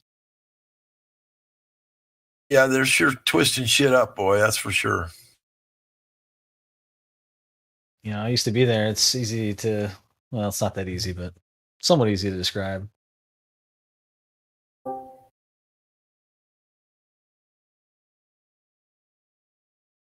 Tell me you can't trust your eyes. Makes me want to just smack you right in your mouth. I hate it when they do that. It's just the biggest excuse. It's like the end all excuses, like, oh well, you just can't trust the observations. I mean, you got refraction, you got all these different things going on. That's why I bring up the technology, because they love the technology, which we use our senses to do. It's like, yeah, oh man, you trust this? Like what? Where did this stuff come from? Same reason there's no real pressure that they're reading. Yeah, it's a way to escape in voltage or electrical continuity. That it's a differential. It's a resisted amount. Once you have the container and you put the chemicals in there and they create a reaction. And like a gas wants to create a pressure inside the container or whatever they use. Doesn't matter what they use. The only thing you're getting is a resistant reading of electrical continuity. I mean, that's it. It's not really, and especially the way they say gravity, not a force and this and that. So if there's something that's not a force, have you ever seen anything do anything without a force? Be moved without a force of some sort? Well, to be honest, it's probably, it comes in later to prop up what they were talking about with the globe stuff before. It's more of like a this is how it all happened thing later on. I don't remember what age I started hearing about gravity. how they just say that we know, oh, we know this and we know that, and we know all this stuff. It's like, no, you don't. They couldn't possibly. Nobody was around then to record it. You know, I mean, Isn't it weird? Isn't it weird how they use lead, right? 2 lead balls to demonstrate gravity, but the 2 lead balls they use to demonstrate gravity don't have their own atmosphere around them. Right. Wouldn't you think that the 2 lead balls that are pulling each other would have a little air around them? Well, and not Isn't that just that. vacuum? I think lead has a specific type of electromagnetism, and I think they attract each other naturally. Oh, it definitely does. So Everything. Yeah. So this test that they're doing, the Cavendish or whatever, where the balls, you know, attract to one another or whatever, that is it's a complete farce, and it's designed. Not It's even. It designed to doesn't. do what it does. Yeah, it's designed to do nothing really, but trick you into some goofiness because it has nothing to do with orbit. It has nothing to do with something going to the inside and relieving itself on the center of another mass, right? Because something's supposed to fall itself to the center of another mass if it's more dense, into the center. We have never seen that. That lead ball does not go in the center of anything. Right. And it doesn't orbit the other ball. And why would 2 objects that are equal ever have a reaction on each other? Why would that be? If they're equal in weight, they both weigh 20 pounds, and they're both lead balls, why would they ever have a reaction to do anything to each other if they're equal? It should be just a push. It should just be an even null effect. Well, I mean, if they're equal, they shouldn't do anything. They should both be held by gravity of Earth to the center of what Earth is claimed to be by the density of those balls, their self being lead. They should never move from that spot being the densest material that they want to use, right? They have nothing can mess with them but the idea of gravity. So they should never move from their 2 spots. They should never go together ever because they're the same. The only way they would move together in my mind as like a scientific, person that wants to make an equation that would make sense is there would be a differential. One would have to be smaller or bigger than the other to get a reaction. There's no way in hell you're going to tell me there's a reaction with 2 things that are equal and don't have any reaction to each other because they're equal. Well, even what I think it was in Newton's paper, he said something about to believe that 2 bodies that can act upon one another from a distance is the most and cause any kind of a attraction or anything at a distance is almost it's the most preposterous thing he's ever heard of.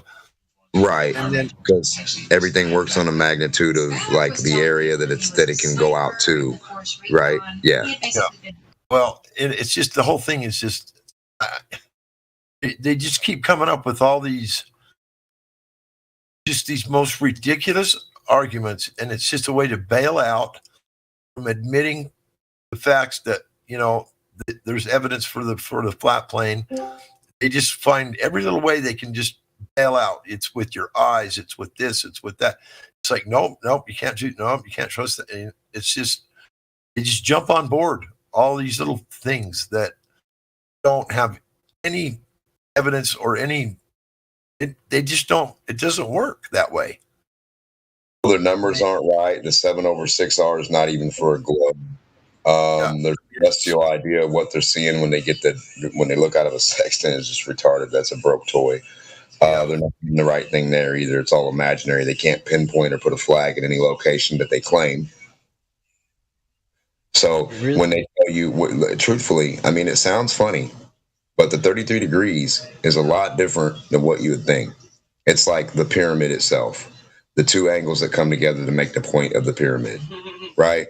It's if you really go away a certain distance on a real ball, it would be like a 33 degree tilt you'd be looking at, and way less than 69 miles. This is the truth. See, when they tell you the 7/6R and they look in the celestial area and tell you that's a celestial sphere and that's a celestial observation, they're talking about something that's way bigger than this globe's 24,000 miles that your car has 100,000 miles on it. right? You get an oil change every so often. That's a globe, right? So I mean, every couple oil changes is a whole globe circumference. That's right. Like, I need one. Thanks, man. so their measurement's way bigger. It's like 400,000 miles or some shit, right? I don't know. All I know is there's no way it can be what they tell us. It's just no freaking way. Does not. Oh, it's not. Doesn't work at all. It's the farthest thing from the truth. You do any small amount of research on the origins of these ideas and the people involved, you find out who these people are real quick. Well, the radius of a flat, radius of a flat circle. This is a flat plane. The radius would be from the center to the edge, right? Not from the center to the equator, which is halfway to the edge. The radius of a round circle is from the center to the edge. We live on a flat plane. Right. It kind of really what's doesn't the matter real what- radius of this flat plane? There's nothing to do with the globe. There's nothing to do with the globe. No, not at all. If you could, it's a flat. I don't know. I don't know how you test it. The only way you could test it is if you could go, if you can keep going north and find out what's up over there. That's about the only way to test it. Yeah, I'm not saying you could test it, but what I'm saying is this imaginary equator that they have, this imaginary 3959 number, the real radius of this, if we live on a flat, circular shaped flat plane, or dome covered flat plane, or whatever you want to call it, from the center to the edge is the radius. And it's not 3959 on a flat plane. It's not even anything close to that. It's a lot bigger. And so this radius, this globe radius, the whole thing is just. Well, the sky it's wrong. Covers the whole plane. I mean, the whole thing is something that we can't even. Right. We really can't even fathom it. So I don't know. And when people talk about models, it's just like. Right. You don't get it. If we were to measure it, we know that, where they've got the equator located, you go from the North Pole and start heading in any direction, 3959. That's not even halfway to the ice wall. If the ice wall is reality, is what I'm saying. Oh, I see what you're saying. And the radius on a flat circle is from the center to the edge. Yeah. Not from the center to the equator, because there is no equator. Right. There is no equator on where we live. There's no equator where we live. It's just a made up number. Yeah. So a made up number that we debunk. And I'm not saying we know how big where. Oh no. I'm just gonna go out on a limb here because I do believe that we're covered by some sort of a barrier. With the gas pressure, it's the only way. We got to be enclosed. So you go from the North Pole center to, let's say, the container. Where that is, I have no idea, but it's certainly not 3959. It's probably double or triple that. And I'm just guessing, but I'm just saying that you've got to go to the equator, and then you got to flatten out the rest of the Earth. You got to get Antarctica back up on the flat plane where it belongs, and then you get all this more distance. And so it's just the whole their whole model and the whole thing is not even close to reality, and we don't even know what reality is at this point. We don't even have a clue. They got all these formulas and all these math and all this shit that all these people believe in all this stuff. And it is so fucking weird, dude. I mean, it is so fucking weird to think that people actually buy into all this stuff because it's so obvious. It's so wrong. I mean, I'm not saying I know what it is, but I know what it isn't. It isn't a ball. We got Pyramid in you with no rolls.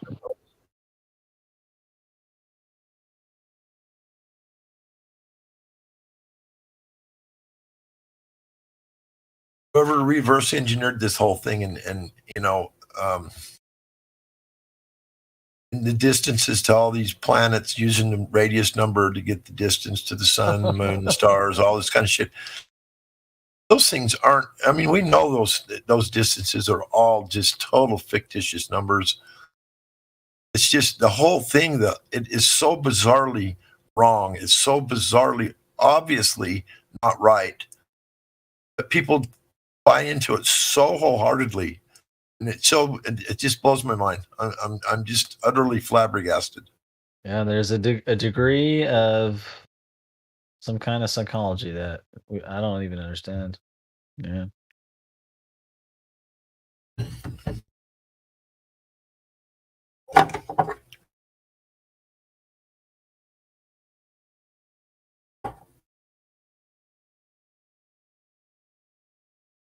Say the world is so much percent of water.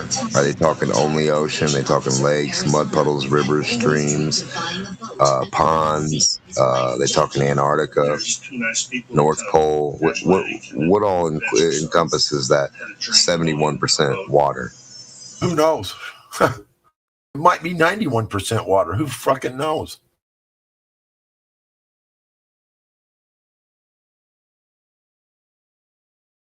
What if it was 91% land? Wouldn't that be funny if it was 91% land? Yeah, that's true. There'd be a whole lot of land we're not being told about. Yes, sir. Yes, sir. You know how pig pens kept in a pen. You know what I mean? Like, the zoo kids.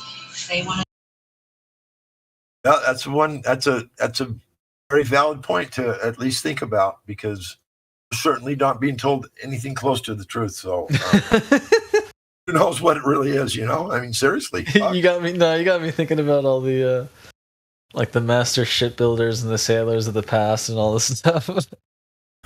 Oh, it cracks me up. Oh, jeez. Where the Earth curve stencil is. Why no glober or no mathematician or no engineer or no builder or no scientist, no professor, no doctor, no one, no master mason has made an Earth curve stencil? Meaning a little piece of foam, a little piece of metal, a little piece of wood that follows 8 inches per mile squared on a small scale of 3 foot, 10 foot, 8 foot, 9 foot, 6 foot, 2 foot, 20. I mean, you can keep going with it, right? You can make it extendable like an antenna, and we should take this, right? The 3 foot, 6 foot, 9 foot, whatever section of it we have, right? Make it like a piece of foam, like a foam noodle, and it's following the arc, right? The curve of the Earth, 8 inches per mile, whatever, right? It's a stencil, and it's a foam noodle, and we take it and we put it on the water. And when the water doesn't conform to that noodle, guess what? Welcome to Flat Earth. Wouldn't conform to any of those noodles. The same when the water doesn't, touch the bottom of that noodle and actually fill the fucking little gap between the it and the water. If there's any gap there, then we're not. I mean, obviously, you're right. There's no doubt about it. It's that simple. It's that fucking simple. A $3 foam thing, a $3 floaty, a piece of metal, a piece of wood. You get what I'm saying. Yep. And you can take that Earth curve stencil and line it up on anything, anywhere. Line it up on anything. Any piece of dirt, any piece of ground, any piece of water, any piece of ice, anything you want. If it doesn't match, there's no globe. It's never going to match. Never. This is why it's censored. You can make it too, though. I mean, that's the simplicity of it. It's not hard to make. Hilarious. I thought about making them and selling them. FE Provers. Get your Earth curve stencil here. Yeah. Take it out on the water and set it down and show us. Show us that it fills the bubble. You can add them together. You can extend them. You can get the antenna version. We got different versions for people who want to be bougie. We can sprinkle some glitter on them. Any idea what had become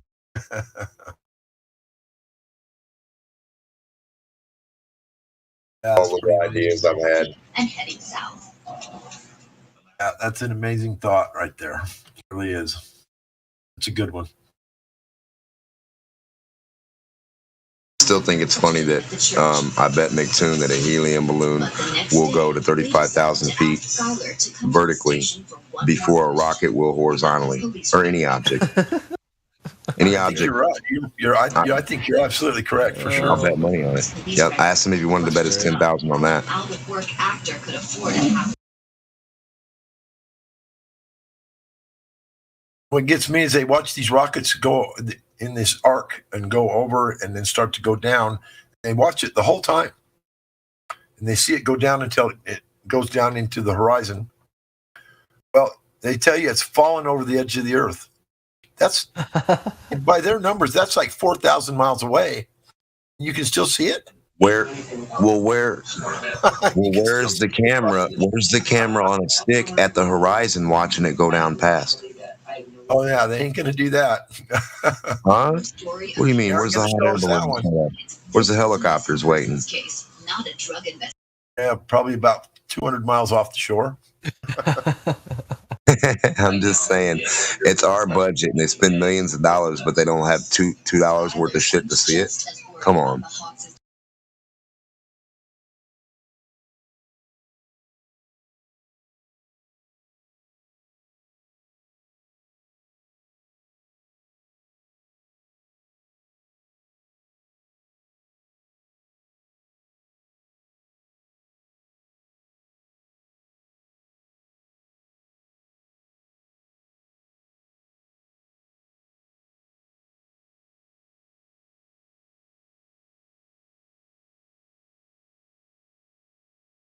About when they tell you they can't make a bridge or anything into space or anything that goes horizontally, off the earth to be straight, but every building does exactly that. So if I put buildings or a whole city on the top of the globe, right, all kind of buildings, they're straight vertically, up and down, parallel to each other, then I turn that globe to the right. Guess what those buildings are? Space bridges. The buildings? Isn't that cool? They're upside down, aren't they? Walk on them. And you can walk on them. And you can walk on the space building bridges all the way up the wall while your buddy watches. You walk up the wall. And gravity will encourage it. I wonder what they would wonder if the next SpaceX rocket launch or whatever, the next launch to send someone to the ISS or whatever, if we all got together and said, okay, well, we're gonna take this buddy of ours, he's got a nice big yacht. We're gonna set it out here in the South Pacific or wherever direction you're sending this thing off so we can continue filming what you guys don't let us see. You think they would allow that? There would be also have somebody in a hot air balloon above your yacht too, right? Yeah. Yep. A couple hot air balloon positions. That wouldn't hurt. No, that wouldn't hurt at all. You think that would be automatically, oh no, that's too dangerous. You can't be out there, the rocket's gonna hit you. What about a helium balloon or a weather balloon rising right next to the rocket? She was pregnant. What would they do? You let the helium balloon go, right? You let it go, or the weather balloon, whatever, right? The balloon, high altitude balloon, right, with cameras on it. You let it go, then you set the rocket. You do your countdown and you let it off. And by that time, the helium balloon will have like a little distance or get to a certain altitude. Then you let the rocket go, and the helium balloon will be filming the rocket the whole time. Coming toward it, and then it would actually film it going back down to the ground. Yeah, exactly. That would be the last. You have to have the helium balloon or the balloon with the cameras, or the GoPro rocket. You know what I mean? Yeah, the cameras with the balloon. The balloon, yeah, you want the slow one. You have about 3 or 4 of them positioned so many miles away, different orientations when they're going to do the launch. Yeah, that's really all you would need. They should already have that, showing us all that shit. Well, we need to demand it. Like we need to demand it. And why are we? When we talk to each other and stuff, I know it helps. When we talk we get certain people in here, and some okay people. Whatever. But what about like the main people? Where's the Neil deGrasse Tysons? Where's the top people? Where's the professors? The head? Like where are these people? Because we are the public. I mean, don't you? I mean, we understand this, right? It's our money. Like, so why in the fuck don't they have to answer to us? Exactly.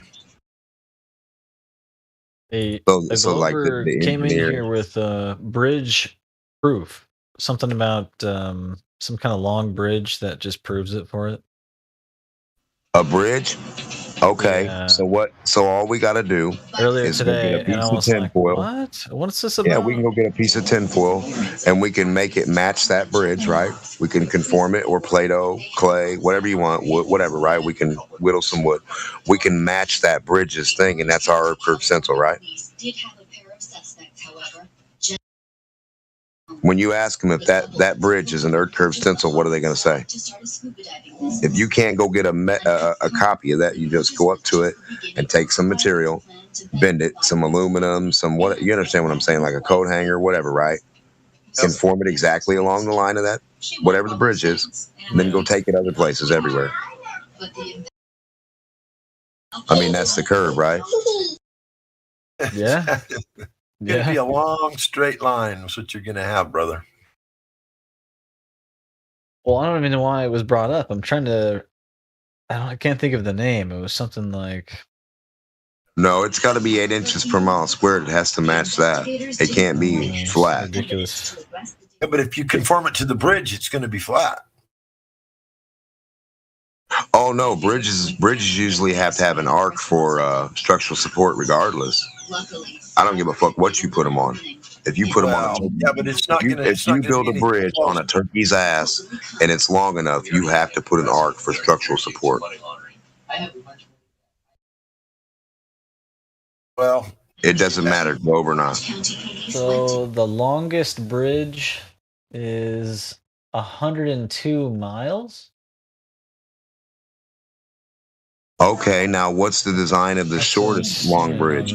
Like a long short bridge over a ravine or a pond or a stream? Like when you see that design, don't you see an arc? I mean, they're usually not perfectly straight. I bet it's really straight. I mean, you know what I'm saying, depending on the material. I'm not being goofy. Like if you got steel, yeah, you can probably have that a little straighter for a certain distance. But like everything has a stretch, a give, a temperature, temporal, you know what I mean? An amount of something at play there. There you go. There's the longest and flattest bridge.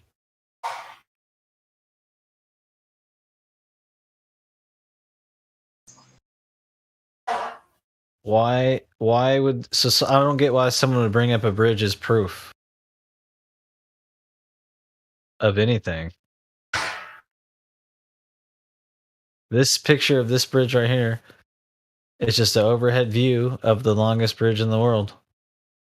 And it's as it's built, it conforms to as it's built, as it's designed. I don't get it. Right? I mean, look. Why is there an arc in the top? It's because that's where the ships go underneath it. They've got openings here and there for boat travel.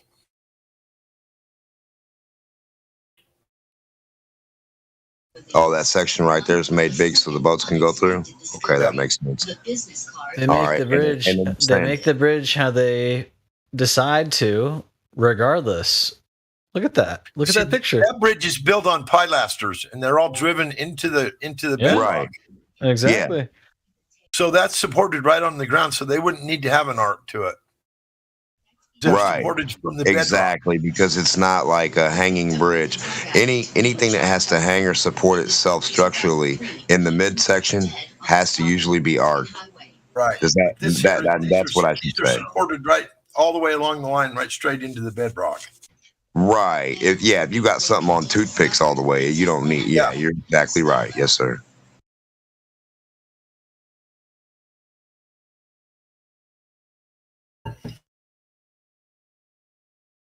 Yeah, it looks like every so often there's a bridge. There's an opening for ships.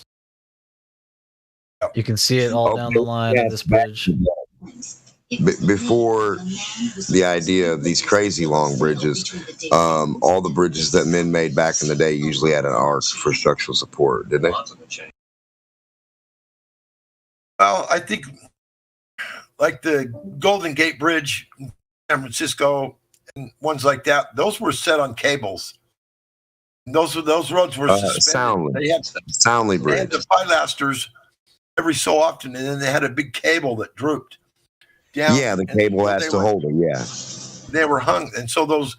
If you ever been on the Golden Gate Bridge, I have been, and you can feel the son of a bitch swaying back and forth, driving on it. It's hanging on those cables. It's a weird fucking feeling, dude. Yeah, it gives. Yeah. Yeah, it sways Goes back and forth to the right and left. Yeah, so does the glass. There's some kind of glass thing that you can glass walkway or something. It sways back and forth too. Yep. Yeah, they're talking about that thing that sticks out over the Grand Canyon. Seen that It's like some kind of glass hallway. Yeah. It's like a glass floor. You can walk out over and out over the Grand Yeah. Canyon. Yeah. That would be an eerie ass feeling, boy. Well, some buildings have like a diagonal window at the top, towards the top, and some goofies lean on them. You know, same feeling kind of. Yeah.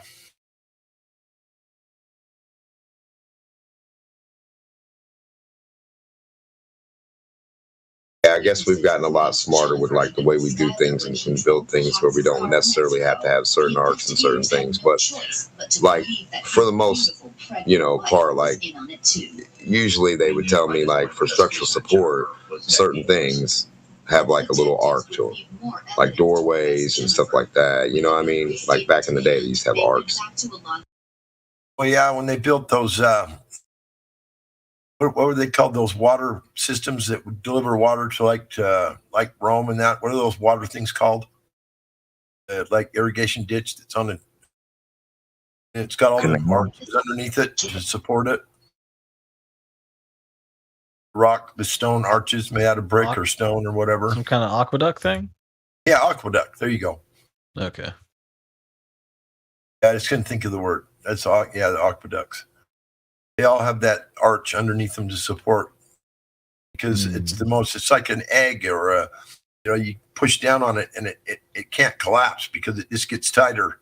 The more weight that gets on it, it just compresses and makes it tighter and it can't go anywhere.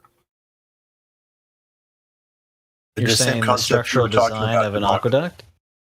Huh? The structural design of an aqueduct, that's what you're saying? Yeah, well, those arches are about every 20 feet or every 50 feet. They've got an arch, another arch, another arch. So they can widen the columns out further that go down to the ground. So you don't have to have them every because you got to have that arch. Easy to find on Google Images. This design. I gotcha. Okay. That way you can have a solid, aqueduct stone irrigation ditch on top that goes all the way through, supported solidly, even over the arches. That's the arches distribute the weight. That's some Freemasonry knowledge right there. Yeah. The reason, why they're called Freemasons is because when they came over here from England with Columbus, they got here and all these old cathedrals and stuff that were already built. Yeah. Freemasonry, it was free. There you go. It was ours. Freemasonry. Oh, yeah. That's funny. It might be where the fucking name came from. You never know. Yeah, that's true. It's definitely looking like there was plenty here, or I guess the story is just not real. I don't know how much of the story is real. I don't know how much of it's real either, but there was definitely someone here before Columbus. They were everywhere. There's star forts and every buildings of that same architecture on every continent on the plane. Every single continent had at least one or two of those buildings on it. So I've been told, and so the research I've done would indicate that on every continent there were those cathedrals, and that those stone buildings were there prior to the modern invasion, whatever you want to call it.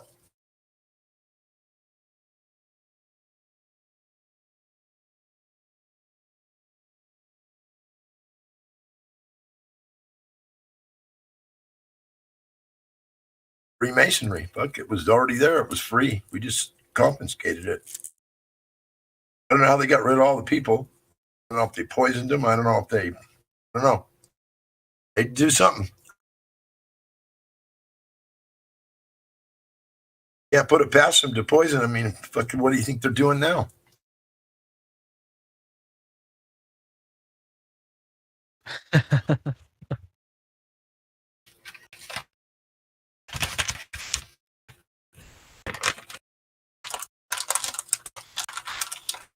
It's free. Get your appointment tomorrow.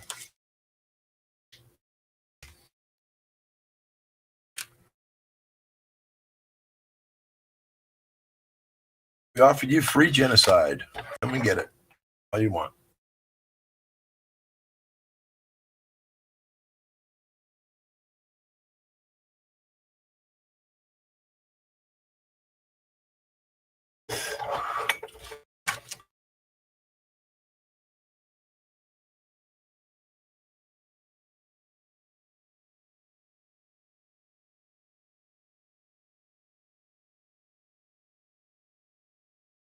Yep. USA. Oh yeah. Saving the world, policing the world. Yeah. I mean, we're just heroes.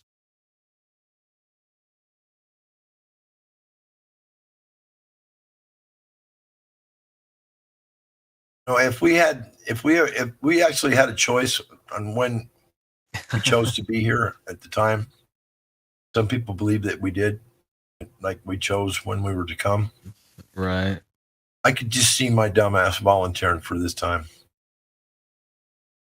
I can actually see my dumbass doing that shit. Oh, I can make a difference. Oh, I can be there to stop this or do this or do whatever. Oh wow. What a fucking dumbass. Where are papers at for like the physics of that shit? You know what I mean? Where are like, how in the hell did any of us really get roped into this, like past like a certain age where there's like, and we're like, no, you just believe it. What you don't believe? Well, you don't believe in this. You don't believe in that. You don't believe. I mean, what the hell? I mean, I'm like, is this a religion or is this a material thing we're measuring? Like, are you asking me about a religious globe? I mean, what is it? You know, because if they keep asking me, oh, you don't believe in science, you don't believe in this, I'm like, is that your religion, science? Is that like, what are we talking about then? Well, they can't see it at all. That's the thing. They just won't look at it. The people that think that way, they're like, religion? What? What are you talking about? Why are you bringing that up? It's like, well, that's where you're at. Well, we certainly seen it. Oh yeah. But some people just won't look at it. That's why. I mean, I honestly believe that all you got to do is look at it with open eyes, you know, with critical thinking, and it presents itself to you. Period. All the models, man, as a kid that you guys and I looked at of the little like planets and stuff sitting on that flat little base, like all lined up with each other. You find that weird? All flatly lined up perfectly with each other, all the planets. Supposed whatever. You get what I'm saying, right? Yep. And you could spin them around and they'd still stay lined up as they would like twirl. But where are any shadows at? Where are any like where are any eclipses at with that?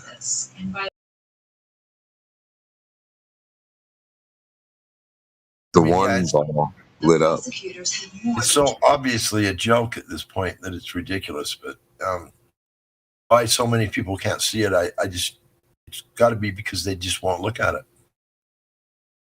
They won't use any critical thinking whatsoever because they already know. What do you mean? We know. Are you crazy? You fucking stupid flat earther. Fuck, we already know all this shit, you dumbass. Well, then it's not hard to keep demonstrating it, is it? Yeah, fuck.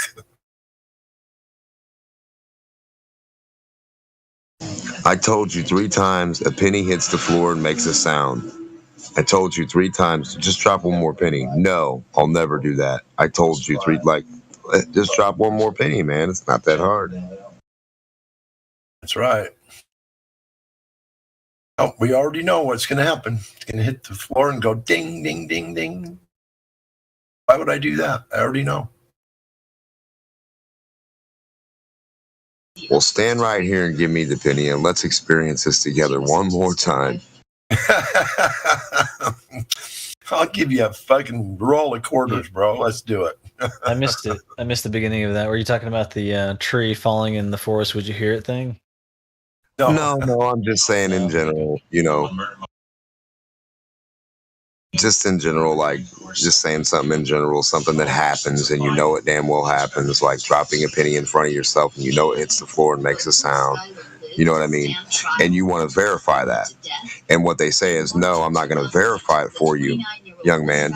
Even though you haven't heard it or seen it, I'm not going to verify it to you. I'm just going to tell you the story of it, even though I got a handful of pennies right here in front of you. Or I got a handful of pennies in my pocket, supposedly. Got 1 million of them. But I'm not going to take one and drop it for you to confirm that dropping the penny makes a sound. Isn't it similar to saying that the stuff that's happening in the jungle isn't happening in the jungle? No. No. What he's talking about is just about like evidence or something. It's verifying evidence that you can verify. They just won't do it. They just won't. People won't take the time to pull the penny out of their pocket because they know it's been done over and over and over already. They don't need to verify it. Just saying that as an analogy to verify the things that we've found out to be true. We've gone through that process of taking the penny out and dropped it ourselves and found out that it didn't make the sound they told us it was going to make, basically. Exactly. And every time you tell them, hey, prove your claim that the penny's going to drop and make this sound, this crazy, wonderful sound. And they're like, no, it just happens. Let me write down the numbers for you. Let me give you all these evidences, all these calculations. Let me take 20 years to do this, but I'll never drop the fucking penny in front of you within 1 second, just to prove that this penny, the thing we're talking about, does what we claim. We'll give you 1 million hours worth of calculations. We'll give you 1 million hours worth of nothing. Photos, pictures, nothing. Whole bunch of sextants and everything else. When all they have to do is drop the penny. Yeah. Now do you get what I'm saying? Yeah, makes sense. That's the problem. They just won't drop do it. the penny? Yeah, why won't you just go out and do it? Check it one more time, just for yourself. Check it. Not the penny, but check the evidences of the globes. Check the evidences we've all checked. You know, the measurements, the long distance observations, the this, the that, the whatever. No, we don't need to do that. It's been done. Here's the calculations. No, not going to do it. The easiest solution of all the options they give us, and they won't do it. The easiest thing to do is to go out and observe it yourself, visualize it, verify it, but no, they refuse to do it. And why? I have no idea. I don't think it'll matter to them, you know. It's got to be a globe. They don't Can even we care. have one of them draw a Does it flat matter the line result? and then a sphere line, the Earth sphere line, right next to the flat line, or right above the flat line, or right on top of the flat line? Skyler's attorneys had Not a level line. not level, a straight and flat horizontal line. Flat line. So draw one flat line, and on top of the flat line, the same distance, draw the globe equivalation, 8 inches per mile squared line right on top of it. Yeah. I need that.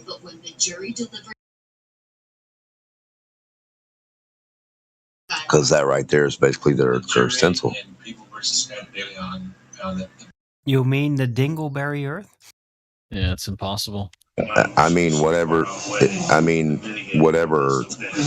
Actually, to follow the calculation of a number, really, I want to follow the said number of 24,901 miles around back to itself, which would be the supposed 8 inches per mile squared to a certain extent.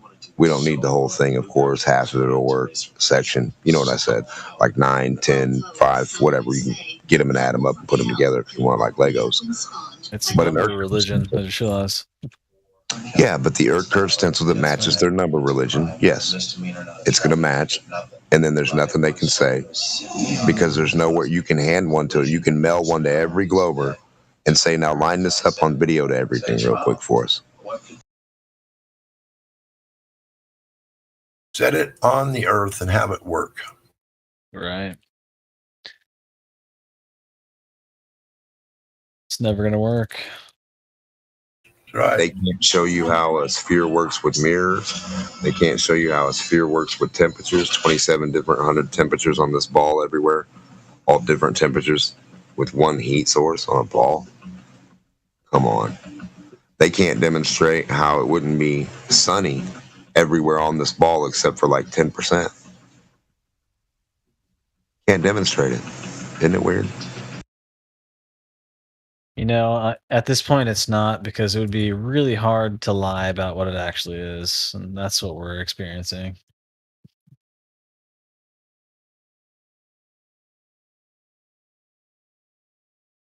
I just think it's funny they can't go to space horizontally no matter what they do. But a bullet, supposedly, as soon as you shoot it, leaves the Earth and comes back horizontally. But they can't go to space horizontally directly. But a bullet can. Cool, huh? Just fucking weird, right? A bullet can what? What was that?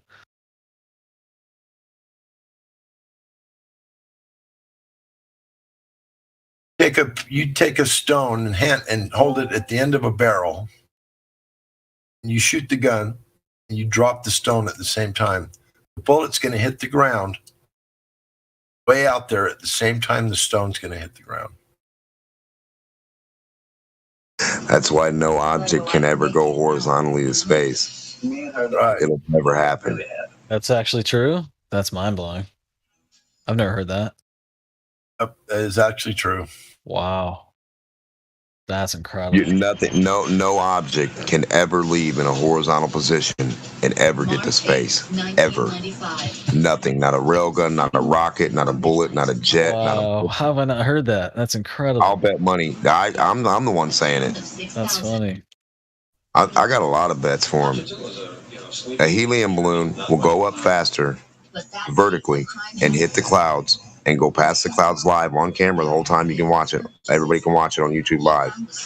Faster than any object they have horizontally will ever leave the ground of a sphere and hit any clouds. Check it out. I used to live in this little town in central Utah. And a bunch of guys from high school come down. I see where you're headed with this. That's great. Sorry. Go ahead. Anyway, we had some friends come down and visit us, and they were hunters, and they all had these guns, and they wanted to go out in the desert. They brought their four-wheelers.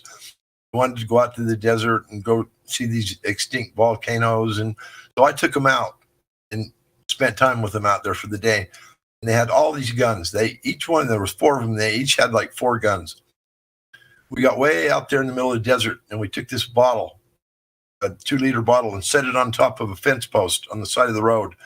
And we drove back about 400 yards from it, 400 or 500 yards, long ways. And these guys sat there and shot and took pot shots at that bottle for 30 minutes. None of them hit it. And they said, you want to try? I said, yeah, give me the fastest gun you got. Which one is your fastest gun? How many feet per second does it fly? And they told me. And so I grabbed it, I looked at and I picked up a stone and I dropped it and calculated in my brain about how far that stone had dropped by the time it would travel, how many feet we were to the target. Put the gun out, set it over the top of the hood of the truck. One shot, boom, and knocked the bottle right off the top of the fence post. Every one of those guys, they were their guns. I hadn't shot a gun in years. They're like, "Oh my God, how did you do that?" No, I said, "You just watched what I did. What do you mean?" No, that bullet drops exactly the same rate as a stone does. Drop it at front of your barrel, and the rock hits the ground at the same time that bullet hits the ground way out there. And I knew it, and so I guessed about how far away we were and how far it would have dropped, and I aimed about 16 inches above the top of that bottle, and I hit it damn near dead center. First try. They were all just like freaking out, like, "Oh my God, you just got lucky." Blah, blah, blah. And I said, "Well, call it what you want, but you've seen what I did."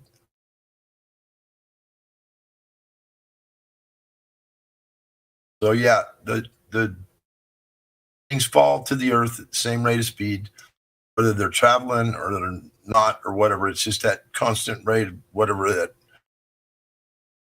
drop rate is when you drop a something in a vacuum or in the atmosphere or whatever. They drop at a similar rate of speed, whatever it is. I can't remember. It's per second, this, that, whatever they call it. But basically, it's just they fall at the same rate.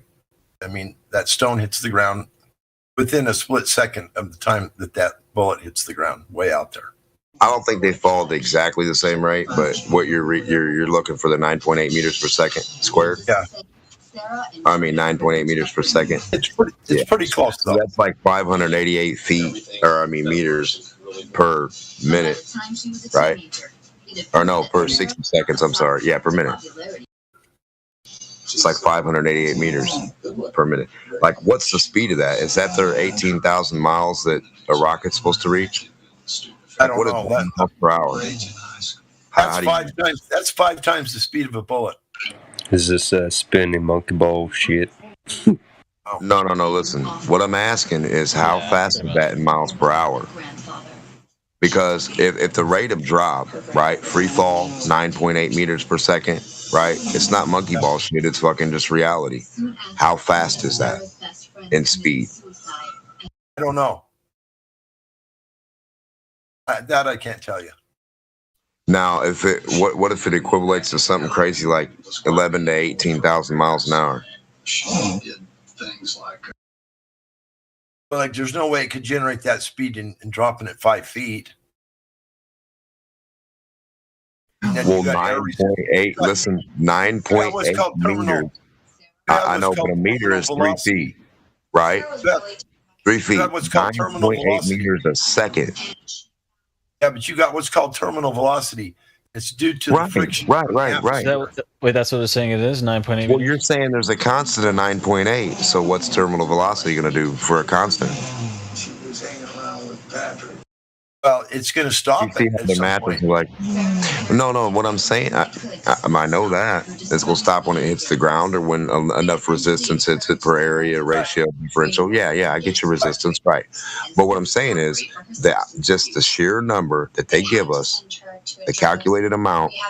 Can somebody is there like an equation thing that shows miles per hour for 9.8 meters per second? I'm sure there probably is. We should figure that out. We should figure that out. For a human body, when you jump out of an airplane, is very close to 120 miles an hour. Because once you get going so fast and you got the wind hitting your body and you're all spread out with your arms out, you fall to 120 miles an hour. Now, if you throw your arms in, fall like so, is that the amount of speed you're going, or just the amount of resistance you're incorporated? That's the amount of speed. Encountering. Well, how can you tell? Huh?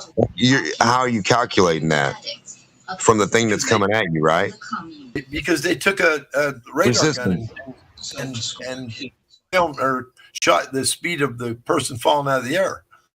Terminal velocity is about 120 miles an hour if you're in a laid out position. If you're in a stick position straight down, I don't know what it is.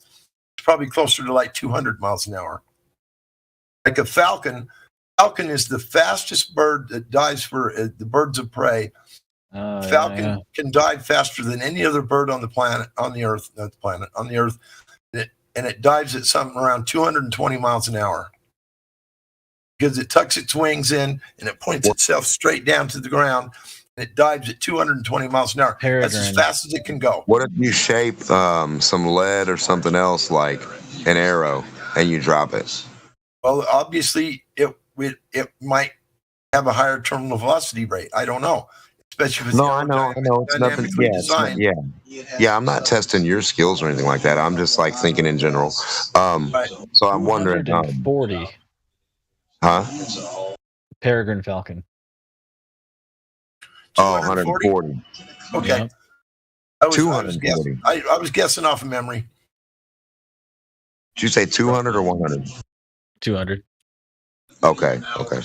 According to the Ministry of Information. Right. I was just guessing. I was just going off memory. It's been a long time since I studied that, but yeah, I was close. I mean, amazing bird.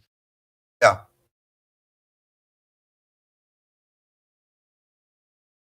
Like many. There's one reason I know that about the falcon is because the high school I went to, we were the Falcons, our football team. We were called the Falcons.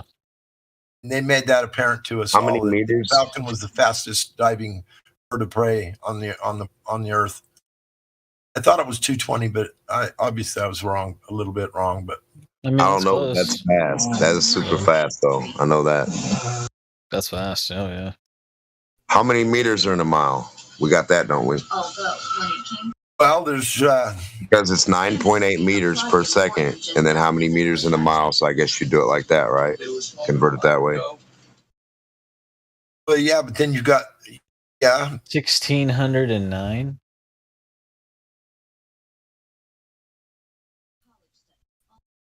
Damn.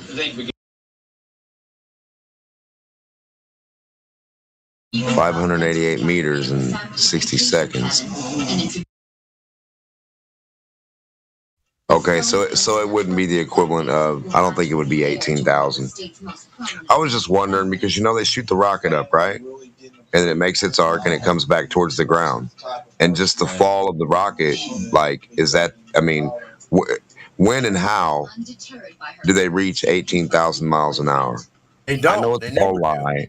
I know it's all a lie, but I'm saying the guy on that. He literally told me today what got him, and it was the speed change, like when and where that would happen, and like how it would be felt. Right.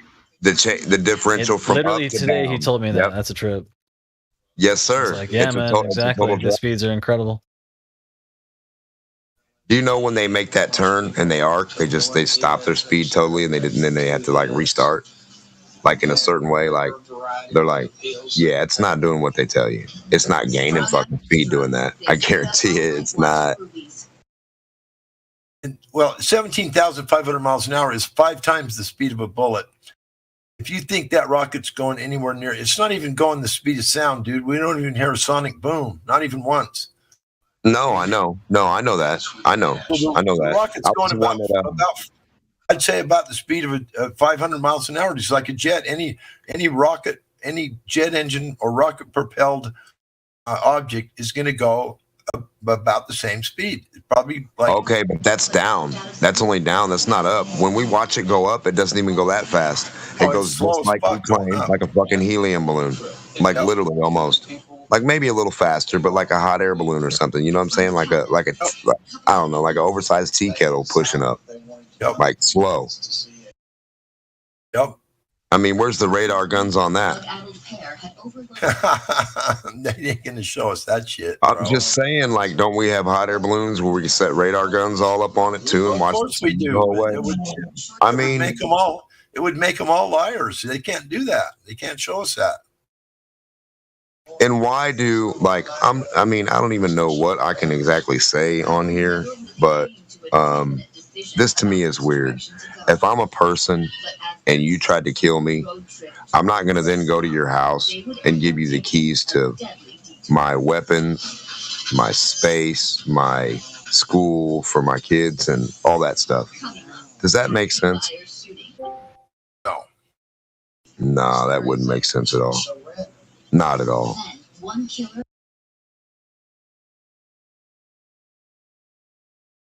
Just weird.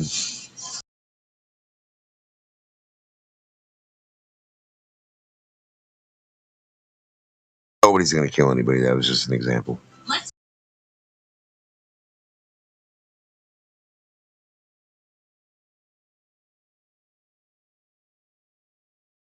I don't even own a gun.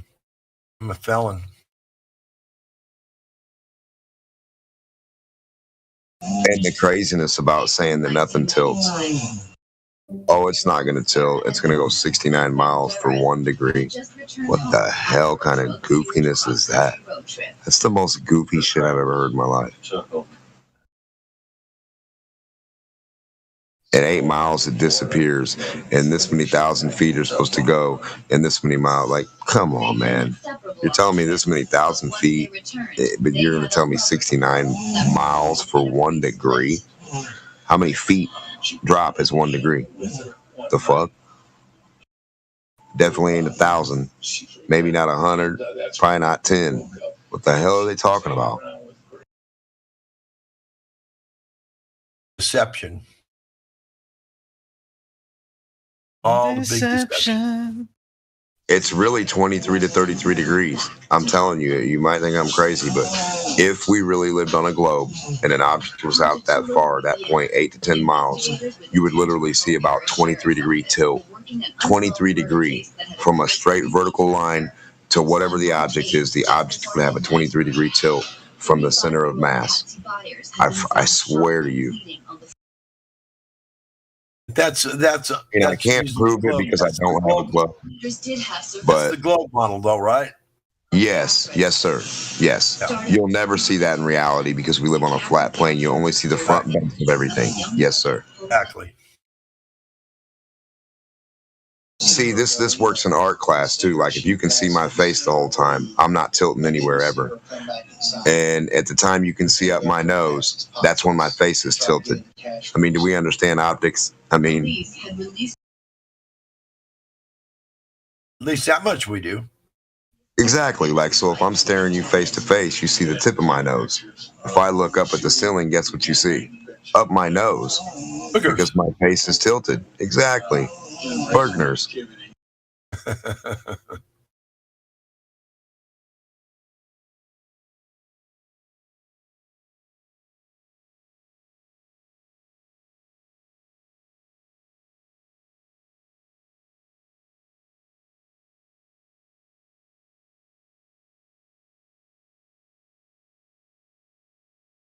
Can't weigh any gases. Can't make any shapes with any gases. Just, I mean, it's really nothing. The air in a plane and a car travels with you as you go, and the air travels with the planet, but it all goes in different directions. But where can they demonstrate this? Right. Undemonstratable. Yeah. Put that under the Godzilla box. Can't demonstrate something that's not happening.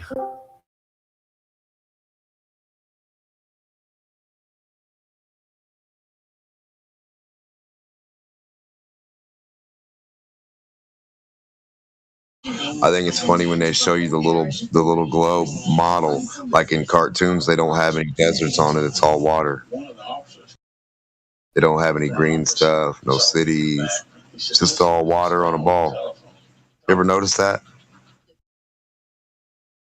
When they show you little cartoon things with like the oceans and the idea how it works.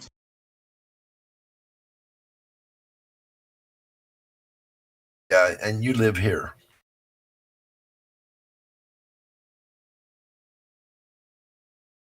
point to this little dot on this continent and say, "You live here." Such bullshit. Such fucking just. Oh my god.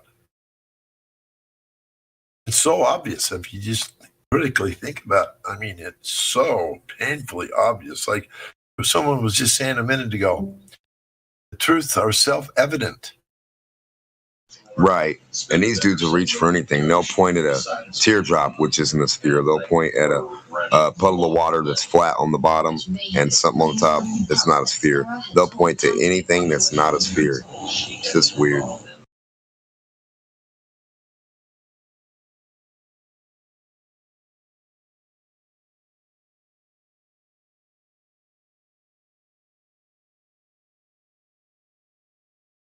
You look out over the ocean and you see flat. You see a flat horizon. Where a ball, it would dip off to the right and to the left. It would be rounded. It would be an arc that you see, not a flat horizon. So the truths are self-evident. They're right in your face, dude. And you're gonna deny what's right in your face. That is so fucking bizarre. If you walk to a cliff or a hill, how much tilt do you need before you know you're tilting about to fall to the edge or fall to the ground? How much tilting do you need to do? I think you can pretty much see it and notice you're about to, and then you feel it, and like, you know what I mean? You notice when you're off balance. Yeah, like a cup of liquid. Best be backing up. Right. And if you took a cup of liquid with you, right, and you had a cup of liquid and you marked the line where you filled the liquid to, a flat line, and you walked with that cup of liquid, one little hair of deviation is going to make that whole amount of liquid on the surface deviate from that flat line. So all your best friend is a cup of liquid. It's not moving when it's at rest, so the Earth's not moving, and and when it deviates, you're not level. If you're going over something or doing something, it's gonna be diagonal. It's gonna automatically go diagonal with any degree of tilt. Fuck 1 degree, doesn't matter. On the globe, it would. Right. Walking around a hill in your backyard. Yeah, just any off level surface, any off flat surface. Yeah. That's not going to be parallel to the ground anymore. Exactly. And when planes fly, if they're stuck to the ground, why don't they match the hills and Grand Canyon? So you mean when a plane flies over the Grand Canyon, it has to fly down into it? Like what's going on? So when it flies over a mountain, it has to fly up higher, like way higher, like the elevation of the mountain high. Has to follow the contour of the mountain, up then down. Right, the hills, the deserts, the dips, the canyons. Yeah. Oh yeah, let's see that. Waterfalls, 90-degree drops. Let's see it. Are they going to follow the waterfall too? Niagara. I was just gonna say, you know how trippy that'd be to be in a plane, and if it followed each and every wave. So like you're in a plane and you're going 1,000 km an hour to like 5, and you know what I mean, like riding a wave. Fuck, I'd freak out. It'd shake the plane to pieces, dude. Oh yeah, I know. It's all theoretical. It's all fun of thought, man. Fun of thought. And over sand dunes. Be the same thing, wouldn't it? Yep. Yeah.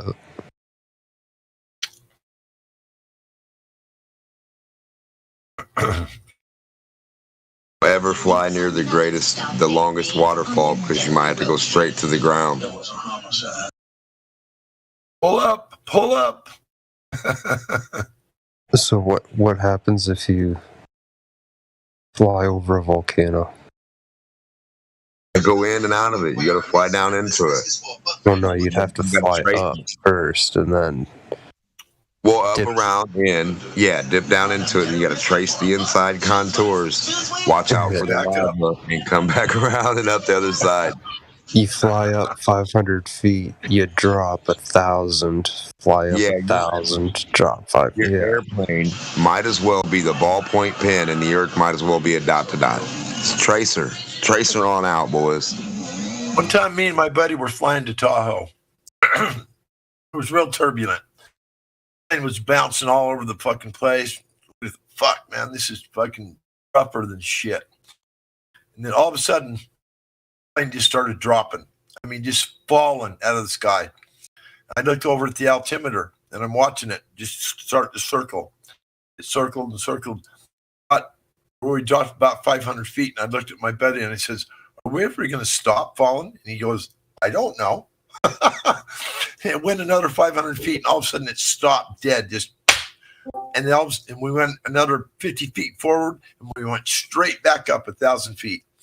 It was the weirdest thing, and we were caught in a current that was like a circular current going down and up, and it was so weird because we fell 1,000 and raised 1,000 feet, all within about, I don't know, 60 seconds. It was the weirdest fucking thing. I remember looking at him going, "Are we ever going to stop?" And he goes, "I don't know." I don't really know how you could tell elevation from distance if we were on a ball either. To me, none of this shit, I mean, it just doesn't make any fucking sense. Because forward is space, backward is space, up is space. On the edge of a sphere, you should be able to look straight the fuck down into space. He had no idea what she was going to. It just don't, I mean, I don't know. I mean, there should be a spot, you know what I mean? Like, if you're standing on the horizon, you should be looking down into space like a cliff. Like, literally. They want to talk about a cliff, flat Earth? No, that would be the globe. He did take some responsibility. It's nothing but an edge. Talking about where's the edge of a flat plane. The only thing a ball is an edge. That's all it is. Yep. If you fly straight and don't lose any altitude on the globe, you're going to fly straight out into space, and then the equator is going to be straight down below you at the 4,000 miles down. Can you imagine being 4,000 miles off the surface of the planet just from flying straight for 4,000 miles?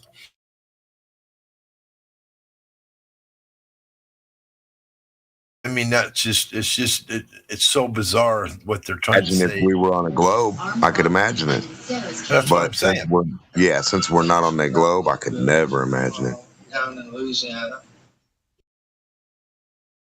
Think of it, I was like, anytime somebody shoots anything, it ends up in the fucking dirt or the water. It ends up in the dirt or the water, like no matter what. So nothing a man can do can ever go horizontally into space. And if we live on a globe, it has to. It has to. And that she was looking at serious trouble. Because there's nothing but an edge here, and horizontal is everywhere to space. Everywhere on the outside of this globe is horizontally to space. The fastest way. I don't give a fuck where you're at on the globe. I don't care where you.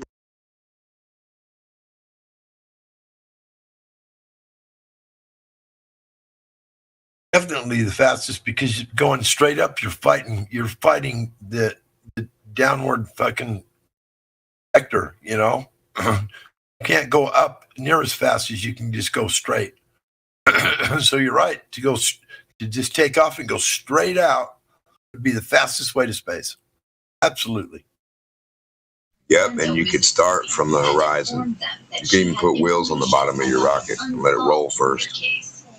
Yeah. Less resistance, boys. Until the ground drops away from you at 8 inches per mile squared, and then it would just keep dropping and dropping. Well, then your rocket can actually become a maglev train, shoot into the tube that's going straight horizontally to space, and then shoot out of the tube into space. Yep. From the sphere. It would be the fastest, you're right. Maglev, boom, to continue. And then as soon as the maglev tube is done, then you can use the rocket's fuel to do what you got to do or whatever you need to do. Yeah, but you can't push against nothing.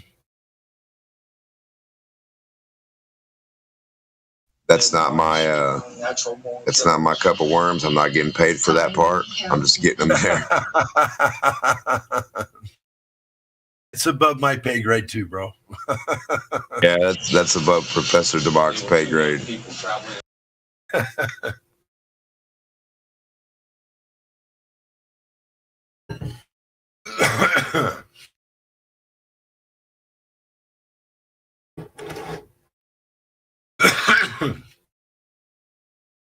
Everything we've been talking about is everything that a critical mind would be curious about.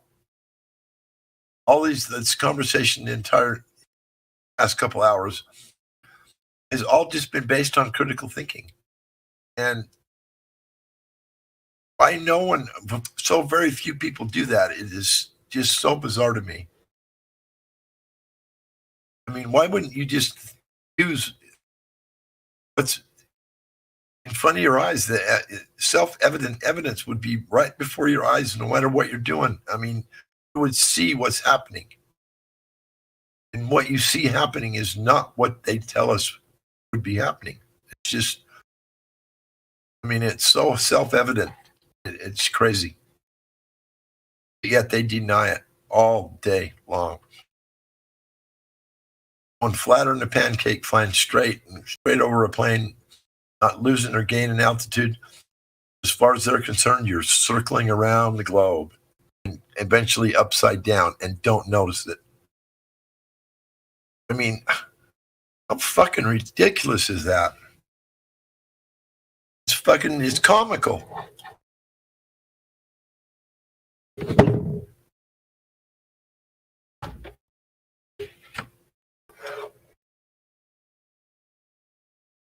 Couldn't you actually put sticks in different distances on the outside edge of a sphere and make one 8 foot, then 9 foot, then 10 foot, then 11 foot, then 12 foot, then 13 foot, then 14 foot, then 15 foot, and they should all match. They should all be like equivalent to each other. And if you made them floaties on the ocean, they should all be the same height at the top, even though each one is longer. They should all match in height. That's another way you should be able to tell the globe. Just with fucking sticks at different lengths. 9 foot, 10 foot, 11 foot, 12 foot, 13 foot, 14 foot, 15 foot, and put them at a certain distances. And if they don't line up at the top, you're not on a fucking sphere. Right. How was fucking Hawking smart? How was Newton smart when they didn't tell you? You've come up with some really good observational evidence. I've come up with dots. I've come up with totem poles. I've come up with the Leaning Tower of Pisa thing, where you can see it, where you can force the tilt and then pull it away from you and see it go straight up and down instead of trying to see the tilt from straight. Start from a tilt and then have it straighten up from you. I've came up with so many. The dots that you just throw out on the water and they float. So many of them, man. So many. I'm about to go to sleep, but because you got a critical mind, right? You got a critical mind.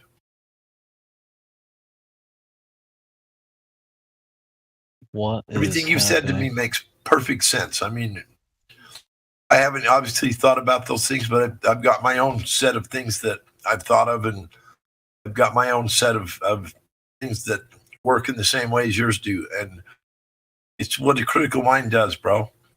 It's what a critical mind, one that inquiring minds want to know. You don't ask somebody. You inquire, you do it yourself. You go out and check it. You know what to do. You figured out what to do. This is what you do, and this is what you should see. When you don't see it, you don't have a globe. There's so many. I mean, yeah, you come up with some brilliant shit tonight. My hat's off to you, bro. All makes perfect sense. You guys were probably interested in the check-in. Look at that list. Look, you see that? You got a bunch of people up there? That's the most I've ever seen. Oh my God. Should we get them down here? I have no part in this. No way. You're not double gold?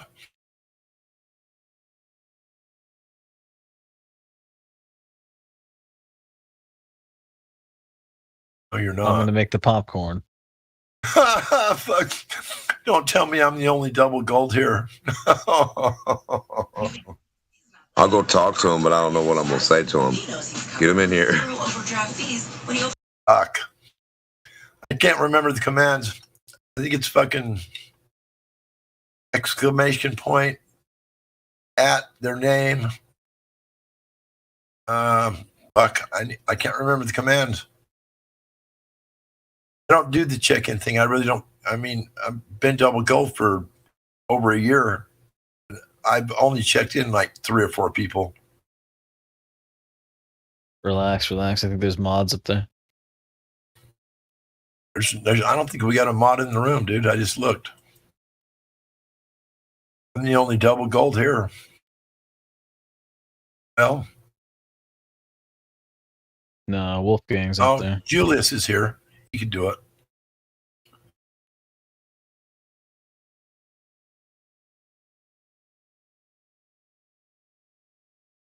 Fuck. Suppose I should try and get him down here. I don't know if I can remember the fucking commands. Go check it out. Yep, good luck.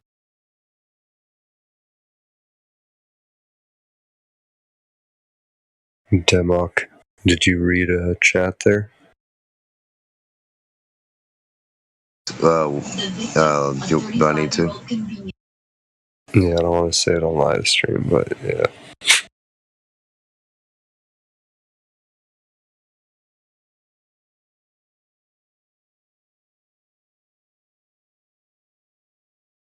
I am the creator of Shallow Earth.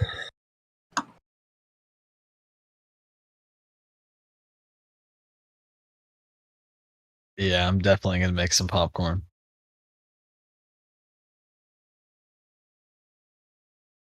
And I'll just say this one just for some comical relief.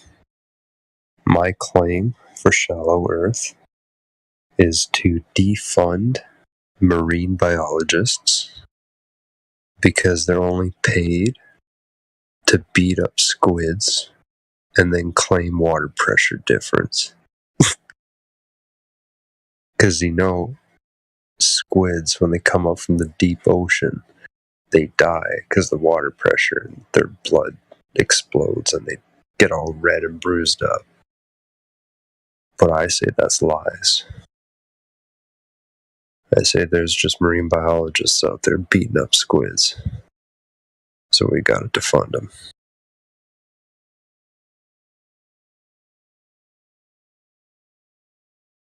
Yep, let's do it. I have maybe 14 or 18 memes dedicated to Shallow Earth. Squid beaters. Huh? I don't trust them anymore. They're beating up squids. No, fuck 'em, man. Oh, God, I want to show you my memes. It's basically just a marine biologist punching the shit out of a squid, saying defund them, research Shallow Earth. Oh, God.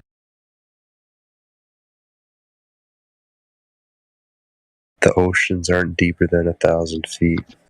Why don't you think you've ever seen a wave bigger than like 100 feet?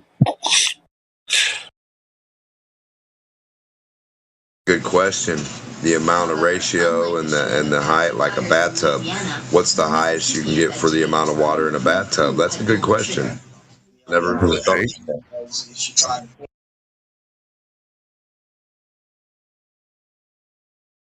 Not to mention propaganda about stuff landing in oceans and creating some ridiculous stuff, right?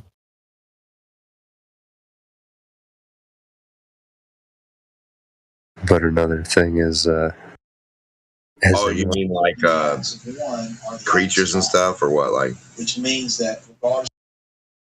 has anyone gone deeper than 1,000 feet? You know who has? And the only person who has? James Cameron. You know what James Cameron is? He's a director for movies. It's all CGI. Oh, didn't go down. I've never thought about it, man. Who's done anything down anywhere? Good point. James Submarines, Cameron- right? I guess there's submarines in the military. How deep do they go? James Cameron claims he went into the Marianas Trench, but I didn't see no 24-hour video of him and another machine recording him, live feed, uncut. It's all CGI and fake. Ocean's not deeper than 1,000 feet. Research shallow Earth. 7 miles, right? It's supposed to be 7 miles, the Marianas Trench. How long would it take them? It would take them a little bit of time to at least get down there, right? Right? What about the pressure? Yeah, I don't even know what amount of pressure would be applied. I mean, I know there would be some, but I don't know what. They said at that depth, it would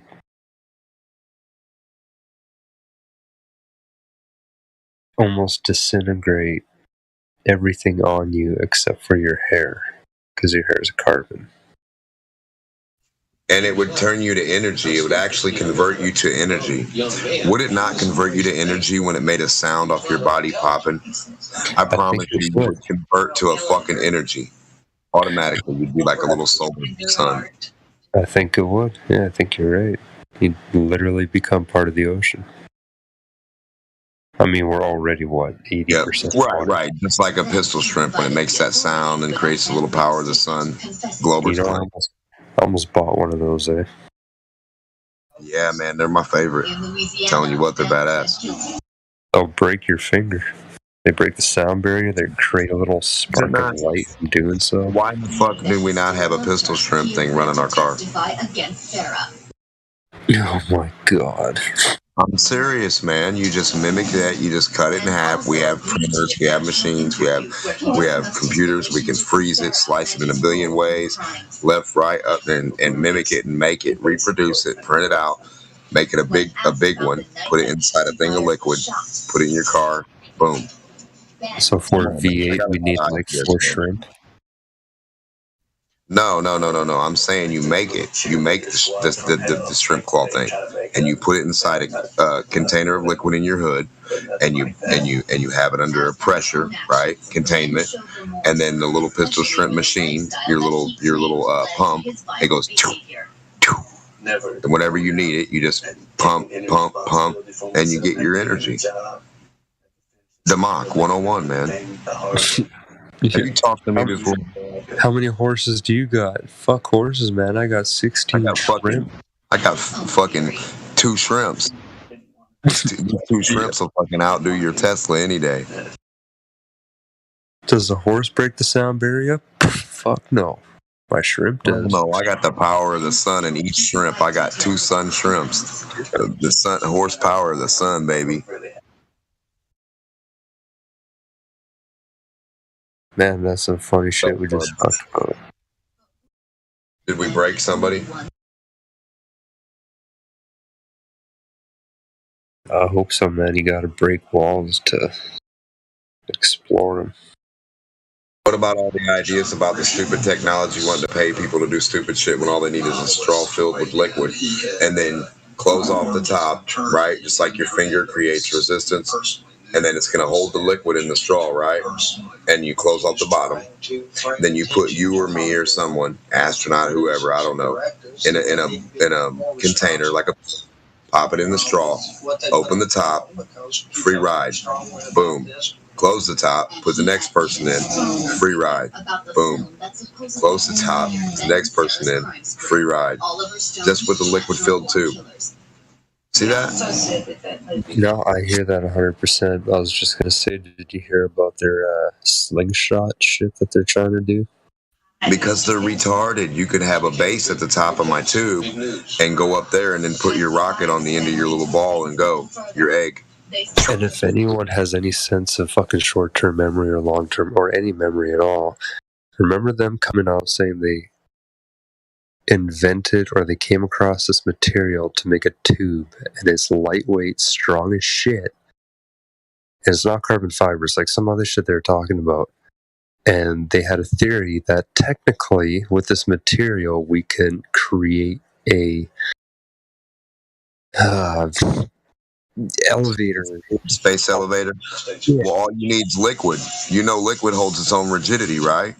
So if you get this material, fill it with liquid, we're fucking set. Yeah, exactly.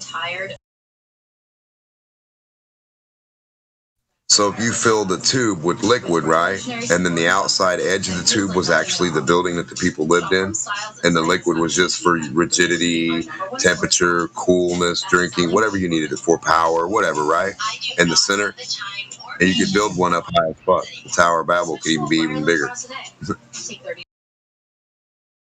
You know, technically, if you had directional sound from cables stretching from the ground to the top of the dome, theoretically speaking, if you could produce directional sound with those cables, you wouldn't need temperature. physical walls to hold that water as an elevator. Temperature. You can freeze the liquid also, right? After you fill the tube, freeze it. And it'll definitely hold its shape, right? Yes. Yes, How do you sir. go through ice? I'm just saying, I'm trying to make them build the highest building ever with man-made natural things, ice. And then you just encompass the outside of the ice with a tube of material, you know, but you make the straw tube, hollow tube, buildings everywhere like a big mall. You can make, I don't know, everything you want. You can make anything. You can make the plant anything you want, anything. No pesticides, no flea, no bugs, no mosquitoes, no nothing. Nothing's gonna mess with your shit. And you can go 30 million stories. Go down 30 million stories. Doesn't matter. Even if the physics of globe and planetary and whatnot, even with those physics, there wouldn't be any chance of any long schlongs sticking off our planet and not keeping up with the how the fuck do I say this? The velocity, the movement, Yeah, because it would be breaching the window. It would be like sticking your arm out the window of a car, even though there's no wind. Well, what about the plane being in lockstep and the air being in lockstep? So with that claim, how are they then going to claim that the air or something else is going to break this lockstep and now knock something built structurally straight and knock it out of whack? But the airplanes are in lockstep with the air, and the air's in lockstep with the ground. So this stuff's in lockstep. How would lockstep knock something out of whack? Explain that. Not you, but... Fuck. I mean, you got to use their fire against their own fire. I mean, if they tell you lockstep, that's what we're going with. It's not really lockstep like they claim, but they say it does move with the earth. I don't know what the difference between that is, but I think if they had a long schlong elevator sticking out, not attached to anything, it might be safe. But the second they try attaching it to like the space station or some shit, one way or another, that space station is coming down due to it being connected, or it would. I'm too tired for this shit. Hey guys, sorry for interrupting. We got a bunch of new people that joined today. So Okay, I'm going to bed anyway. So good night. I'll listen though. All right, Gypsy.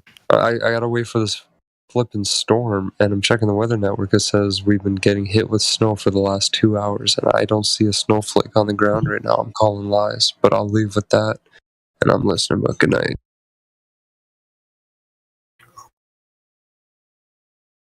Hello, Angela. can I please ask a question? Mic is really low. Can you turn it up? Hello? Is it better? Yeah. Okay. So, like, since the Earth is flat, if I just flew in a straight line, like, would I reach an end to the Earth, or would it just keep on going? Is there an end to the Earth? Is that what you said? Since it's flat, if you just keep going in a straight line, like, what will happen? We've got a problem with that. There's a thing called the Antarctic Treaty. Are you familiar with it? No, not really. It's a treaty with the 50 different countries that have all signed a treaty, and you cannot go to Antarctica unsupervised. and so you can't go there and freely explore. You got to be either part of some government program or part of NASA or whoever Russia, they're part of Antarctica, they police. So we don't know. And nobody's telling us. And so... I'm not to interrupt, but well, what would the other globe look like? Yeah, what would the other side? That's only one side, though. Isn't there 4 sides if it's a... Guys, let's do it one at a time. Godrockin was speaking to one ears, so let's keep it one-on-one. Yeah, sorry. Anyway, so we don't really know. And yeah, the Antarctic Treaty is at least the entire... What did he do, just leave? Oh, no. The entire Antarctica, which we believe is a circle around the entire plane. So the extremity, no matter which direction you go, you're going to hit Antarctica. And you cannot go below the 60th parallel, which is at least 2,000 miles from Antarctica. It's illegal to go there. So we just... rather than lie to you and say that I know that this is there, or there's an end, or there's this or that, seems how we can't go there to freely explore what is truly there. I have to tell you, I don't know. And I've never met anyone that does. And What so do you think would happen if you went that far? I think you would end up hitting what's called the Antarctic region. And then you're going to be on what's called an ice shelf. There's pictures of it. You can look down below. There's pictures of the ice shelf. It's about, the ocean hits the ice, and then it's about 200 feet up. You got to have some kind of a crane to get yourself up onto it. Then once you get up on there, there's no water. There's no resources. You're not allowed to take snowmobiles, fuel, supplies. You're only allowed to go there on a cruise ship, supervised. And so what I think would happen is that, first of all, there's no way I could afford to go there on my own. And did he leave? No, he's still there.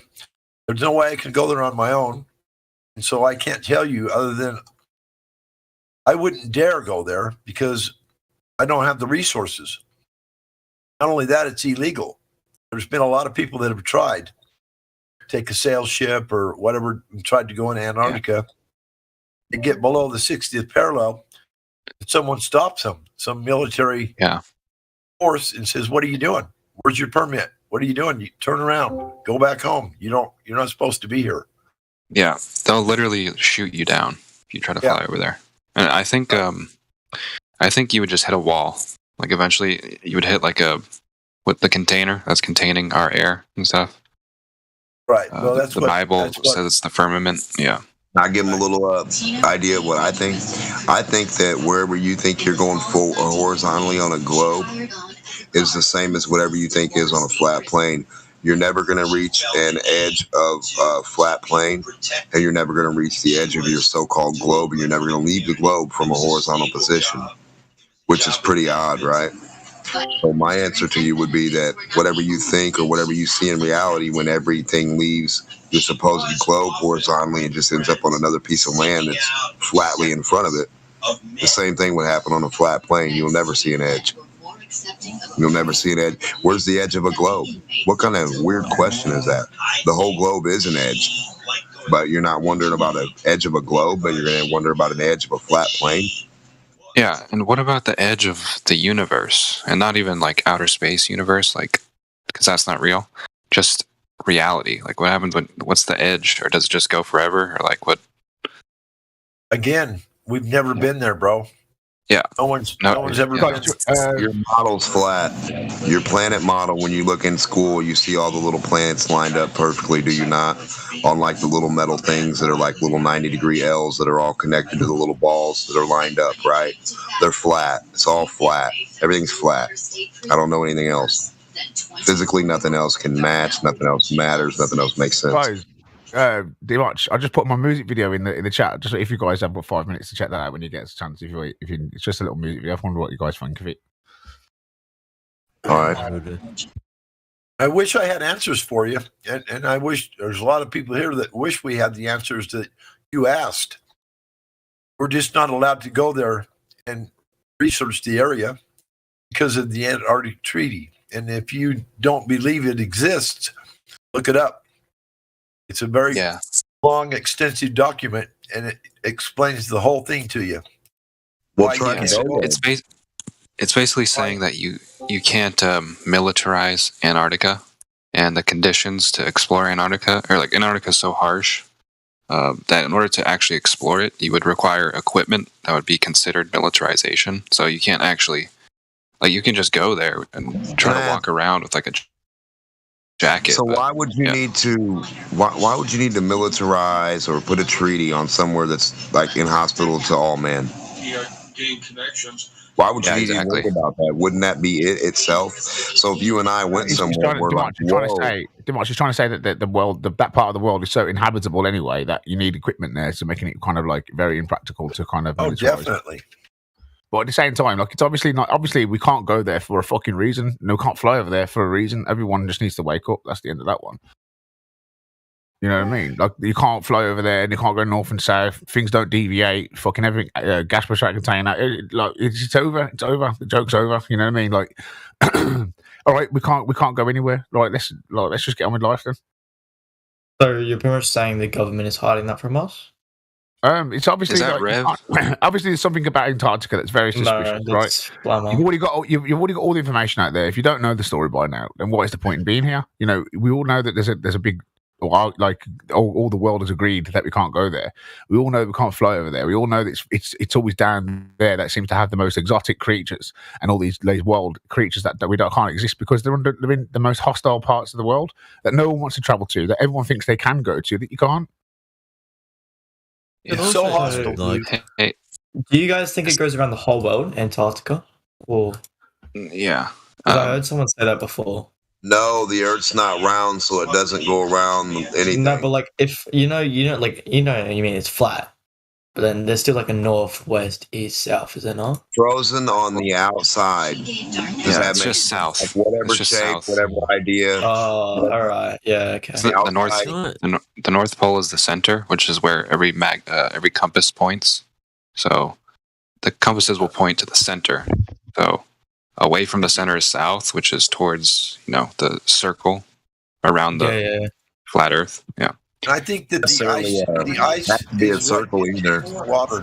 Your compass only has a magnetic north, so basically everyone thinks they're looking north and automatically assuming south is all uniformly the same, with no way of actually confirming it, apart from people taking different observations at the southern pole from different parts of the southern atmosphere. And then they could we're be looking the at the same thing. star, we're looking in the same direction because it's the opposite to north. North and south could be the same thing. The only ones that know is the Department of Defense. Like, literally. Let's say something. All right, let's try and keep it basic, guys, because these guys are No, I just have there is written artifacts from ancient Egyptians, like literally stating in clear writing that the Earth has four corners. Right, okay, but what's been written about what's written isn't proof, right? We're talking about objective observation and measurement. So yeah, people write a lot of things, but that doesn't prove anything. What we're talking about is how can you prove it. Like us, the reason why it hasn't been covered yet, right? The reason it hasn't been covered yet because everyone just goes on conspiracy theories. Like a lot of open people minded, all like conspiratards, basically. Yeah. So conspiratards ruin the idea that this is an actual possibility. Yeah, I see what you mean. Yeah, they do. Yeah, I think Freemasonry this also. is why we talk about observation and measurement. Yeah, I see what you mean. Because there's so many things, but you can't confirm them. But what you guys are saying is so you can actually it all makes sense, you know. All right, let me give you an idea of what we're talking about. The globe has a lot of things that you're all looking in the same direction. You can see the southern, you can see the south pole, and whatever the south star, and there is a few things that coordinate, and they've got a lot going for it. But if light is working the way that we're suspecting it to be, like bending when it refracts and stuff like that, and things disappearing bottom up, and things that we're not really understanding what we're looking at, then it's very easy to fool the entire world. Very easy, because If you Let me just give them a quick example. If you have reverse engineering, like it can be done, like we've kind of figured out that there's ways around it, very, very, very subtle ways that they've done it. And basically it's uncovered. In today's day and age, like technology is, they're using it like pretty much to their own advantage at the moment. Like, exactly, people literally believe whatever the fuck they're taught. You know, I watched Nathan Oakley's show clip yesterday. I should get it and put it in the chat. And the guy goes talking about how things converge. Like if you get two pieces of paper and walk away, that eventually the two pieces of paper will look as if they're one piece of paper, even though they're not. Because of things converging and your resolution angle, like things you can only get them from a certain resolution. But once they're past that resolution line, things converge, and then they get like an ultimate horizon eventually, where things disappear bottom up because they converge. Yeah. Right, Skipper, can you see the live stream voice text channel? And the sun seems to converge. Sun seems to converge with the horizon, doesn't it? Right, 2 seconds, Rip, and I want to go through the black swan with him just so he has an idea of what I'm talking about when I'm talking about observation, perspective, measurement. yeah. Right. I got another question. You see, wait, guys, 2 seconds. So, Skipper, do you see this image with the oil rigs? Yeah, I do. Yeah. Right. Can you read the text to the top? I see. Yeah, with perspectives, yeah, I know what you mean now. Because if that wasn't flat, then how can you see? Yeah, no, I understand now. If P, then Q. If not Q, therefore not P. It's basically saying about that one thing can only be true, not two things can be two possible true. So you only need one thing. Yeah. Right. So go and read the next bit, Skipper. If what you want about me reading this or the Skipper? No. I'm talking to the Skipper guy. Go on, Skipper. Right. Yeah. It all makes sense. Like all that stuff, like it actually has scientific. Like you can. Like that's it's factual. What do you understand? What do you understand that the image is showing you? Well, in perspective, if I'm looking at something round, why can't I see something 3 miles behind it in the same, like on the same plane? You know? Yeah. What do you mean? What are you seeing?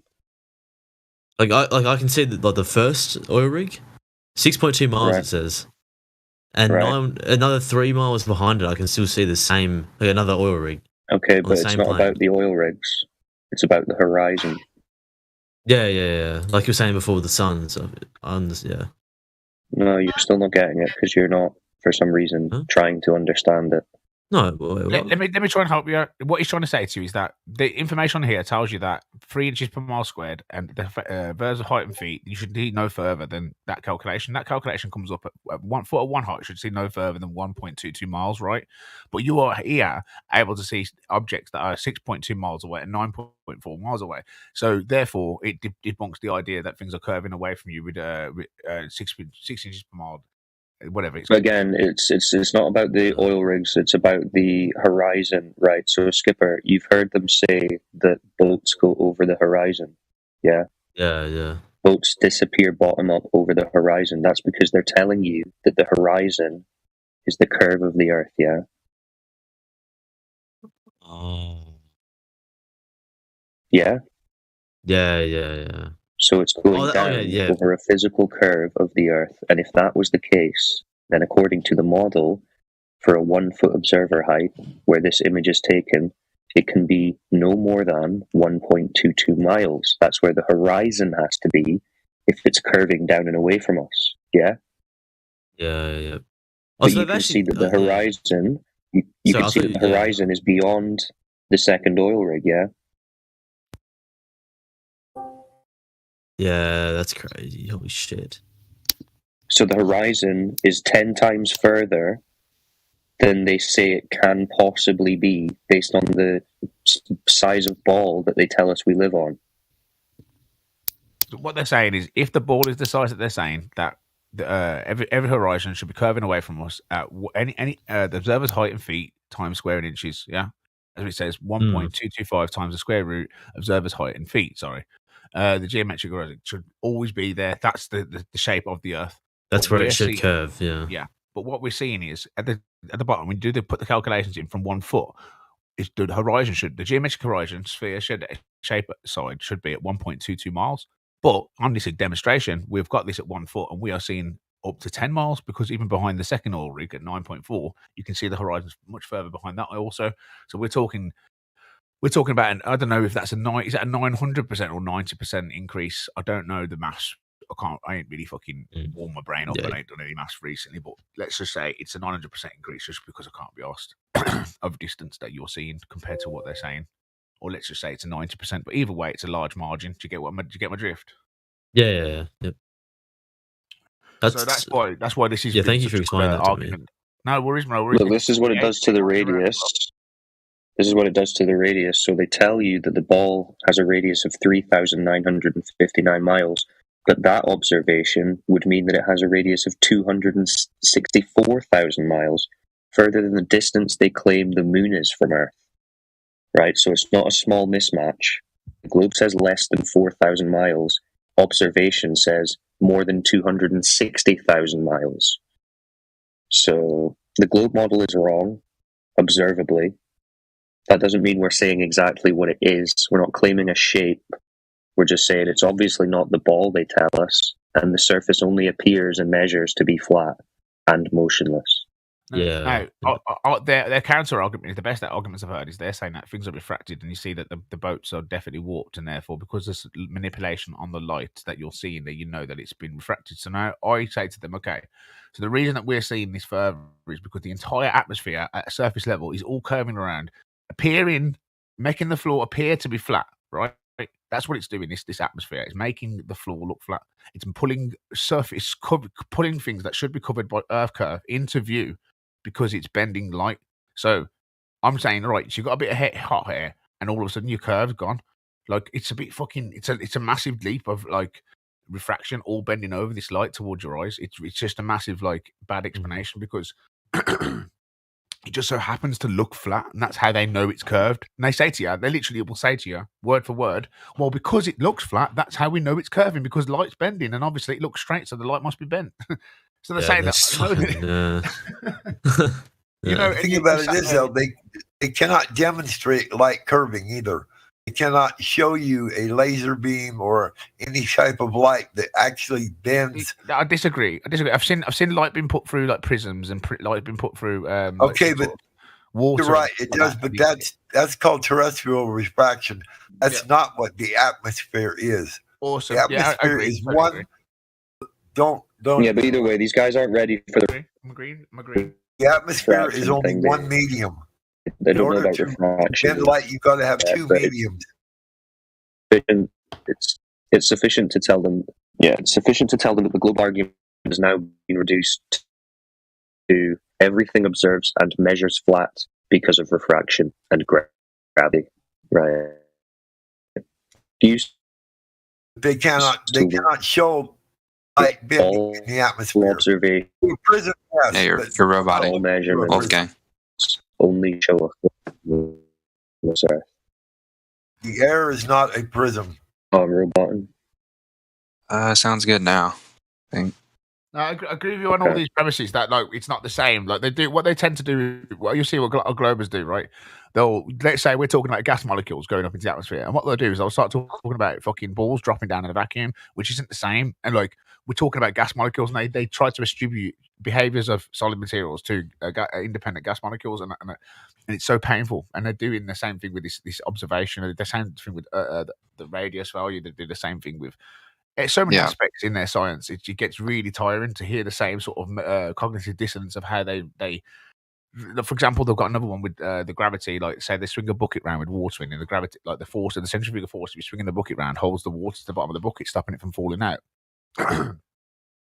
So they'll use that explanation to kind of say, like, oh yeah, when I'm swinging a bucket round, and the centrifugal force is hold the water to the bucket. That's how the water sticks to the globe, because it's got a force pulling down on it. It's just crazy, man. It's crazy. Like, but gravity's not a force, and the water, like centrifuge, is a force. So how is a non-force can outdo a real force? And that force is generated, and you know that, and the force is generated from you turning it around. So you're all putting a force into the bucket by swinging it around. You completely we're not living on a planet with fucking swing. Do you know what I mean? Like, it's just not. Well, they have. Yeah, let's give the new guys another chance to ask the questions. New guys. Yeah, otherwise we're going to go into levels that they don't understand. How does the sun? Hold on, this guy's waiting. This guy Rev. He asked me like why they would lie. Yeah, and I'm just how the a bit governments are. confused about Yeah. why the government would lie to us this entire time. Yeah. Because it's for your own good. Did your parents ever tell you not to, like, run across roads and stuff like that? He's young. He's young, so he Yeah. doesn't. So basically, you have to understand that there's like a small group of people that prints money and like completely controls it. So when you look at the TV and you see politicians like talking to each other and all that stuff, you have to understand that behind all of that, the political theater and everything, it's people who control money. So basically, what they do, and this is what every war is about pretty much, like the Iraq War, for example, it's all about establishing centralized banking so that the people who control currency can have more control over more of the world's nations' currencies. So like the US, for example, all the media and politics and everything, it all operates within the economy, which is controlled by a small group of people. They literally print money just on a whim. Like they're just above So- the concept of like being rich. Are you So- trying to say they're doing it to keep the power within Well, themselves? Well, it sounds Yeah, like and- it sounds like we exactly, yeah. understand that money is freedom, right? Because obviously, the more money that one country has, the more influence they'll have on other countries. Therefore, to enforce their sort of ways of living. And every country seems to think that their laws are the best laws. Yeah. Well, it's basically these people are basically trying to kill you pretty much and dominate your people. And how they do that is by lying to you about where you live and everything. Because if you're immoral, it basically compromises you. So that like moral people are very strong and hard to dominate and control. So when you make people immoral, super easy to defeat them and financially enslave them. That's And very, very true. yeah. So when they lie to you about the Earth being a globe, they're just trying to make you nihilistic and think that you're a speck of dust and nothing, and you're just came about from nothingness, and it's basically to make you not believe in God. Yeah. Basically, but Yeah, even though so when you if I hear, could just when you hear it, elaborate on the that raw very truth like that, quickly. when you give them the raw truth like that, it's a bit wrong, because most people think that to be a flat earther, you have to be like a creationist, and you have to be like basically believing in God and stuff like that, and be a bit crazy. But you're not. What it is when you realize that the world cannot be without a creator, you have to, it's the only logical conclusion to come to. So it's not like I was converted by a religious person. They came up and preached and religious text to me, and It's and just said, like you realize the truth, right? yeah. It has to be created. Like that's the definite. Like that's one thing I can agree. Like it has to be created. Am I religious? No, I haven't got a religion. I don't subscribe to any religion. But do I know there's a God? I think there has to be. It has to be. Like logically, just Well, think that's about it. And just to anchor that point, we're not saying what you need to believe with regards to who created this or what created this, but what they're essentially trying to hide from you is that you live in a created environment, because that threatens the government's power, because the government wants you to believe that they are the ultimate authority on this earth, so that you look to them for how to live, how you should behave, what you should put your energy into, right? They tell you these things and you believe them because they've given you your whole worldview, right? They tell you how you got here, what you are, what you mean, and they tell you mean nothing. You're an accident, right? Yeah. But what this tells you is that you're in a created environment They and even that tell you that you're you lucky have to be alive. purpose, They right? even tell you that you're lucky to be alive, because what do they say? The Goldilocks zone. Oh, you're so lucky that we even have a world to live in, because if any bit closer, the Earth would have burnt up. Any bit further, it would have froze up. So we're very lucky to even be here. And look at all the galaxies in the sky, and we're just the only one in this entire vast universe. Look how lucky and insignificant you are to be alive. Yeah, Well, recently they I want you found looking out about outward rather than the government's within. lies, and I've been looking around for any possibilities that they have lied to us about. Thank you for telling me about this. Also think about corporations and anything like when has a corporation or a company or like a group or a business ever had your best interest over theirs? When's that ever happened? Never. Okay. Never. At the end of the day, you try to find out where the line. I think that we look at this simple question here, right? The reason that people say, "What? How do you have gas pressure without a container?" The reason they ask that is because they know that's an impossible thing. So it's like me saying to you, "How do you jump from the ground floor to 100 miles in the air?" You know it's not, and you know it's a physical impossibility. So you ask that question because people think that it's possible. So people that do think gas pressure without a container is possible, you ask them, "How do you have gas pressure without a container?" And then they go, "Oh, I don't know." Blah, blah, blah. Well, use a container. Use a container. Like the government said. Right, well, that's it. But these guys don't understand the gas pressure argument. I don't think we went through that, so you'll need to explain that argument to them. I was there when you were talking about the ocean pressure. Explain it. Well, basically, right. Let's say a balloon. Yeah, when you put air into a balloon, it expands in all directions. It has circular. Yeah. You pop that balloon, the balloon will escape out of it. So they try to say that air has weight and it's been pulled down by the gravity. So I say to them, get a vacuum, put a balloon in there, and then take all the air out. And what happens is the balloon sinks down, and they can put a scale on the floor, and then they can weigh the balloon with the air in it. And then let's say it weighs 1 gram. I say to them, right, then that's they're saying there's no air in there and stuff like that. So then I put a pin in there and I pop the balloon. And once the containment of the air is gone, how much does that air weigh? And they say, well, obviously the scales won't weigh nothing. I say, well, the only reason that wet air is weighing something is because you're containing it in a physical container, such as a material. So you're subscribing like downward properties to a buoyant, like a neutrally buoyant gas molecule, a bunch of them. Do you know what I mean? So then they're trying to subscribe it downwards. So bias to gas. All the weight is just the container itself, like the balloon. Yes. Yeah.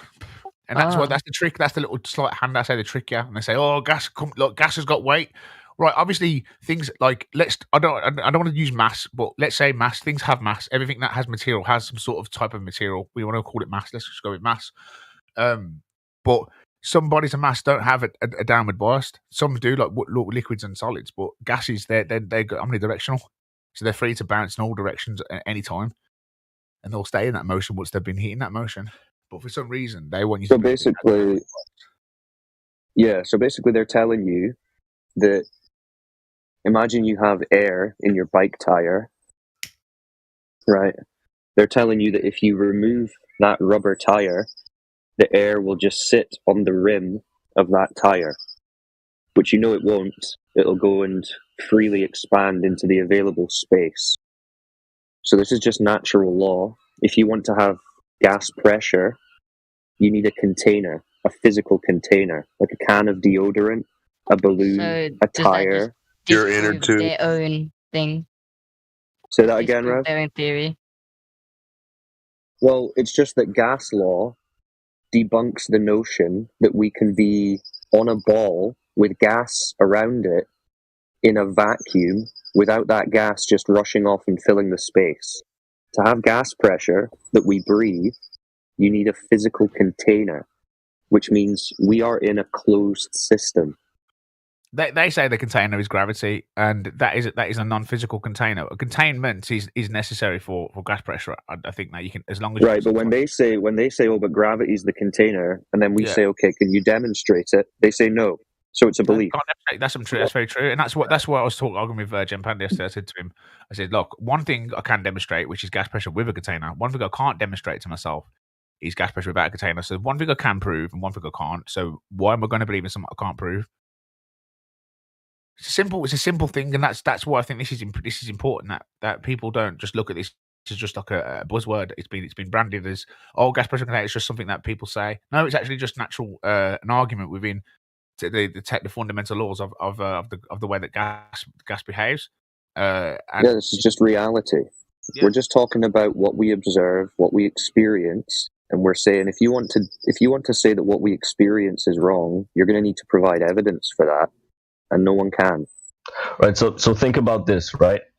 If they want to say that gravity is what's keeping the air here, then that means that there has to be a downward vector to the air, right? Because that's what they say gravity is, stuff going down. So where have you ever observed the air going down or falling down or anything like that?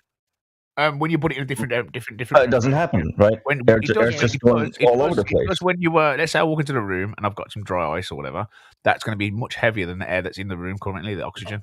Right, yeah, but then you're talking about relative density and different gases and stuff. I just meant the air in itself because they're talking about the air being contained, and there's no downward vector on the air. I'll be a bit pedantic. I was just being a bit pedantic. Yeah, let Martos. Well, I mean, I was just asking him if he's ever observed or experienced any downward vector to the air. Okay, neither have I. So I don't see why I would think, or why anyone would think, that gravity is affecting the air when there's no downward. Think about this point, right? So they tell you that gravity is strongest, closest to the ground because it's closer to the center of mass of the ball. So if air was going to be pulled down, it would be happening. Right, but it's not. It moves omnidirectional. So what they expect you to believe is that when the air reaches some hundreds of miles up in the air, all of a sudden gravity then starts working on it. But that doesn't work because that's where it's supposed to be weakest. It's supposed to be strongest, closest to the surface, where it doesn't affect the air. Yep. Does that make sense, Rev? Yeah. And they also say that the power in the vacuum with the atmosphere like glued to it, but you can't demonstrate, gravity pulling air down. This is the crazy part about it. The sun is dragging the Earth is rotating, the moon is going around it. The moon has gravity, is not affecting the atmosphere. You got none of that just makes sense. You've got the sun that moves. When you're in an airplane, apparently they tell you that you standing on the surface of the Earth is what moves the sun. So the sun isn't moving, apparently, yeah? We're rotating. But then when you're in an airplane, you're flying like 40,000 feet in the air off the Earth and apparently going through different volumes of space. And yeah, the sun's still moving like you stand on the Earth, but you're not. But even if you fly in a different direction, it still moves. It's like, because apparently you're in lockstep with the fucking Earth, which is just fucking just bullshit. Bullshit, man. It's bullshit. The fucking sun's moving. Well, that's why I think it's so funny when they bring up Coriolis and hurricanes and stuff like that, because like they don't have the reference frame necessary for that, because they have to argue that the air is moving together with the ground, because otherwise you'd have 1,000 miles per hour winds at the equator. That doesn't happen, so it's not moving separate then. So you don't have two reference frames. You don't have Coriolis. It's even worse with the hurricanes, because Coriolis means that it's actually going in a straight line. But because the observer is in a rotating reference frame, it appears to curve. So this means that they're saying that hurricanes are actually going in a straight line if they're being affected by Coriolis. So it's like, what? But this is the problem, right? Because we're all just told these things and we believe it. But as soon as you start to look at it critically or think about it logically, it just falls apart because it's nonsense. And the thing is, most people that do actually think about it critically aren't the people that are trying to like say this is a fact. So you're going against people's educational backgrounds, and when you go against people's educational backgrounds, they feel attacked because it's one of their biggest achievements in life is to say, "Oh yeah, I qualified in say I don't know weather engineering or some shit," and then say you're going against like some sort of geodetic survey or something like that. They're just not going to back down from their education because it's one of the things they're proud of. Yeah, you're fighting a lot of human nature, human emotion, pride as well, right? We all have pride in the fact that we think, I know where I live, I know what I'm doing here. Someone tries to challenge that, then it makes you feel like, oh, well then I don't know anything, so I don't want that. But in reality, the way that you can learn, the best way that you can learn is to accept when you're wrong about something and educate yourself. Yeah. Learn. Exactly. That's how you learn. This reminds me of another government lie. I don't think they're lying, so to speak. I think that maybe the government do have our best interest in sometimes. I don't always have a negative aspect to it because most people say that the government this, the government that. And I think that sometimes you can be angry at your parents, can't you? When your parents are trying to look after you. And let's say the government have to deal with things that we're unaware of. That we're always talking about what technology they have. What about technology they have to defend themselves against? We don't know what things they're dealing with. And probably ignorance is bliss. So maybe us not knowing certain things is better because if we told our children, all right, we're going to go to the zoo today, watch out, one of the animals might jump over the cage and rip your head off. Like they're not going to go all right. That's that idea that maybe they have a point. Maybe there's a good reason why they don't want people to know that it's flat, but that's a next level thing, and the government are undoubtedly lying a lot. Rev, you were trying to say something there about governments lying. What was that? Never mind. Oh, I've seen some like stuff. You know, I was going around Reddit one day, and apparently they got like monkey niggas. They go around fucking abducting. Okay, so Voltage has just got himself banned. So when they say why would they lie? Don't be like Voltage. It Voltage. doesn't always have to be about it. I think most people always go to the negative and think they lie for some sort of gain, or because they want to control and they want to enslave you and all this stuff. And I think like that's tiring as well. That you guys got to stop pushing that because it's quite. It doesn't always have to be negative. It can always be like there could be a good reason why these people could do it. But in the day, it's all speculation, and all that we care about really is that these arguments, especially about how could it be good? To fall apart. Sorry. How could because mate, like I said to you, they could be fighting some aliens against Force, and they could be defending us against some different fucking aliens. Imagine over in Antarctica they're engaged in some mad battle with some aliens, and they're like, "Look at these guys talking shit. We're just protecting them from the zombie." That actually happened. I saw that in Stargate. Yeah, right. Okay, so for the new guys that are still here, what are the questions have you got? No fucking feet, 9 arms, 7 stomachs, 2 ball fades, step. Good, bro. What is he doing? Oh, he spiraled as well. In the day, it's a luxury to be ignorant, and it's a luxury because like the country, like the people, they don't know what other people have to deal with. Like even like let's say janitors and that clean toilets. When I come into the toilet, and if a public toilet and I see someone that cleans it, I think fucking hell, I could never do that job. But that person is just like you got to respect that person because if I go into a toilet and it's clean, that's a fucking blessing, isn't it? The Australians are spiraling. So that's Rev and Voltage that have tapped out. Llama, are you next? Yeah. What's your next? What's the move? So I like when you're talking about with Skipper and stuff before with the no. I mean like when his question like with the sun, how does that work? Like how does if it's flat, how does it go dark? The sun, but like not the whole. Converges basically when you see something right, like you're looking up in the sky. That's telling you it's into a vacuum. For a start, you don't even know whether that's a fucking plasma field or whether it's a big massive ocean above you or whether it's the deep dark blue sea, whether that's where it's black. You don't know realistically. You're only looking up at what you've been told is to be looked at. It could actually be a giant screen, could be a hologram. They could have done any sort of technology that right above us, so we don't know.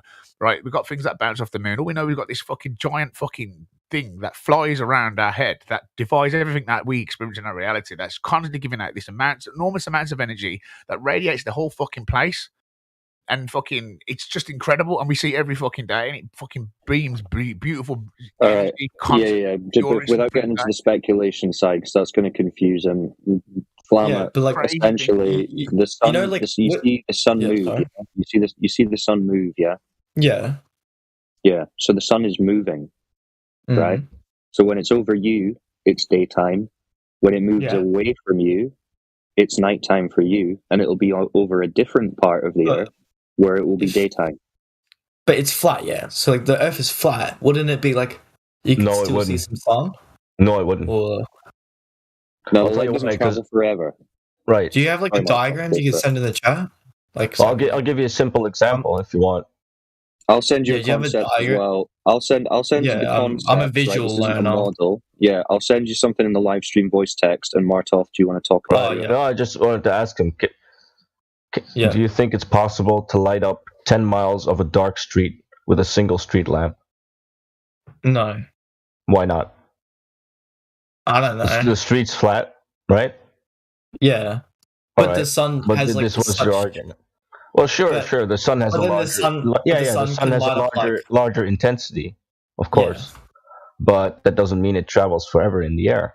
So the same mechanism that's causing it to not shine forever when it's a street light, that's also happening with the sunlight. Right? I mean, if you go under the water, then 1 kilometer down, it'll be completely dark, even in daytime, because all of that water is attenuating the sunlight, right? Yeah.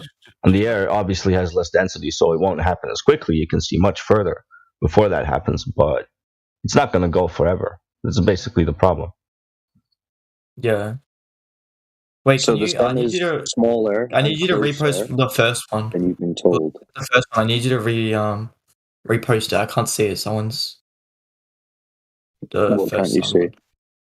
Like the first GIF someone said someone. I need you to repost that one. They're all showing up, so it must be something on your side. Can you send the first one back in?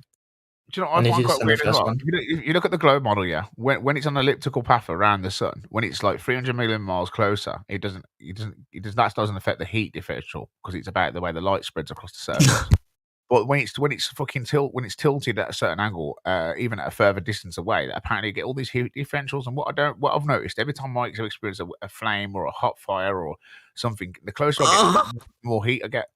And I do notice sometimes if you angle into it, you might get a bit more heat at one side. But at the same time, we're talking about a large star that's 93 million miles away. That just has a massive what I'd expect a radius of heat that anywhere that you're near, like the Goldilocks zone that we're in, that you're telling me that therefore that this little differential is going to make these massive differences. And I'm trying to. Sometimes I think to myself, maybe the way that when you look at the other the flat Earth model, the way that it's circulating around and it gets a bit closer, it seems a bit more above your head in the sky rather than as an angle.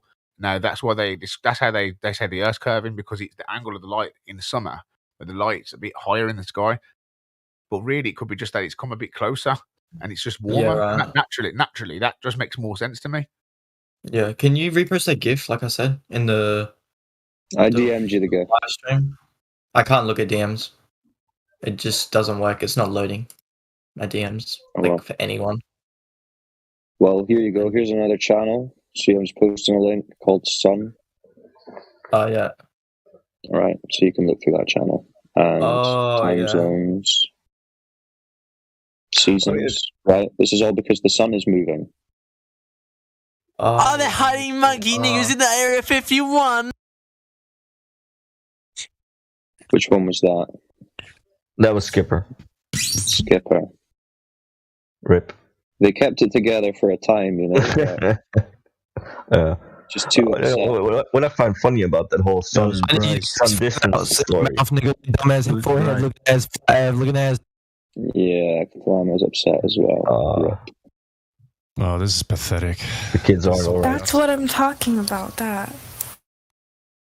Yeah, that's them spiraling. They're getting upset because they've realized they can't debate why they believe the Earth is a globe. They probably came here initially to do that, they don't and then have they to be just got mean about interested and still did it. They're just lashing out because they're upset. Right, but if I have proof that the Earth is a globe. Oh, do you? Faxman, welcome back. Faxman. Faxman. Gotta love this guy, man. Another one of our fans. The man with many The Faxman. What's your proof of the globe? I saw a comet. That's a horrible voice changer, man. No, we were asking for proof. We were asking for proof of what the ground below our feet was. You feel me? Gotta keep myself safe. But anyways. Well, spiraling already. I saw a comet one time with my own eyes falling. So what? What does that have to do with Earth? That proves that the Earth is not a firmament or compressed, gas or air. We're not stuck in a dome. Why? Because you saw light in the sky? You think that's just like random light that just appeared in the sky out of nowhere? Therefore, there's an infinite vacuum. There's so much evidence of comets falling from space. Oh yeah. Well, like you saw on TV. I saw it with my own eyes. You saw a light in the sky with your own eyes, yeah? No, I saw a comet falling, and that thing fell, and I heard the impact of that thing. You heard the impact? Yeah. Cool. I even felt it. Cool story, bro. See, when you've got to lie to try and make an argument, it means you don't have a very good argument. I'm not lying. Why would I lie about that? Why would you lie? Why would he lie? I'm not lying. I see no benefit in lying about this. Okay, can you show us the video of this meteor that you saw hit the ground? Yeah. All right, post it.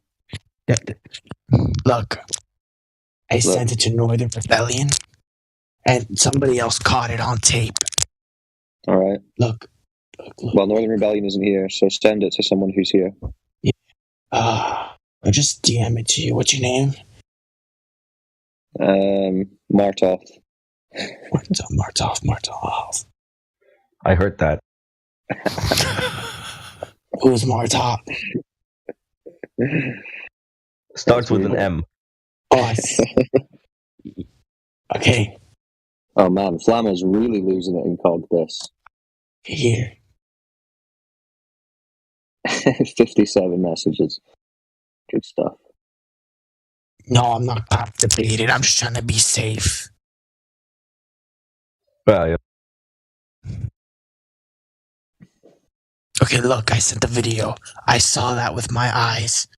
I was visiting my cousin and I ended up seeing a comet fall. It wasn't just random light in the sky. Thing came from outer space. Maybe it was aliens, bro. I wouldn't go that far. You wouldn't go that far. Nah. But it just proves the whole flat earth thing to me. Because I saw evidence. Because something came out of the sky. Came from outer space. What's that? A vacuum. Don't you say it. Don't you say it. Don't. Where's a vacuum? No. Boy. Can you have gas pressure without a container, though? I'd say the container's the atmosphere. How about this? What do you need to simulate a vacuum on Earth? All you need to do is plug it in and press the button. Right, so you need a sealed container to simulate a vacuum, right? Yeah. Well, that sucks. Well, Earth is a different system. You kids are wild. What kind? Is it open, closed, or isolated? All of them.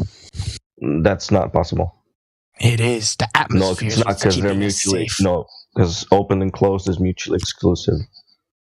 Let me go to Google. In one instance, matter is able to transfer between the system and outside, and in one is not. So, is the atmosphere a closed system? Gas? While the Earth itself is a closed system, all systems inside the Earth atmosphere are considered open systems. An open system in which both energy and matter transfer with their surroundings. Right, so what about the atmosphere and space? Is that open and closed? Space is a vacuum.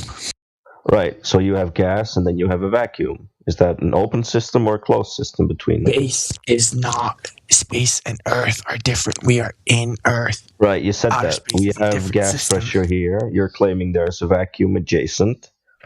You're claiming there is no barrier, so is the system open or closed? I know this is a really tough question, but... Let me think. I'd say it is a closed system. It's a closed system. Well, you realize that means that matter is not able to leave from Earth into space. So that means they can't send any rockets into space, because that's matter, yes? And yet so many things have already been sent to outer space. Okay, so there is matter leaving the system. That means it's not closed. That means it's open, which means there's also nothing to prevent the gas from filling the available volume. Yes, so I'm no expert. But what I can say is that you can send things into outer space. Yes, Earth is still a closed system. You're right about that. But you can get out of the Earth via technology. So not a closed system then. What? He doesn't even know what a closed system is. At least you're trying, Bryce. At least I am. Make your voice a little bit more intense. Maybe it'll make more sense. Yeah.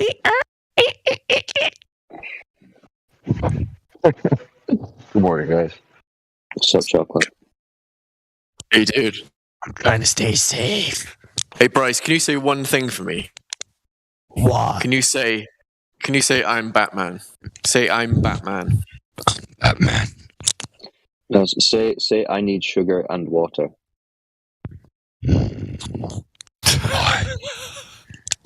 What is it that you want? No, in your normal voice.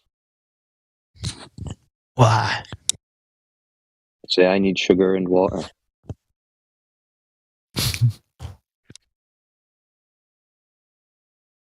Come on, Bryce. You know what don't I get need? shy. Know what I need?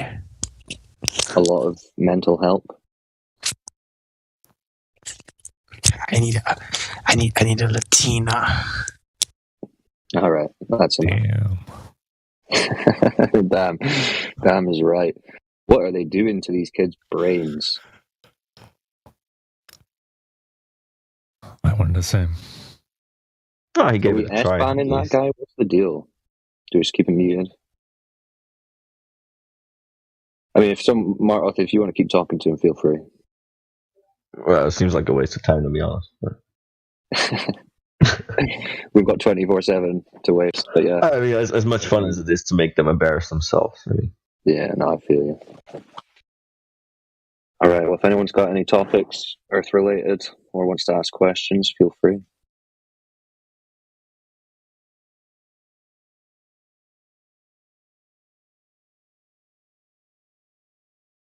Now the Aussie crew's departed, dearly departed.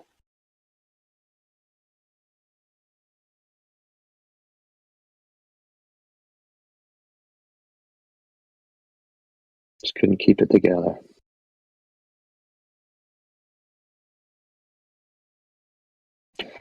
Good to hear Reason's back in the voice.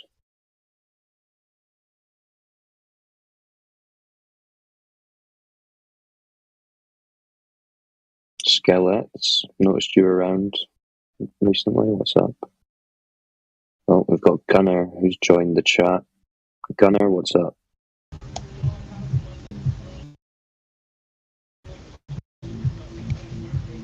Hi, what's going on?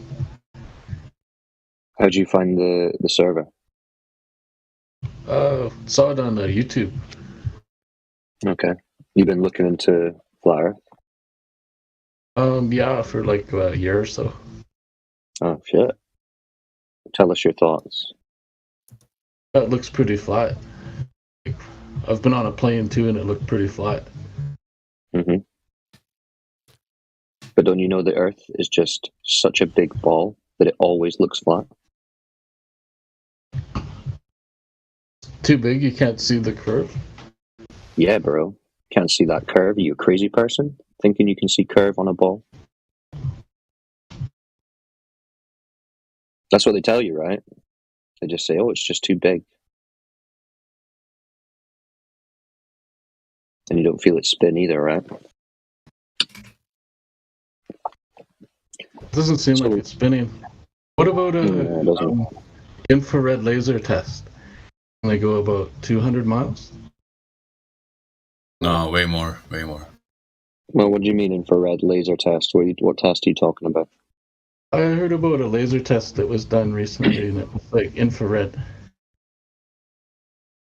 A laser test in infrared? What do you mean, like using infrared cameras? Yeah. Not one I've heard of, but yeah, the laser tests do debunk the globe.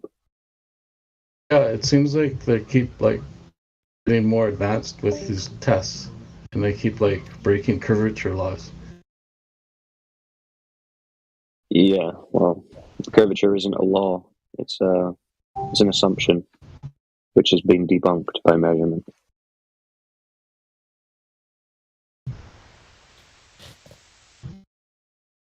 What is the curvature they say? 8 inches per square mile?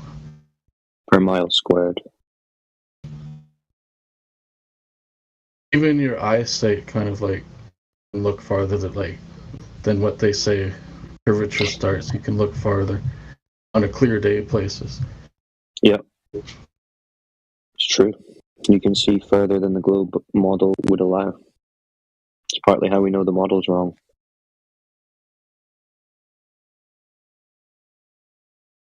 I agree with that. I'm more on the flat Earth side of like it's like seemed impossible to me that people could be upside down in Australia. That seems like completely impossible to me. Maybe I've always been on the flat Earth side, and I just didn't want to like accept it until I knew a bit more. Yeah, very possible. Well, we had a bunch of Australians in earlier, and they were upside down, but not physically, just mentally and emotionally.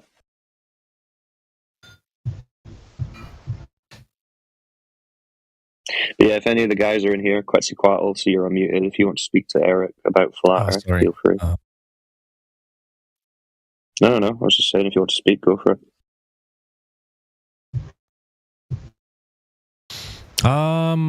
I don't know. When did you find out about flat Earth? Like at all? Like what makes you? I first heard about it. You believe in that? A year ago? Yeah.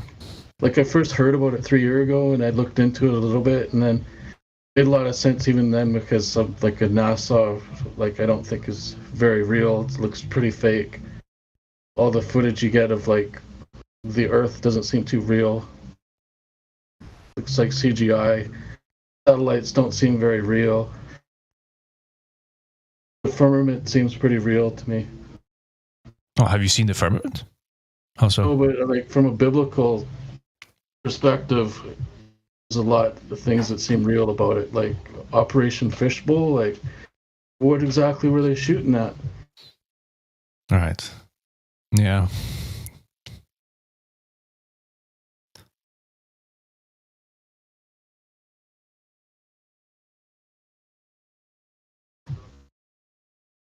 You said you found the Discord server from which channel did you find it? From YouTube. Yeah, but which channel on YouTube? From that 24-hour Flat Earth. Oh, you just Googled Flat Earth Discord on YouTube? No, it was just like I clicked on there's a link under the YouTube video. Yeah. All right, cool.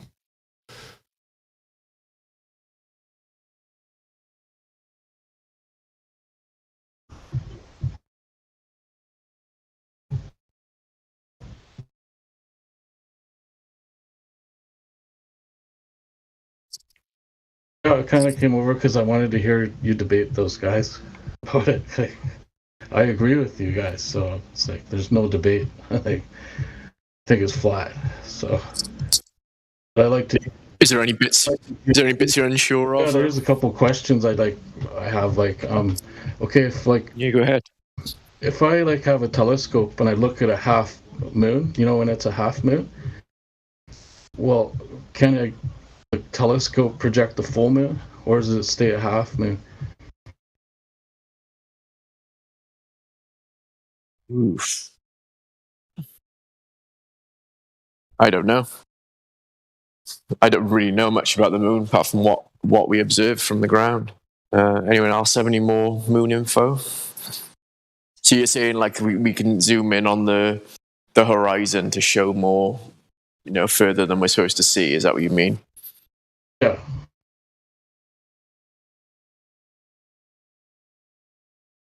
Well, to me, the moon seems like it's emitting light itself as a light source. So I don't think the shadow on the moon is caused by the sun. What do they say now? They used to say it was the Earth shadow, but now they say it's just the how the sun shines on the moon as a ball. But that doesn't make sense. We don't see it as a sphere. We see it as a flat surface, you know, from one direction that stays the same from wherever you view it on the Earth. So I don't really know what causes it to be, you know, half moon, quarter moon, the phases. How would the moon tell you anything about the surface of the Earth, though? What was that? How would the moon tell you that you live on a spinning ball, though? You can't use the objects out there to like measure anything really. It's not a true measurement unless like you can't actually like say what's there unless you go there. Have like an idea. How we measure the surface of Earth. Right. If you want to know whether the surface of Earth is curving or flat, you'd measure the surface of Earth. Speculating on the moon isn't going to tell you. But it is interesting to speculate on the luminaries. But it's not going to prove anything to you. No, I was just wondering, like, does the full moon come into focus even when it's a half moon? It's like,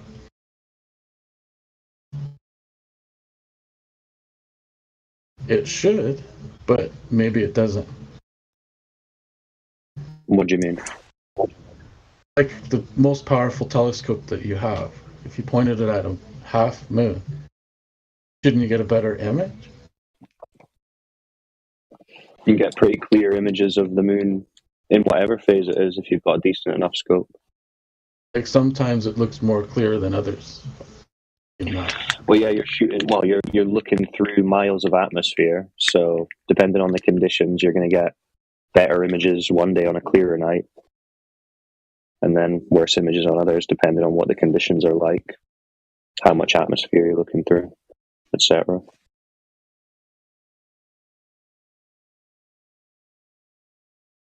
We've got another couple of new people in 2 seconds, Eric. Oh. Kevin. Are you here, Kevin? You on the mic? Keeping it together? What's up, Kev?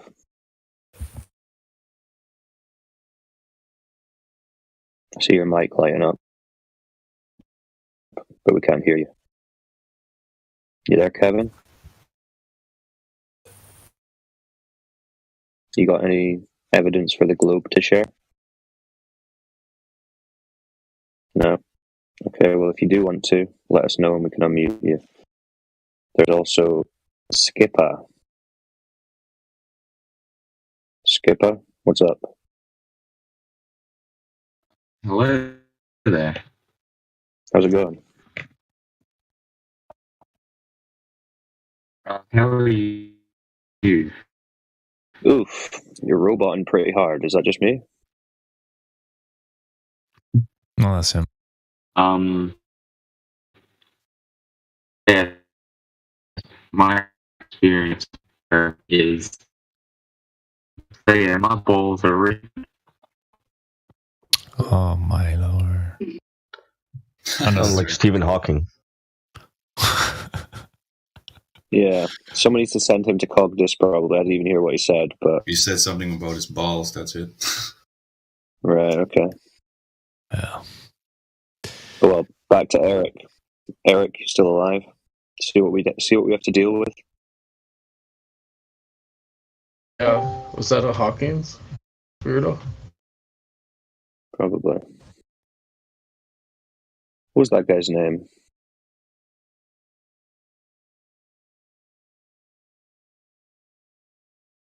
What's the story about like Hawkins there? He has that speak and spell deal thing, but you only see it working for him.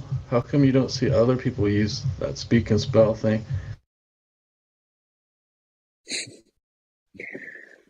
Yeah. The Hawkins They destroyed that technology, bro. Yeah, it's too painful to get that back.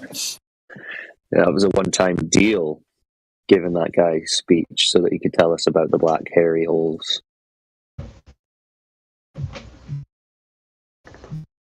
So, any other points, Eric, that make you think we might live on a ball that spins in a vacuum? No, vacuum thing doesn't make sense to me. Like even on like a global perspective, space travels like doesn't compute. And yeah, I don't think we're spinning. And it looks like bigger than they said. I've been up pretty high in a plane. It looked pretty flat. Fair enough. Well, if you've got any other questions, feel free to throw them out. I can't think of any questions right now. Can I ask you, why would they lie? Why are people lying to us? like they got us like all kind of contained into one area, like like how they have the no-fly zones. Has a lot to do with like they don't want you to explore, like they don't want you to know about other lands. You're telling me they're herding us like animals? Yeah. Sick. Fair enough. Seems logical to me. That sounds about right. They keep us right here in the middle. Can't go beyond the 60th parallel south. So, yeah. They keep us right here where they want us. That's sort of hurting us like animals, yeah. It's pretty similar.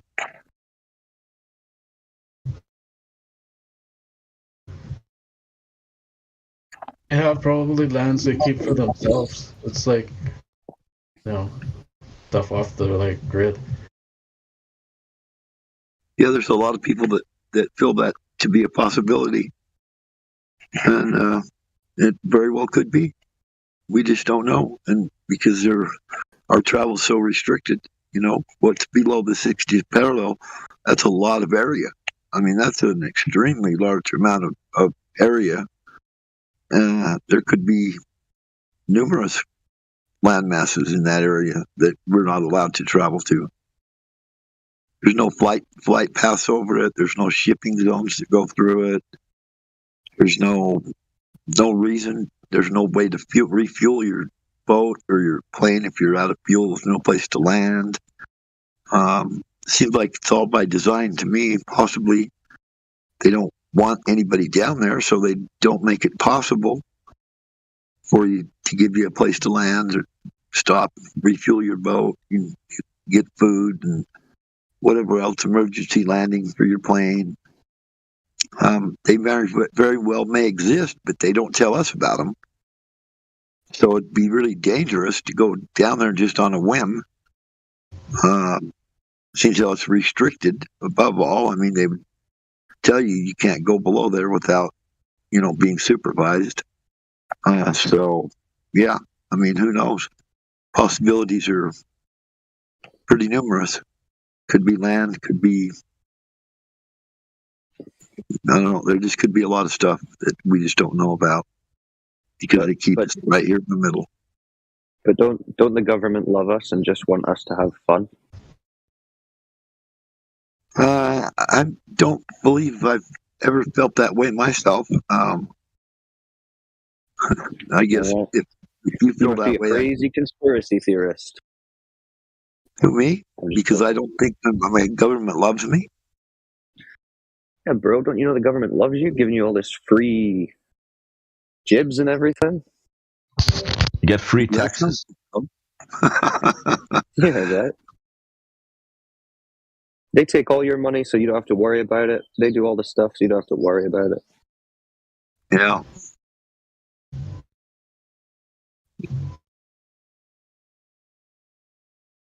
What part of the flat Earth are you from, Eric? Like what country? I'm Canada, like on the west coast. All right. I know of what the whole thing about water basically is another big thing. Like obviously water, it's like flat every time you look at it. If you go out in a boat, further out you go, the more flatter it looks. It's like, how can water curve? I don't think it curves. Good question. One guy yesterday told us if you put it in a spherical container, then it curves. Well, where's the container for us then? Where's the spherical container? It would have to meet the water. No, he didn't get to that bit. The atmosphere is the container, right? Yeah, he hadn't thought that far ahead. So we're all underwater? Apparently. We're in a glass bowl.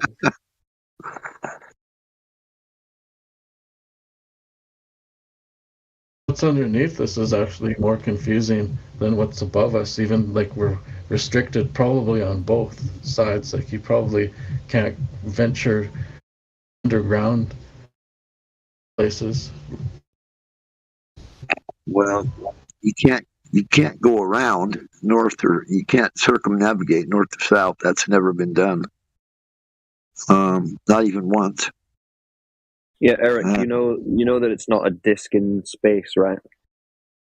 No, I'm thinking something else, like it's like the firmament, but that's just what I think.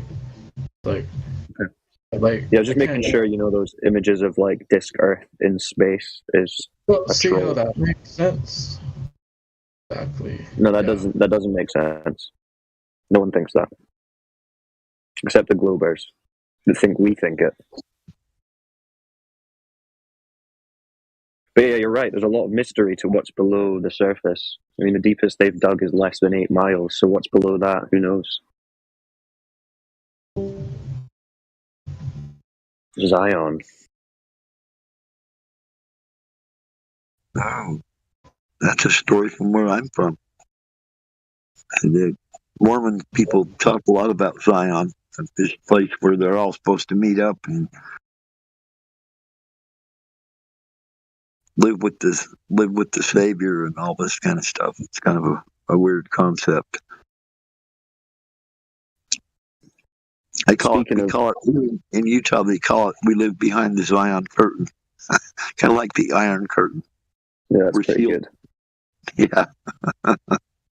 I was listening to this audio book. I don't know if any of you have heard of it. It's called Etidorpa, which is Aphrodite backwards. And it's a crazy story. I mean, it's got to be fiction. And it's got a few little kind of globe head bits in there. But overall, very interesting. It's must be like 1800s or something like that. It's a guy who joins a secret society, which is obviously like the Freemasons. And then he betrays them. And they basically send him on this quest. And he ends up going underground. And the stories he's telling about traveling underground are just crazy. But they're very cool to listen to. There's a lot of good. It's actually quite, I'd say, scientific. But it goes into a lot of explanations and demonstrations into water movement underground, subterranean to surface, and densities of the liquids and things like this. So if anyone's interested in a wild little tale, you should check out that playlist that I just posted in the live stream. Sounds kind of plausible, to be honest with you, because at the bottom of the ocean there's a thing they call heavy water, and it's so dense that submarines bounce off of it. They can't even enter into it, but it's water. Isn't it funny that the submarine guy who did that was killed in a strange helicopter crash not long after? Yeah.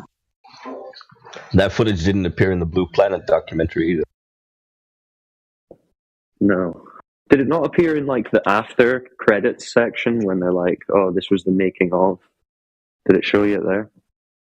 I can't remember. But yeah, that was crazy. Did they take that down? I haven't seen that in a while. Is that still around?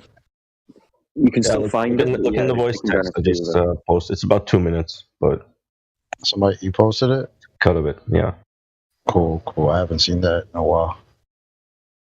Yeah, it's crazy. Submarines bouncing off water. Water that's under the water. Right, well, basically the story they have made up for it is they're basically pools of brine, like extremely salt, concentrated liquid. Yeah, but yeah, how did they take samples? How did they take samples? I mean, if stuff bounces off of it, then what? Well, it just so happens to be about the same depth as the deep borehole, where they couldn't drill any deeper. That heavy water is supposed to be at almost the exact same depth as that, or at least a similar depth. It very well could be a barrier that we cannot penetrate below as above. And then, the saying as above, as below. If there's a firmament that cannot be penetrated, we can't go beyond. It very well could be something below us as well. Who knows? Yeah, could be. So just quickly, Kevin, are you wanting to ask a question or comment?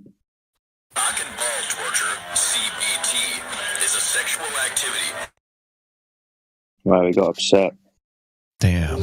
How was that? Kevin spiraled. Oh. Kevin, spiraling before you're even talking, Kevin. Is it just because you don't know why you believe you live on a spinning ball? Is that why? Insta spiral. Kevin, tell us why you believe you live on a spinning ball. You can do it, Kevin. He doesn't even want to talk. He just wants to play silly audio clips. But Kevin, how can you think you live on a spinning ball if you don't know why you think you live on a spinning ball?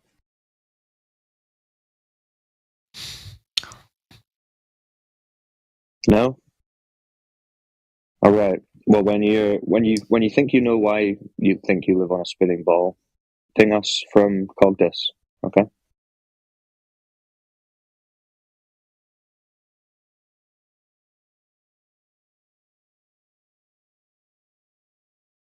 Think of how far some of these people would get if they put more effort into their proofs as opposed to putting effort into their trolls.